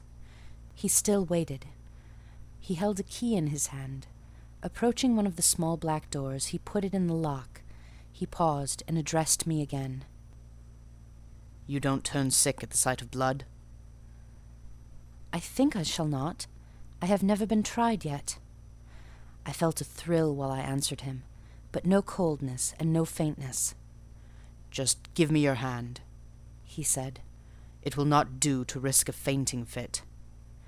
I put my fingers into his. "Warm and steady," was his remark. He turned the key and opened the door. I saw a room I remembered to have seen before, the day Mrs. Fairfax showed me over the house. It was hung with tapestry, but the tapestry was now looped up in one part, and there was a door apparent, which had then been concealed. This door was open, a light shone out of the room within. I heard thence a snarling, snatching sound, almost like a dog quarrelling. Mr. Rochester, putting down his candle, said to me, "Wait a minute," and he went forward to the inner apartment. A shout of laughter greeted his entrance, noisy at first, and terminating in Grace Poole's own goblin ha-ha. She, then, was there. He made some sort of arrangement without speaking, though I heard a low voice address him. He came out and closed the door behind him. "Here, Jane," he said, and I walked around to the other side of a large bed, which with its drawn curtains concealed a considerable portion of the chamber. An easy chair was near the bed head. A man sat in it, dressed with the exception of his coat. He was still. His head leant back, his eyes were closed. Mr. Rochester held a candle over him. I recognized in his pale and seemingly lifeless face the stranger, Mason. I saw, too, that his linen on one side and one arm was almost soaked in blood. "Hold the candle," said Mr. Rochester, and I took it. He fetched a basin of water from the washstand. "Hold that," said he. I obeyed. He took the sponge, dipped it in, and moistened the corpse-like face. He asked for my smelling bottle, and applied it to the nostrils. Mr. Mason shortly unclosed his eyes. He groaned. Mr. Rochester opened the shirt of the wounded man, whose arm and shoulder were bandaged. He sponged away blood trickling fast down. "Is there immediate danger?" murmured Mr. Mason. "Puh, no, a mere scratch. Don't be so overcome, man. Bear up. I'll fetch a surgeon for you now myself. You'll be able to be removed by morning, I hope. Jane," he continued. "Sir?" "I shall have to leave you in this room with this gentleman for an hour, or perhaps 2 hours. You will sponge the blood as I do when it returns. If he feels faint, you will put the glass of water on that stand to his lips and your salts to his nose. You will not speak to him on any pretext. And Richard, it will be at the peril of your life if you speak to her. Open your lips, agitate yourself, and I'll not answer for the consequences." Again the poor man groaned. He looked as if he dared not move. Fear, either of death or of something else, appeared almost to paralyze him. Mr. Rochester put the now bloody sponge into my hand, and I proceeded to use it as he had done. He watched me a second, then saying, "Remember, no conversation," he left the room. I experienced a strange feeling as the key grated in the lock, and the sound of his retreating steps ceased to be heard. Here, then, I was in the 3rd story, fastened into one of its mystic cells, night around me, a pale and bloody spectacle under my eyes and hands, a murderess hardly separated from me by a single door. Yes, that was appalling. The rest I could bear, but I shuddered at the thought of Grace Poole bursting out upon me. I must keep to my post, however. I must watch this ghastly countenance, these blue, still lips forbidden to unclose, these eyes now shut, now opening, now wandering through the room, now fixing on me, and ever glazed with the dullness of horror. I must dip my hand again and again in the basin of blood and water, and wipe away the trickling gore. I must see the light of the unsnuffed candle wane on my employment, the shadows darken on the wrought antique tapestry round me, and grow black under the hangings of the vast old bed, and quiver strangely over the door of a great cabinet opposite, whose front, divided into 12 panels, bore in grim design the heads of the 12 apostles, each enclosed in its separate panel, as in a frame, while above them at the top rose an ebon crucifix and a dying Christ. According as the shifting obscurity and flickering gleam hovered here or glanced there, it was now the bearded physician Luke that bent over his brow, now St. John's long hair that waved, and anon the devilish face of Judas that grew out of the pane, and seemed gathering life and threatening a revelation of the arch-traitor, of Satan himself, in his subordinate's form. Amidst all this, I had to listen as well as watch, to listen for the movements of the wild beast or the fiend in yonder side den.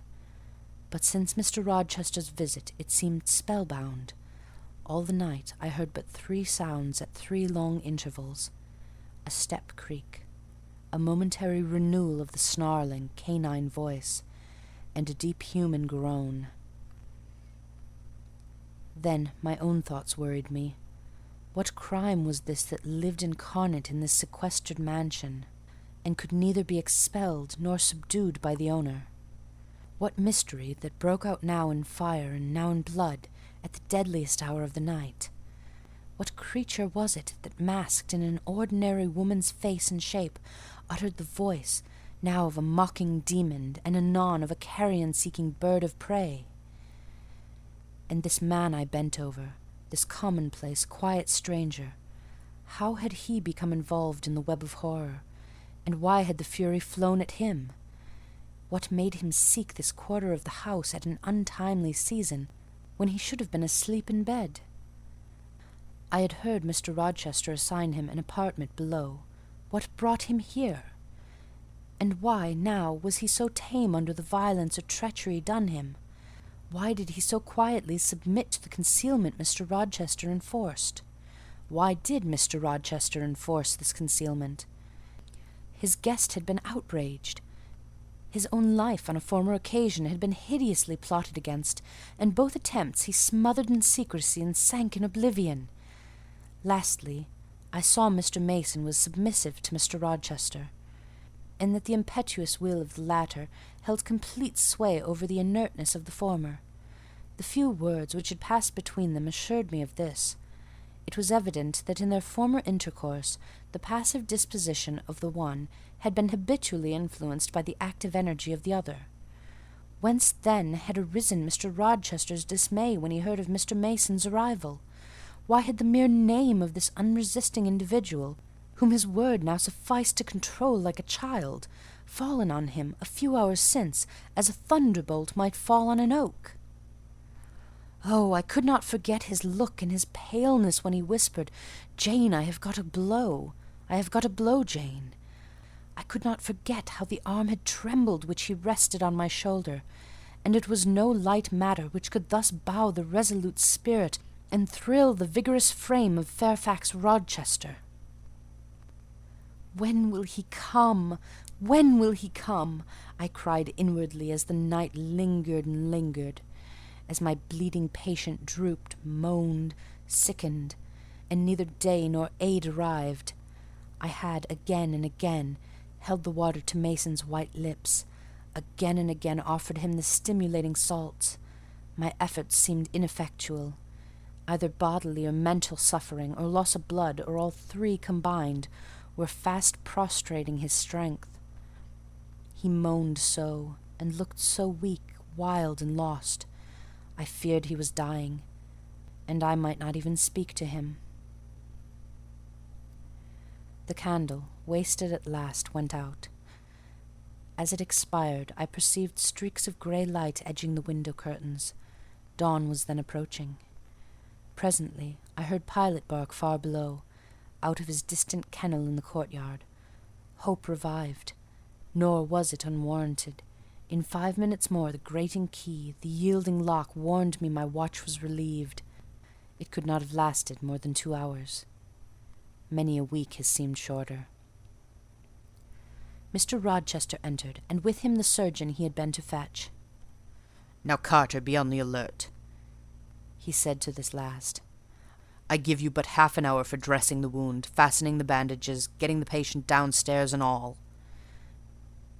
"But is he fit to move, sir?" "No doubt of it. It is nothing serious. He is nervous. His spirits must be kept up. Come, set to work." Mr. Rochester drew back the thick curtain, drew up the Holland blind, let in all the daylight he could, and I was surprised and cheered to see how far dawn was advanced, what rosy streaks were beginning to brighten the east. Then he approached Mason, whom the surgeon was already handling. "Now, my good fellow, how are you?" he asked. "She's done for me, I fear," was the faint reply. "Not a whit. Courage. This day fortnight you'll hardly be a pin the worse of it. You've lost a little blood, that's all. Carter, assure him there's no danger." "I can do that conscientiously," said Carter, who had now undone the bandages. "Only I wish I could have got here sooner. He would not have bled so much. But how is this? The flesh on the shoulder is torn as well as cut. This wound was not done with a knife. There have been teeth here."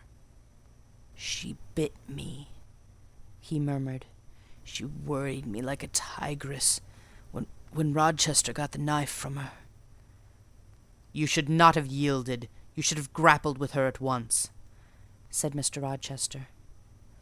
But under such circumstances, what could one do?" returned Mason. "Oh, it was frightful," he added, shuddering. "And I did not expect it. She looked so quiet at first." "I warned you," was his friend's answer. "I said, be on your guard when you go near her. Besides, you might have waited till tomorrow, and had me with you. It was mere folly to attempt the interview tonight and alone." "I thought I could have done some good." You thought. Yes, it makes me impatient to hear you. But however, you have suffered, and are likely to suffer enough for not taking my advice, so I'll say no more. Carter, hurry, the sun will soon rise, and I must have him off." "Directly, sir. The shoulder is just bandaged. I must look to this other wound in the arm. She has had her teeth here, too, I think." "She sucked the blood. She said she'd drain my heart," said Mason. I saw Mr. Rochester shudder. A singularly marked expression of disgust, horror, hatred warped his countenance almost to distortion. But he only said, "Come, be silent, Richard, and never mind her gibberish. Don't repeat it." "I wish I could forget it," was the answer.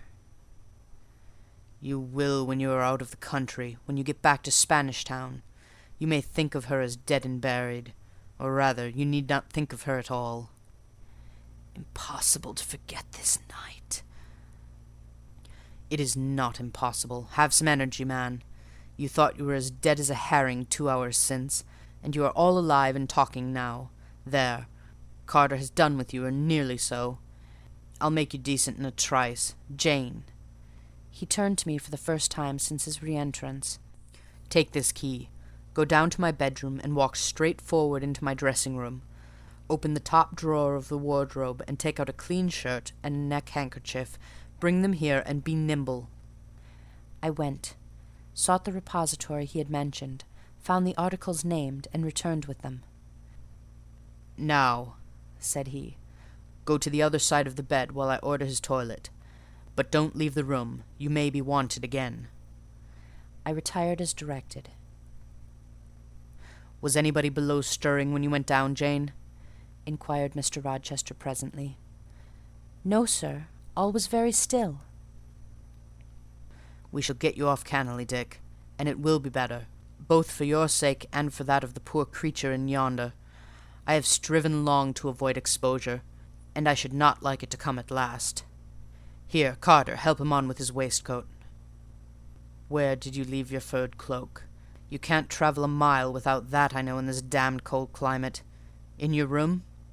Jane, run down to Mr. Mason's room, the one next mine, and fetch a cloak you will see there." Again I ran, and again returned, bearing an immense mantle lined and edged with fur. "Now I've another errand for you," said my untiring master. "You must away to my room again. What a mercy you are shod with velvet, Jane. A clod-hopping messenger would never do at this juncture. You must open the middle drawer of my toilet table and take out a little phial and a little glass you will find there. Quick." I flew thither and back, bringing the desired vessels. "That's well. Now, doctor, I shall take the liberty of administering a dose myself, on my own responsibility.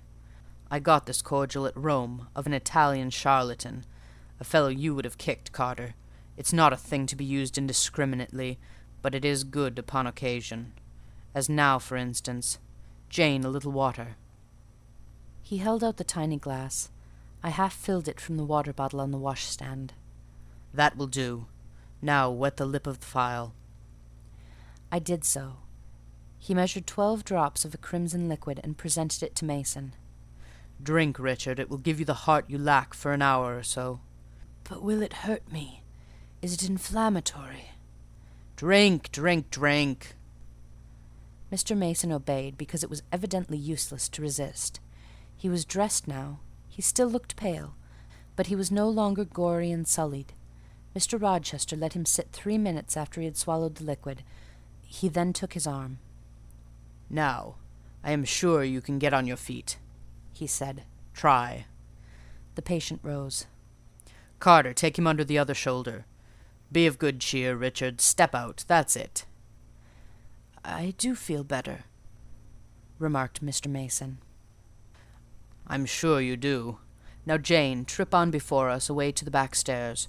Unbolt the side passage door, and tell the driver of the post-chaise you will see in the yard, or just outside, for I told him not to drive his rattling wheels over the pavement, to be ready, we are coming, and, Jane, if anyone is about, come to the foot of the stairs and hem." It was by this time 5:30, and the sun was on the point of rising, but I found the kitchen still dark and silent. The side passage door was fastened. I opened it with as little noise as possible. All the yard was quiet, but the gates stood wide open, and there was a post-chaise, with horses ready harnessed and drivers seated on the box stationed outside. I approached him, and said the gentlemen were coming. He nodded. Then I looked carefully round and listened. The stillness of early morning slumbered everywhere. The curtains were yet drawn over the servants' chamber windows. Little birds were just twittering in the blossom-blanched orchard trees, whose boughs drooped like white garland over the wall enclosing one side of the yard. The carriage horses stamped from time to time in their closed stables. All else was still. The gentleman now appeared. Mason, supported by Mr. Rochester and the surgeon, seemed to walk with tolerable ease. They assisted him into the chaise. Carter followed. "Take care of him," said Mr. Rochester to the latter, "and keep him at your house till he is quite well. I shall ride over in a day or two to see how he gets on. Richard, how is it with you?" "The fresh air revives me, Fairfax." "Leave the window open on his side, Carter. There is no wind. Good-bye, Dick." "Fairfax." "Well, what is it?" "Let her be taken care of. Let her be treated as tenderly as may be. Let her—" He stopped and burst into tears. "I do my best, and have done it, and will do it," was the answer. He shut up the chaise door, and the vehicle drove away. "Yet would to God there was an end of all this," added Mr. Rochester, as he closed and barred the heavy yard gates. This done, he moved with slow step and abstracted air towards a door in the wall bordering the orchard. I, supposing he had done with me, prepared to return to the house. Again, however, I heard him call Jane. He had opened the portal and stood at it, waiting for me. "Come where there is some freshness for a few moments," he said. "That house is a mere dungeon. Don't you feel it so?" "It seems to me a splendid mansion, sir." "The glamour of inexperience is over your eyes," he answered, "and you see it through a charmed medium. You cannot discern that the gilding is slime and the silk draperies cobwebs, that the marble is sordid slate and the polished wood merely refuse chips and scaly bark. Now here," he pointed to the leafy enclosure we had entered, "is all real, sweet and pure." He strayed down a walk edged with box, with apple trees, pear trees, and cherry trees on one side, and a border on the other full of all sorts of old-fashioned flowers, stocks, sweet williams, primroses, pansies, mingled with southernwood, sweetbriar, and fragrant herbs.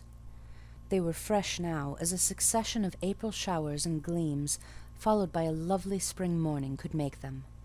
The sun was just entering the dappled east, and his light illumined the wreathed and dewy orchard trees that shone down the quiet walks under them.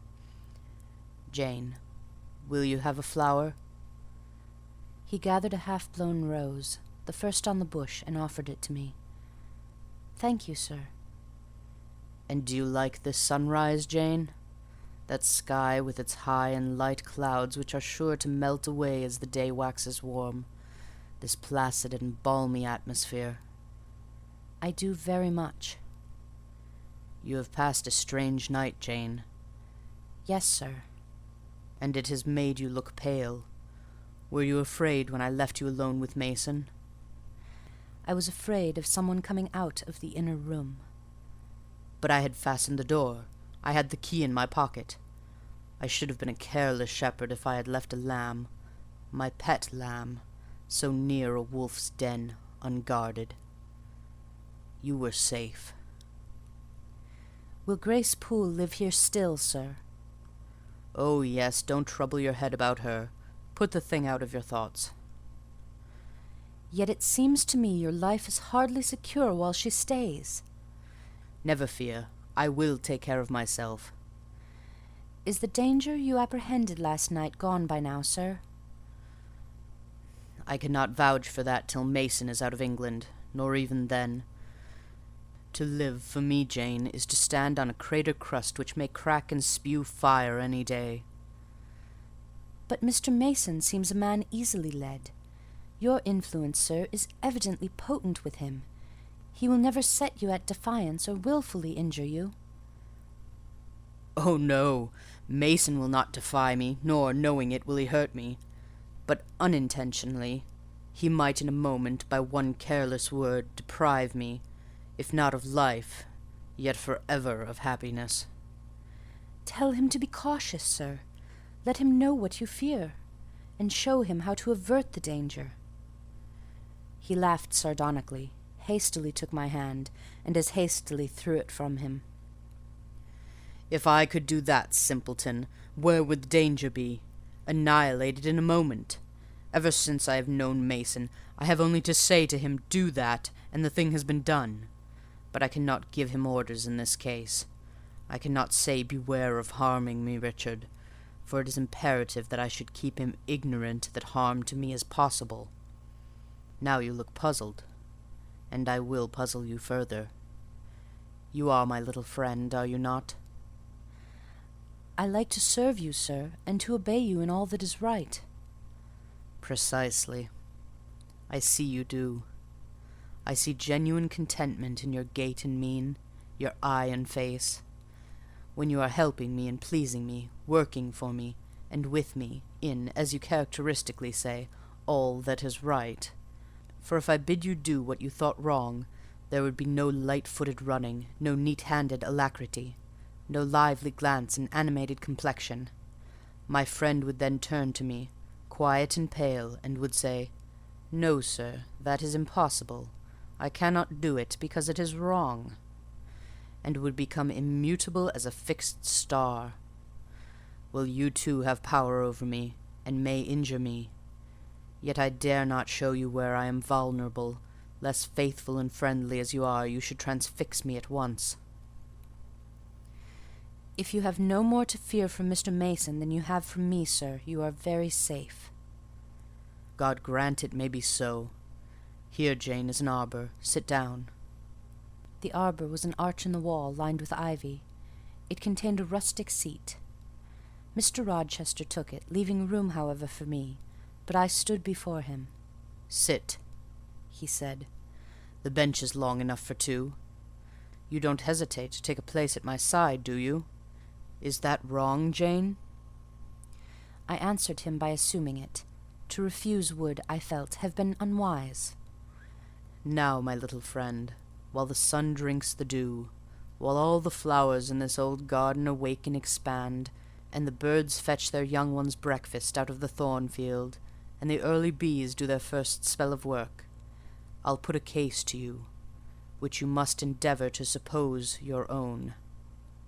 But first, look at me, and tell me, are you at ease, and not fearing that I err in detaining you, or that you err in staying?" "No, sir, I am content." "Well then, Jane, call to aid your fancy. Suppose you were no longer a girl well reared and disciplined, but a wild boy indulged from childhood upwards. Imagine yourself in a remote foreign land. Conceive that you there committed a capital error, no matter of what nature or from what motives, but one whose consequences must follow you through life and taint all your existence. Mind, I don't say a crime. I am not speaking of shedding of blood or any other guilty act which might make the perpetrator amenable to the law. My word is error. The results of what you have done become in time to you utterly insupportable. You take measures to obtain relief, unusual measures, but neither unlawful nor culpable. Still you are miserable, for hope has quitted you on the very confines of life, Your sun at noon darkens in an eclipse, which you feel will not leave it till the time of setting. Bitter and base associations have become the sole food of your memory. You wander here and there, seeking rest in exile, happiness in pleasure. I mean in heartless, sensual pleasure, such as dulls intellect and blights feeling. Heart-weary and soul-withered, you come home after years of voluntary banishment. You make a new acquaintance, how or where no matter. You find in this stranger much of the good and bright qualities which you have sought for 20 years and never before encountered. And they are all fresh, healthy, without soil and without taint. Such society revives, regenerates. You feel better days come back, higher wishes, purer feelings. You desire to recommence your life, and spend what remains to you of days in a way more worthy of an immortal being. To attain this end, are you justified in overleaping an obstacle of custom?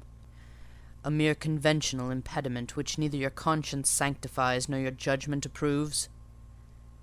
He paused for an answer, and what was I to say? Oh, for some good spirit to suggest a judicious and satisfactory response. Vain aspiration. The west wind whispered in the ivy round me, but no gentle Ariel borrowed its breath as a medium of speech. The birds sang in the tree-tops, but their song, however sweet, was inarticulate. Again Mr. Rochester propounded his query. Is the wandering and sinful, but now rest-seeking and repentant man justified in daring the world's opinion, in order to attach himself forever this gentle, gracious, genial stranger, thereby securing his own peace of mind and regeneration of life? Sir, I answered, a wanderer's repose or a sinner's reformation should never depend on a fellow creature. Men and women die, philosophers falter in wisdom, and Christians in goodness. If anyone you know has suffered and erred, let him look higher than his equals for strength to amend and solace to heal. But the instrument, God who does the work, ordains the instrument. I have myself, I tell it you without parable, been a worldly, dissipated, restless man, and I believe I have found the instrument for my cure in... He paused. The birds went on caroling, the leaves lightly rustling. I almost wondered they did not check their song in whispers to catch the suspended revelation, but they would have had to wait many minutes, so long was the silence protracted. At last I looked up at the tardy speaker. He was looking eagerly at me. "Little friend," said he in a quite changed tone, while his face changed too, losing all its softness and gravity, and becoming harsh and sarcastic. "You have noticed my tender penchant for Miss Ingram. Don't you think if I married her she would regenerate me with a vengeance?" He got up instantly and went to the other end of the walk, and when he came back he was humming a tune. "Jane," said he, stopping before me, "you are quite pale with your vigils. Don't you curse me for disturbing your rest?" "Curse you? No, sir." "Shake hands in confirmation of the word. What cold fingers! They were warmer last night when I touched them at the door of the mysterious chamber. Jane, when will you watch with me again?" "Whenever I can be useful, sir." "For instance, the night before I am married? I am sure I shall not be able to sleep. Will you promise to sit up with me, to bear me company? To you I can talk of my lovely one, for now you have seen her and know her." "Yes, sir." "She is a rare one, is she not, Jane?" "Yes, sir." "A strapper, a real strapper, Jane. Big, brown, and buxom, with hair just as the ladies of Carthage must have had. Bless me, there's Dent and Lynn in the stables. Go, in by the shrubbery, through that wicket." As I went one way, he went another, and I heard him in the yard, saying cheerfully, Mason got the start of you all this morning. He was gone before sunrise. I rose at 4 to see him off. End of chapter 20.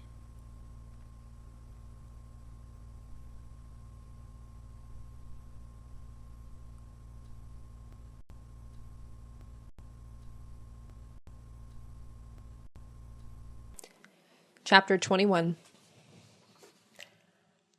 Presentiments are strange things, and so are sympathies, and so are signs, and the three combined make one mystery to which humanity has not yet found the key.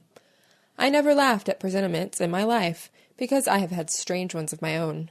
Sympathies, I believe, exist, for instance, between far-distant, long-absent, wholly estranged relatives asserting, notwithstanding their alienation, the unity of the source to which each traces his origin, whose workings baffle mortal comprehension. And signs, for aught we know, may be but the sympathies of nature with man. When I was a little girl, only 6 years old, I one night heard Bessie Leaven say to Martha Abbott that she had been dreaming about a little child, and that to dream of children was a sure sign of trouble, either to oneself or one's kin. The saying might have worn out of my memory, had not a circumstance immediately followed which served indelibly to fix it there. The next day, Bessie was sent for home to the deathbed of her little sister. Of late I had often recalled this saying and this incident, for during the past week scarcely a night had gone over my couch that had not brought with it a dream of an infant, which I sometimes hushed in my arms, sometimes dandled on my knee, sometimes watched playing with daisies on a lawn, or again, dabbling its hands in running water. It was a wailing child this night, and a laughing one the next. Now it nestled close to me, and now it ran from me. But whatever mood the apparition evinced, whatever aspect it wore, it failed not for 7 successive nights to meet me the moment I entered the land of slumber. I did not like this iteration of one idea, this strange recurrence of one image, and I grew nervous as bedtime approached, and the hour of the vision drew near. It was from companionship with this baby, phantom I had been roused on that moonlight night when I heard the cry, and it was on the afternoon of the day following I was summoned downstairs by a message that someone wanted me in Mrs. Fairfax's room. On repairing thither, I found a man waiting for me, having the appearance of a gentleman's servant. He was dressed in deep mourning, and the hat he held in his hand was surrounded with a crape band. "I dare say you hardly remember me, miss," he said, rising as I entered, "but my name is Leaven. I lived coachman with Mrs. Reed when you were at Gateshead, 8 or 9 years since, and I live there still." "Oh, Robert, how do you do? I remember you very well. You used to give me a ride sometimes on Miss Georgiana's bay pony. And how is Bessie? You are married to Bessie?" "Yes, miss. My wife is very hearty, thank you. She brought me another little one about 2 months since. We have 3 now, and both mother and child are thriving." "And are the family well at the house, Robert?" "I am sorry I can't give you better news of them, miss. They are very badly at present, in great trouble." "I hope no one is dead," I said, glancing at his black dress. He too looked down at the crape round his hat and replied, "Mr. John died yesterday, was a week, at his chambers in London." "Mr. John?" "Yes." "And how does his mother bear it?" "Why, you see, Miss Eyre, it is not a common mishap. His life has been very wild. These last 3 years he gave himself up to strange ways, and his death was shocking." "I heard from Bessie he was not doing well." "Doing well? He could not do worse. He ruined his health and his estate amongst the worst men and the worst women. He got into debt and into jail. His mother helped him out twice, but as soon as he was free, he returned to his old companions and habits. His head was not strong. The knaves he lived amongst fooled him beyond anything I ever heard. He came down to Gateshead about 3 weeks ago and wanted Mrs. to give up all to him. Mrs. refused. Her means have long been much reduced by his extravagance, so he went back again, and the next news was that he was dead. How he died, God knows. They say he killed himself." I was silent. The things were frightful. Robert Leaven resumed. "Mrs. had been out of health herself for some time. She had got very stout, but was not strong with it, and the loss of money and fear of poverty were quite breaking her down. The information about Mr. John's death and the manner of it came too suddenly. It brought on a stroke. She was 3 days without speaking, but last Tuesday she seemed rather better. She appeared as if she wanted to say something, and kept making signs to my wife and mumbling. It was only yesterday morning, however, that Bessie understood she was pronouncing your name, and at last she made out the words, "Bring Jane, fetch Jane Eyre, I want to speak to her." Bessie is not sure whether she is in her right mind, or means anything by the words, but she told Miss Reed and Miss Georgiana, and advised them to send for you.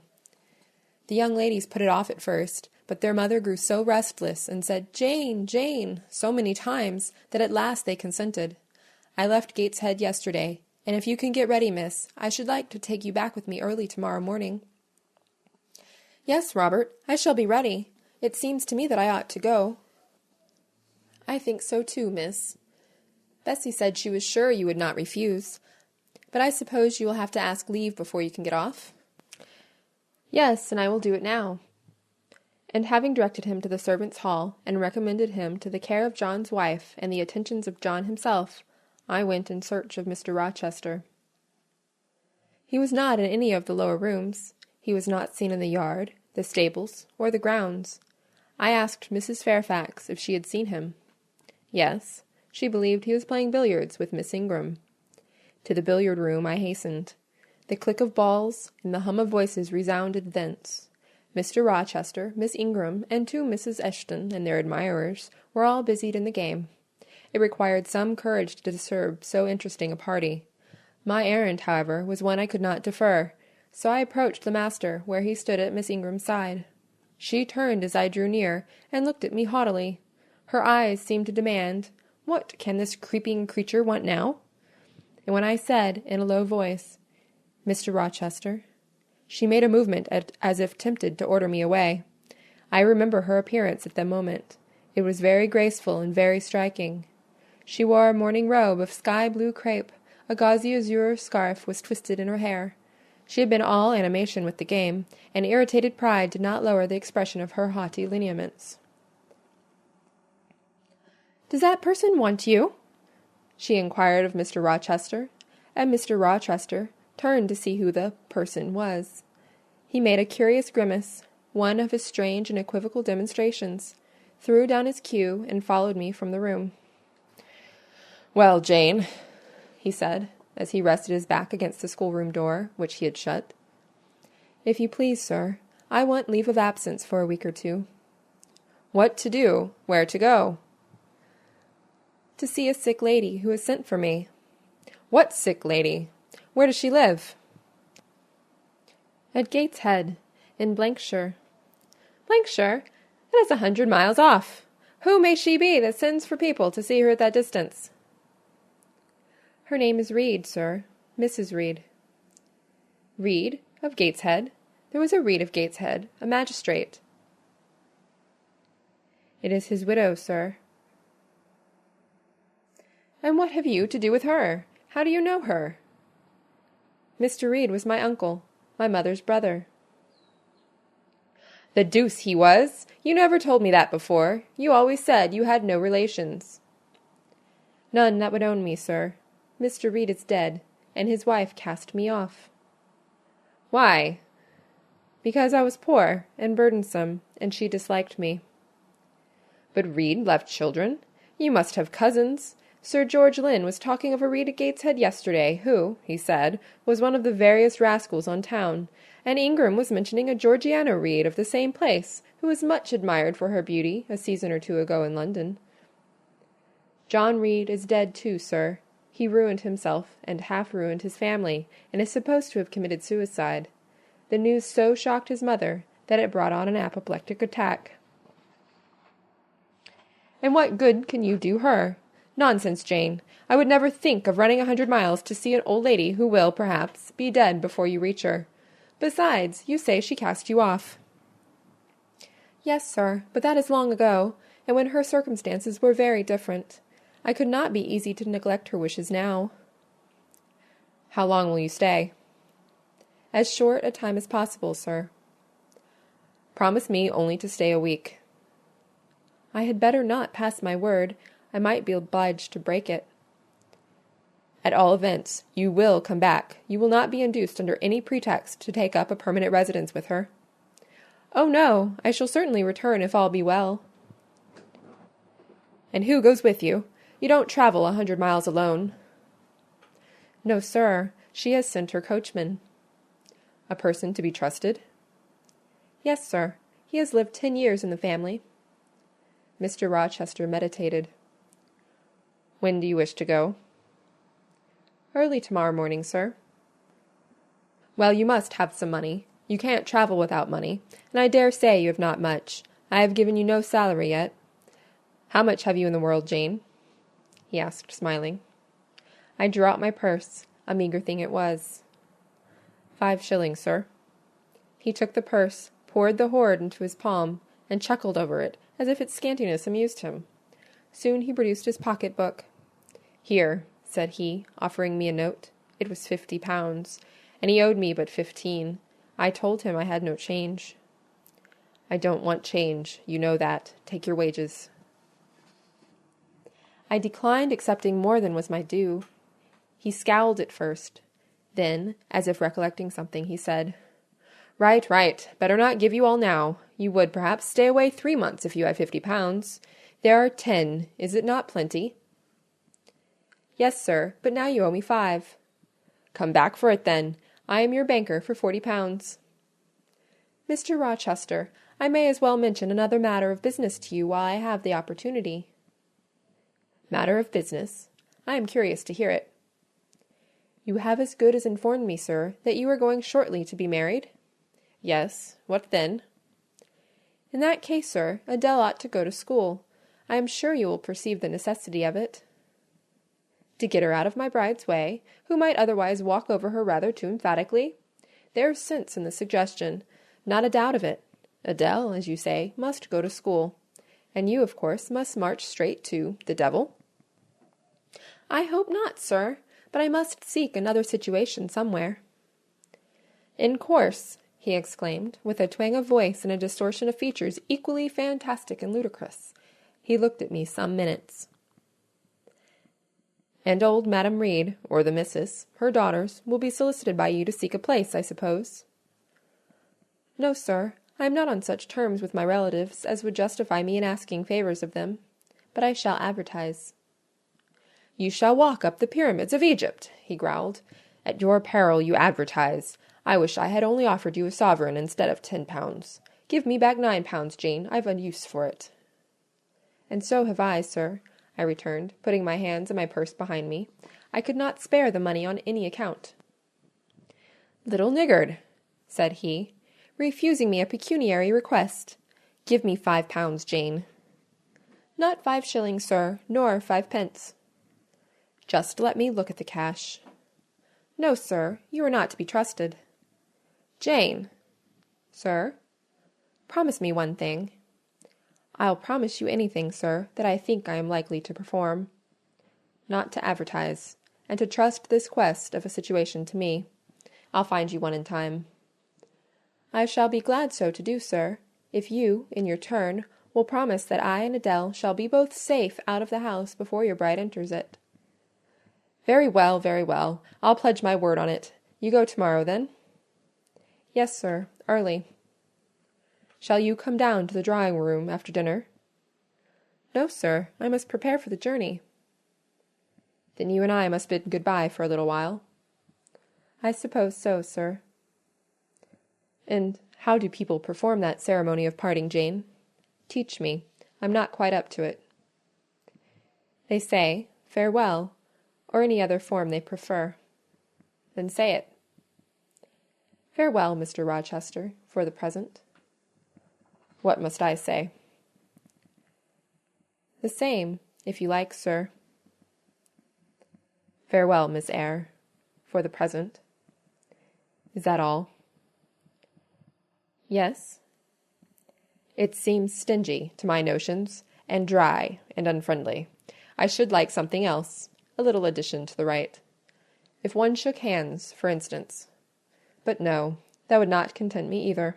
So you'll do no more than say farewell, Jane?" "It is enough, sir. As much goodwill may be conveyed in one hearty word as in many." "Very likely. But it is blank and cool. Farewell." How long is he going to stand with his back against that door? I asked myself. I want to commence my packing. The dinner bell rang, and suddenly away he bolted without another syllable. I saw him no more during the day, and was off before he had risen in the morning. I reached the lodge at Gateshead about 5 o'clock in the afternoon of the 1st of May. I stepped in there before going up to the hall. It was very clean and neat. The ornamental windows were hung with little white curtains. The floor was spotless. The grate and fire irons were burnished bright, and the fire burnt clear. Bessie sat on the hearth, nursing her last-born, and Robert and his sister played quietly in a corner. "Bless you! I knew you would come," exclaimed Mrs. Levin as I entered. "Yes, Bessie," said I, after I had kissed her, "and I trust I am not too late. How is Mrs. Reed? Alive still, I hope?" "Yes, she is alive, and more sensible and collected than she was. The doctor says she may linger a week or two yet, but he hardly thinks she will finally recover." "Has she mentioned me lately?" "She was talking of you only this morning, and wishing you would come. But she is sleeping now, or was 10 minutes ago, when I was up at the house. She generally lies in a kind of lethargy all the afternoon, and wakes up about 6 or 7. Will you rest yourself here an hour, miss, and then I will go up with you?" Robert had entered, and Bessie laid her sleeping child in the cradle, and went to welcome him. Afterwards, she insisted on my taking off my bonnet and having some tea, for she said I looked pale and tired. I was glad to accept her hospitality, and I submitted to be relieved of my travelling garb just as passively as I used to let her undress me when a child. Old times crowded fast back on me as I watched her bustling about, setting out the tea tray with her best china, cutting bread and butter, toasting a tea cake, and, between whiles, giving little Robert or Jane an occasional tap or push, just as she used to give me in former days. Bessie had retained her quick temper as well as her light foot and good looks. Tea ready, I was going to approach the table, but she desired me to sit still, quite in her old peremptory tones. "I must be served at the fireside," she said, and she placed before me a little round stand with my cup and a plate of toast, absolutely as she used to accommodate me with some privately purloined dainty on a nursery chair, and I smiled and obeyed her as in bygone days. She wanted to know if I was happy at Thornfield Hall, and what sort of a person the mistress was, and when I told her there was only a master, whether he was a nice gentleman, and if I liked him. I told her he was rather an ugly man, but quite a gentleman, and that he treated me kindly, and I was content. Then I went on to describe to her the gay company that had lately been staying at the house, and to these details Bessie listened with interest. They were precisely of the kind she relished. In such conversation an hour was soon gone. Bessie restored to me my bonnet, etc., and, accompanied by her, I quitted the lodge for the hall. It was also accompanied by her that I had, nearly 9 years ago, walked down the path I was now ascending. On a dark, misty, raw morning in January, I had left a hostile roof, with a desperate and embittered heart, a sense of outlawry and almost of reprobation, to seek the chilly harbourage of Lowood, that borne so far away and unexplored. The same hostile roof now again rose before me. My prospects were doubtful yet, and I had yet an aching heart. I still felt as a wanderer on the face of the earth, but I experienced firmer trust in myself and my own powers, and less withering dread of oppression. The gaping wound of my wrongs, too, was now quite healed, and the flame of resentment extinguished. "You shall go into the breakfast room first," said Bessie, as she preceded me through the hall. "The young ladies will be there." In another moment I was within that apartment. There was every article of furniture looking just as it did on the morning I was first introduced to Mr. Brocklehurst. The very rug he had stood upon still covered the hearth. Glancing at the bookcases, I thought I could distinguish the 2 volumes of Bewick's British Birds occupying their old place on the 3rd shelf, and Gulliver's Travels, and the Arabian Nights ranged just above. The inanimate objects were not changed, but the living things had altered past recognition. 2 young ladies appeared before me, one very tall, almost as tall as Miss Ingram, very thin too, with a sallow face and severe mien. There was something ascetic in her look, which was augmented by the extreme plainness of a straight-skirted black stuff dress, a starched linen collar, hair combed away from the temples, and the nun-like ornament of a string of ebony beads and a crucifix. This I felt sure was Eliza, though I could trace little resemblance to her former self in that elongated and colourless visage. The other was as certainly Georgiana, but not the Georgiana I remembered, the slim and fairy-like girl of 11. This was a full-blown, very plump damsel, fair as waxwork, with handsome and regular features, languishing blue eyes, and ringleted yellow hair. The hue of her dress was black too, but its fashion was so different from her sister's, so much more flowing and becoming, it looked as stylish as the others looked puritanical. In each of the sisters there was one trait of the mother, and only one. The thin and pallid elder daughter had her parents' cairngorm eye. The blooming and luxuriant younger girl had the contour of chin and jaw, perhaps a little softened, but still imparting an indescribable hardness to the countenance otherwise so voluptuous and buxom. Both ladies, as I advanced, rose to welcome me, and both addressed me by the name of Miss Eyre. Eliza's greeting was delivered in a short, abrupt voice, without a smile, and then she sat down again, fixed her eyes on the fire, and seemed to forget me. Georgiana added to her, "How do you do?" Several commonplaces about my journey, the weather, and so on, uttered in rather a drawling tone, and accompanied by sundry side-glances that measured me from head to foot, now traversing the folds of my drab merino pelisse, and now lingering on the plain trimming of my cottage bonnet. Young ladies have a remarkable way of letting you know that they think you a quiz without actually saying the words. A certain superciliousness of look, coolness of manner, nonchalance of tone, express fully their sentiments on the point, without committing them by any positive rudeness in word or deed. A sneer, however, whether covert or open, had now no longer that power over me it once possessed. As I sat between my cousins, I was surprised to find how easy I felt under the total neglect of the one and the semi-sarcastic attentions of the other. Eliza did not mortify, nor Georgiana ruffle me. The fact was, I had other things to think about. Within the last few months, feelings had been stirred in me so much more potent than any they could raise. Pains and pleasures so much more acute and exquisite had been excited than any it was in their power to inflict or bestow, that their errors gave me no concern either for good or bad. "How is Mrs. Reed?" I asked soon, looking calmly at Georgiana, who thought it fit to bridle at the direct address, as if it were an unexpected liberty. "Mrs. Reed? Ah, mamma, you mean. She is extremely poorly. I doubt if you can see her tonight." "If," said I, "you would just step upstairs and tell her I am come, I should be much obliged to you." Georgiana almost started, and she opened her blue eyes wild and wide.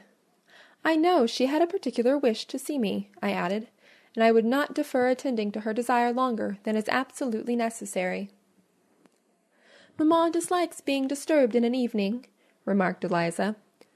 I soon rose, quietly took off my bonnet and gloves, uninvited, and said I would just step out to Bessie, who was, I dared say, in the kitchen, and ask her to ascertain whether Mrs. Reed was disposed to receive me or not tonight. I went, and having found Bessie and dispatched her on my errand, I proceeded to take further measures. It had heretofore been my habit always to shrink from arrogance. Received as I had been to-day, I should, a year ago, have resolved to quit Gateshead the very next morning. Now it was disclosed to me all at once that that would be a foolish plan. I had taken a journey of 100 miles to see my aunt, and I must stay with her till she was better, or dead. As to her daughter's pride or folly, I must put it on one side, make myself independent of it. So I addressed the housekeeper, asked her to show me a room, told her I should probably be a visitor here for a week or two, had my trunk conveyed to my chamber, and followed it thither myself. I met Bessie on the landing. "Missus is awake," said she. "I have told her you were here. Come and let us see if she will know you." I did not need to be guided to the well-known room, to which I had so often been summoned for chastisement or reprimand in former days. I hastened before Bessie. I softly opened the door. A shaded light stood on the table, for it was now getting dark. There was the great four-post bed, with amber hangings as of old. There the toilet table, the armchair, and the footstool, at which I had 100 times been sentenced to kneel, to ask pardon for offences by me uncommitted. I looked into a certain corner near, half expecting to see the slim outline of a once dreaded switch which used to lurk there, waiting to leap out imp-like and lace my quivering palm or shrinking neck. I approached the bed. I opened the curtains and leant over the high-piled pillows. Well did I remember Mrs. Reed's face, and I eagerly sought the familiar image. It is a happy thing that time quells the longings of vengeance and hushes the promptings of rage and aversion. I had left this woman in bitterness and hate, and I came back to her now with no other emotion than a sort of ruth for her great sufferings, and a strong yearning to forget and forgive all injuries, to be reconciled and clasp hands in amity. The well-known face was there, stern, relentless as ever. There was that peculiar eye which nothing could melt, and the somewhat raised, imperious, despotic eyebrow. How often had it lowered on me menace and hate! And how the recollection of childhood's terrors and sorrows revived as I traced its harsh line now! And yet I stooped down and kissed her. She looked at me. "Is this Jane Eyre?" she said. "Yes, Aunt Reed. How are you, dear aunt?" I had once vowed that I would never call her aunt again. I thought it no sin to forget and break that vow now. My fingers had fastened on her hand which lay outside the sheet. Had she pressed mine kindly, I should at that moment have experienced true pleasure. But unimpressionable natures are not soon softened, nor are natural antipathies so readily eradicated. Mrs. Reed took her hand away, and, turning her face rather from me, she remarked that the night was warm. Again she regarded me so icily, I felt at once that her opinion of me, her feeling towards me, was unchanged and unchangeable. I knew by her stony eye, opaque to tenderness, indissoluble to tears, that she was resolved to consider me bad to the last, because to believe me good would give her no generous pleasure, only a sense of mortification. I felt pain, and then I felt ire, and then I felt a determination to subdue her, to be her mistress in spite both of her nature and her will. My tears had risen, just as in childhood. I ordered them back to their source. I brought a chair to the bed head, and sat down and leaned over the pillow. "You sent for me," I said, "and I am here, and it is my intention to stay till I see how you get on."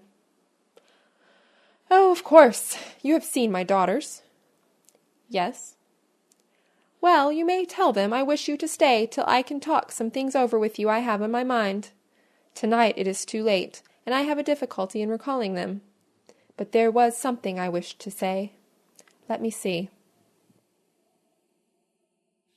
The wandering look and changed utterance told what wreck had taken place in her once vigorous frame. Turning restlessly, she drew the bedclothes round her. My elbow, resting on a corner of the quilt, fixed it down. She was at once irritated. "Sit up," said she. "Don't annoy me with holding the clothes fast. Are you Jane Eyre?" "I am Jane Eyre." "I have had more trouble with that child than anyone would believe.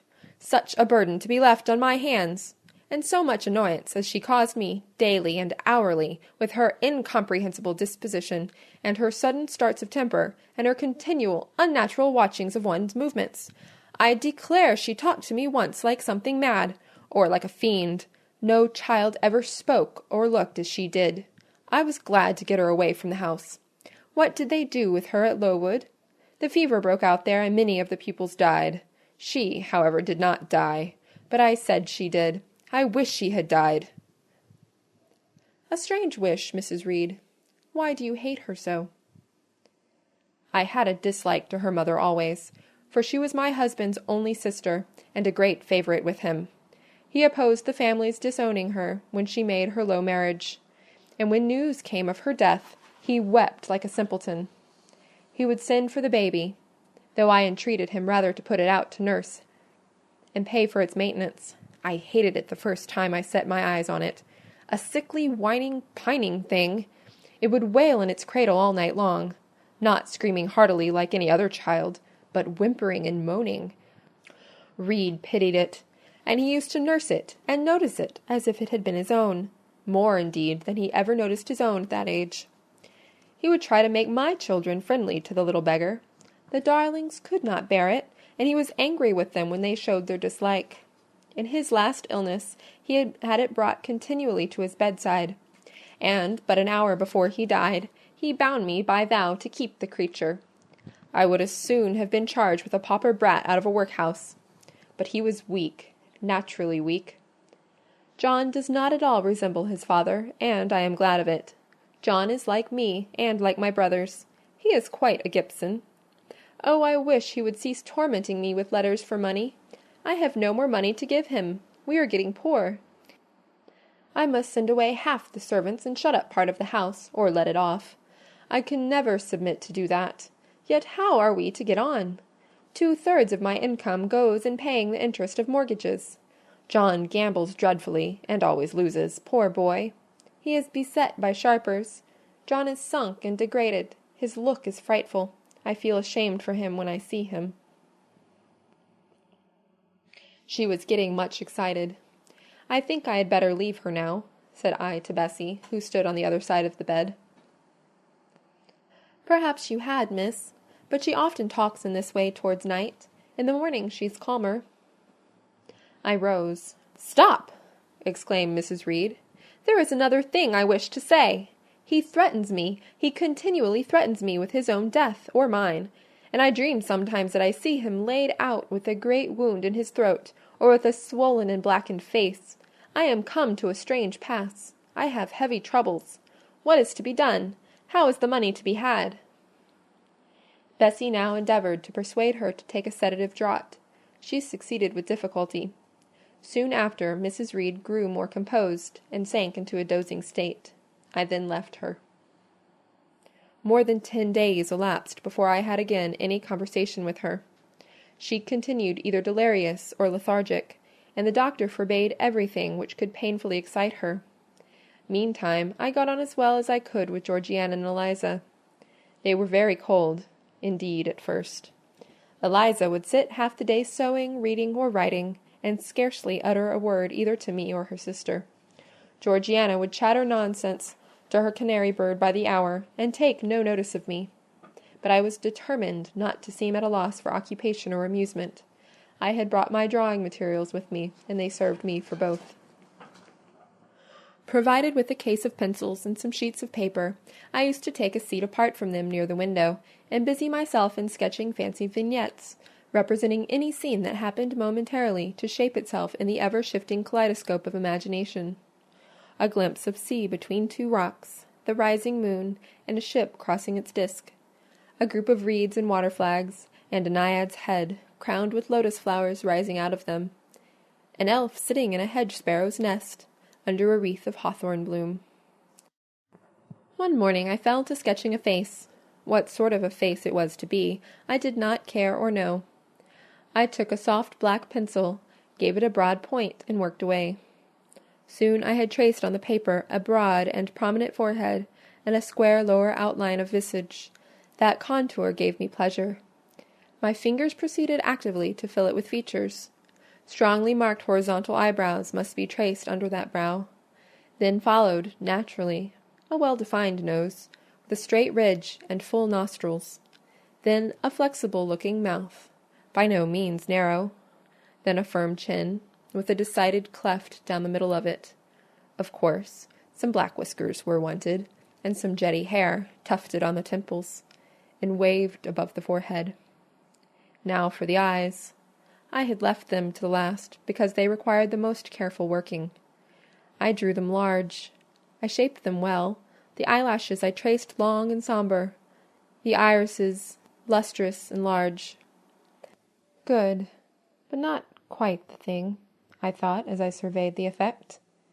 They want more force and spirit, and I wrought the shades blacker, that the lights might flash more brilliantly. A happy touch or two secured success.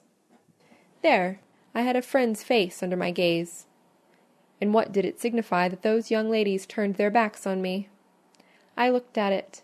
I smiled at the speaking likeness. I was absorbed and content. "Is that a portrait of someone you know?" asked Eliza, who had approached me unnoticed. I responded that it was merely a fancy head, and hurried it beneath the other sheets. Of course I lied. It was, in fact, a very faithful representation of Mr. Rochester. But what was that to her, or to anyone but myself? Georgiana also advanced to look. The other drawings pleased her much, but she called that an ugly man.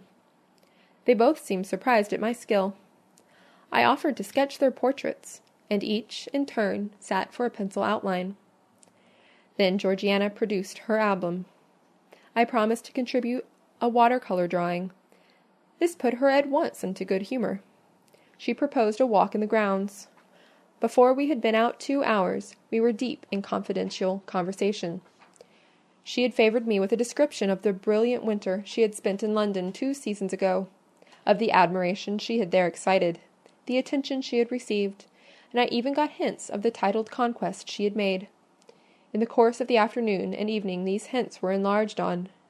Various soft conversations were reported and sentimental scenes represented, and, in short, a volume of a novel of fashionable life was that day improvised by her for my benefit. The communications were renewed from day to day. They always ran on the same theme: herself, her loves and woes. It was strange she never once adverted either to her mother's illness, or her brother's death, or the present gloomy state of the family's prospects. Her mind seemed wholly taken up with reminiscences of past gaiety, and aspirations after dissipations to come. She passed about 5 minutes each day in her mother's sick room, and no more. Eliza still spoke little. She had evidently no time to talk. I never saw a busier person than she seemed to be. Yet it was difficult to say what she did, or rather, to discover any result of her diligence. She had an alarm to call her up early. I know not how she occupied herself before breakfast, but after that meal she divided her time into regular portions, and each hour had its allotted task. 3 times a day she studied a little book, which I found, on inspection, was a common prayer book. I asked her once what was the great attraction of that volume, and she said, "The rubric." 3 hours she gave to stitching, with gold thread, the border of a square crimson cloth, almost large enough for a carpet. In answer to my inquiries after the use of this article, she informed me it was a covering for the altar of a new church lately erected near Gateshead. 2 hours she devoted to her diary, 2 to working by herself in the kitchen garden, and 1 to the regulation of her accounts. She seemed to want no company, no conversation. I believe she was happy in her way. This routine sufficed for her, and nothing annoyed her so much as the occurrence of any incident which forced her to vary its clockwork regularity. She told me one evening, when more disposed to be communicative than usual, that John's conduct and the threatened ruin of the family had been a source of profound affliction to her, but she had now, she said, settled her mind and formed her resolution. Her own fortune she had taken care to secure, and when her mother died, and it was wholly improbable, she tranquilly remarked, that she should either recover or linger long, she would execute a long-cherished project, seek a retirement where punctual habits would be permanently secured from disturbance, and place safe barriers between herself and a frivolous world. I asked if Georgiana would accompany her. Of course not. Georgiana and she had nothing in common. They never had had. She would not be burdened with her society for any consideration. Georgiana should take her own course, and she, Eliza, would take hers. Georgiana, when not unburdening her heart to me, spent most of her time in lying on the sofa, fretting about the dullness of the house, and wishing over and over again that her Aunt Gibson would send her an invitation up to town. "It would be so much better," said she, "if she could only get out of the way for a month or 2 till all was over." I did not ask what she meant by all being over, but I suppose she referred to the expected decease of her mother and the gloomy sequel of funeral rites. Eliza generally took no more notice of her sister's indolence and complaints than if no such murmuring, lounging object had been before her. One day, however, as she put away her account-book and unfolded her embroidery, she suddenly took her up thus: "Georgiana, a more vain and absurd animal than you was certainly never allowed to cumber the earth. You had no right to be born, for you make no use of life. Instead of living for, in, and with yourself as a reasonable being ought, you seek only to fasten your feebleness on some other person's strength. If no one can be found willing to unburden her or himself with such a fat, weak, puffy, useless thing, you cry out that you are ill-treated, neglected, miserable. Then, too, existence for you must be a scene of continual change and excitement, or else the world is a dungeon. You must be admired, you must be courted, you must be flattered. You must have music, dancing, and society, or you languish, you die away.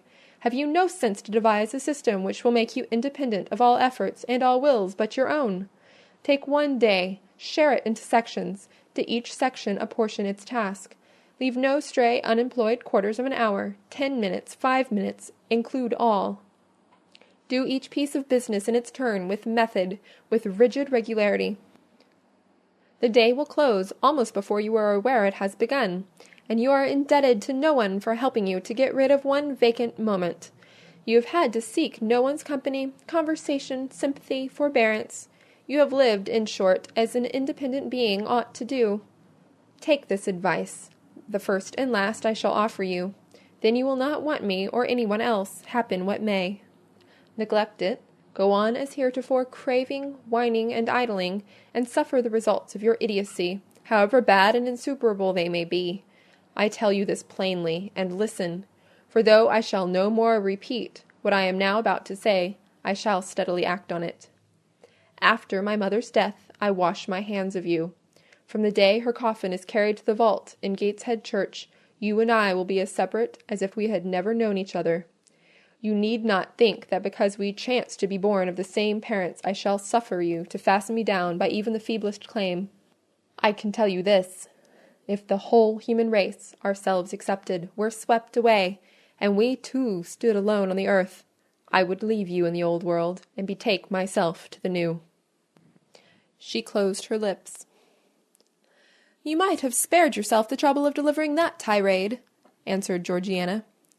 "Everybody knows you are the most selfish, heartless creature in existence, and I know your spiteful hatred towards me. I have had a specimen of it before in the trick you played me about Lord Edwin Vere. You could not bear me to be raised above you, to have a title, to be received into circles where you dare not show your face, and so you acted the spy and informer, and ruined my prospects forever." Georgiana took out her handkerchief and blew her nose for an hour afterwards. Eliza sat cold, impassible, and assiduously industrious. True, generous feeling is made small account of by some, but here were two natures rendered, the one intolerably acrid, the other despicably savourless for the want of it. Feeling without judgment is a washy draught indeed, but judgment untempered by feeling is too bitter and husky a morsel for human deglutition. It was a wet and windy afternoon. Georgiana had fallen asleep on the sofa over the perusal of a novel. Eliza was gone to attend a Saint's Day service at the new church. For in matters of religion she was a rigid formalist. No weather ever prevented the punctual discharge of what she considered her devotional duties. Fair or foul, she went to church thrice every Sunday, and as often on weekdays as there were prayers. I bethought myself to go upstairs and see how the dying woman sped, who lay there almost unheeded. The very servants paid her but a remittent attention. The hired nurse, being little looked after, would slip out of the room whenever she could. Bessie was faithful, but she had her own family to mind, and could only come occasionally to the hall. I found the sick room unwatched, as I had expected. No nurse was there. The patient lay still and seemingly lethargic, her livid face sunk in the pillows. The fire was dying in the grate. I renewed the fuel, rearranged the bedclothes, gazed awhile on her who could not now gaze on me, and then I moved away to the window. The rain beat strongly against the panes. The wind blew tempestuously. One lies there, I thought, who will soon be beyond the war of earthly elements. Whither will that spirit, now struggling to quit its material tenement, flit when at length released? In pondering the great mystery, I thought of Helen Burns, recalled her dying words, her faith, her doctrine of the equality of disembodied souls. I was still listening in thought to her well-remembered tones, still picturing her pale and spiritual aspect, her wasted face and sublime gaze, as she lay on her placid deathbed, and whispered her longing to be restored to her divine Father's bosom, when a feeble voice murmured from the couch behind, "Who is that?" I knew Mrs. Reed had not spoken for days. Was she reviving? I went up to her. "It is I, Aunt Reed." "Who? I?" was her answer. "Who are you?" Looking at me with surprise and a sort of alarm, but still not wildly. "You are quite a stranger to me. Where is Bessie?" "She is at the lodge, Aunt." "Aunt," she repeated. "Who calls me aunt? You are not one of the Gibsons, and yet I know you. That face, and the eyes and forehead, are quite familiar to me. You are like—why, you are like Jane Eyre." I said nothing. I was afraid of occasioning some shock by declaring my identity. "Yet," said she, "I am afraid it is a mistake. My thoughts deceive me. I wished to see Jane Eyre, and I fancy a likeness where none exists. Besides, in 8 years she must be so changed." I now gently assured her that I was the person she supposed and desired me to be, and seeing that I was understood, and that her senses were quite collected, I explained how Bessie had sent her husband to fetch me from Thornfield. "I am very ill, I know," she said ere long. "I was trying to turn myself a few minutes since, and I find I cannot move a limb. It is as well I should ease my mind before I die. What we think little of in health burdens us at such an hour as the present is to me. Is the nurse here, or is there no one in the room but you?" I assured her we were alone. "Well, I have twice done you a wrong which I regret now. One was in breaking the promise which I gave my husband to bring you up as my own child. The other—" She stopped. "After all, it is of no great importance, perhaps," she murmured to herself, "and then I might get better, and to humble myself so to her is painful." She made an effort to alter her position, but failed. Her face changed. She seemed to experience some inward sensation, the precursor, perhaps, of the last pang. Well, I must get it over. Eternity is before me. I had better tell her. Go to my dressing-case, open it, and take out a letter you will see there. I obeyed her directions. "Read the letter," she said. It was short, and thus conceived. "Madame, will you have the goodness to send me the address of my niece Jane Eyre, and to tell me how she is? It is my intention to write shortly and desire her to come to me at Madeira. Providence has blessed my endeavours to secure a competency, and, as I am unmarried and childless, I wish to adopt her during my life, and bequeath her at my death whatever I may have to leave. I am, Madame, etc., etc. John Eyre, Madeira." It was dated 3 years back. "Why did I never hear of this?" I asked. "Because I disliked you too fixedly and thoroughly ever to lend a hand in lifting you to prosperity. I could not forget your conduct to me, Jane, the fury with which you once turned on me, the tone in which you declared you abhorred me the worst of anybody in the world, the unchildlike look and voice with which you affirmed that the very thought of me made you sick, and asserted that I had treated you with miserable cruelty. I could not forget my own sensations when you thus started up and poured out the venom of your mind. I felt fear as if an animal that I had struck or pushed had looked up at me with human eyes and cursed me in a man's voice. Bring me some water. Oh, make haste." "Dear Mrs. Reed," said I, as I offered her the draught she required, "think no more of this. Let it pass away from your mind. Forgive me for my passionate language. I was a child then. 8, 9 years have passed since that day." She heeded nothing of what I said, But when she had tasted the water and drawn breath, she went on thus: "I tell you I could not forget it, and I took my revenge. For you to be adopted by your uncle and placed in a state of ease and comfort was what I could not endure. I wrote to him. I said I was sorry for his disappointment, but Jane Eyre was dead. She had died of typhus fever at Lowood. Now act as you please. Write and contradict my assertion. Expose my falsehood as soon as you like. You were born, I think, to be my torment. My last hour is racked by the recollection of a deed which, but for you, I should never have been tempted to commit. If you could but be persuaded to think no more of it, aunt, and to regard me with kindness and forgiveness."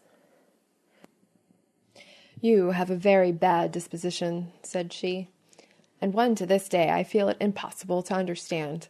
How for 9 years you could be patient and quiescent under any treatment, and in the 10th break out all fire and violence, I can never comprehend." "My disposition is not so bad as you think. I am passionate, but not vindictive. Many a time, as a little child, I should have been glad to love you, if you would have let me, and I long earnestly to be reconciled to you now. Kiss me, aunt." I approached my cheek to her lips. She would not touch it. She said I oppressed her by leaning over the bed, and again demanded water. As I laid her down, for I raised her and supported her on my arm while she drank, I covered her ice-cold and clammy hand with mine. The feeble fingers shrank from my touch. The glazing eyes shunned my gaze. "Love me, then, or hate me as you will," I said at last. "You have my full and free forgiveness. Ask now for God's, and be at peace." Poor, suffering woman! It was too late for her to make now the effort to change her habitual frame of mind. Living, she had ever hated me. Dying, she must hate me still. The nurse now entered, and Bessie followed. I yet lingered half an hour longer, hoping to see some sign of amity, but she gave none. She was fast relapsing into stupor, nor did her mind again rally. At 12 o'clock that night she died.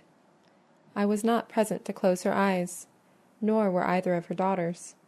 They came to tell us the next morning that all was over. She was by that time laid out. Eliza and I went to look at her. Georgiana, who had burst out into loud weeping, said she dared not go. There was stretched Sarah Reed's once robust and active frame, rigid and still. Her eye of flint was covered with its cold lid. Her brow and strong traits wore yet the impress of her inexorable soul. A strange and solemn object was that corpse to me. I gazed on it with gloom and pain. Nothing soft, nothing sweet, nothing pitying, or hopeful, or subduing did it inspire. Only a grating anguish for her woes, not my loss, and a sombre, tearless dismay at the fearfulness of death in such a form. Eliza surveyed her parent calmly.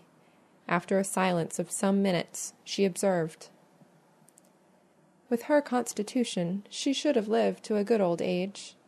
Her life was shortened by trouble." And then a spasm constricted her mouth for an instant. As it passed away, she turned and left the room, and so did I. Neither of us had dropped a tear.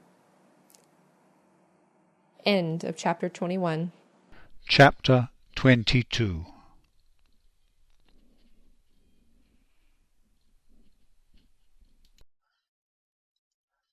Mr. Rochester had given me but 1 week's leave of absence, yet a month elapsed before I quitted Gateshead. I wished to leave immediately after the funeral, but Georgiana entreated me to stay till she could get off to London, whither she was now at last invited by her uncle, Mr. Gibson, who had come down to direct his sister's interment and settle the family affairs. Georgiana said she dreaded being left alone with Eliza. From her she got neither sympathy in her dejection, support in her fears, nor aid in her preparations. So I bore with her feeble-minded wailings and selfish lamentations as well as I could, and did my best in sewing for her and packing her dresses. It is true that while I worked, she would idle, and I thought to myself, if you and I were destined to live always together, cousin, we would commence matters on a different footing. I should not settle tamely down into being the forbearing party. I should assign you your share of labour, and compel you to accomplish it, or else it should be left undone. I should insist also on your keeping some of those drawling, half-insincere complaints hushed in your own breast. It is only because our connection happens to be very transitory, and comes at a peculiarly mournful season, that I consent thus to render it so patient and compliant on my part. At last I saw Georgiana off, but now it was Eliza's turn to request me to stay another week. Her plans required all her time and attention. She said she was about to depart for some unknown bourne, and all day long she stayed in her own room, her door bolted within, filling trunks, emptying drawers, burning papers, and holding no communication with anyone. She wished me to look after the house, to see callers, and answer notes of condolence. One morning she told me I was at liberty, and she added, I am obliged to you for your valuable services and discreet conduct. There is some difference between living with such an one as you and with Georgiana. You perform your own part in life and burden no one. Tomorrow, she continued, I set out for the continent. I shall take up my abode in a religious house near Lille, a nunnery you would call it. There I shall be quiet and unmolested. I shall devote myself for a time to the examination of the Roman Catholic dogmas, and to a careful study of the workings of their system. If I find it to be, as I half suspect it is, the one best calculated to ensure the doing of all things decently and in order, I shall embrace the tenets of Rome and probably take the veil. I neither expressed surprise at this resolution, nor attempted to dissuade her from it. The vocation will fit you to a hair, I thought. Much good may it do you. When we parted, she said, Good-bye, cousin Jane Eyre. I wish you well. You have some sense. I then returned, You are not without sense, cousin Eliza, but what you have, I suppose, in another year will be walled up alive in a French convent. However, it is not my business, and so it suits you. I don't much care. You are in the right, said she, and with these words we each went our separate way. As I shall not have occasion to refer either to her or her sister again, I may as well mention here that Georgiana made an advantageous match with a wealthy, worn-out man of fashion, and that Eliza actually took the veil, and is at this day superior of the convent where she passed the period of her novitiate, and which she endowed with her fortune.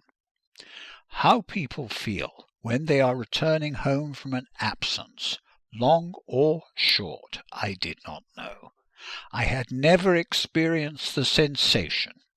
I had known what it was to come back to Gateshead when a child after a long walk, to be scolded for looking cold or gloomy, and later what it was to come back from church to Lowood, to long for a plenteous meal and a good fire. and to be unable to get either. Neither of these returnings was very pleasant or desirable. No magnet drew me to a given point, increasing in its strength of attraction the nearer I came. The return to Thornfield was yet to be tried. My journey seemed tedious, very tedious. 50 miles one day, a night spent at an inn, 50 miles the next day. During the first 12 hours I thought of Mrs. Reed in her last moments. I saw her disfigured and discoloured face, and heard her strangely altered voice. I mused on the funeral day, the coffin, the hearse, the black train of tenants and servants. Few was the number of relatives. The gaping vault, the silent church, the solemn service. Then I thought of Eliza and Georgiana. I beheld one the cynosure of a ballroom, the other the inmate of a convent cell, and I dwelt on and analysed their separate peculiarities of person and character. The evening arrival at the great town of scattered these thoughts. Night gave them quite another turn. I lay down on my traveller's bed. I left reminiscence for anticipation. I was going back to Thornfield, but how long was I to stay there? Not long, of that I was sure. I had heard from Mrs. Fairfax in the interim of my absence. The party at the Hall was dispersed. Mr. Rochester had left for London 3 weeks ago, but he was then expected to return in a fortnight. Mrs. Fairfax surmised that he was gone to make arrangements for his wedding, as he had talked of purchasing a new carriage. She said the idea of his marrying Miss Ingram still seemed strange to her, but from what everybody said, and from what she had herself seen, she could no longer doubt that the event would shortly take place. "You would be strangely incredulous if you did doubt it," was my mental comment. I don't doubt it. The question followed, where was I to go? I dreamt of Miss Ingram all the night. In a vivid morning dream I saw her closing the gates of Thornfield against me and pointing me out another road, and Mr. Rochester looked on with his arms folded, smiling sardonically, as it seemed, at both her and me. I had not notified to Mrs. Fairfax the exact date of my return, for I did not wish either car or carriage to meet me at Millcote. I proposed to walk the distance quietly by myself, and very quietly, after leaving my box in the ostler's care, did I slip away from the George Inn about 6 o'clock of a June evening, and take the old road to Thornfield, a road which lay chiefly through fields and was now little frequented. It was not a bright or splendid summer evening, though fair and soft. The haymakers were at work all along the road, and the sky, though far from cloudless, was such as promised well for the future. Its blue, where blue was visible, was mild and settled, and its cloud strata high and thin. The west, too, was warm. No watery gleam chilled it. It seemed as if there was a fire lit, an altar burning behind its screen of marbled vapour, and out of the apertures shone a golden redness. I felt glad as the road shortened before me, so glad that I stopped once to ask myself what joy meant, and to remind reason that it was not to my home I was going, or to a permanent resting place, or to a place where fond friends looked out for me and waited my arrival. Mrs. Fairfax will smile you a calm welcome, to be sure, said I, and little Adele will clap her hands and jump to see you. But you know very well you are thinking of another than they, and that he is not thinking of you. But what is so headstrong as youth? What so blind as inexperience? These affirmed that it was pleasure enough to have the privilege of again looking on Mr. Rochester, whether he looked on me or not. And they added, "Hasten, hasten, be with him while you may. But a few more days or weeks at most, and you are parted from him for ever." And then I strangled a new-born agony, a deformed thing, which I could not persuade myself to own and rear, and ran on. They are making hay too in Thornfield Meadows, or rather the labourers are just quitting their work and returning home with their rakes on their shoulders. Now at the hour I arrive. I have but a field or two to traverse, and then I shall cross the road and reach the gates. How full the hedges are of roses! But I have no time to gather any. I want to be at the house. I passed a tall briar, shooting leafy and flowery branches across the path. I see the narrow stile with stone steps, and I see Mr. Rochester sitting there, a book and a pencil in his hand. He is writing. Well, he is not a ghost, yet every nerve I have is unstrung. For a moment I am beyond my own mastery. What does it mean? I did not think I should tremble in this way when I saw him, or lose my voice or the power of motion in his presence. I will go back as soon as I can stir. I need not make an absolute fool of myself. I know another way to the house.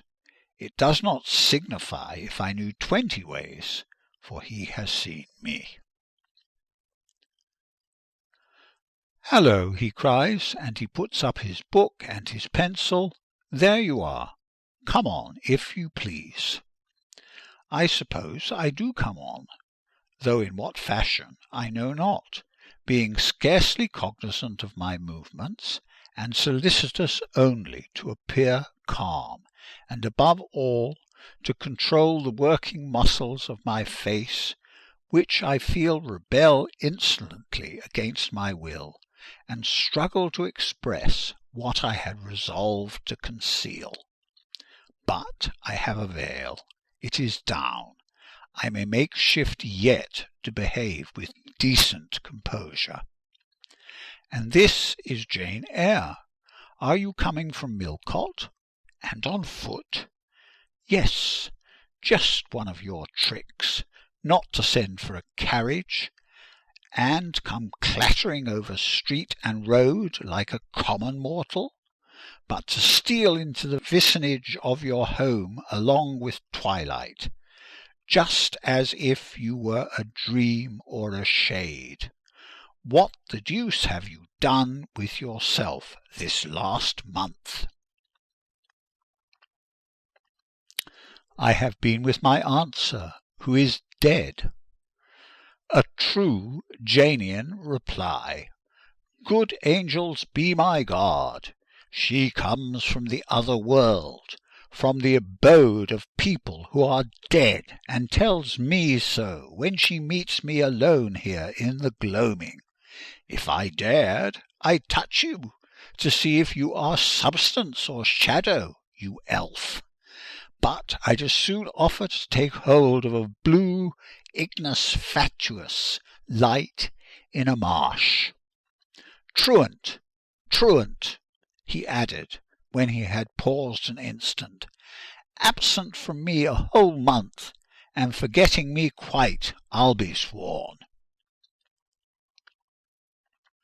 I knew there would be pleasure in meeting my master again, even though I broken by the fear that he was so soon to cease to be my master, and by the knowledge that I was nothing to him.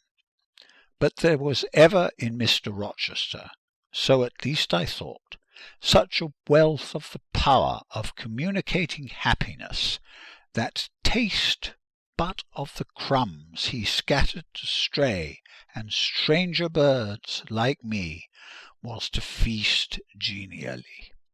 His last words were balm. They seemed to imply that it imported something to him, whether I forgot him or not, and he had spoken of Thornfield as my home. Would that it were my home! He did not leave the stile, and I hardly liked to ask to go by. I inquired soon if he had not been to London. "Yes, I suppose you found that out by second sight." Mrs. Fairfax told me in a letter. "And did she inform you what I went to do?" "Oh, yes, sir. Everybody knew your errand." "You must see the carriage, Jane, and tell me if you don't think it will suit Mrs. Rochester exactly, and whether she won't look like Queen Boadicea leaning back against those purple cushions. I wish, Jane, I were a trifle better adapted to match with her externally. Tell me now, fairy as you are, can't you give me a charm, or a philter, or something of that sort, to make me a handsome man?" "It would be past the power of magic, sir, and in thought I added, a loving eye is all the charm needed. To such you are handsome enough. Or rather, your sternness has a power beyond beauty." Mr. Rochester had sometimes read my unspoken thoughts with an acumen to me incomprehensible. In the present instance he took no notice of my abrupt vocal response, but he smiled at me with a certain smile he had of his own, and which he used but on rare occasions. He seemed to think it too good for common purposes. It was the real sunshine of feeling. He shed it over me now. "Pass, Janet," said he, making room for me to cross the stile. "Go up home, and stay your weary little wandering feet at a friend's threshold." All I had now to do was to obey him in silence. No need for me to colloquize further. I got over the stile without a word, and meant to leave him calmly. An impulse held me fast. A force turned me round. I said, or something in me said for me, and in spite of me, "Thank you, Mr. Rochester, for your great kindness. I am strangely glad to get back again to you, and wherever you are is my home, my only home." I walked on so fast that even he could hardly have overtaken me had he tried. Little Adele was half wild with delight when she saw me. Mrs. Fairfax received me with her usual plain friendliness.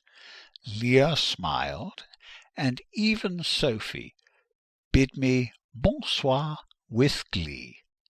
This was very pleasant, There is no happiness like that of being loved by your fellow creatures, and feeling that your presence is an addition to their comfort.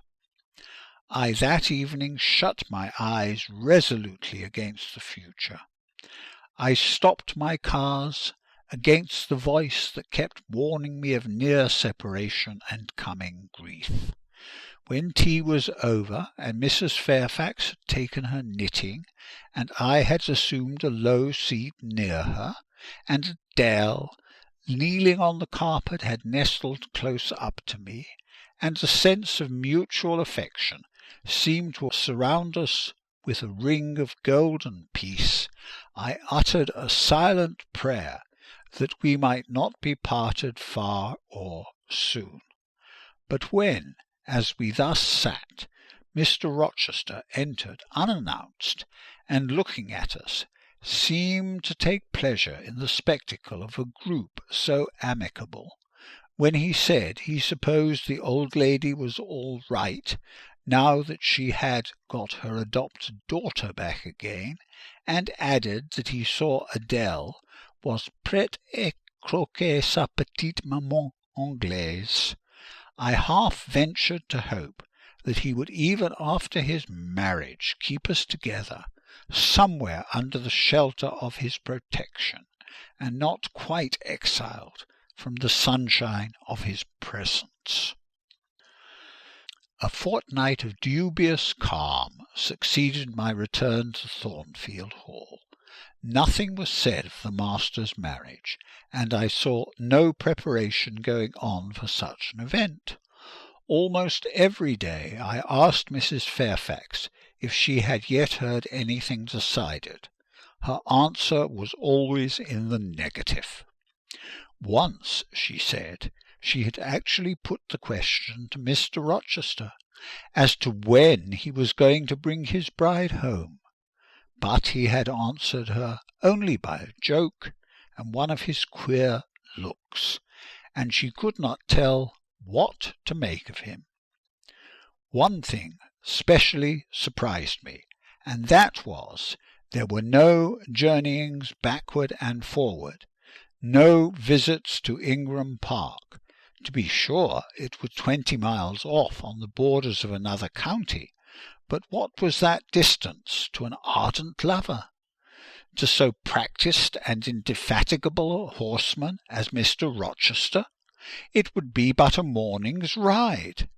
I began to cherish hopes I had no right to conceive. That the match was broken off, that rumour had been mistaken, that one or both parties had changed their minds. I used to look at my master's face to see if it was sad or fierce, but I could not remember the time when it had been so uniformly clear of clouds or evil feelings. If in the moments I and my pupil spent with him I lacked spirits and sank into inevitable dejection, he became even gay. Neither had he called me more frequently to his presence, never been kinder to me when there, and alas, never had I loved him so well. End of chapter 22.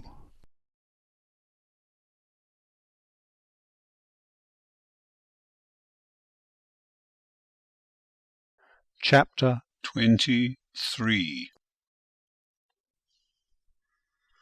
A splendid midsummer shone over England, skies so pure, sun so radiant, as were then seen in long succession, seldom favour, even singly, our wave-girt land.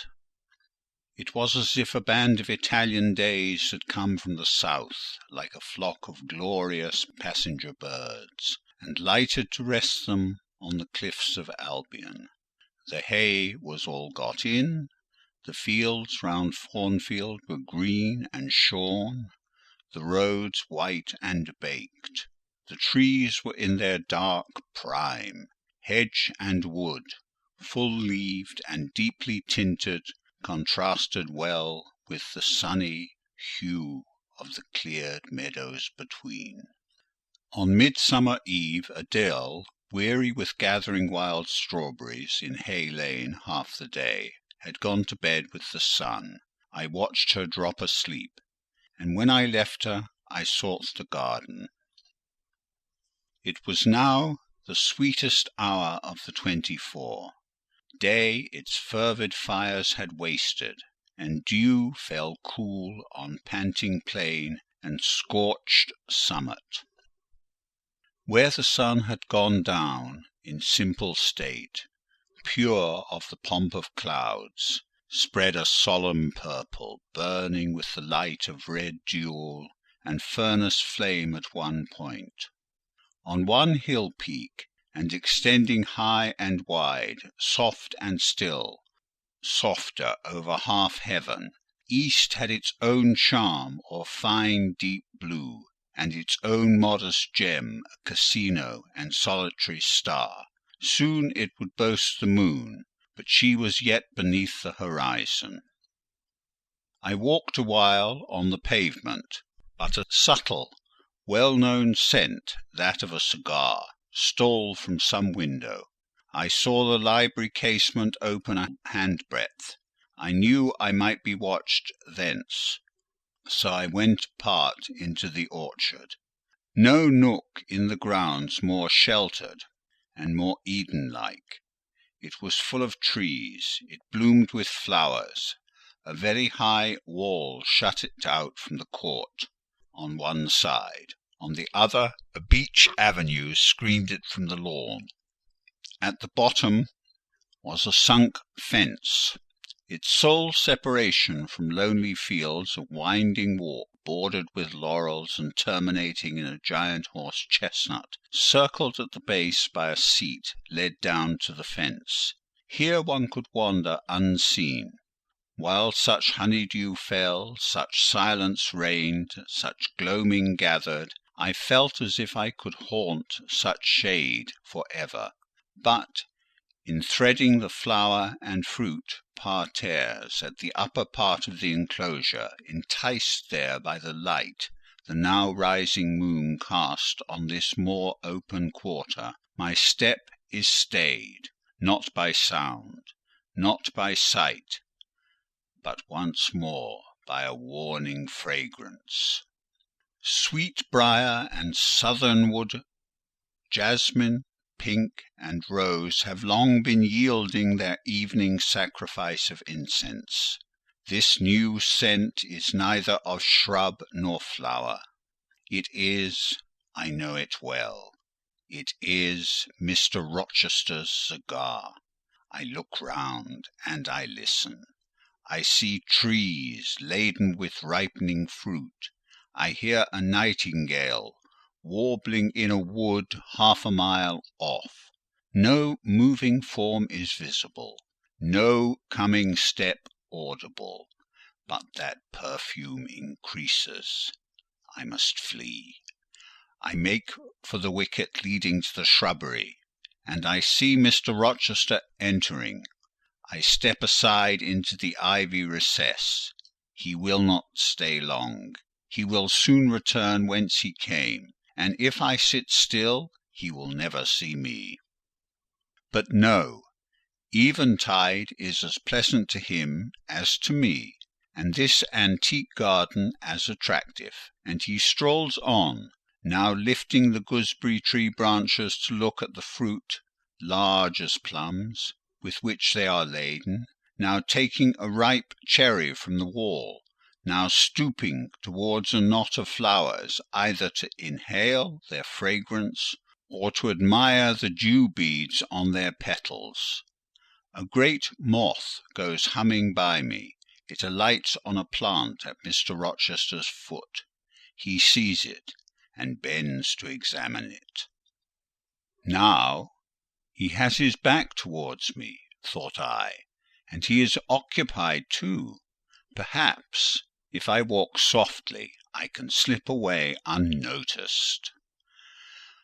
I trod on an edging of turf, that the crackle of the pebbly gravel might not betray me.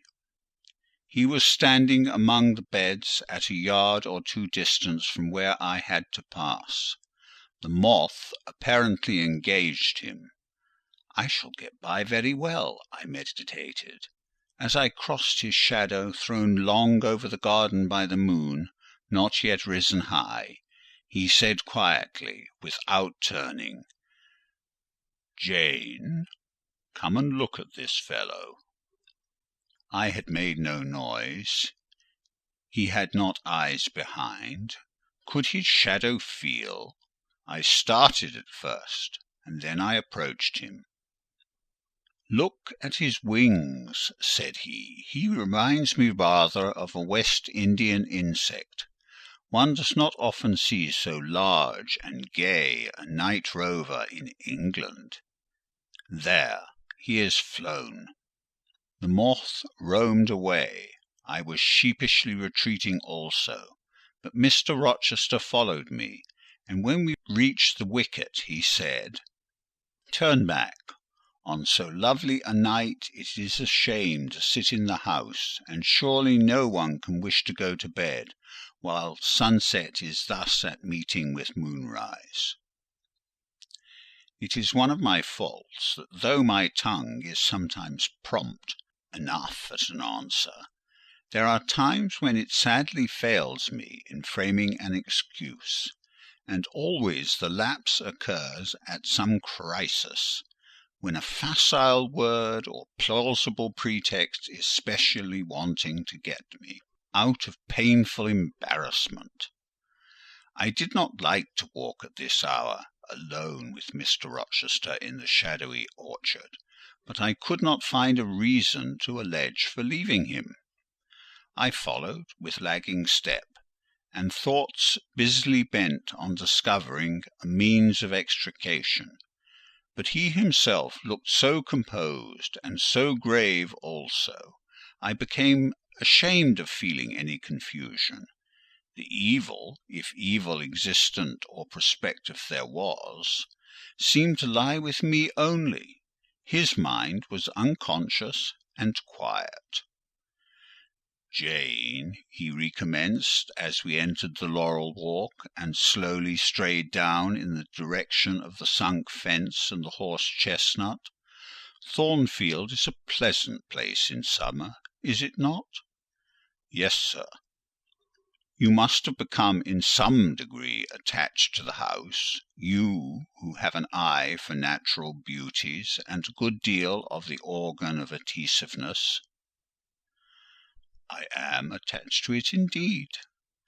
And though I don't comprehend how it is, I perceive you have acquired a degree of regard for that foolish little child Adele too, and even for simple Dame Fairfax."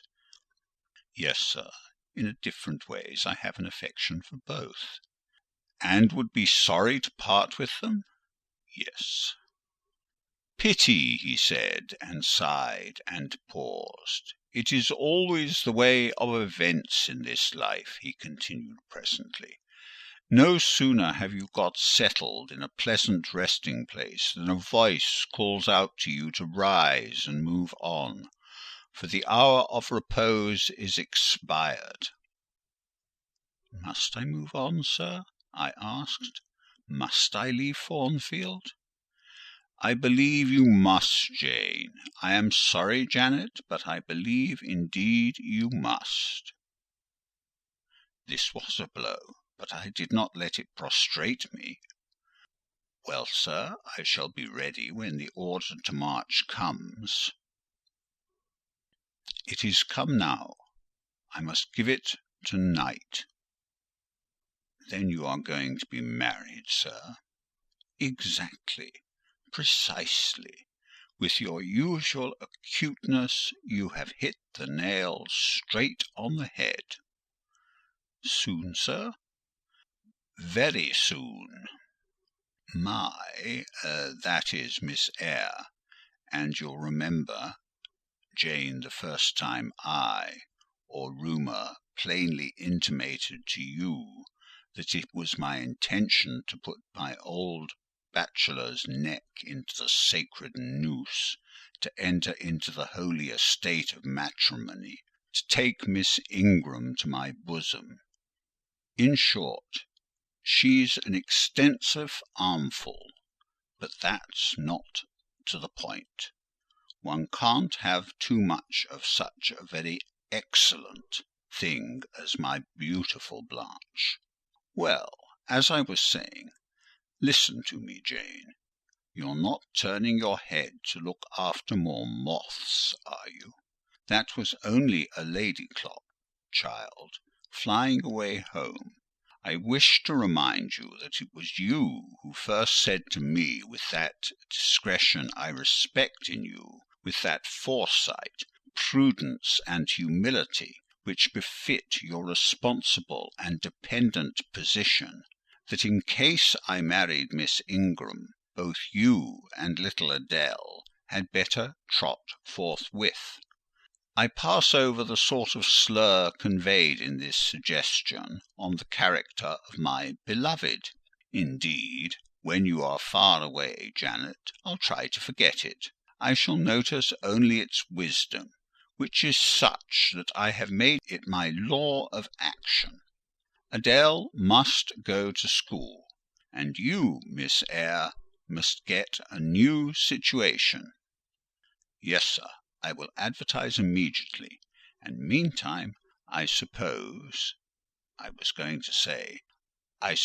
may stay here till I find another shelter to betake myself to. But I stopped, feeling would not do to risk a long sentence, for my voice was not quite under command. In about a month I hope to be a bridegroom, continued Mr. Rochester, and in the interim I shall myself look out for employment and an asylum for you. Thank you, sir. I am sorry to give. No need to apologize. I consider that when a dependent does her duty as well as you have done yours, she has a sort of claim upon her employer for any little assistance he can conveniently render her. Indeed, I have already, through my future mother-in-law, heard of a place that I think will suit. It is to undertake the education of the 5 daughters of Mrs.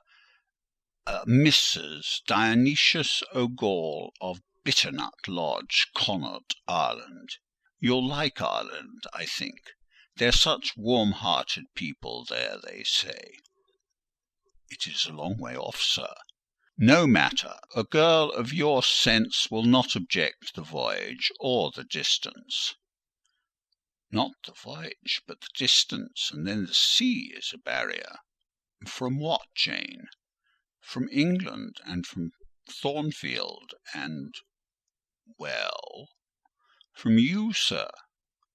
I said this almost involuntarily, and with as little sanction of free will. My tears gushed out. I did not cry so as to be heard. However, I avoided sobbing. The thought of Mrs. O'Gall and Bitternut Lodge struck cold to my heart, and colder the thought of all the brine and foam, destined as it seemed to rush between me and the master at whose side I now walked, and coldest the remembrance of the wider ocean, wealth, caste, custom intervened between me and what I naturally and inevitably loved. It is a long way, I again said. It is, to be sure, and when you get to Bitternut Lodge, Connaught, Ireland, I shall never see you again, Jane. That's morally certain. I never go over to Ireland, not having myself much of a fancy for the country. We have been good friends, Jane, have we not? Yes, sir. And when friends are on the eve of separation, they like to spend the little time that remains to them close to each other. Come, we'll talk over the voyage, and the parting quietly 30 an hour or so, while the stars enter into their shining life up in heaven yonder. Here is the chestnut tree, here is the bench at its old roots. Come, we will sit there in peace to-night, though we should never more be destined to sit there together. He seated me, and himself.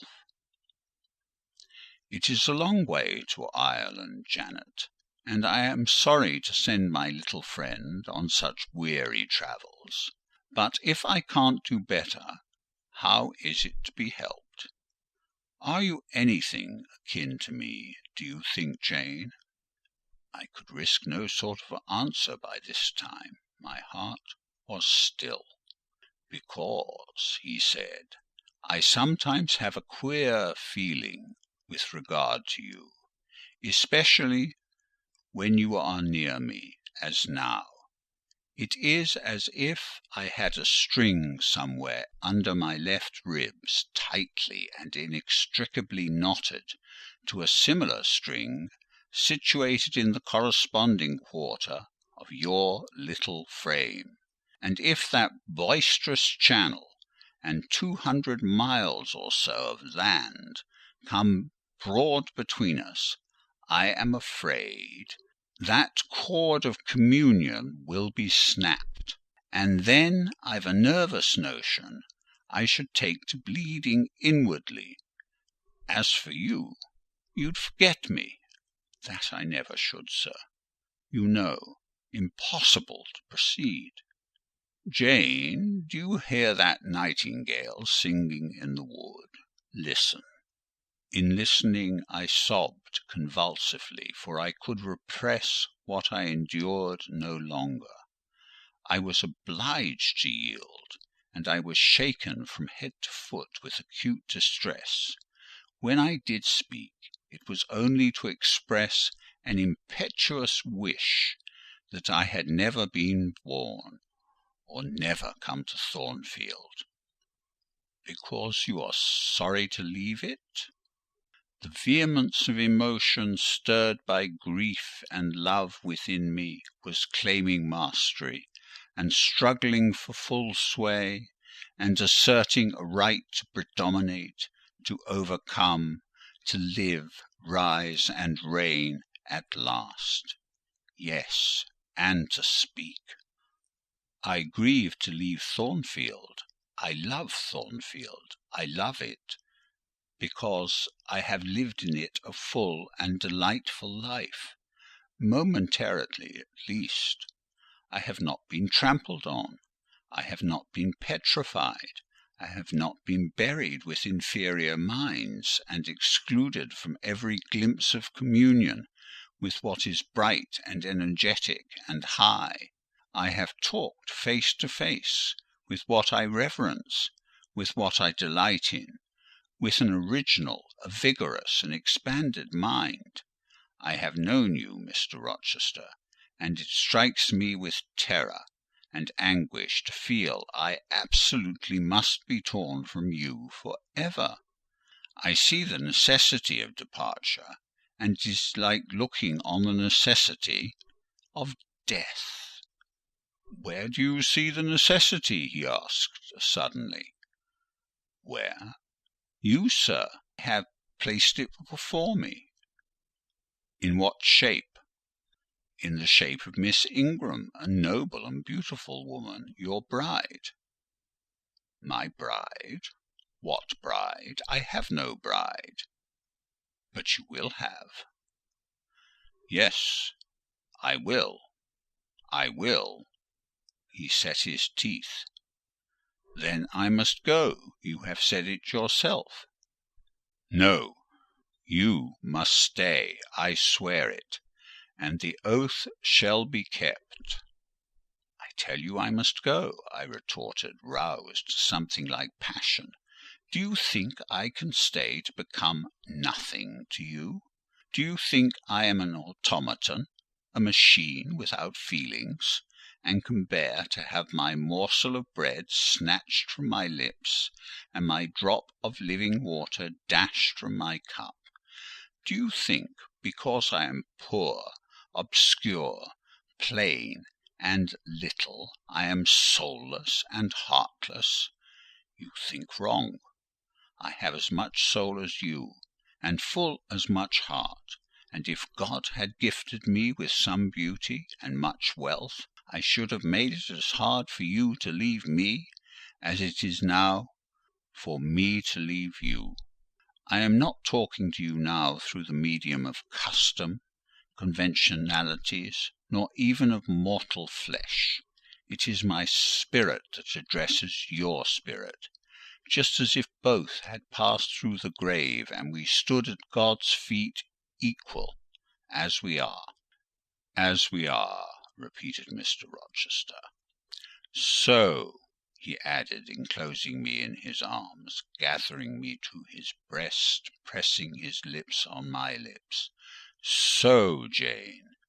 Yes, so, sir, I rejoined, and yet not so, for you are a married man, or as good as a married man, and wed to one inferior to you, to one with whom you have no sympathy, whom I do not believe you truly love, for I have seen and heard you sneer at her. I would scorn such a union. Therefore I am better than you. Let me go. Where, Jane? To Ireland? Yes, to Ireland. I have spoken my mind, and can go anywhere now. Jane, be still. Don't struggle so, like a wild, frantic bird that is rending its own plumage in its desperation. I am no bird, and no net ensnares me. I am a free human being with an independent will, which I now exert to leave you. Another effort set me at liberty, and I stood erect before him. "And your will shall decide your destiny," he said. "I offer you my hand, my heart, and a share of all my possessions. You play a farce which I merely laugh at.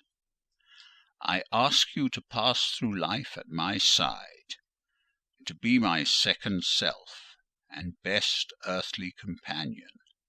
For that fate you have already made your choice, and must abide by it.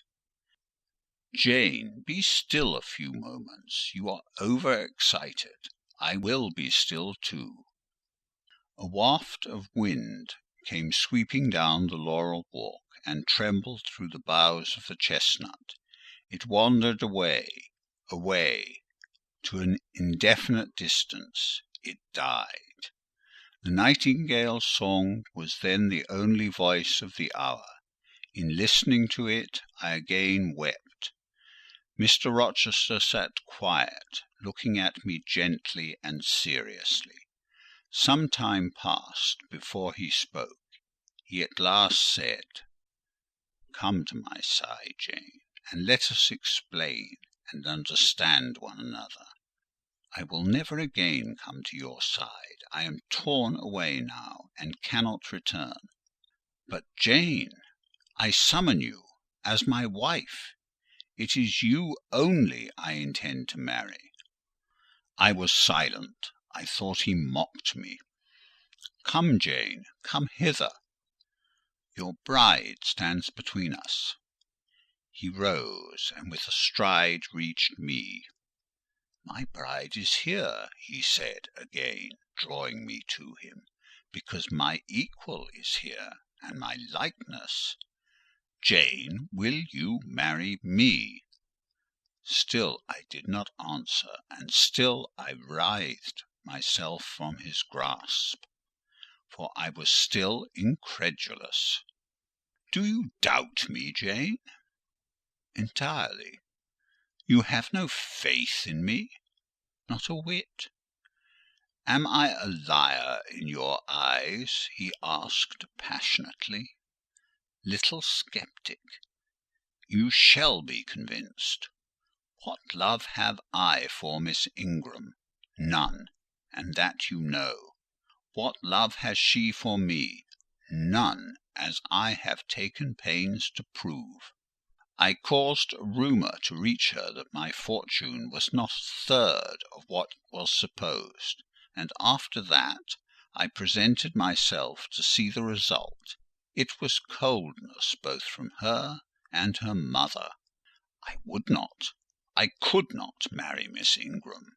You strange, you almost unearthly thing, I love as my own flesh. You, poor and obscure and small and plain as you are, I entreat to accept me as a husband. What, me? I ejaculated. Being in this earnestness, and especially in this incivility, to credit his sincerity? Me, who have not a friend in the world but you, if you are my friend. Not a shilling but what you have given me. You, Jane, I must have you for my own, entirely my own. Will you be mine? Say yes, quickly. Mr. Rochester, let me look at your face.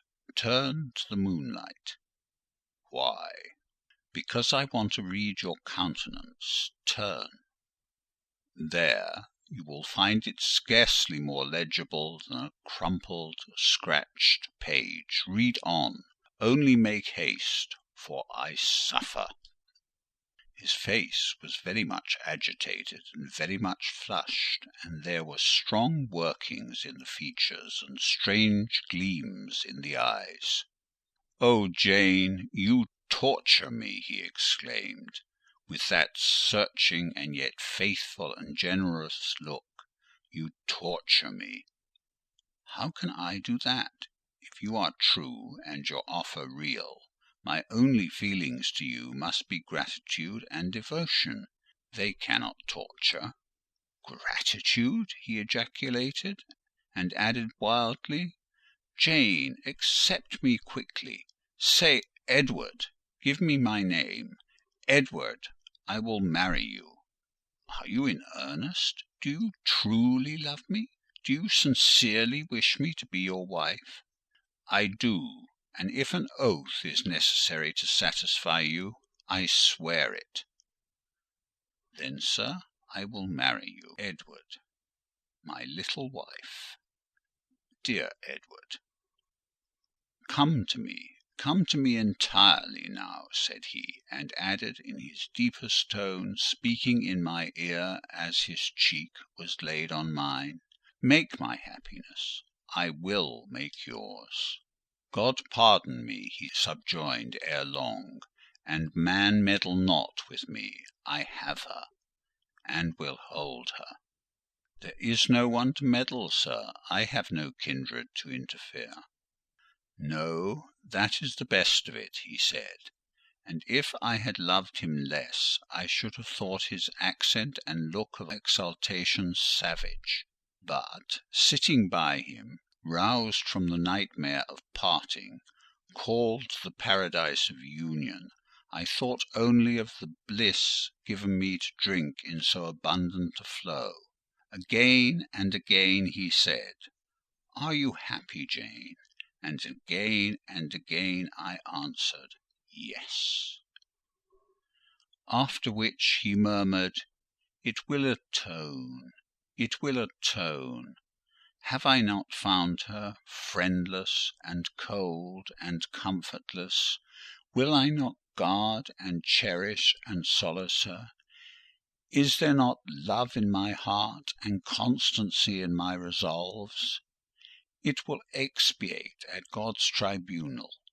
I know my Maker sanctions what I do. For the world's judgment, I wash my hands thereof. For man's opinion, I defy it." But what had befallen the night?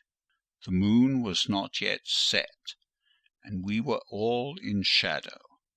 I could scarcely see my master's face, near as I was. And what ailed the chestnut tree? It writhed and groaned. while wind roared in the laurel walk and came sweeping over us. "We must go in," said Mr. Rochester. "The weather changes. I could have sat with thee till morning, Jane."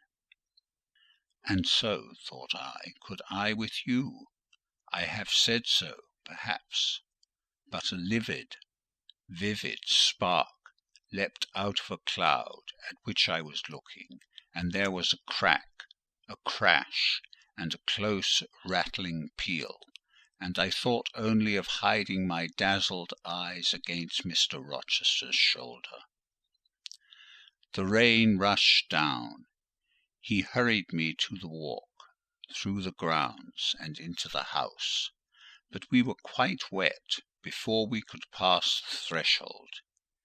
He was taking off my shawl in the hall, and shaking the water out of my loosened hair, when Mrs. Fairfax emerged from her room. I did not observe her at first, nor did Mr. Rochester. The lamp was lit. The clock was on the stroke of 12. "Hasten to take off your wet things," said he, "and before you go, good night. Good night, my darling." He kissed me repeatedly. When I looked up, on leaving his arms, there stood the widow, pale, grave, and amazed. I only smiled at her and ran upstairs. Explanation will do for another time, thought I. Still, when I reached my chamber, I felt a pang at the idea she should even temporarily misconstrue what she had seen.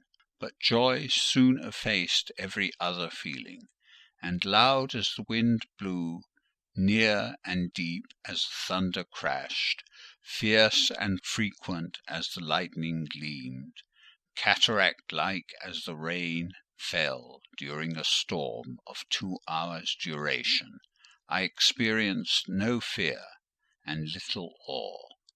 Mr. Rochester came thrice to my door in the course of it to ask if I was safe and tranquil, and that was comfort, that was strength for anything. Before I left my bed in the morning, little Adèle came running in to tell me that the great horse-chestnut at the bottom of the orchard had been struck by lightning in the night, and half of it split away. End of chapter 23. Chapter 24. As I rose and dressed, I thought over what had happened, and wondered if it were a dream. I could not be certain of the reality till I had seen Mr. Rochester again, and heard him renew his words of love and promise. While arranging my hair, I looked at my face in the glass, and felt it was no longer plain. There was hope in its aspect, and life in its colour, and my eyes seemed as if they had beheld the fount of fruition, and borrowed beams from the lustrous ripple. I had often been unwilling to look at my master, because I feared he would not be pleased at my look; but I was sure I might lift my face to his now, and not cool his affection by its expression. I took a plain but clean and light summer dress from my drawer, and put it on. It seemed no attire had ever so well become me, because none I had ever worn in so blissful a mood. I was not surprised, when I ran down the hall, to see that a brilliant June morning had succeeded to the tempest of the night, and to feel, through the open glass door, the breathing of a fresh and fragrant breeze. Nature must be gladsome when I was so happy. A beggar woman and her little boy, pale, ragged objects both, were coming up the walk, and I ran down and gave them all the money I happened to have in my purse, some 3 or 4 shillings. Good or bad, they must partake of my jubilee. The rocks cawed, and blither birds sang, but nothing was so merry or so musical as my own rejoicing heart. Mrs. Fairfax surprised me by looking out the window with a sad countenance, and saying gravely, "Miss Eyre, will you come to breakfast?" During the meal she was quiet and cool, but I could not undeceive her then. I must wait for my master to give explanations, and so must she. I ate what I could, and then I hastened upstairs. I met Adèle leaving the schoolroom. "Where are you going? It is time for lessons." Mr. Rochester has sent me away to the nursery." "Where is he?" "In there," pointing to the apartment she had left; and I went in, and there he stood. "Come and bid me good morning," said he. I gladly advanced, and it was not merely a cold word now, or even a shake of the hand that I received, but an embrace and a kiss. It seemed natural. It seemed genial to be so well loved, so caressed by him. "Jane, you look blooming and smiling and pretty," said he. "Truly pretty this morning. Is this my pale little elf? Is this my mustard seed? This little sunny-faced girl, with the dimpled cheek and rosy lips, the satin-smooth hazel hair, and the radiant hazel eyes?" I had green eyes, reader, but you must excuse the mistake. For him they were new-dyed, I suppose. "It is Jane Eyre, sir." "Soon to be Jane Rochester," he added. "In 4 weeks, Janet, not a day more. Do you hear that?" I did, and I could not quite comprehend it. It made me giddy.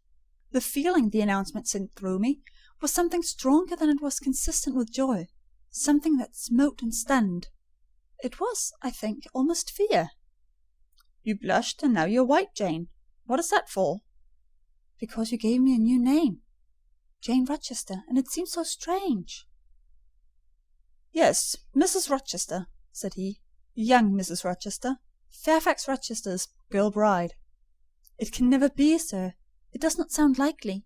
Human beings never enjoy complete happiness in this world. I was not born for a different destiny to the rest of my species. To imagine such a lot befalling me is a fairy tale, a daydream." "Which I can and will realize. I shall begin to-day. This morning I wrote to my banker in London to send me certain jewels he has in his keeping, heirlooms for the ladies of Thornfield. In a day or two I hope to pour them into your lap, for every privilege, every attention shall be yours that I would accord a peer's daughter if about to marry her." "Oh, sir, never rain jewels. I don't like to hear them spoken of. Jewels for Jane Eyre sounds unnatural and strange. I would rather not have them." "I will myself put the diamond chain around your neck, and the circlet on your forehead, which it will become. For nature, at least, has stamped her patent of nobility on this brow, Jane, and I will clasp the bracelets on these fine wrists, and load these fairy-like fingers with rings." "No, no, sir. Think of other subjects, and speak of other things, and in another strain. Don't address me as if I were a beauty. I am your plain, Quakerish governess." "You are a beauty in my eyes, and a beauty just after the desire of my heart. Delicate and aerial." "Puny and insignificant, you mean. You are dreaming, sir, or you are sneering. For God's sake, don't be ironical." "I will make the world acknowledge your beauty too," he went on, while I really became uneasy at the strain he had adopted, because I felt he was either deluding himself or trying to delude me. "I will attire my Jane in satin and lace, and she shall have roses in her hair, and I will cover the head I love best with a priceless veil." "And then you wouldn't know me, sir, and I shall not be your Jane Eyre any longer, but an ape in a harlequin's jacket, a Jane borrowed plumes. I would as soon see you, Mr. Rochester, tricked out on stage trappings, as myself clad in a court lady's robe. And I don't call you handsome, sir, though I love you most dearly, far too dearly to flatter you. Don't flatter me." He pursued his theme, however, without noticing my deprecation. "This very day I shall take you in the carriage to Millcote, and you must choose some dresses for yourself. I told you we shall be married in 4 weeks.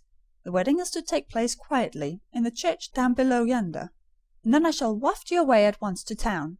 After a brief stay there, I shall bear my treasure to regions nearer the sun, to French vineyards and Italian plains, and she shall see whatever is famous in old story and in modern record. She shall taste, too, of the life of cities, and she shall learn to value herself by just comparison with others." "Shall I travel? And with you, sir?" "You shall sojourn at Paris, Rome, and Naples; at Florence, Venice, and Vienna. All the ground I have wandered over shall be retrodden by you. Wherever I stamp my hoof, your sith foot shall step also. 10 years since, I flew through Europe half mad, with disgust, hate, and rage as my companions. Now I shall revisit it healed and cleansed, with a very angel as my comforter." I laughed at him as he said this. "I am not an angel," I asserted, "and I will not be one till I die. I shall be myself, Mr. Rochester. You must neither expect nor exact anything celestial of me, for you will not get it, any more than I shall get it of you, which I do not at all anticipate." "What do you anticipate of me?" For a little while you will perhaps be as you are now, a very little while, but then you will turn cool, and then you will be capricious, and then you will be stern, and I shall have much ado to please you. But when you get well used to me, you will perhaps like me again.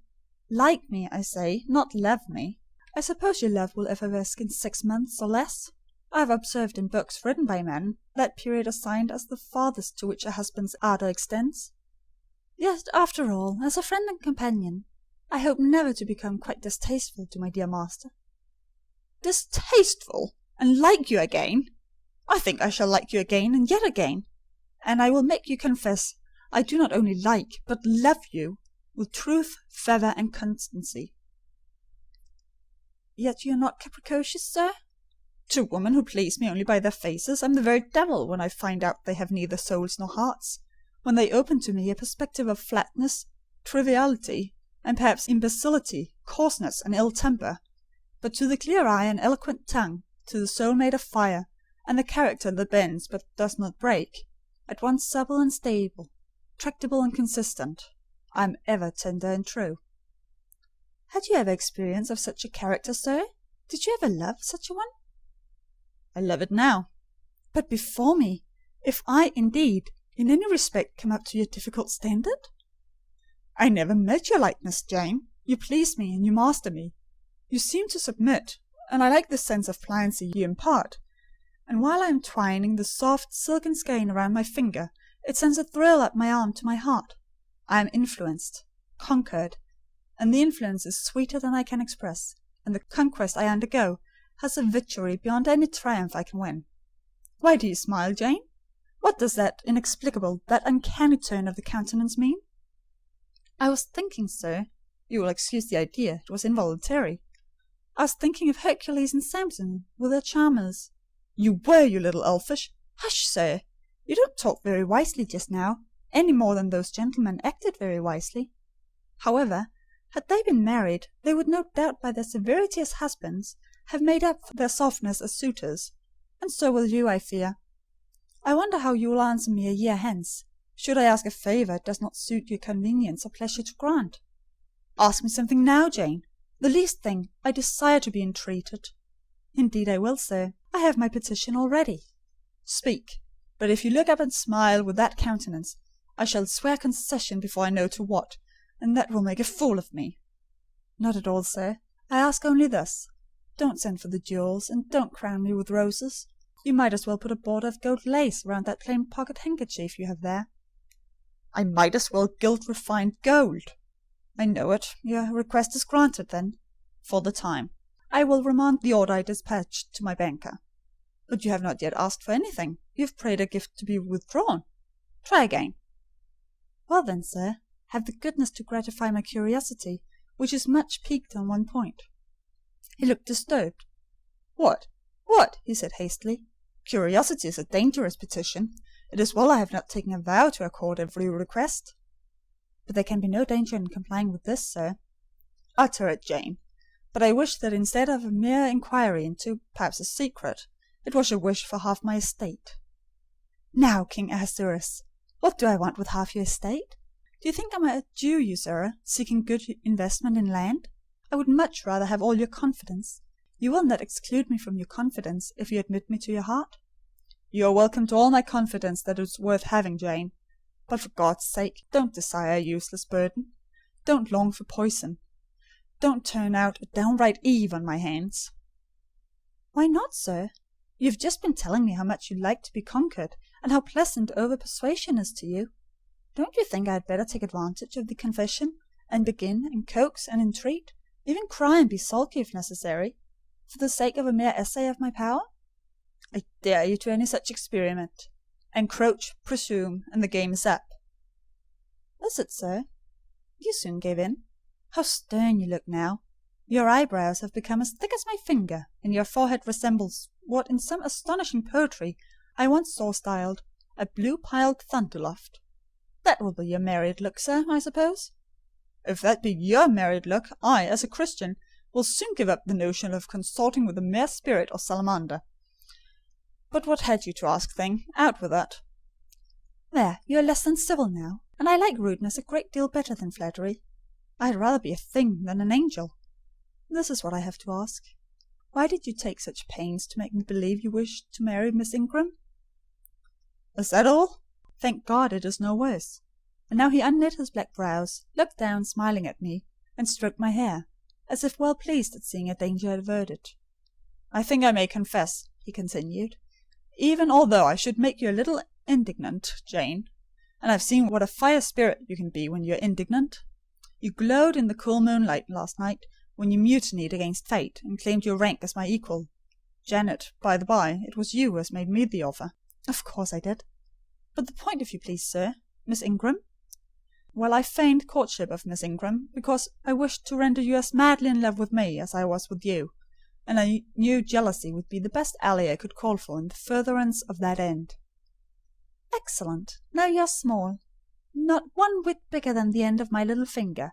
It was a burning shame and a scandalous disgrace to act in that way.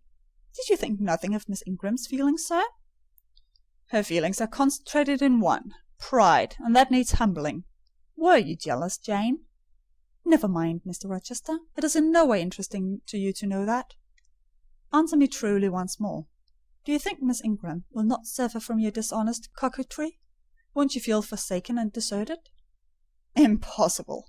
When you told me how she, on the contrary, deserted me, the idea of my insolvency cooled, or rather extinguished, her flame in a moment. You have a curious designing mind, Mr. Rochester. I'm afraid your principles on some points are eccentric.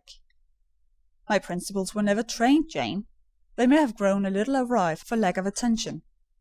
Once again, seriously, may I enjoy the great good that has been vouchsafed to me, without fearing that any one else is suffering the bitter pain I myself felt a little while ago? That you may, my good little girl. There is not another being in the world that has the same pure love for me as yourself. I lay that pleasant unction to my soul, Jane. I believe in your affection. I turned my lips to the hand that lay on my shoulder. I loved him very much, more than I could trust myself to say, more than words had power to express. Ask something more, he said presently. It is my delight to be entreated and to yield. I was again ready with my request. Communicate your intentions to Mrs. Fairfax, sir. She saw me with you last night in the hall, and she was shocked. Give her some explanation before I see her again. It pains me to be misjudged by so good a woman. Go to your room and put on your bonnet, he replied. I mean you to accompany me to Millcote this morning, and while you prepare for the drive, I will enlighten the old lady's understanding. Did you think, Janet, you had given the world for love, and considered it well lost? I believe she thought I had forgotten my station, and yours, sir. Station! Station! Your station is in my heart, and on the necks of those who would insult you, now and hereafter. Go. I was soon dressed, and when I heard Mr. Rochester quit Mrs. Fairfax's parlour, I hurried down to it. The old lady had been reading her morning portion of Scripture, the lesson for the day. Her Bible lay open before her, and her spectacles were upon it. Her occupation, suspended by Mr. Rochester's announcement, seemed now forgotten. Her eyes, fixed on the blank wall opposite, expressed the surprise of a quiet mind stirred by unwonted tidings. Seeing me, she roused herself. She made a sort of effort to smile, and framed a few words of congratulation, but the smile expired, and the sentence was abandoned unfinished. She put up her spectacles, shut the Bible, and pushed her chair back from the table. I feel so astonished, she began. I hardly know what to say to you, Miss Eyre. I have surely not been dreaming, have I? Sometimes I half fall asleep when I am sitting alone, and fancy things that have never happened. It has seemed to me, more than once when I have been in a doze, that my dear husband, who died 15 years since, has come in and sat down beside me, and that I have even heard him call me by my name, Alice, as he used to do. Now, can you tell me whether it's actually true that Mr. Rochester has asked you to marry him? Don't laugh at me, but I really thought he came in here 5 minutes ago, and said that in a month you would be his wife. He has said the same thing to me, I replied. He has! Do you believe him? Have you accepted him? Yes. She looked at me bewildered. I could never have thought it. He is a proud man. All the Rochesters were proud, and his father, at least, liked money. He, too, has always been called careful. He means to marry you? He tells me so. She surveyed my whole person. In her eyes I read that they had there found no charm powerful enough to solve the enigma. "It passes me," she continued, "but no doubt it is true since you say so. How it will answer I cannot tell. I really don't know. Equality of position and fortune is often advisable in such cases, and there are 20 years of differences in your ages. He might almost be your father." "No, indeed, Mrs. Fairfax," exclaimed I, nettled. "He is nothing like my father. No one who saw us together would suppose it for an instant. Mr. Rochester looks as young, and is as young, as some men of 25. "Is it really for love he is going to marry you?" she asked. I was so hurt by the coldness and her scepticism that the tears rose to my eyes. "I am sorry to grieve you," pursued the widow, "but you are so young, and so little acquainted with men. I wish to put you on your guard. It is an old saying that all is not gold that glitters, and in this case I do fear there will be something found to be different to what either you or I expect." "Why, am I a monster?" I said. "Is it impossible that Mr. Rochester should have a sincere affection for me?" "No, you are very well, and much improved of late. And Mr. Rochester, I dare say, is fond of you. I have always noticed that you were a sort of pet of his. There are times when, for your sake, I have been a little uneasy at his marked preference, and have wished to put you on your guard. But I did not like to suggest even the possibility of wrong. I knew such an idea would shock, perhaps offend you, and you are so discreet, and so thoroughly modest and sensible, I hoped you might be trusted to protect yourself. Last night I cannot tell you what I suffered when I sought all over the house, and could find you nowhere, nor the master either. And then, at 12 o'clock, saw you come in with him." "Well, never mind that now," I interrupted impatiently. "It is enough that all was right." "I hope all will be right in the end," she said. "But believe me, you cannot be too careful. Try and keep Mr. Rochester at a distance. Distrust yourself as well as him. Gentlemen in his station are not accustomed to marry their governesses." I was growing truly irritated. Happily Adèle ran in. "Let me go to Millcote too," she cried. "Mr. Rochester won't, though there is so much room in the new carriage. Beg him to let me go, mademoiselle." "That I will, Adèle," and I hastened away with her, glad to quit my gloomy monitress. The carriage was ready. They were bringing it round to the front, and my master was on the pavement, Pilot following him backwards and forwards. "Adèle may accompany us, may she not, sir?" "I told you no. I'll have no brats. I'll have only you." "Do let her go, Mr. Rochester, if you please. It would be better." "Not it. She will be a restraint." He was quite peremptory, both in look and voice. The chill of Mrs. Fairfax's warnings, and the damp of her doubts were upon me. Something of unsubstantiality and uncertainty had beset my hopes. I half lost the sense of power over him. I was about, mechanically, to obey him, without further remonstrance. But as he helped me into the carriage, he looked at my face. "What is the matter?" he asked. "All the sunshine is gone. Do you really wish the band to go? Will it annoy you if she is left behind?" "I would rather she went, sir." "Then off for your bonnet, and back like a flash of lightning," cried he to Adèle. She obeyed him with what speed she might. "After all, a single morning's interruption will not matter much," said he, "when I mean shortly to claim you, your thoughts, conversation, and company, for life." Adèle, when lifted in, commenced kissing me by way of expressing her gratitude for my intercession. She was instantly stowed away into a corner of the other side of him. She then peered around to where I sat. So stern a neighbour was too restrictive to him in his present fractious mood. She dared whisper no observations, nor ask of him any information. "Let her come to me," I entreated. "She will, perhaps, trouble you, sir. There's plenty of room on this side." He handed her over as if she had been a lap-dog. "I'll send her to school yet," he said, but now he was smiling. Adèle heard him, and asked if she was to go to school, sans mademoiselle. "Yes," he replied, "absolutely sans mademoiselle, for I am to take mademoiselle to the moon, and there I shall seek a cave in one of the white valleys among the volcano tops, and mademoiselle shall live with me there, and only me." "She will have nothing to eat. You will starve her," observed Adèle. "I shall gather manna for her morning and night. The plains and hillsides in the moon are bleached with manna, Adèle." "She will want to warm herself. What will she do for a fire?" "Fire rises out of the lunar mountains. When she is cold, I'll carry her up to a peak, and lay her down on the edge of a crater. Qui lui sera mal, peu confortable, and her clothes they will wear out. How can she get new ones?" Mr. Rochester professed to be puzzled. Said he. "What would you do, Adèle? Cudgel your brains for an expedient. How would a white or pink cloud answer for a gown, do you think? And could one cut a pretty enough scarf out of a rainbow?"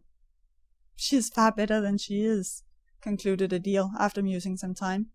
"Besides, she would get tired of living with only you in the moon. If I were mademoiselle, I would never consent to go with you."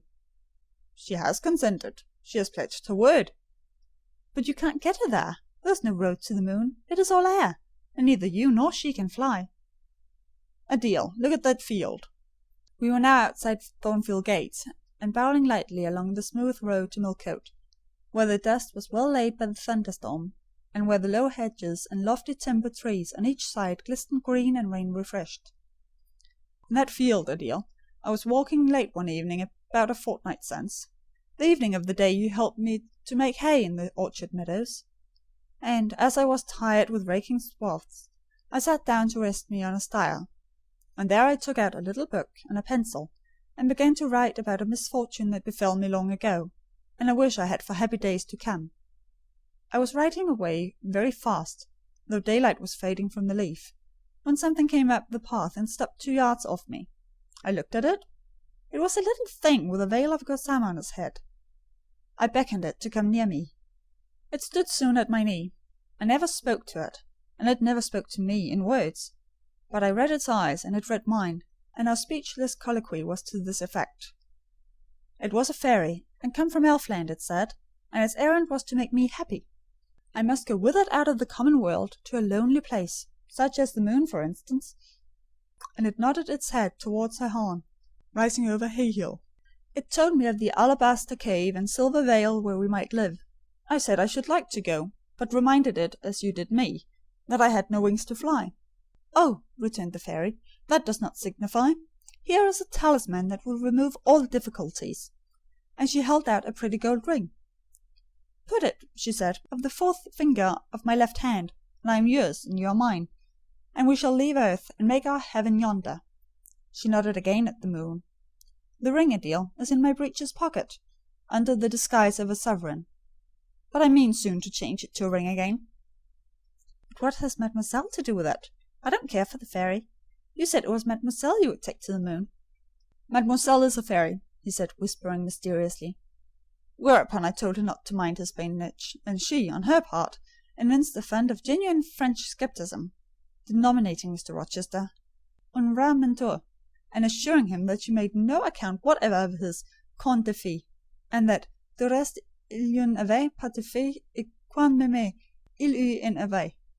She was sure they would never appear to him, nor ever give him rings, or offer to live with him in the moon. The hour spent at Millcote was a somewhat harassing one to me. Mr. Rochester obliged me to go to a certain silk warehouse. There I was ordered to choose half a dozen dresses. I hated the business. I begged leave to defer it. No, it should be gone through with now. By dint of entreaties expressed in energetic whispers, I reduced the half dozen to 2. These, however, he vowed he would select himself. With anxiety I watched his eye rove over the gay stores. He fixed on a rich silk of the most brilliant amethyst dye, and a superb pink satin. I told him, in a new series of whispers, that he might as well buy me a gold gown and a silver bonnet at once. I should certainly never venture to wear his choice. With infinite difficulty, for he was stubborn as a stone, I persuaded him to make an exchange in favour of a sober black satin and pearl grey silk. It might pass for the present, he said, but he would yet see me glittering like a parterre. Glad was I to get him out of the silk warehouse, and then out of a jeweller's shop. The more he bought me, the more my cheek burned with a sense of annoyance and degradation. As we re-entered the carriage, and I sat back feverish and fagged, I remembered what, in the hurry of events, dark and bright, I had wholly forgotten. The letter of my uncle, John Eyre, to Mrs. Reed. His intention to adopt and make me his legatee. It would indeed be a relief, I thought, if I had ever so small an independency. I never came near being dressed like a doll by Mr. Rochester, or sitting like a second Danae, with a golden shower falling daily round me. I will write to Madeira the moment I get home, and send my Uncle John I am going to be married, and to whom? If I had but a prospect of one day bringing Mr. Rochester an accession of fortune, I could better endure to be kept by him now. And somewhat relieved by this idea, which I failed not to execute that day, I ventured once more to meet my master's and lover's eye, which most pertinaciously sought mine, though I averted both face and gaze. He smiled, and I thought his smile was such as a sultan might, in a blissful and fond moment, bestow on a slave his gold and gems had enriched. I crushed his hand, which was ever hunting mine, vigorously, and thrust it back to him red with the passionate pressure. "You need not look in that way," I said. "If you do, I'll wear nothing but my own low-wood frocks to the end of the chapter. I'll be married in this lilac gingham. You may make a dressing-gown for yourself out of the pearly grey silk, and an infinite series of waistcoats out of the black satin." He chuckled. He rubbed his hands. "Oh, is it rich to see and hear her?" he exclaimed. "Is she original? Is she piquant? I would not exchange this one little English girl for the Grand Turk's whole seraglio, gazelle-eyed, hoary forms, and all." The Eastern allusion bit me again. "I'll not stand you an inch of the stead in a seraglio," I said, "so don't consider me an equivalent for one. If you have a fancy for anything in that line, away with you, sir, to the bazaars of Stamboul without delay, and lay out in extensive slave purchases some of that spare cash you seem at a loss to spend satisfactorily here." "And what will you do, Janet, while I am bargaining for so many tons of flesh and such an assortment of black eyes?" "I'll be preparing myself to go out as a missionary, to preach liberty to them that are enslaved, your harem inmates among the rest. I'll get admitted there, and I'll stir up mutiny; and you, three-tailed bashaw as you are, sir, shall in a trice find yourself fettered amongst our hands. Nor will I, for one, consent to cut your bonds till you have signed a charter, the most liberal that despot has ever yet conferred." "I would consent to be at your mercy, Jane." "I would have no mercy, Mr. Rochester, if you supplicated for it with an eye like that. While you looked so, I should be certain that whatever charter you might grant under coercion, your first act, when released, would be to violate its conditions." "Why, Jane, what would you have?" "I fear you will compel me to go through a private marriage ceremony, besides that performed at the altar. You will stipulate, I see, for peculiar terms. What will they be?" "I only want an easy mind, sir, not crushed by crowded obligations. Do you remember what you said of Celine Varens?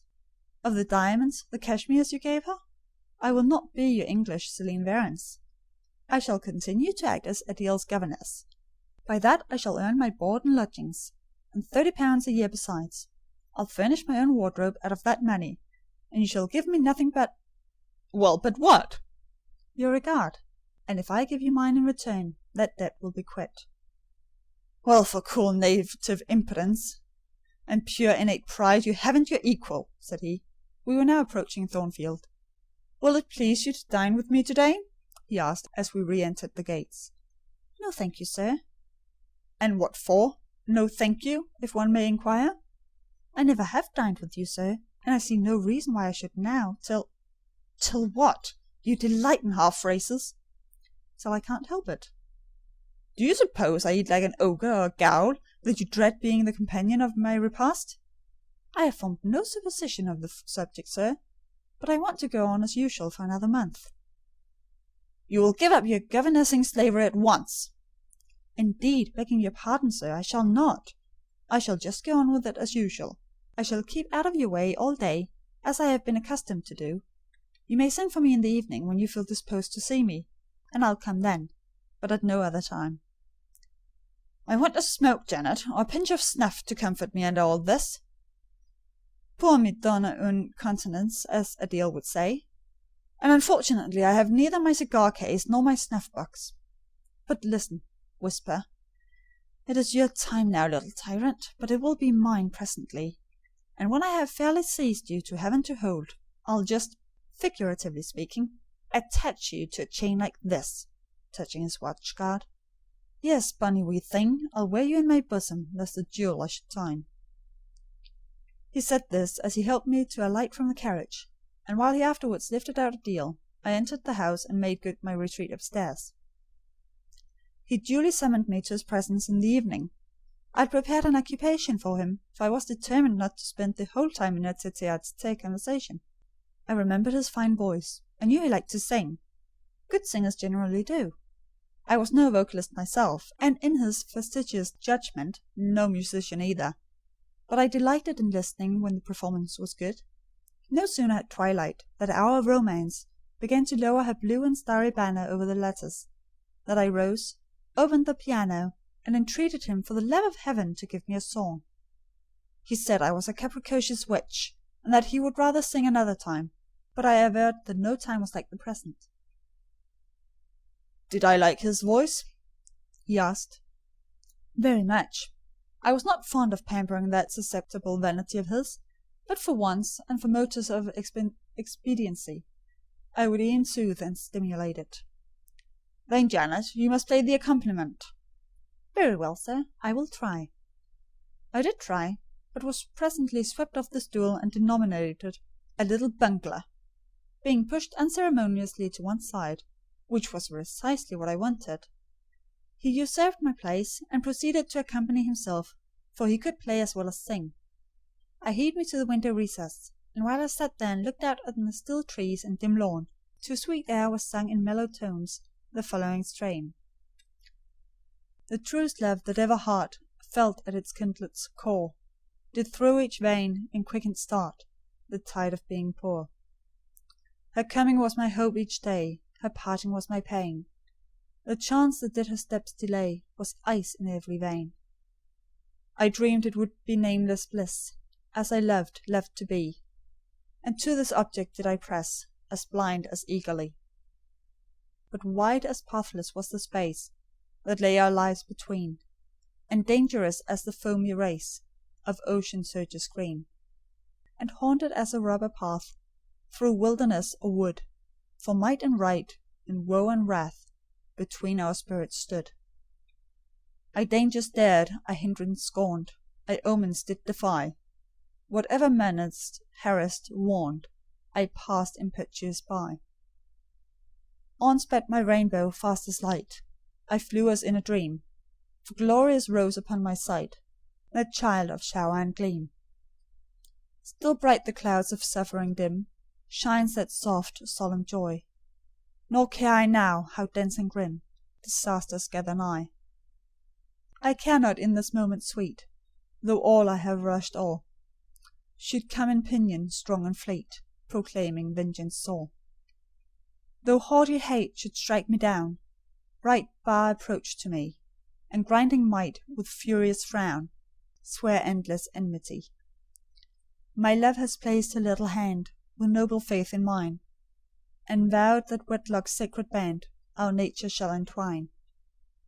My love has sworn, with sealing kiss, with me to live, to die. I have at last my nameless bliss. As I love, loved am I. He rose and came towards me, and I saw his face all kindled, with his full falcon eye flashing, and tenderness and passion in every lineament. I quailed momentarily. Then I rallied. Soft scene, daring demonstration I would not have, and I stood in peril of both. A weapon of defence must be prepared. I wetted my tongue. As he reached me, I asked with asperity, whom he was going to marry now? That was a strange question to be put by his darling Jane. Indeed, I considered it a very natural and necessary one. He had talked of his future wife dying with him. What did he mean by such a pagan idea? I had no intention of dying with him, he might depend on that. Oh, all he longed, all he prayed for, was that I might live with him. Death was not for such as I. Indeed it was. I had as good a right to die when my time came as he had, but I should bide that time, and not be hurried away in a suttee. Will I forgive him for the selfish idea, and prove my pardon by a reconciling kiss? No, I would rather be excused. Here I heard myself apostrophized as a hard little thing, and it was added, any other woman would have been melted to marrow at hearing such stanzas crooned in her praise. I assured him I was naturally hard, very flinty, and that he would often find me so, and that, moreover, I was determined to show him divers rugged points in my character before the ensuing 4 weeks elapsed. He should know fully what sort of bargain he had made, while there was yet time to rescind it. Would I be quiet and talk rationally? I would be quiet if he liked, and as to talking rationally, I flattered myself I was doing that now. He fretted, pished, and pshawed. Very good, I thought. You may fume and fidget as you please, but this is the best plan to pursue with you, I'm certain. I like you more than I can say, but I'll not sink into bathos of sentiment, and with this needle of repartee I'll keep you from the edge of a gulf too, and, moreover, maintain by its pungent aid that distance between you and myself most conducive to our real mutual advantage. From less to more, I worked him up to considerable irritation. Then, after he had retired in dudgeon quite to the other end of the room, I got up and saying, "I wish you good night, sir," in my natural and wonted respectful manner, I stepped out by the side door and got away. The system thus entered on, I pursued during the whole season of probation, and with the best success. He was kept, to be sure, rather cross and crusty, but on the whole I could see he was excellently entertained, and that a lamb-like submission and turtle-dove sensibility, while fostering his despotism more, would have pleased his judgment, satisfied his common sense, and even suited his taste less. In other people's presence I was, as formerly, deferential and quiet, any other line of conduct being uncalled for. It was only in the evening conferences I thus thwarted and afflicted him. He continued to send for me punctually the moment the clock struck 7, though when I appeared before him now, he had no such honeying terms as love and darling on his lips. The best words at my service were provoking puppet, malicious elf, sprite, changeling, etc. For caresses, too, I now got grimaces. For a pressure of the hand, a pinch on the arm. For a kiss on the cheek, a severe tweak of the ear. It was all right. At present I decidedly preferred these fierce favours to anything more tender. Mrs. Fairfax, I saw, approved me. Her anxiety on my account vanished. Therefore I was certain I did well. Meantime Mr. Rochester affirmed that I was wearing him to skin and bone, and threatened awful vengeance for my present conduct at some period fast coming. I laughed in my sleeve at his menaces. I can keep you in a reasonable check now, I reflected, and I don't doubt to be able to do it hereafter. If one expedient loses its virtue, another must be devised. Yet after all my task was not an easy one. Often I would rather have pleased than teased him. My future husband was becoming to me my whole world, and more than the world, almost my hope of heaven. He stood between me and every thought of religion, as an eclipse intervenes between man and the broad sun. I could not in those days see God for his creature, of whom I had made an idol. End of chapter 24.